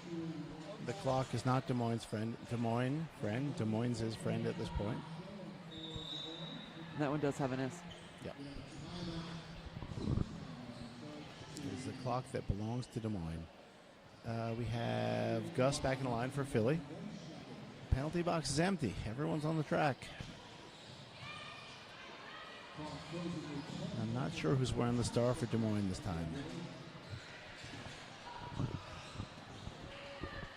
Yeah, I'm not seeing who, that's sneaky, right?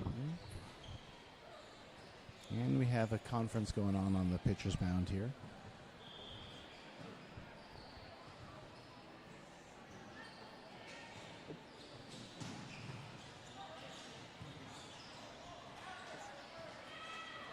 Listen to the other one. Oh, yeah, I roll on Yeah, so it's, yeah. Okay, just clarifying some notes. Just clarifying our notes. It's important to Don't get the pay details attention. right. That is correct. Do not pay attention to the man behind the curtain. The man behind the fishnet. Yeah, the fishnet protection. Whatever. I really do expect to see pirates come swarming up this thing any minute. You know, I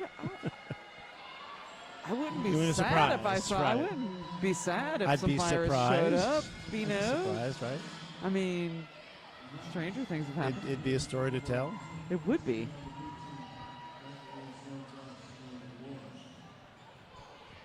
I had a bunch of friends in Philly who used to do a pirate-themed boat cruise every year, and I never went. This was not my thing, but I'd run into them later that same evening at various bars around Philadelphia, and they were still swagged out, I bet. completely deadpan, wearing cutlasses and eye patches and fake parrots glued to their shoulders.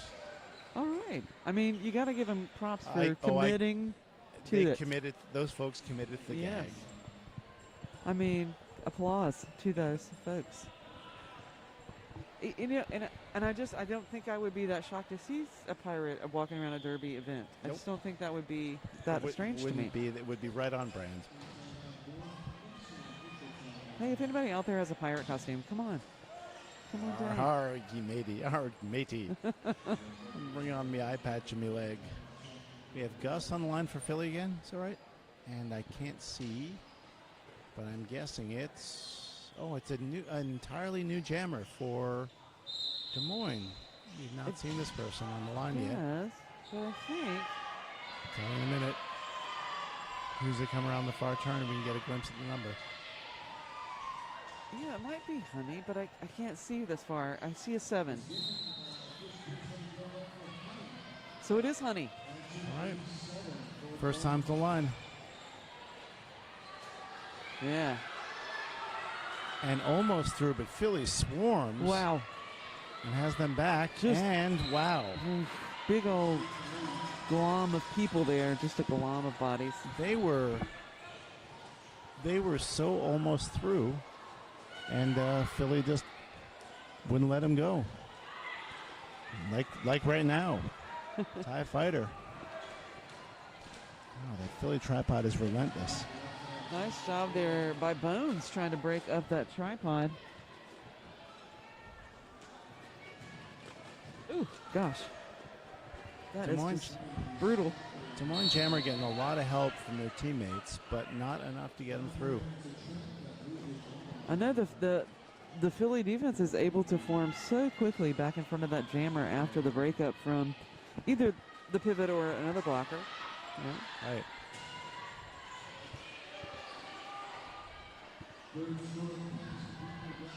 I think that is Miss Mayhem with the pivot stripe on there for Des Moines, trying to do some work on that tripod of Philly defenders, but they're not letting them in. It's not able to do much. Whoa. And Gus again with another very elegant little step over the apex. It's the prerogative of the long legs versus the short and stubby folks up here.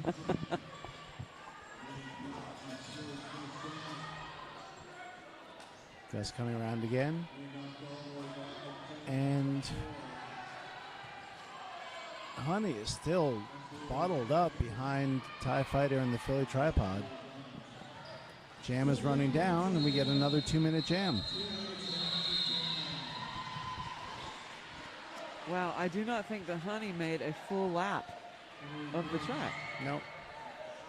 The pack coagulated around them, and then once the Des Moines folks pitched in, it was a scrum.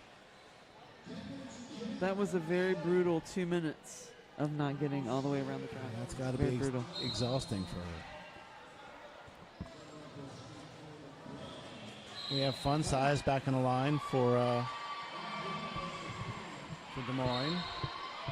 And Bee Sting completed the initial pass and is looking for some points. Can't keep her feet in. Recycled back.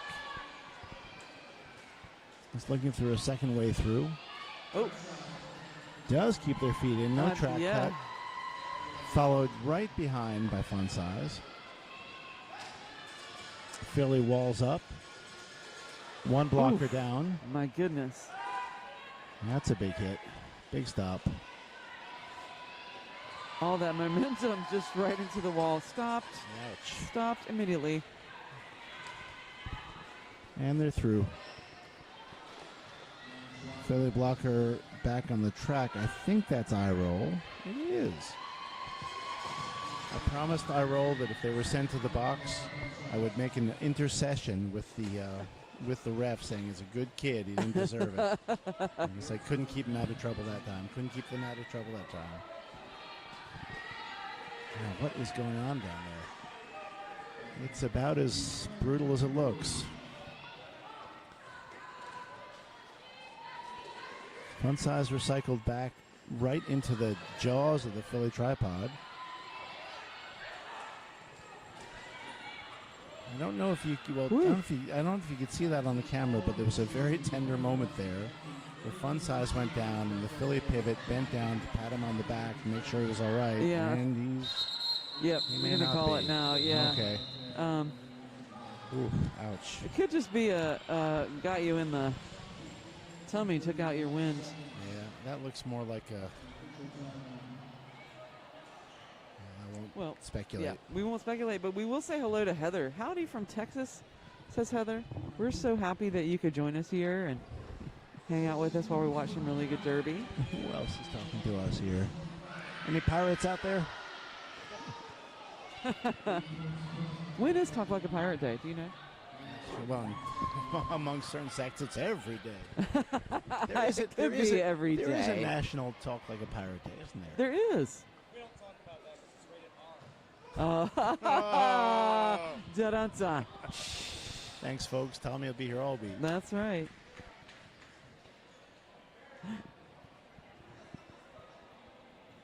All right, so if I haven't said it yet this game, let me just say it again. Totally appreciate the medical expertise that comes to all these tournaments. You know, the medical professionals that volunteer here are from EMTs, they're RNs, they're ADNs, they're just They come from a wide variety of medical professions, and they just come here to make sure that everyone is taken care of, and if they need additional help, they get that for them as well.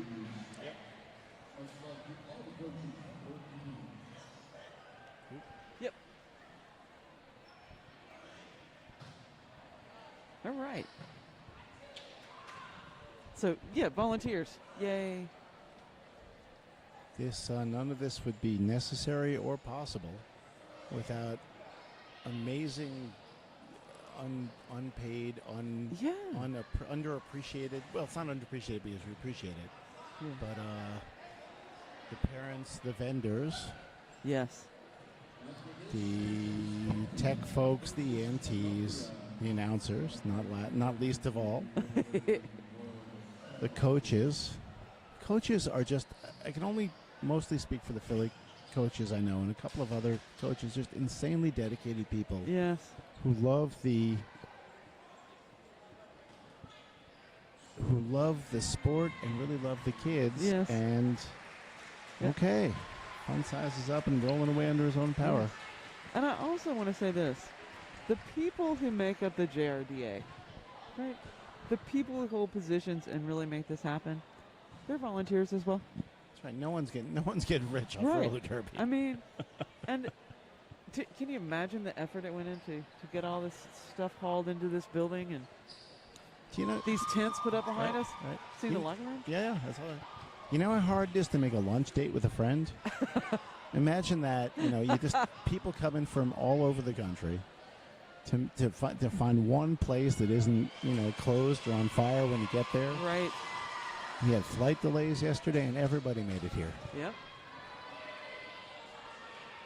We And fixed bless those folks who had the van, right? That's right. The van. Drove them up here. That's right. It takes a village to put on a tournament. Yes, it does. Okay, we have about 8.5 minutes left here. And we're back in Derby. I think we pick up for the New Jam. Yeah. And that is Tackleberry. Tackleberry, that's right. Really working. Oh man, got through that Philly line, which has proven pretty impermeable. There's a star pass to TIE Fighter. That was Insanity, right? That had it originally. I think so. Then moved, passed Yep. it off to TIE Fighter. That's right.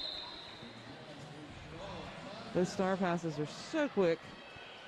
Almost quicker than the eye can follow. Des Moines calls it off. Once again, the clock is not their friend, and they're trying to put a couple of points on and preserve as much of the time as possible per point.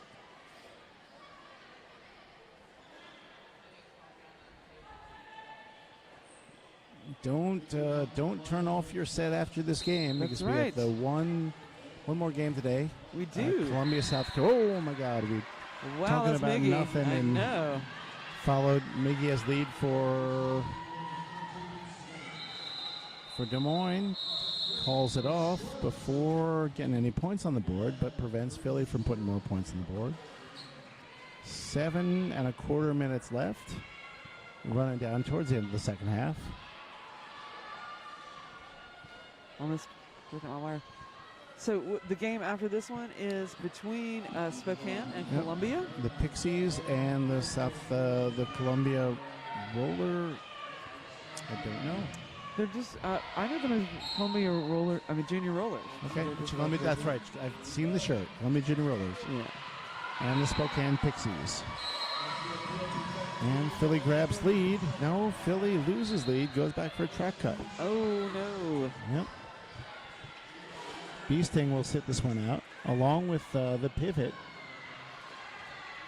So no lead will be assessed for this one. A 2-minute jam, and it gives Miggy the chance to put some points on the board, but Philly is walling up. They're not going to give this one up easily.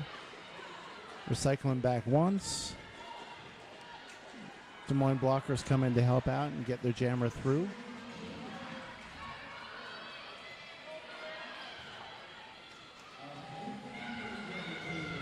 Philly walling up. Just a little more of the penalty to kill. So they've got Smashy Apia up on the scoreboard there. Is that who is jamming? Yep. Philly. Yeah. Okay. Miggy almost makes it through and was then put out and recycled back, giving Smashy Apia just enough time to get back into this. Maybe get some points on the board.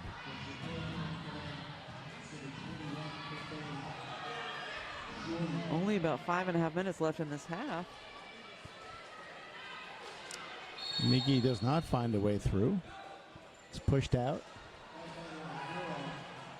Oh. And that's another. Oh, did we lose somebody from Philly? Ah. I see the red. We see the red, but the it red may be stripe of this. shame. It may be this jam. Okay. Maybe in the middle of the jam here. Yep. I'm thinking it's Ty Fighter. Good pivot.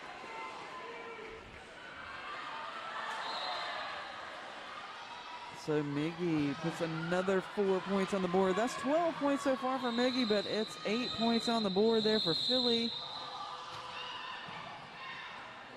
I think that's right. TIE Fighter, Philly's pivot, 101, seems to have fouled out.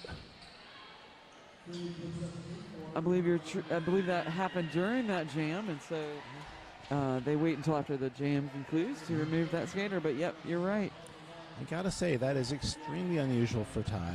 I was involved in a conversation recently about the number of times he's fouled out over the year. And I think it's 2, this being the 3rd in his 8 to 10 years of derby. The kid's been skating for a long time. Okay. You just throw it all out there when you're at the championship tournament. That's right. Whoa. Whoa.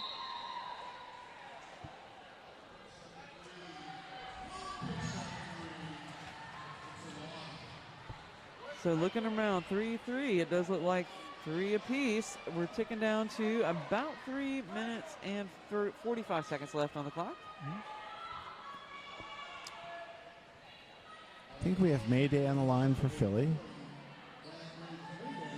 And I think it's Tackleberry for Des Moines. Again, I'm not going to know until I see the number. No, that's a brand new person out there. That's Gussie Guppy. Oh. New jammer.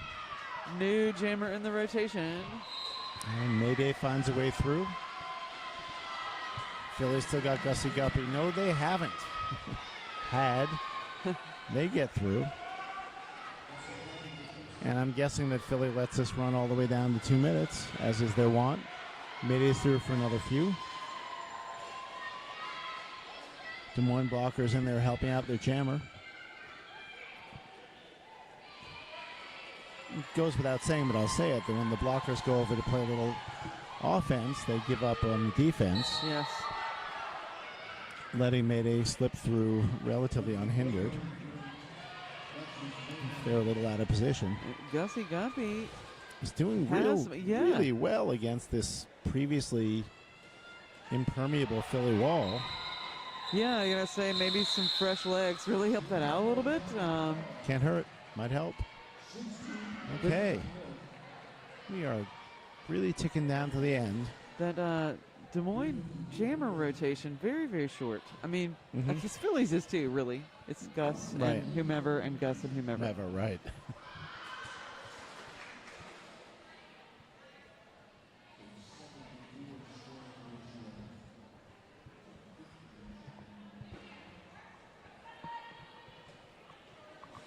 We're back to Gus and whomever. Gus and Miggy? Definitely Miggy, yes. Oh, look at that. Psych out. That was kind of nice. Wow. Half the game is 2/3 psychological, like Yogi Berra says. Yes. Of course, he was talking about darts. Gus goes back one time. Miggy coming around looking for some points. Can't quite stick the landing, and Roy Vay will take him all the way back to return.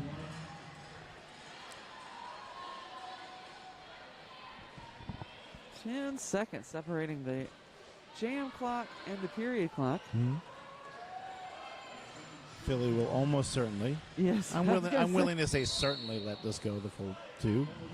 I'm going to say that, yep. And why wouldn't they? That would run down the clock to a significant degree.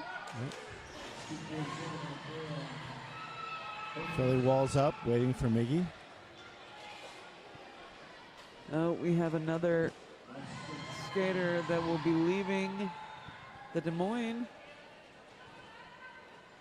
team after this jam, but we're right at the end of the team, but we do have 2 reds on Des Moines. Oh, no, we had 2 before. That's the... No, we had 2 orange. We have 1 red and 2 orange. Okay. And now we have 2 reds and 1 orange. We got to pick a time to foul out. The last jam I mean, is the last jam as good as any. is the time means to your do timing it. has been your timing has been perfect. Yes.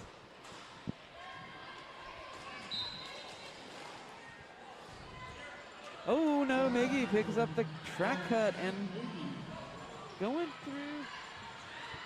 It's a I tiny think- tiny bit of a power jam for Philly. Oh look, Gus he's calls kinda it off. called it. What was a little out of character. I don't know. mean- Get a big shrug from Tommy. I don't know. Okay, well there you go. It's an unofficial score. So unofficially, Philly 381, Des Moines 207, which means that Philly will go on to the final tomorrow, and Yes. Des Moines will go on to the, I think the 5th, the 3rd, 4th, the They're hit, yeah. bronze 4th place. This is game 5, right? Yep. Okay, yeah. They'll Stay go here. tuned for Columbia and the Spokane Pixies. We're gonna do some handshakes and some friendship laps Yeah. here, and I'm gonna go wrap myself around a sandwich before it's all over. There's some good-looking sandwiches down there. Oh my God! Thanks for being here, everybody. Thank you so much for coming, and Okay. we'll see you in Next. about half an hour. Yes. Come back for Columbia's Spokane Pixies. Bye bye. Bye bye.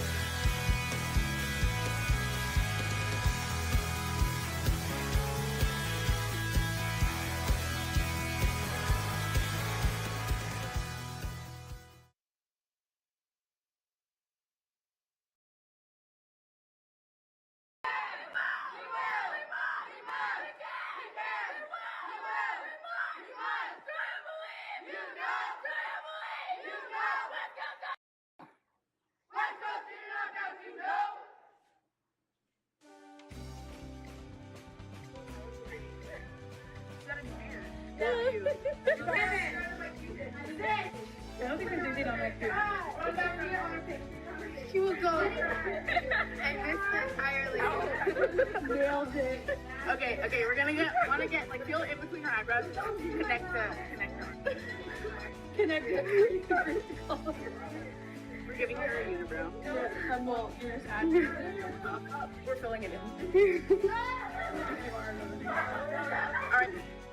Hey, walk with your feet pointed out. That's not touching your ankle. What do you think I'm touching? Going to, yeah. Give me your gritty. I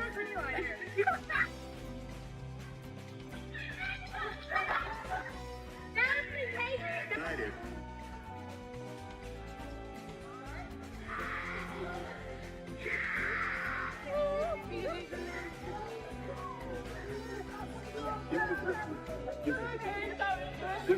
When you're ready, please come over and present your MVP.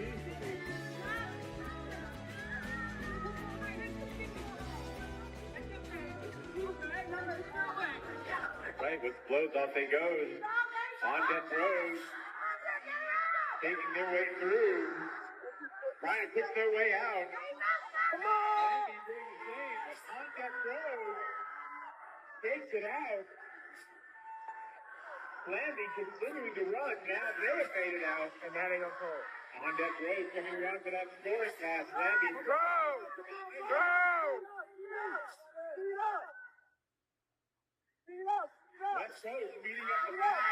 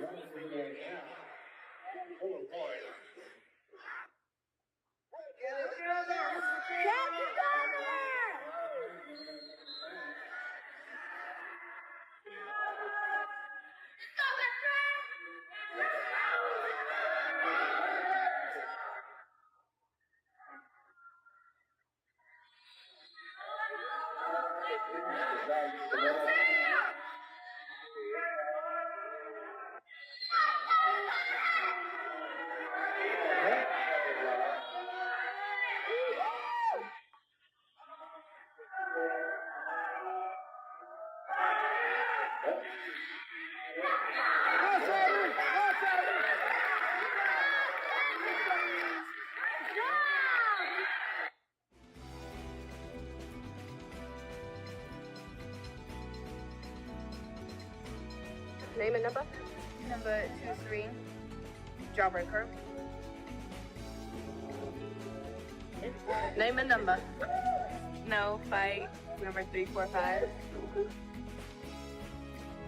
My name is Oh my goodness, and a transition. Miss Flash 723. Hey, beautiful. Riled up 317. Oh, beautiful. My name is Mandy and my number is 112. Name and number. Kurt Macklin, number 33. And what is your favorite thing about roller derby? I get to hit people and it's okay. Brooklyn Dodger. I am a blocker for West Coast Derby Knockout. And my favorite thing about roller derby is coaching my juniors and being leader. Amazing. I'll edit it.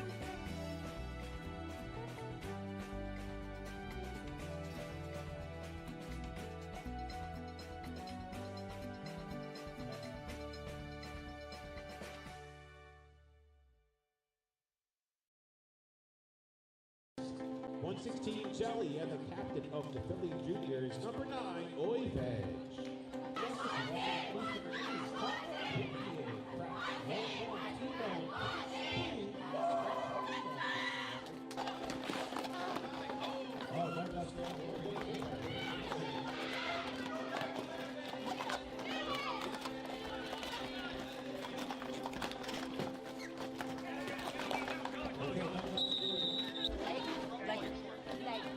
block.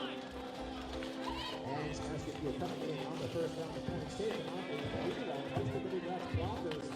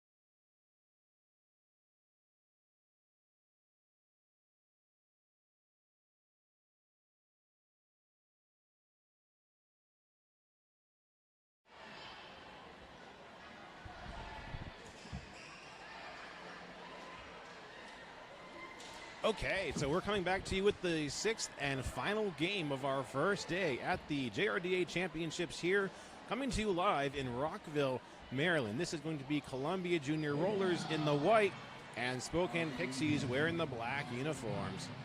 So we've got about 2 minutes to first whistle, so let's roll through our rosters here and talk about who's skating in our final game with the white uniforms. Once again, this is Columbia Junior Rollers. We have number 007, Mad Danger. 013, Savage Patch Kid. Number 112, Yeti. Number 14, Roland Riesma. Number 17, Chublakia, 1989, Babs the Breaker. We have 214, Valentina Massacre. Number 241, Hippo. 28, Halo. 399, Imp the Shrimp. We have number 5, the Captain Bing Bong. Number 5000, Killman. Number 6, Thug Buggerson. Number 64, Kid Block. And number 934, Tank. Those are our Columbia Junior Rollers. And they're taking on here the team with the black uniforms, the Spokane Pixies from Spokane, Washington. And skating for Spokane Pixies this evening here in Columbia, or here in Rockville, Maryland. We have number 00, Trisket, number 007, Rubik's Dude, number 12, Mad Hatter, number 13, Glitter Mob, 14, Striking Viking, 247, Nacho Friend, number 3, and the captain, Little Miss Savage, number 46, Donna Dangerous, 504, Fuster Cluck, 594, Lip Buster, number 7, Thunder Breeze, 777, Hyper, 88, Tricksta, number 9, Brutal Beauty, and number 999, Haywire. So Spokane played earlier today in the second game of the championships. They played the Pittsburgh Derby Brads and took a pretty significant lead, 290-298 over Pittsburgh 93. So a 200 and some point game. We're getting pumped up here in the rink to move into our final game. We have our officials on the track, our house announcer, Bobby Narco, getting everybody pumped up and ready to go. So give us certainly doing a fine job down there. Yep, stand by here and right to our carnage. This has been an awesome day of Derby and just about all set for the championship Sunday. Yeah, we have a full day of Derby again tomorrow. It's just going to get more intense from here. 5 games in all. The winner of this game will face Philly in the championship game tomorrow afternoon. The runner-up, still not done, will play Des Moines for 3rd place.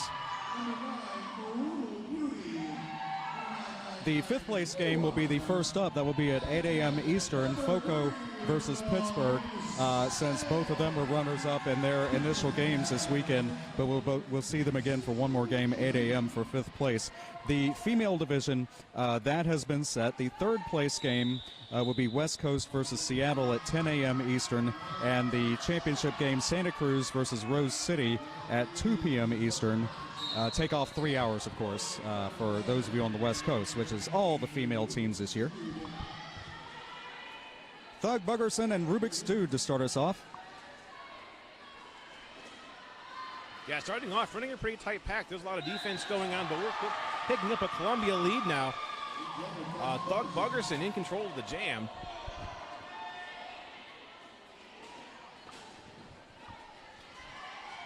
And Thug is on the first scoring pass of the jam. Certainly getting some blocking there by all 4 of those Pixies blockers. Thug managing to find a hole coming around the outside. Completes the first scoring pass of the jam. So the first 4 points of the game are on the board.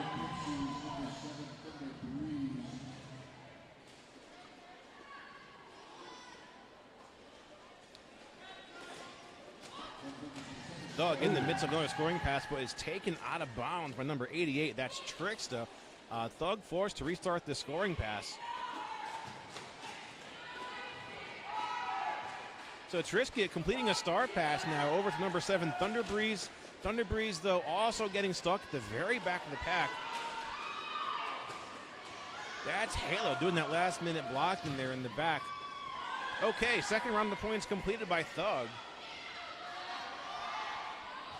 So right off the bat, Pixies with an 8-point lead. Still in the midst of this jam, though. Thug coming in, gets taken down by Thunder Breeze. So that's a jammer-on-jammer hit. Yep, jammers free to engage each other anywhere on the track as long as the contact is legal. Stepping over a blocker there, and that completes things for Columbia with 4 more. That makes 12. Yeah, so Columbia looks like did manage to put some points there on the board. We're waiting to see if they make it to the scoreboard here or if I'm seeing things. No, okay, I must be mistaken. I saw 4 points from a jam ref, but that must be last 4 for Thug there. Or Bug, as they're calling him. It's Bug for short. So captain number 5, Bing Bong, has the star for Columbia. But the Pixies have their captain. That's number 3, Little Miss Savage. Little Miss Savage out there to jam. Little Miss Savage goes for an apex jump, but it's failed.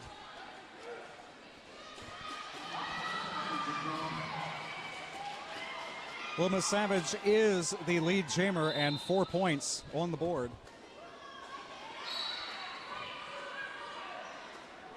Okay. Savage coming in for another round of points, and it's completed. You're seeing the top of your screen light up as it turns red. Those are the blockers sitting down in the penalty box. When they turn colored, that means they've been called on a penalty, and the penalty, the single letter code, is right next to that. So this is, wow, 2 blockers each in the penalty box, but 1 standing. So that means they have fewer than 10 seconds to serve. If you happen to see inside turn 2, when we reach over there when we play again. So this will be 2-2 on the track to start jam number 3. But yeah, Spokane with 8 points. Let's not forget to mention that. Killman, number 5,000, with that Columbia Jammer star. And Killman is our lead jammer. Looks like we're back to number 00 Trisket with the jammer star for Spokane. Trisket with the high-scoring jam of the day, I believe it was. Yeah, we had a 32-point jam earlier on when they played last time.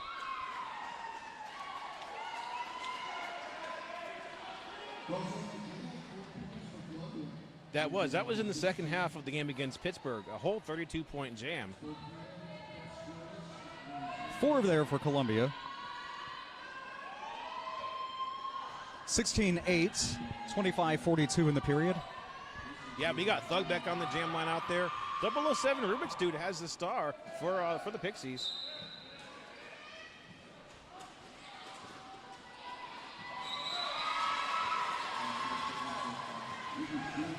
Okay, Rubik's Dude picking up that Pixies lead now.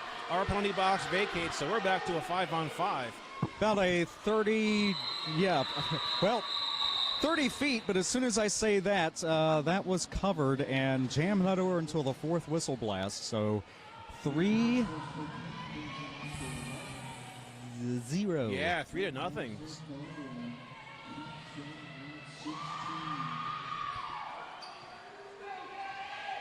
And winner of this game advancing to the championship as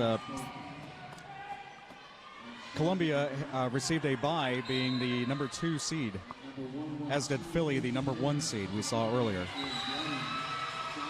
Getty out there on the jam line now, number 112. And once again, Little Miss Savage, number 3. And Savage picking up lead.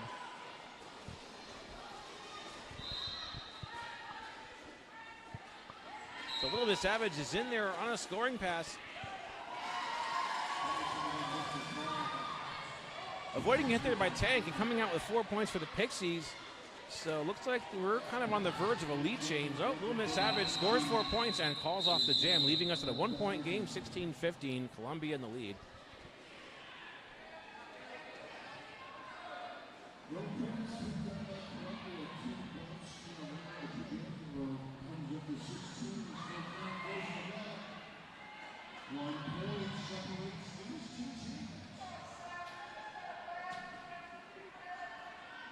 And just like that, a 3-point game.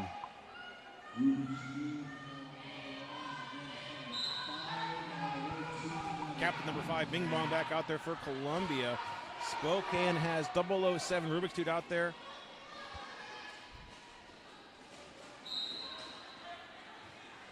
Like Bing Bong is out of bounds and is drawn to the back of the pack. So not seeing a lead jammer as of yet, but there it is. Bing Bong goes in for hole on the outside, but is shut down. Trickster with that blocking, buying some time for Rubik's Dude to come out with a lead. So Rubik's Dude comes in, makes it through the pack, calls it off. JAM referee signaling a 3-point scoring pass. That's as quick a jam as we've seen so far. 3 it is, yes. 18-16. And with that, it is a lead change. First time the Pixies have had lead.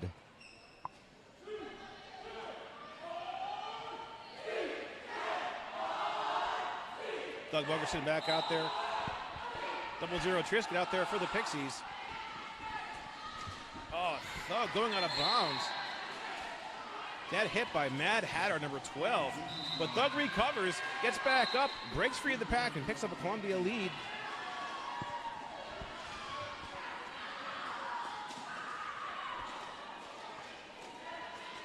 Trisket breaking out of the pack, so both jammers have completed their initial pass. Looks like Thug gets knocked to the inside, signals the call off.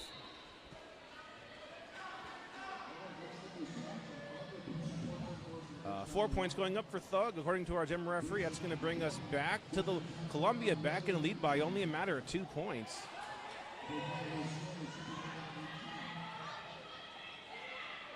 This could be an epic finish like we saw in the first game. Glad you're here for the entire game, entire day of games, wherever you are. All right, so we're seeing Haywire back out on the jam line for the Pixies, and we saw Haywire jam quite a bit in the earlier Pixies game, but Haywire called off on a track cut. So the oh no, both jammers go into the box. So we're going to do the old jammer switcheroo here. That's going to release Haywire. Neither team can pick up lead, so they're going to have to do the full 2 minutes. Yep, both served the same amount of time. Both had track cuts. All right, so Killman is out. Again, there is no lead jammer in this jam, but both have completed their initial passes, so we're going to see some points here in just a moment. Killman trying to squeeze through on the inside, but is shut down.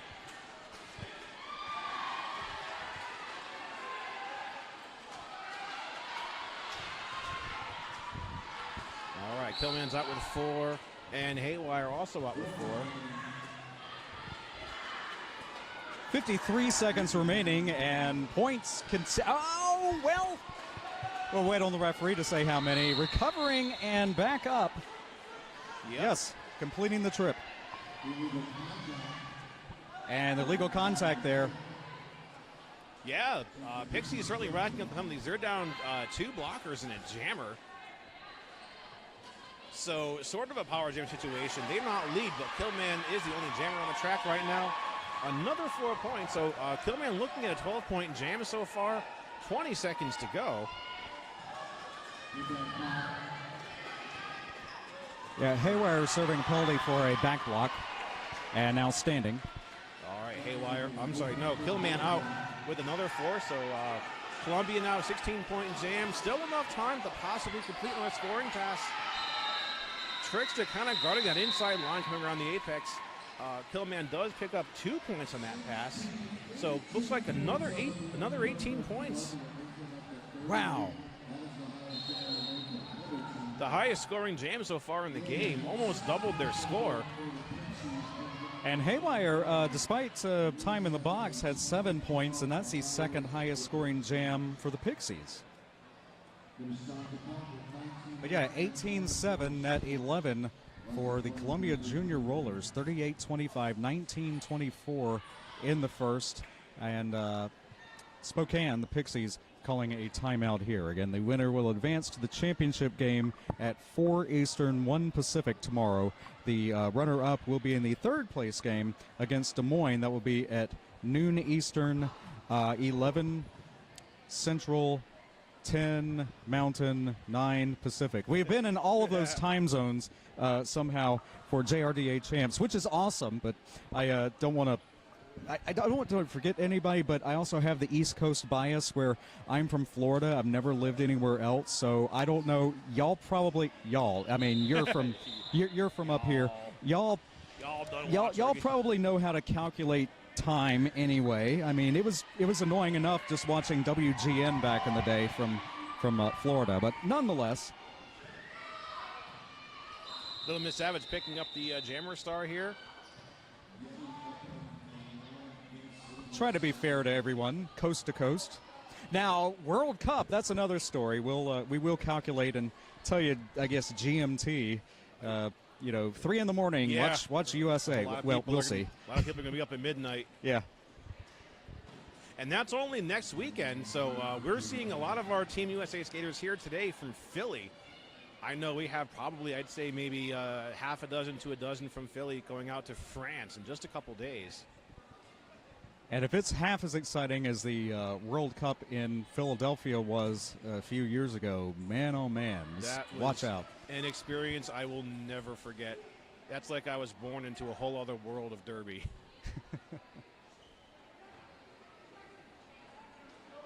I'm the one that scheduled the announcer assignments for the round robin portion, and then I missed my slot alongside Daniela Ponticelli because I was in catering. And now I don't think we have catering anymore, so there you go. That's probably why. You ruined it for all of us. Tool Time filled in. Shout out to Tool Time watching at home. He couldn't make it this year. We made that tournament work, and that worked fantastic. Oh, yeah. All right, so we're seeing number 112, Yeti. This is going to be Yeti's first time out on the Jammer line today, taking on Little Miss Savage. And the jam has started, but we're working a lot of blocking right now. Yeti has all 4 blockers to contend with. Little Miss Savage is out with lead.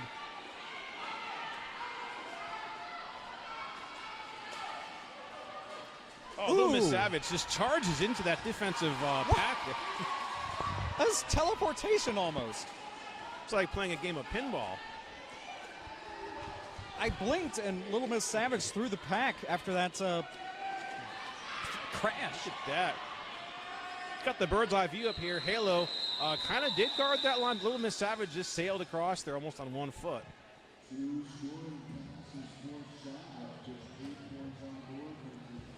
38-33, 5-point game.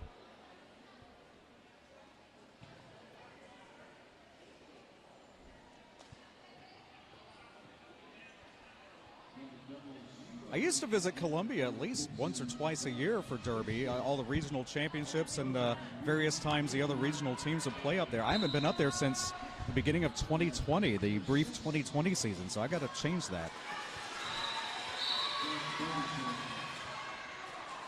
And this is Trisket coming out with the Pixies lead. Thug with the star for Columbia, but Thug has to deal with all 3 of those blockers now facing a 2-wall. Okay, so Thug is out. And keeping in mind the Pixies not able to run as much offense, having 2 blockers in the box.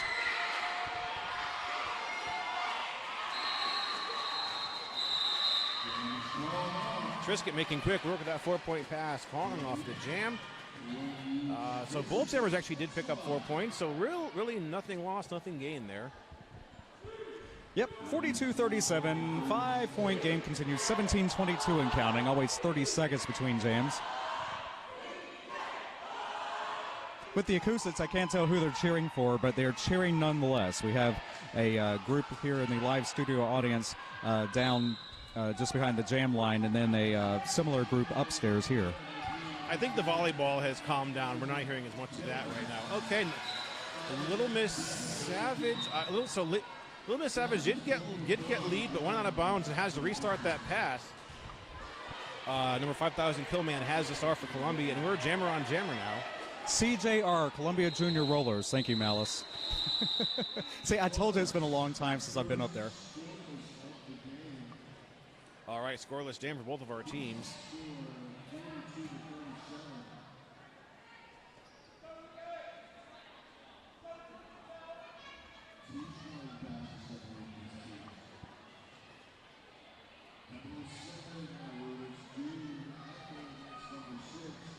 (16-17) and counting. Another 30 minutes of Derby after this. Again, championship game versus third place game. We will see both teams again tomorrow. Doug Bargerson picking up this Columbia lead. Number 007, Rubik's Dude out there. Rubik's Dude is sent out of bounds and has to restart this pass. Here comes Thug. Pixies kind of reformed their defense against Thug, but Thug just takes it on. Now only has 2 blockers. No, Thug is called off on a high block penalty.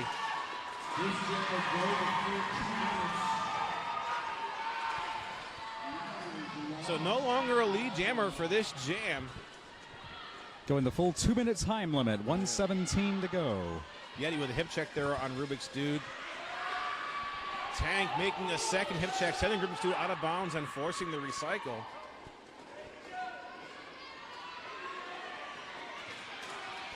Okay, Rubik's is now in. Yeti still working some defense as Columbia reforms a 3-wall against Yeti at the front of the pack. Rubik's tries to call it off, but they are not lead, so we're going to have to run the course here for the full 2 minutes.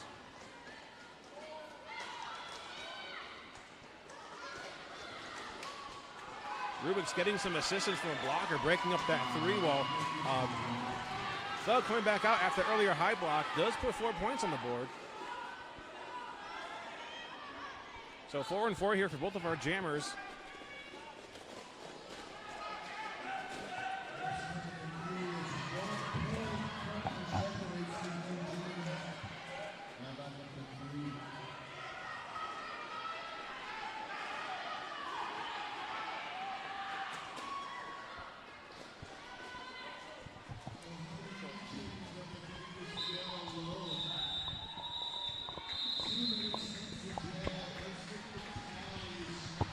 Okay, 16-point jam, all said and done for the Pixies. 11 points for Columbia, so that's going to bring us to a tie.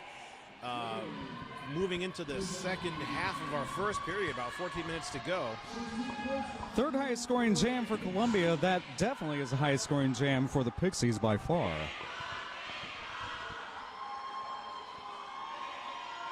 Donna Dangerous coming out with the Jammer Star here for the Pixies. And I think this is Bing Bong, the captain, out there for Columbia. Bing Bong is out of bounds.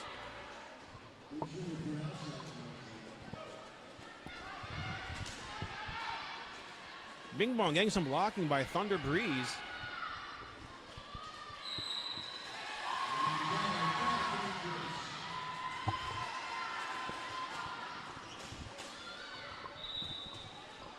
Okay, Donna Dangerous has lead now for the Pixies, now coming in on a first round of 4 points.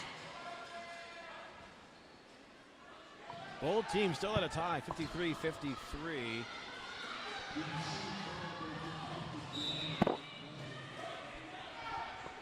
Donna Dangerous getting a hit coming around turn 3.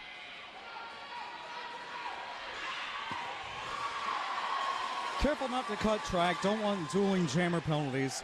But yes, completing the trip.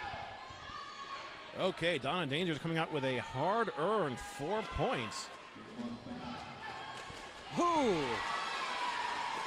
Thunder Breeze coming in there, breaking up that Columbia wall for Donna. Donna comes out with 4 points and calls it off, so it's going to be an 8-0 jam in favor of Spokane.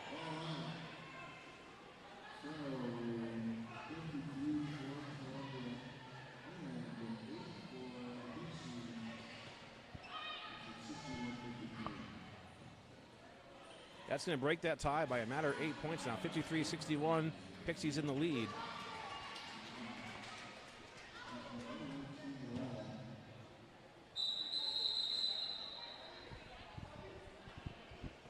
And I'm not sure if the jam just started without a jammer.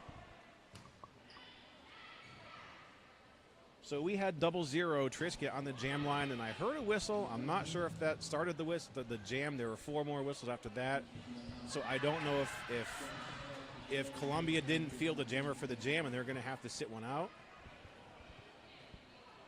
Okay, yeah, I think that's what happened. Yeah, that'll go against, fortunately, and I say fortunately because my home team once in a different organization was called on this, and it could have cost them the game. That goes against the captain, not the jammer. Right. So they can still field the jammer. So this can be down 1 blocker.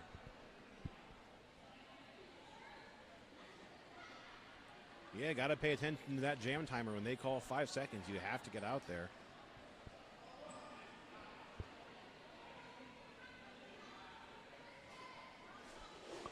Our day tomorrow starts at 8 a.m. Eastern with FOCO versus Pittsburgh. That is the 5th place game for the Open Division.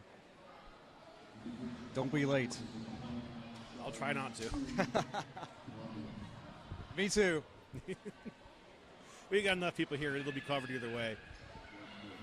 Number 5,000. This is Killman out there. So Killman, if we didn't know, has some siblings here on the track. So CRU, who is the coach, and Bing Bong, who's the captain. So definitely some sibling non-rivalry out there today. Columbia starting this jam down 2 blockers, so Pixie certainly with the pack advantage.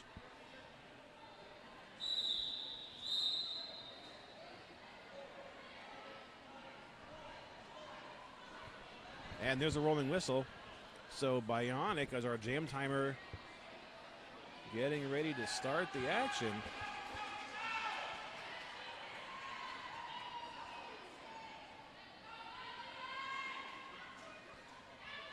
Number 00 Trisket and number 5,000, that's Killman on the jammer line.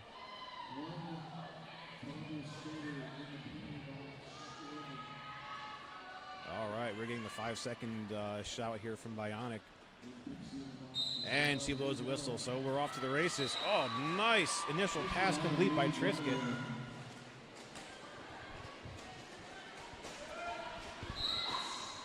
Using her speed, Trisket's speed to their advantage. Using his speed to his advantage on that inside line. Killman to the penalty box on a track cut. Oh. That's going to put Trisket on the power jam now for the Pixies. They're going to probably recover some of their lost points.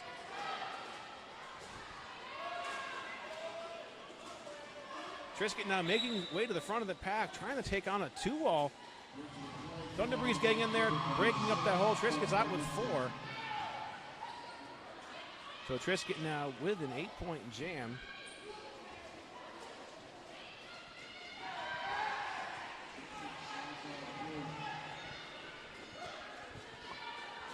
Our penalty box clears. Everyone's back on the track. We're back to a 5-on-5. Trisket coming in for a 3rd scoring pass, but is taken down coming around the straightaway. Killman with a current star stash in progress has yet to complete this initial pass. Trisket's out with another 4. So the Pixies looking at a 16-point jam so far.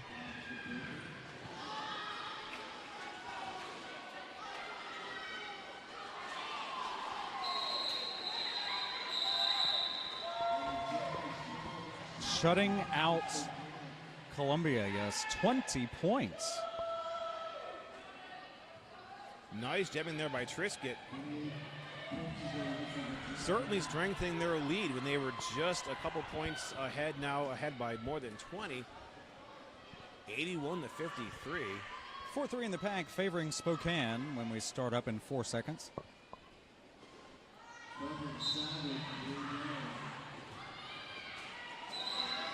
So Bug back on the jammer line, verse number 3, Little Miss Savage. Little Miss Savage is our lead now for the Pixies. Bug is still stuck in this. No, okay, Bug breaks out. Little Miss Savage coming in, takes on a 3-wall. Leaving nothing to chance there. 4 points. 4 points and a quick haul off. 53 now, 85.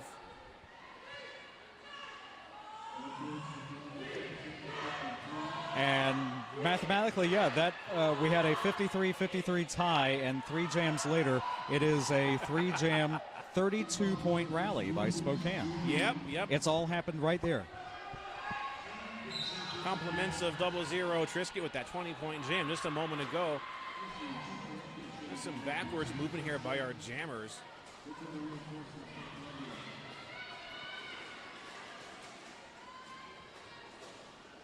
This is 007 Rubik's Dude. And number 5, the captain, Bing Bong. Spokane in the lead now. Rubik's Dude in control. Bing Bong trying to sneak through on the inside line, but is shut down. Pixies throwing a tripod at Bing Bong, while Rubik's Dude comes out and sneaks past that with 4 points.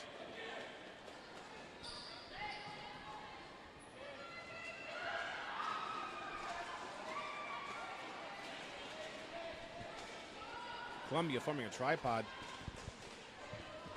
sending Rubik's Dude out of bounds, forcing a recycle.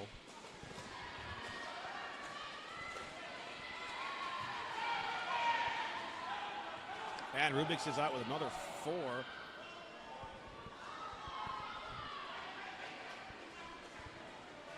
Bing Bong is still stuck on this initial pass, not getting any mercy from the Pixies. So Rubik's Dude with a 12-point jam and Bing Bong unable to even make their initial pass. You can see the Pixies holding up a tripod and a catch right there up against Bing Bong.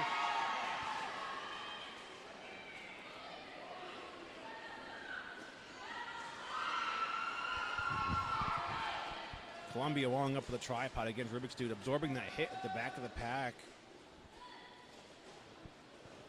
Bing Bong now fighting with number 88. This is Tricksta. This trying to get out of the pack and make an initial pass. Now Bing Bong has a 2-wall of Pixies blockers to get past. Our jam is over. So looking at an 18-point jam for the Pixies. That's to put them over the 100-point mark. So 103 to 53. 6:45 on the clock in the first. This is the final game of day number 1, where the winner will advance to the championship game against Philly. The runner-up will face Des Moines. Both of those games tomorrow. Full schedule at juniorrollerderby.org. Couple of scoreless jams for Columbia. Pillman sent out of bounds by Tricksta. Number 3, Little Miss Savage getting a Pixies lead. Ooh! Yeah, Pillman's out, so both jammers now in point-scoring positions. Little Miss Savage sails through the pack, making quick work of that 4-point pass, and she calls it off.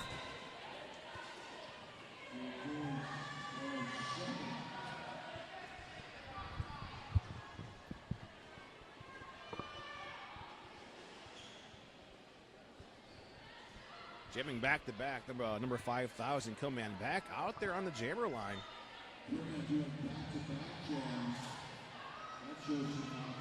Somehow Bobby Narco's listening to us and saying the exact same thing. I don't know if we're all just on the same click here or what's going on. Okay, jam has started. It's a 5-on-5 jam. Penalty box is empty.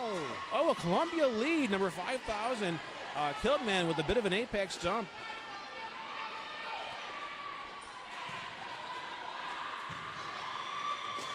Rubik's Dude is in the pack on this initial pass, is fighting those Columbia blockers.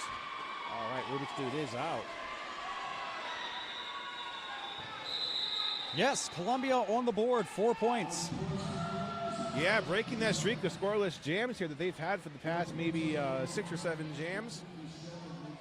Bringing them up to 57 to 107.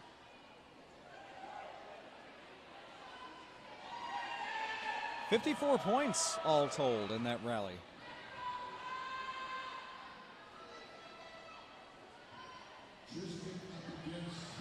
We got Bug back on the jammer line. Now, Bug, we've been seeing Bug play Derby now for about 8 years.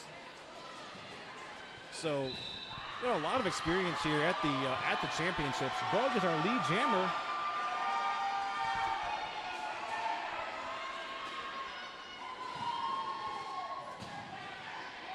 Trisket with the star for the Pixies. Bug sent on a bound on the first scoring pass. Sees Trisket coming up and makes that calculated risk to call off the action. So it's a scoreless jam for both teams, still 57-107.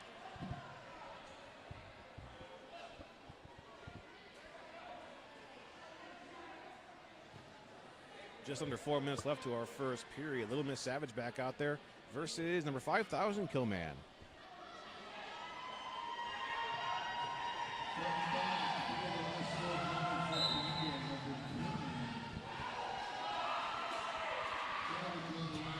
Bull Jammers trying to find that hole on the outside. Little Miss Savage, the first one to break out, so she's our lead jammer.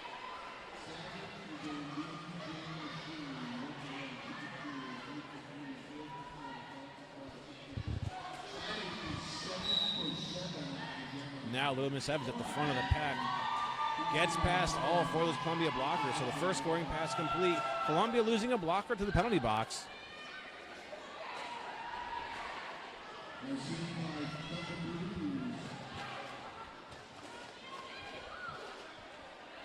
Little Miss Savage beginning her second scoring pass.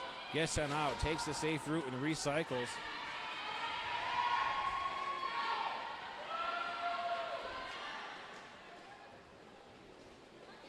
So Kiltman's still fighting to complete the initial pass, and there it is. So Bull Jammers are out, and Little Miss Savage goes for the call-off. A minute 3 of practically too much to describe everything that was happening there. My goodness, 12 points, though. Yes. So both teams have had chances to play games earlier on the day and get warmed up.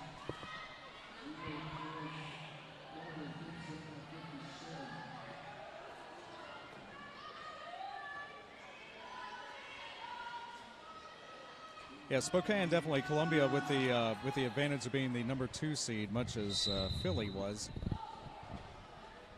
And back, 5 seconds already elapsed to old school derby. Jammers approaching, not having to wait on the blockers to cross the line, however. And let's see, we got number 777 Rubik's Dude breaking through first, so it's a Pixies lead.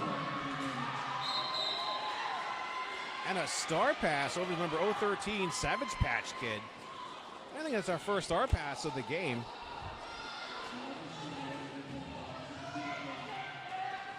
Savage Patch Kid tries to sneak through on the inside line, coming around the turn is shut down. Rubik's Dude is stuck at the back behind a Columbia tripod. And here comes Tricksta trying to break up that tripod. Savage Patch Kid, after receiving the star pass, is in a scoring pass, gets a hit. And it looks like the jam is over and that scoring pass is complete. Okay, no, we're looking at 2-on-2 for both of our jammers. 7 as it stands, 7-3, net 4 for Columbia there, 122-64. 42 seconds remain. It'll be less than that when of course, the game clock on the left, the jam clock on the right, there in the box on the right side of your screen. This jam can go 2 full minutes or until the lead jammer calls it off, however. Number 6, Bug. And Bug is our lead jammer. Jamming for the Pixies, it's the captain again, number 3, Little Miss Savage. Bug has earned lead jam more often than not whenever they start the jam.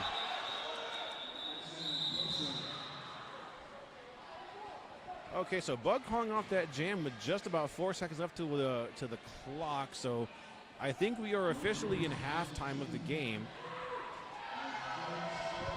A 0-0 jam in that jam, so okay, no, 2 points scored by Columbia, so 66-122.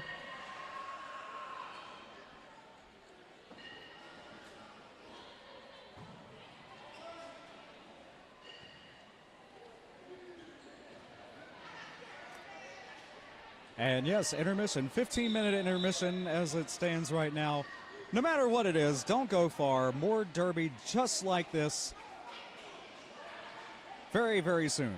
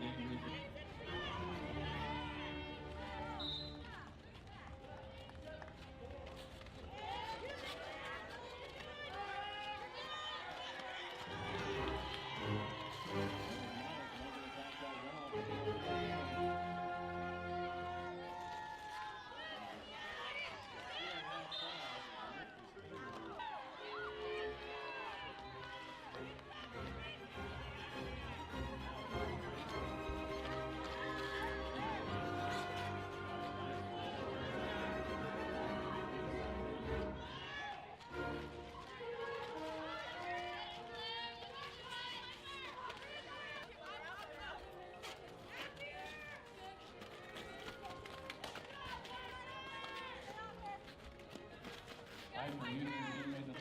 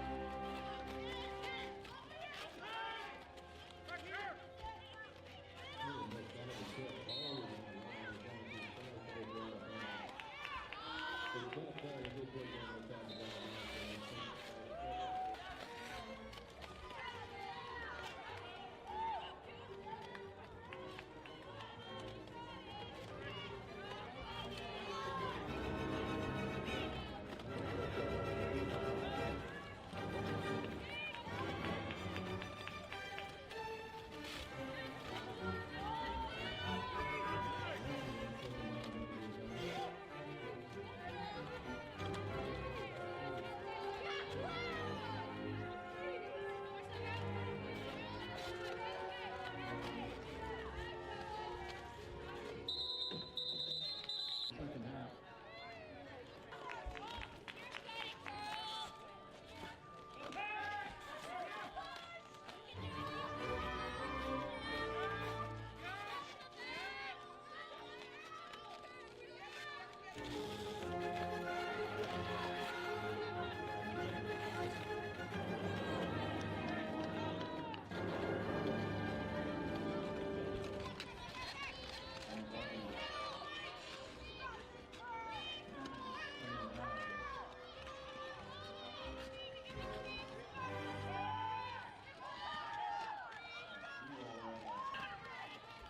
Blocked out by Edward.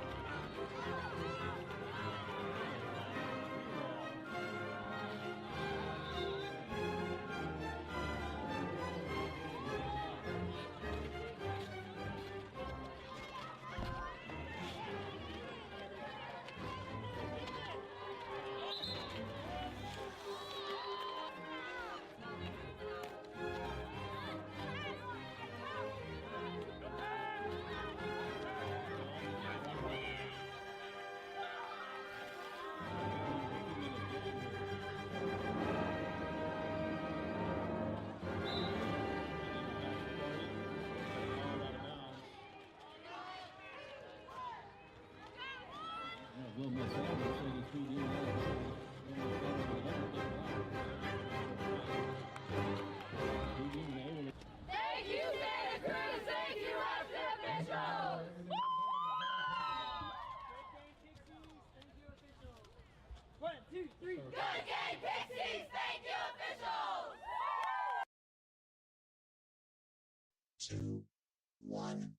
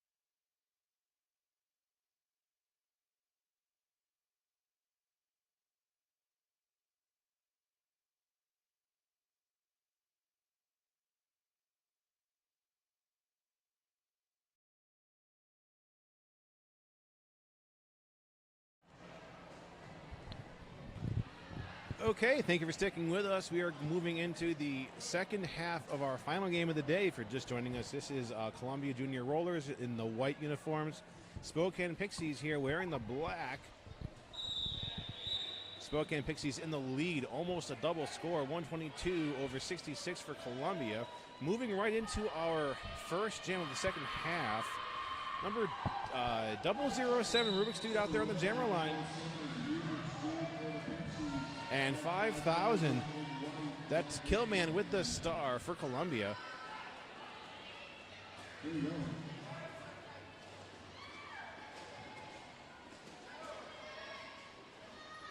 So Bull Jammers kind of meeting their equals here as far as defense.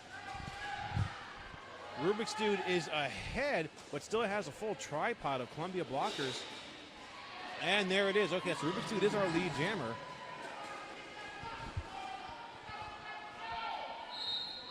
Killman working up to the front of the pack, but is actually called off on a high block. So this is going to be a power jam now in the hands of Rubik's Dude.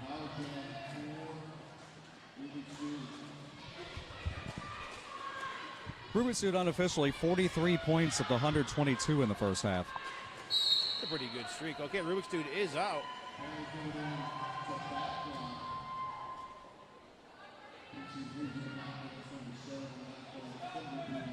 Still in a power jam now. Rubik's Dude coming in, taking on a 3-wall of Columbia blockers and is sent down. Okay, so Rubik's Dude is called off on a back block. So Killman coming back in from the earlier high block, breaking up that defensive wall, completes the initial pass. So no chance for a lead here by either of these jammers. We're going to have to stay the course.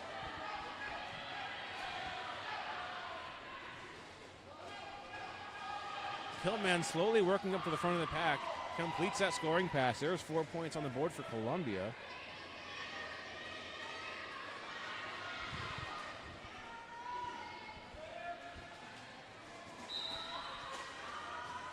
Rubik's Dude coming back in from that earlier back block. So Bull Jammers back on the track. And there's 4 whistles. So Pixies Jammer did have 4 points, picking up 2 more at the very tail end of that jam. So a 6-point jam for Rubik's Dude, 8 points altogether for Killman.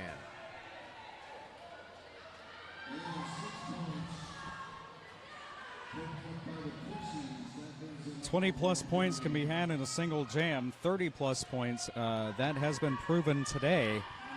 Yeah, that was number 00 Trisket in their game up against the Pittsburgh Derby Brats. Yeah, so there's a back block being called on Little Miss Savage, who has the star for the Pixies. So that's going to put Little Miss Savage in the box and put a chance of a power jam in the hands of number 5, Bing Bong.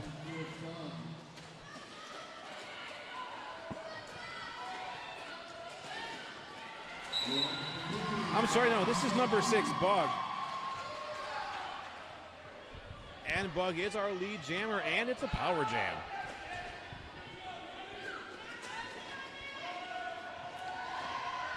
Oh, Bug getting a hit, trying to ride that outside line, but ultimately goes out of bounds. No harm, no foul, though. All 4 points, all 4 blockers were passed, so it's still going to be a 4-point jam when that's called off. Bug unofficially 33 of the 66 points scored in the first half. And add 4 to that.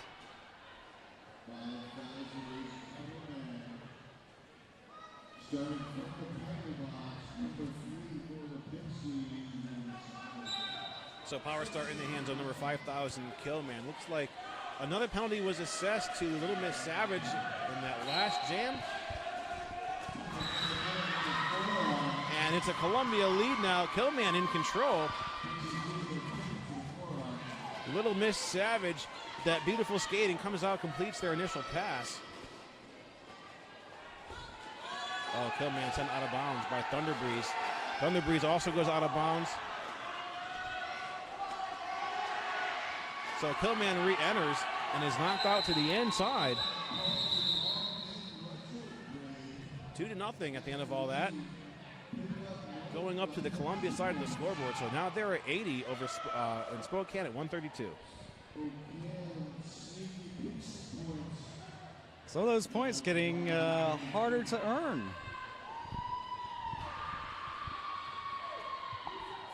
Well, we see that a lot in the second half of these games. I think after they've had a chance to play each other for half an hour and then take a little bit of a break, things change. So Bug back out there on the jam line now. Looks like Columbia just jamming Bug and Killman a lot, kind of over and over again. And Bug's out with a Columbia lead. So this is the second lead now for Columbia in a row.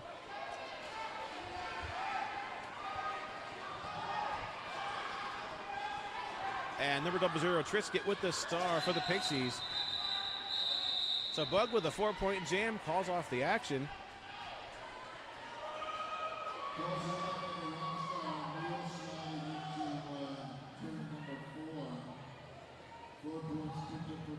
For this, 84, 132, 24-22 remaining. Winner will advance to the championship game in the Open Division. The runner-up still plays for third against Des Moines.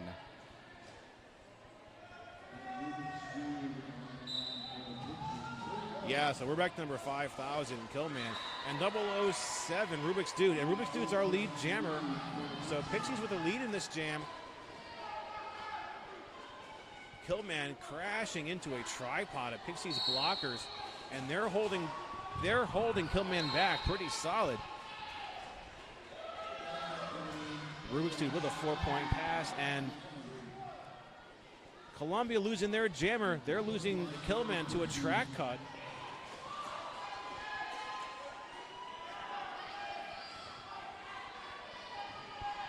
Rubik's Dude now on a power jam for the Pixies.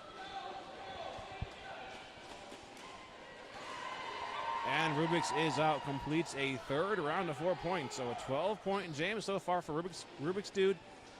Killman still seated in the box in that track cut.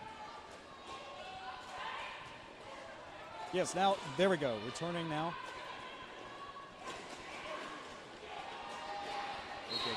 Columbia making Rubik's Dude work for those points. But Rubik's Dude does complete a fourth scoring pass. So far a 16-0 jam. Rubik's Dude now taking on a tripod. Okay, so Columbia, their tripod broke up. Rubik's Dude got right around that with another 4 points. So a 20-point jam for Spokane. Still 26 seconds left to go. All right, and another 4, so all said and done, 24-0. That jam compliments of 007 Rubik's Dude. 156-84, 22-14 in the game.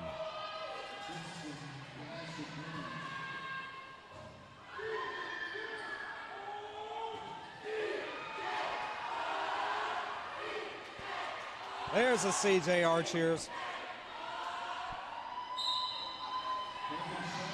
All right, and we're off at that whistle. Number 3, Little Miss Savage versus number 6, Bug. A little bit of a jammer-on-jammer block there.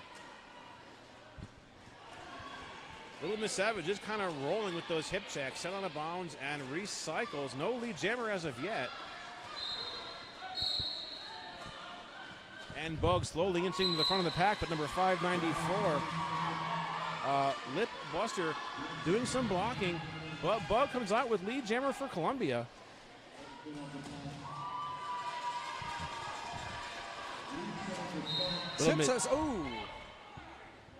Little Miss Savage clearing the pack. Nope, Bug called on a forearm. Yeah. So no lead, we're gonna go for the full 2 minutes. Power jam now in the hands of number 3, Little Miss Savage, the captain for the Pixies.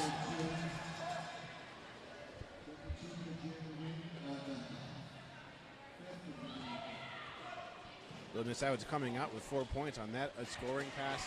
Columbia walling up the 2 blockers side by side. Little Miss Savage gets past those, picks up another 4.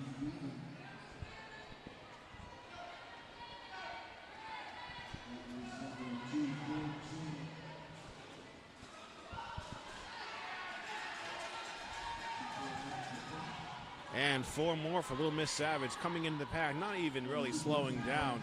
Bug coming out from that earlier forearm, so both jammers back on the track.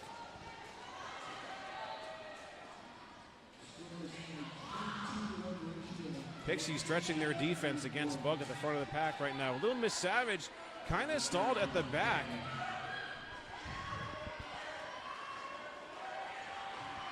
Initial pass completed by Bug, and 1 scoring pass is going to add 4 points for Columbia. Little Miss Savage getting a hit by number 112, Tank. That jam comes to an end just as Little Miss Savage gets back up on her skates.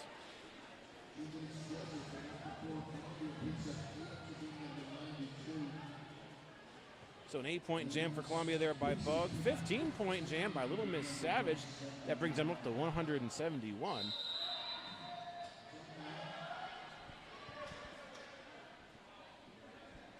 Team timeout, yes, called by Columbia after that 8 points. Let's see, 8. Yeah, net 7 for the Pixies. There's 171-92, 19:35 in the game. The winner will play at 4 p.m. tomorrow against Philly. That will be the championship game in the Open Division. The runner-up will play Des Moines at noon Eastern. That will be the 3rd place game. The female division is, and FOCO and Pittsburgh also involved in the Open Division. They will start us off tomorrow at 8 a.m. Eastern. The female division games will be the 2nd and 4th games tomorrow. West Coast versus Seattle for 3rd place. That will be at 10 a.m. Eastern, 7 Pacific. And the female division championship game, Santa Cruz, Rose City, 2 p.m. Eastern, 11 Pacific. Did I say Pacific? Yes, Pacific.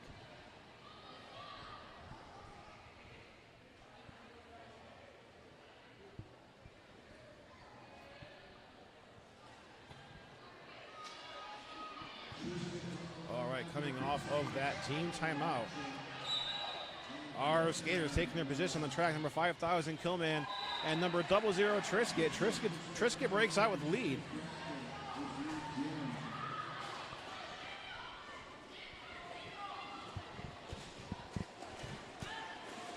Columbia forming a 3-wall against Trisket. Trisket finding a hole around that 3-wall. Comes out of the pack. Certainly seeing quite a number of points scored just in the past 2 or 3 jams for the Pixies. So Killman completing an initial pass, but no points on the board yet for Columbia. Trisket making a call off there after scoring 4 points. So an 8-0 jam.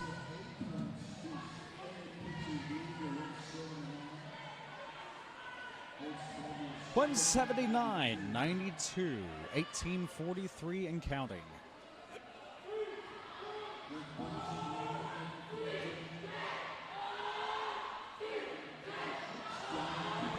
Okay, coming out the jam next for the Pixies, number 46,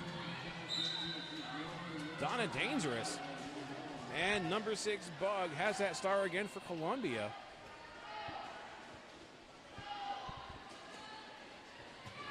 Pretty solid pack coming off that whistle. Bug sent out of bounds and is drawn all the way to the back by number 7, Thunder Breeze, until Thunder Breeze goes out of play, so they have to let Bug go. Now we have the lead going to the hands of number 46, Donna Dangerous.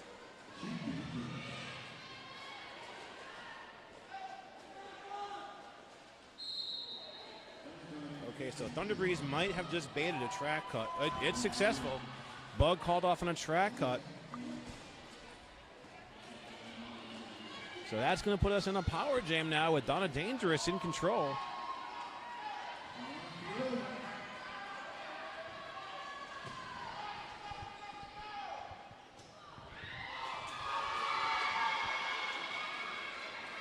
$60 seconds elapsed.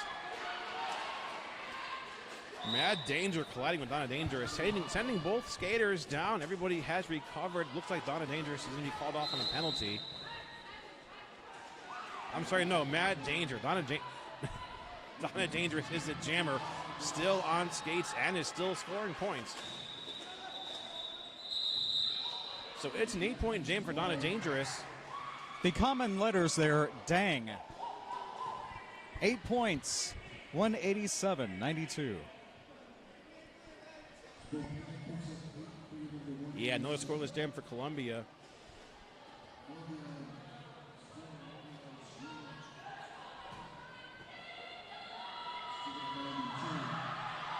"24 points, high-scoring jam of the period and of the game by Rubik's Dude 4 jams ago." 4-on-4 jam, each team down a blocker in the penalty box. We're back to number 5,000. 5,000 Killman on the jammer line, and number 00 Trisket. Okay, so Killman breaking out with lead for Columbia. Mad Hatter putting a hip check on Tank, and Kid block at the same time, sending both of those Columbia blockers down. Oh, no! Calling it from the other side, not standing up to risk a cut or a potential cut. I'm not a referee. 4-2, net 2 for Columbia.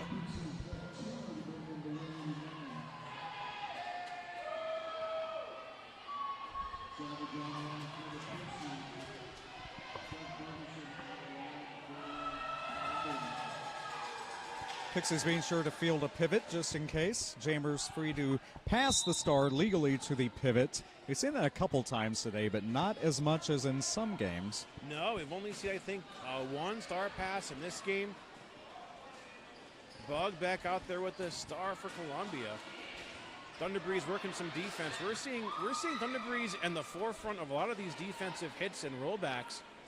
So Bug recovers from that hit, restarts that initial pass, and picks up lead for Columbia. 3/4 of the way through the game. Oh, Tank landing a hit on number 3, Little Miss Savage, who has the star for the Pixies.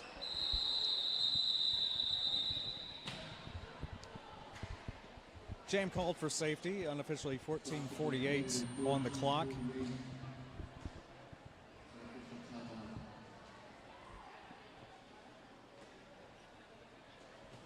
No points awarded, at least as yet. And again, safety being paramount, we don't rush anything. And we do have our safety director and tournament head medic, Randall Foster, Ice Pack Shakur here.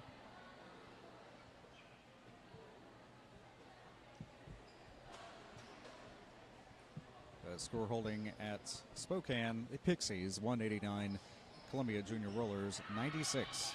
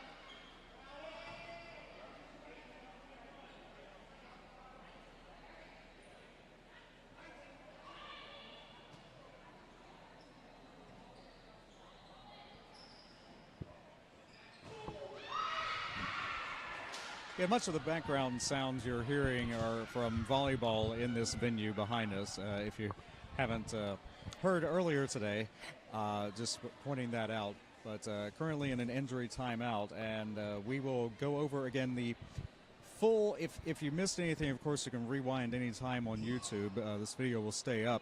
But also, you can go to juniorrollerderby.org/2023champs to see the full roster, or I say roster, bracket, and game results, those being updated at the end of each game. Also, the schedule for tomorrow. We'll run down the schedule anyway, as it will start at 8 a.m. Eastern time. Again, 8 Eastern.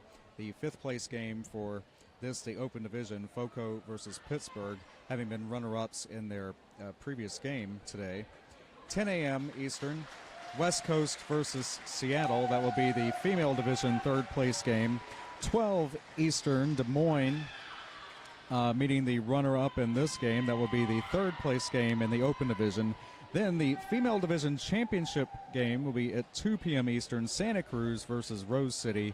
And the championship game of the Open Division, 4 p.m. Eastern, Philly versus the winner of this game.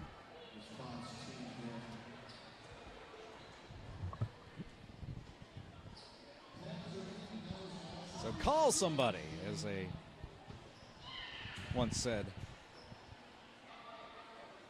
Text them now. Use Threads if you're on it. Looks like we're getting back to maybe moving into our next jam here. Everyone's kind of getting back into position. There's a timeout call on a matter of safety for our skaters.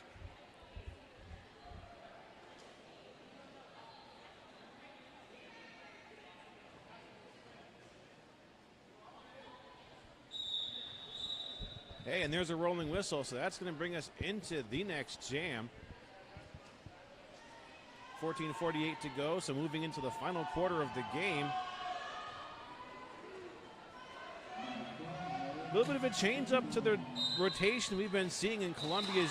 Wow, look at that. 007, Rubik's Dude makes no time. I don't think the whistle even stopped blowing until the time Rubik's Dude was out of the pack with lead. Rubik's Dude is taking on, this is number 5, Bing Bong, the captain for Columbia. And already completing a scoring trip. This Rubik's Dude. Yeah, just went from 0 to 60 there in about a split second. Rubik's Dude is at the back of the pack. Columbia throwing a tripod at Rubik's, but Rubik's managed to get around there. And there's another 4, so Rubik's is looking at an 8-point jam.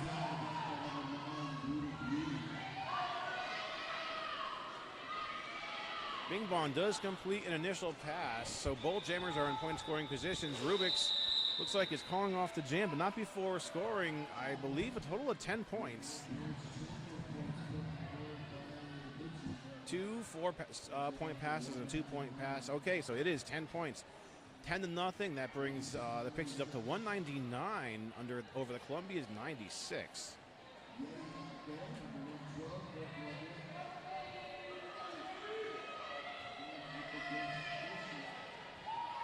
And it looks like we're going to have number 112 Tank out there to jam next for Columbia.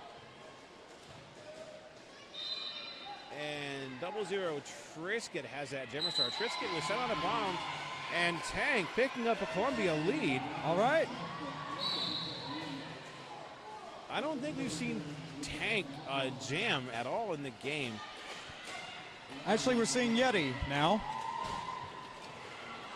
Crichton on the scoring app, yes. My mistake. 112 is Yeti. That's not Tank.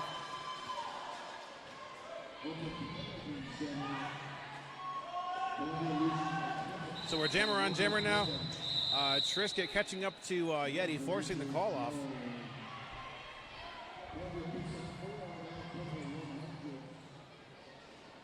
So Columbia now breaking the 100-point mark. They're at 100. Still 199 for the Pixies.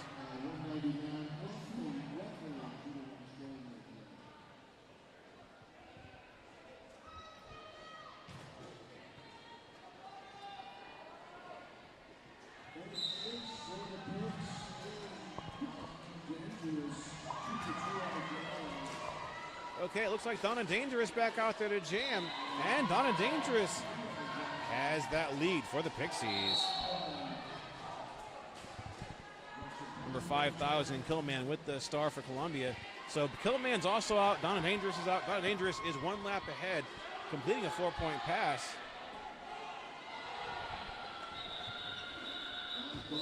And Donna going for the call-off.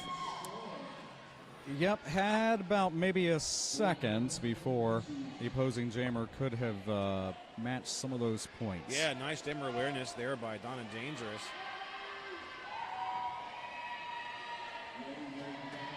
.203, 100, 11:28 to go. Yeah, Haywire, 999 is back out there. We haven't seen Haywire jam yet in the second half of the game, but we did see Haywire come out quite a bit in earlier games. So the jam was briefly started and then it called off immediately. Both jammers are on the track, so official timeout. This yeah, will be moving into a timeout.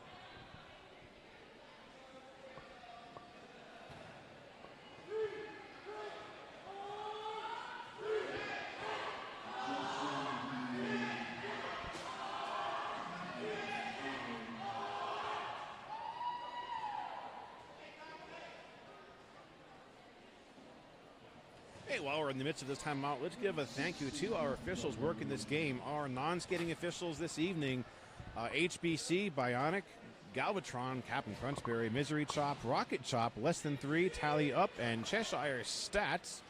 Our referees for this game, we have Shebra, Noah Fallon, Forrest Smusher, Will Ryder, Boomerang, Chewback Alpha, Judge Double Wapner, and Richie Cranium. I heard a rolling whistle in there somewhere, so we're going to move into this jam.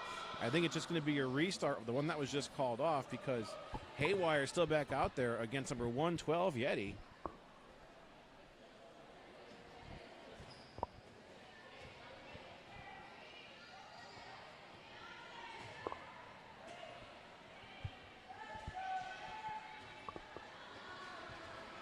Haywire looking for some. All right, and yeah, there we go. Looking for a reaction from the studio audience. There we go. Respective cheering sections here tonight for the late game. Hey, the fact that we can get anybody to cheer at almost 10 o'clock at night is fantastic. We have all had a very long day of Derby here. All right, so there's another rolling whistle. Bionic is okay. There she goes. She blows the whistle. And we're off to the races, as it were. Haywire. Yes, Haywire with lead now for the Pixies. And a star pass from Yeti over to number 6. That's Bug. Second star pass of the game. Haywire with 4 points calls off the action.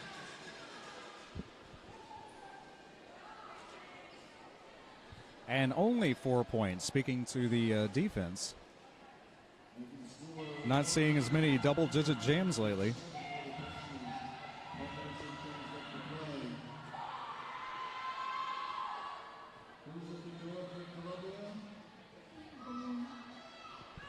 I think we have number 5, Bing Bong, out there for Columbia. And 00 Trisket again. Okay, Trisket breaking through. Bing Bong crashing into some defense and getting hung up in the pack. Trisket's out with lead. Bing Bong getting around that final blocker up the front of the pack. Actually, it's actually a star pass from Bing Bong over to number 013. That's Savage Patch Kid. Savage Patch Kid receiving the star. 2 out of the 3 star passes in the game. Trisket with the high block.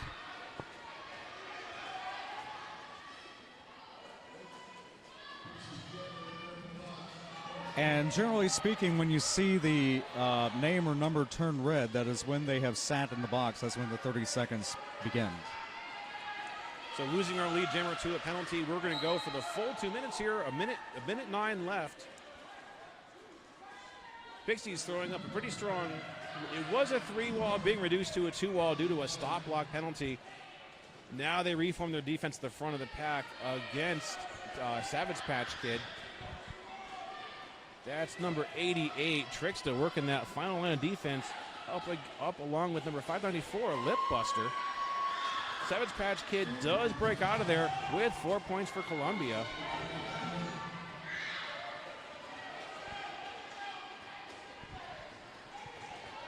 Triska coming back in from the earlier high block. So Bull Timbers back on the back in action. Oh, Triska coming in, colliding with the floor wall of Columbia blockers.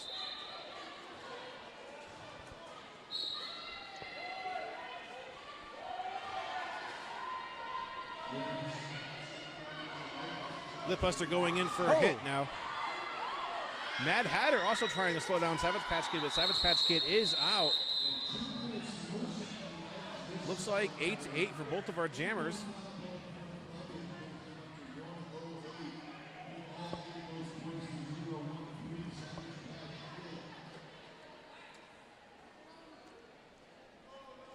Well, that was an exciting wash there. 8-8.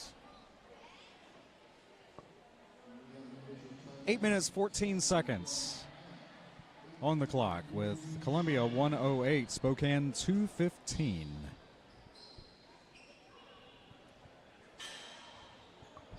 Winner will advance to the championship game against Philly, 4 p.m. Eastern tomorrow. The runner-up will face Des Moines for third at noon Eastern tomorrow.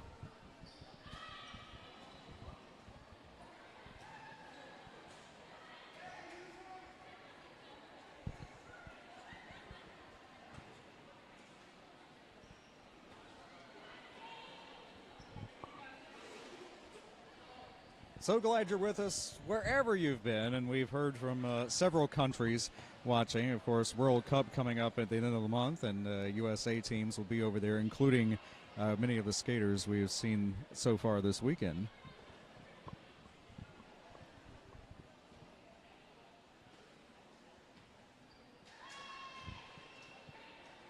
Yeah, still in the midst of this timeout here by our officials. I think it's just called for a matter of safety before we move into our next jam here. 8 minutes, 14 seconds to go.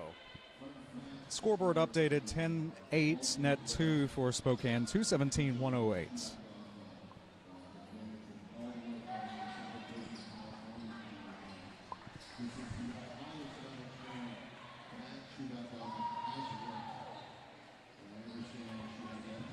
High-scoring jam this half. Triscuit with 20 points. Killman with 18. That was about 5 jams previously. Yeah, for the Pixies. Pixies had a 24-point jam there by 007. Rubik's Dude. Oh, yeah, I was looking at the first half, but yes, correct. Second half, yeah. I was just impressed by the first half, but yes, second half, absolutely. Starting at 122.66, Spokane so far scoring 95 points. Columbia in the second half, 42.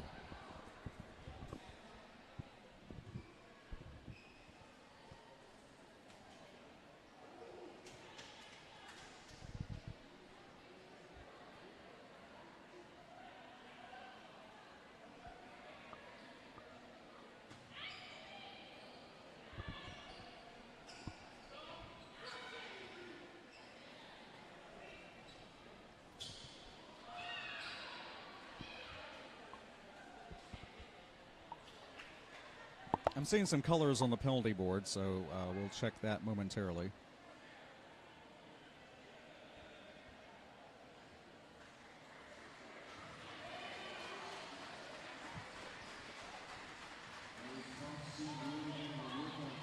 Okay, looks like we just took a break to give somebody a chance to kind of recoup before we move into our next jam. Bug with 6 penalties.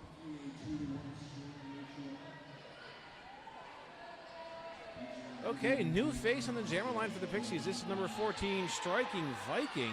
Right. And Hyper was 6, so those were the colors I was seeing across from us. We do have a penalty board on an LED screen that, anyway, you can kind of generally tell when someone's in penalty danger because of the colors it's turning, but as far as who and what, we need something a little closer to us. But yes, we have the technology. There are tablets and laptops everywhere, And again, shout out to CRG, Carolina Roller Girls, Carolina Roller Derby, who have for years maintained this scoreboard system that is standard in roller derby, and just continuing to top themselves. Everyone's inputs that gets added to this, and seeing the lineups and seeing the penalties as they're happening. This is amazing. This is a great time to be involved in broadcasting derby.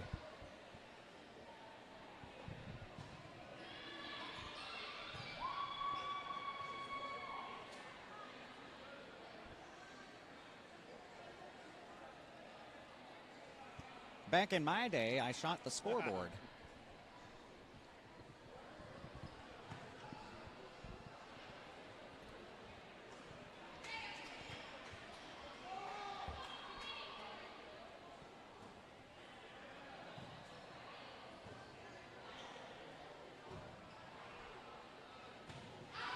Okay, still at 8 minutes, 14 seconds left to the game in the second half.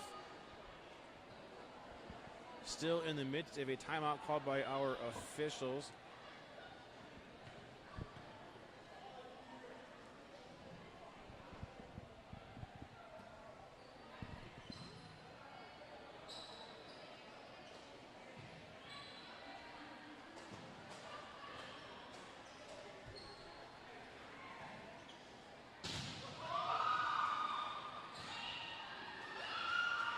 Looking at a lot of great volunteers here from all across the country here at the Champs. Some wonderful photographers here, including but not limited to Lloyd Knox from Hit Squad TV. We got Bobby Nargo on the house mic for this game. Certainly an A-team of officials from all over the area. Not only the area, most are from the Pennsylvania, Maryland area.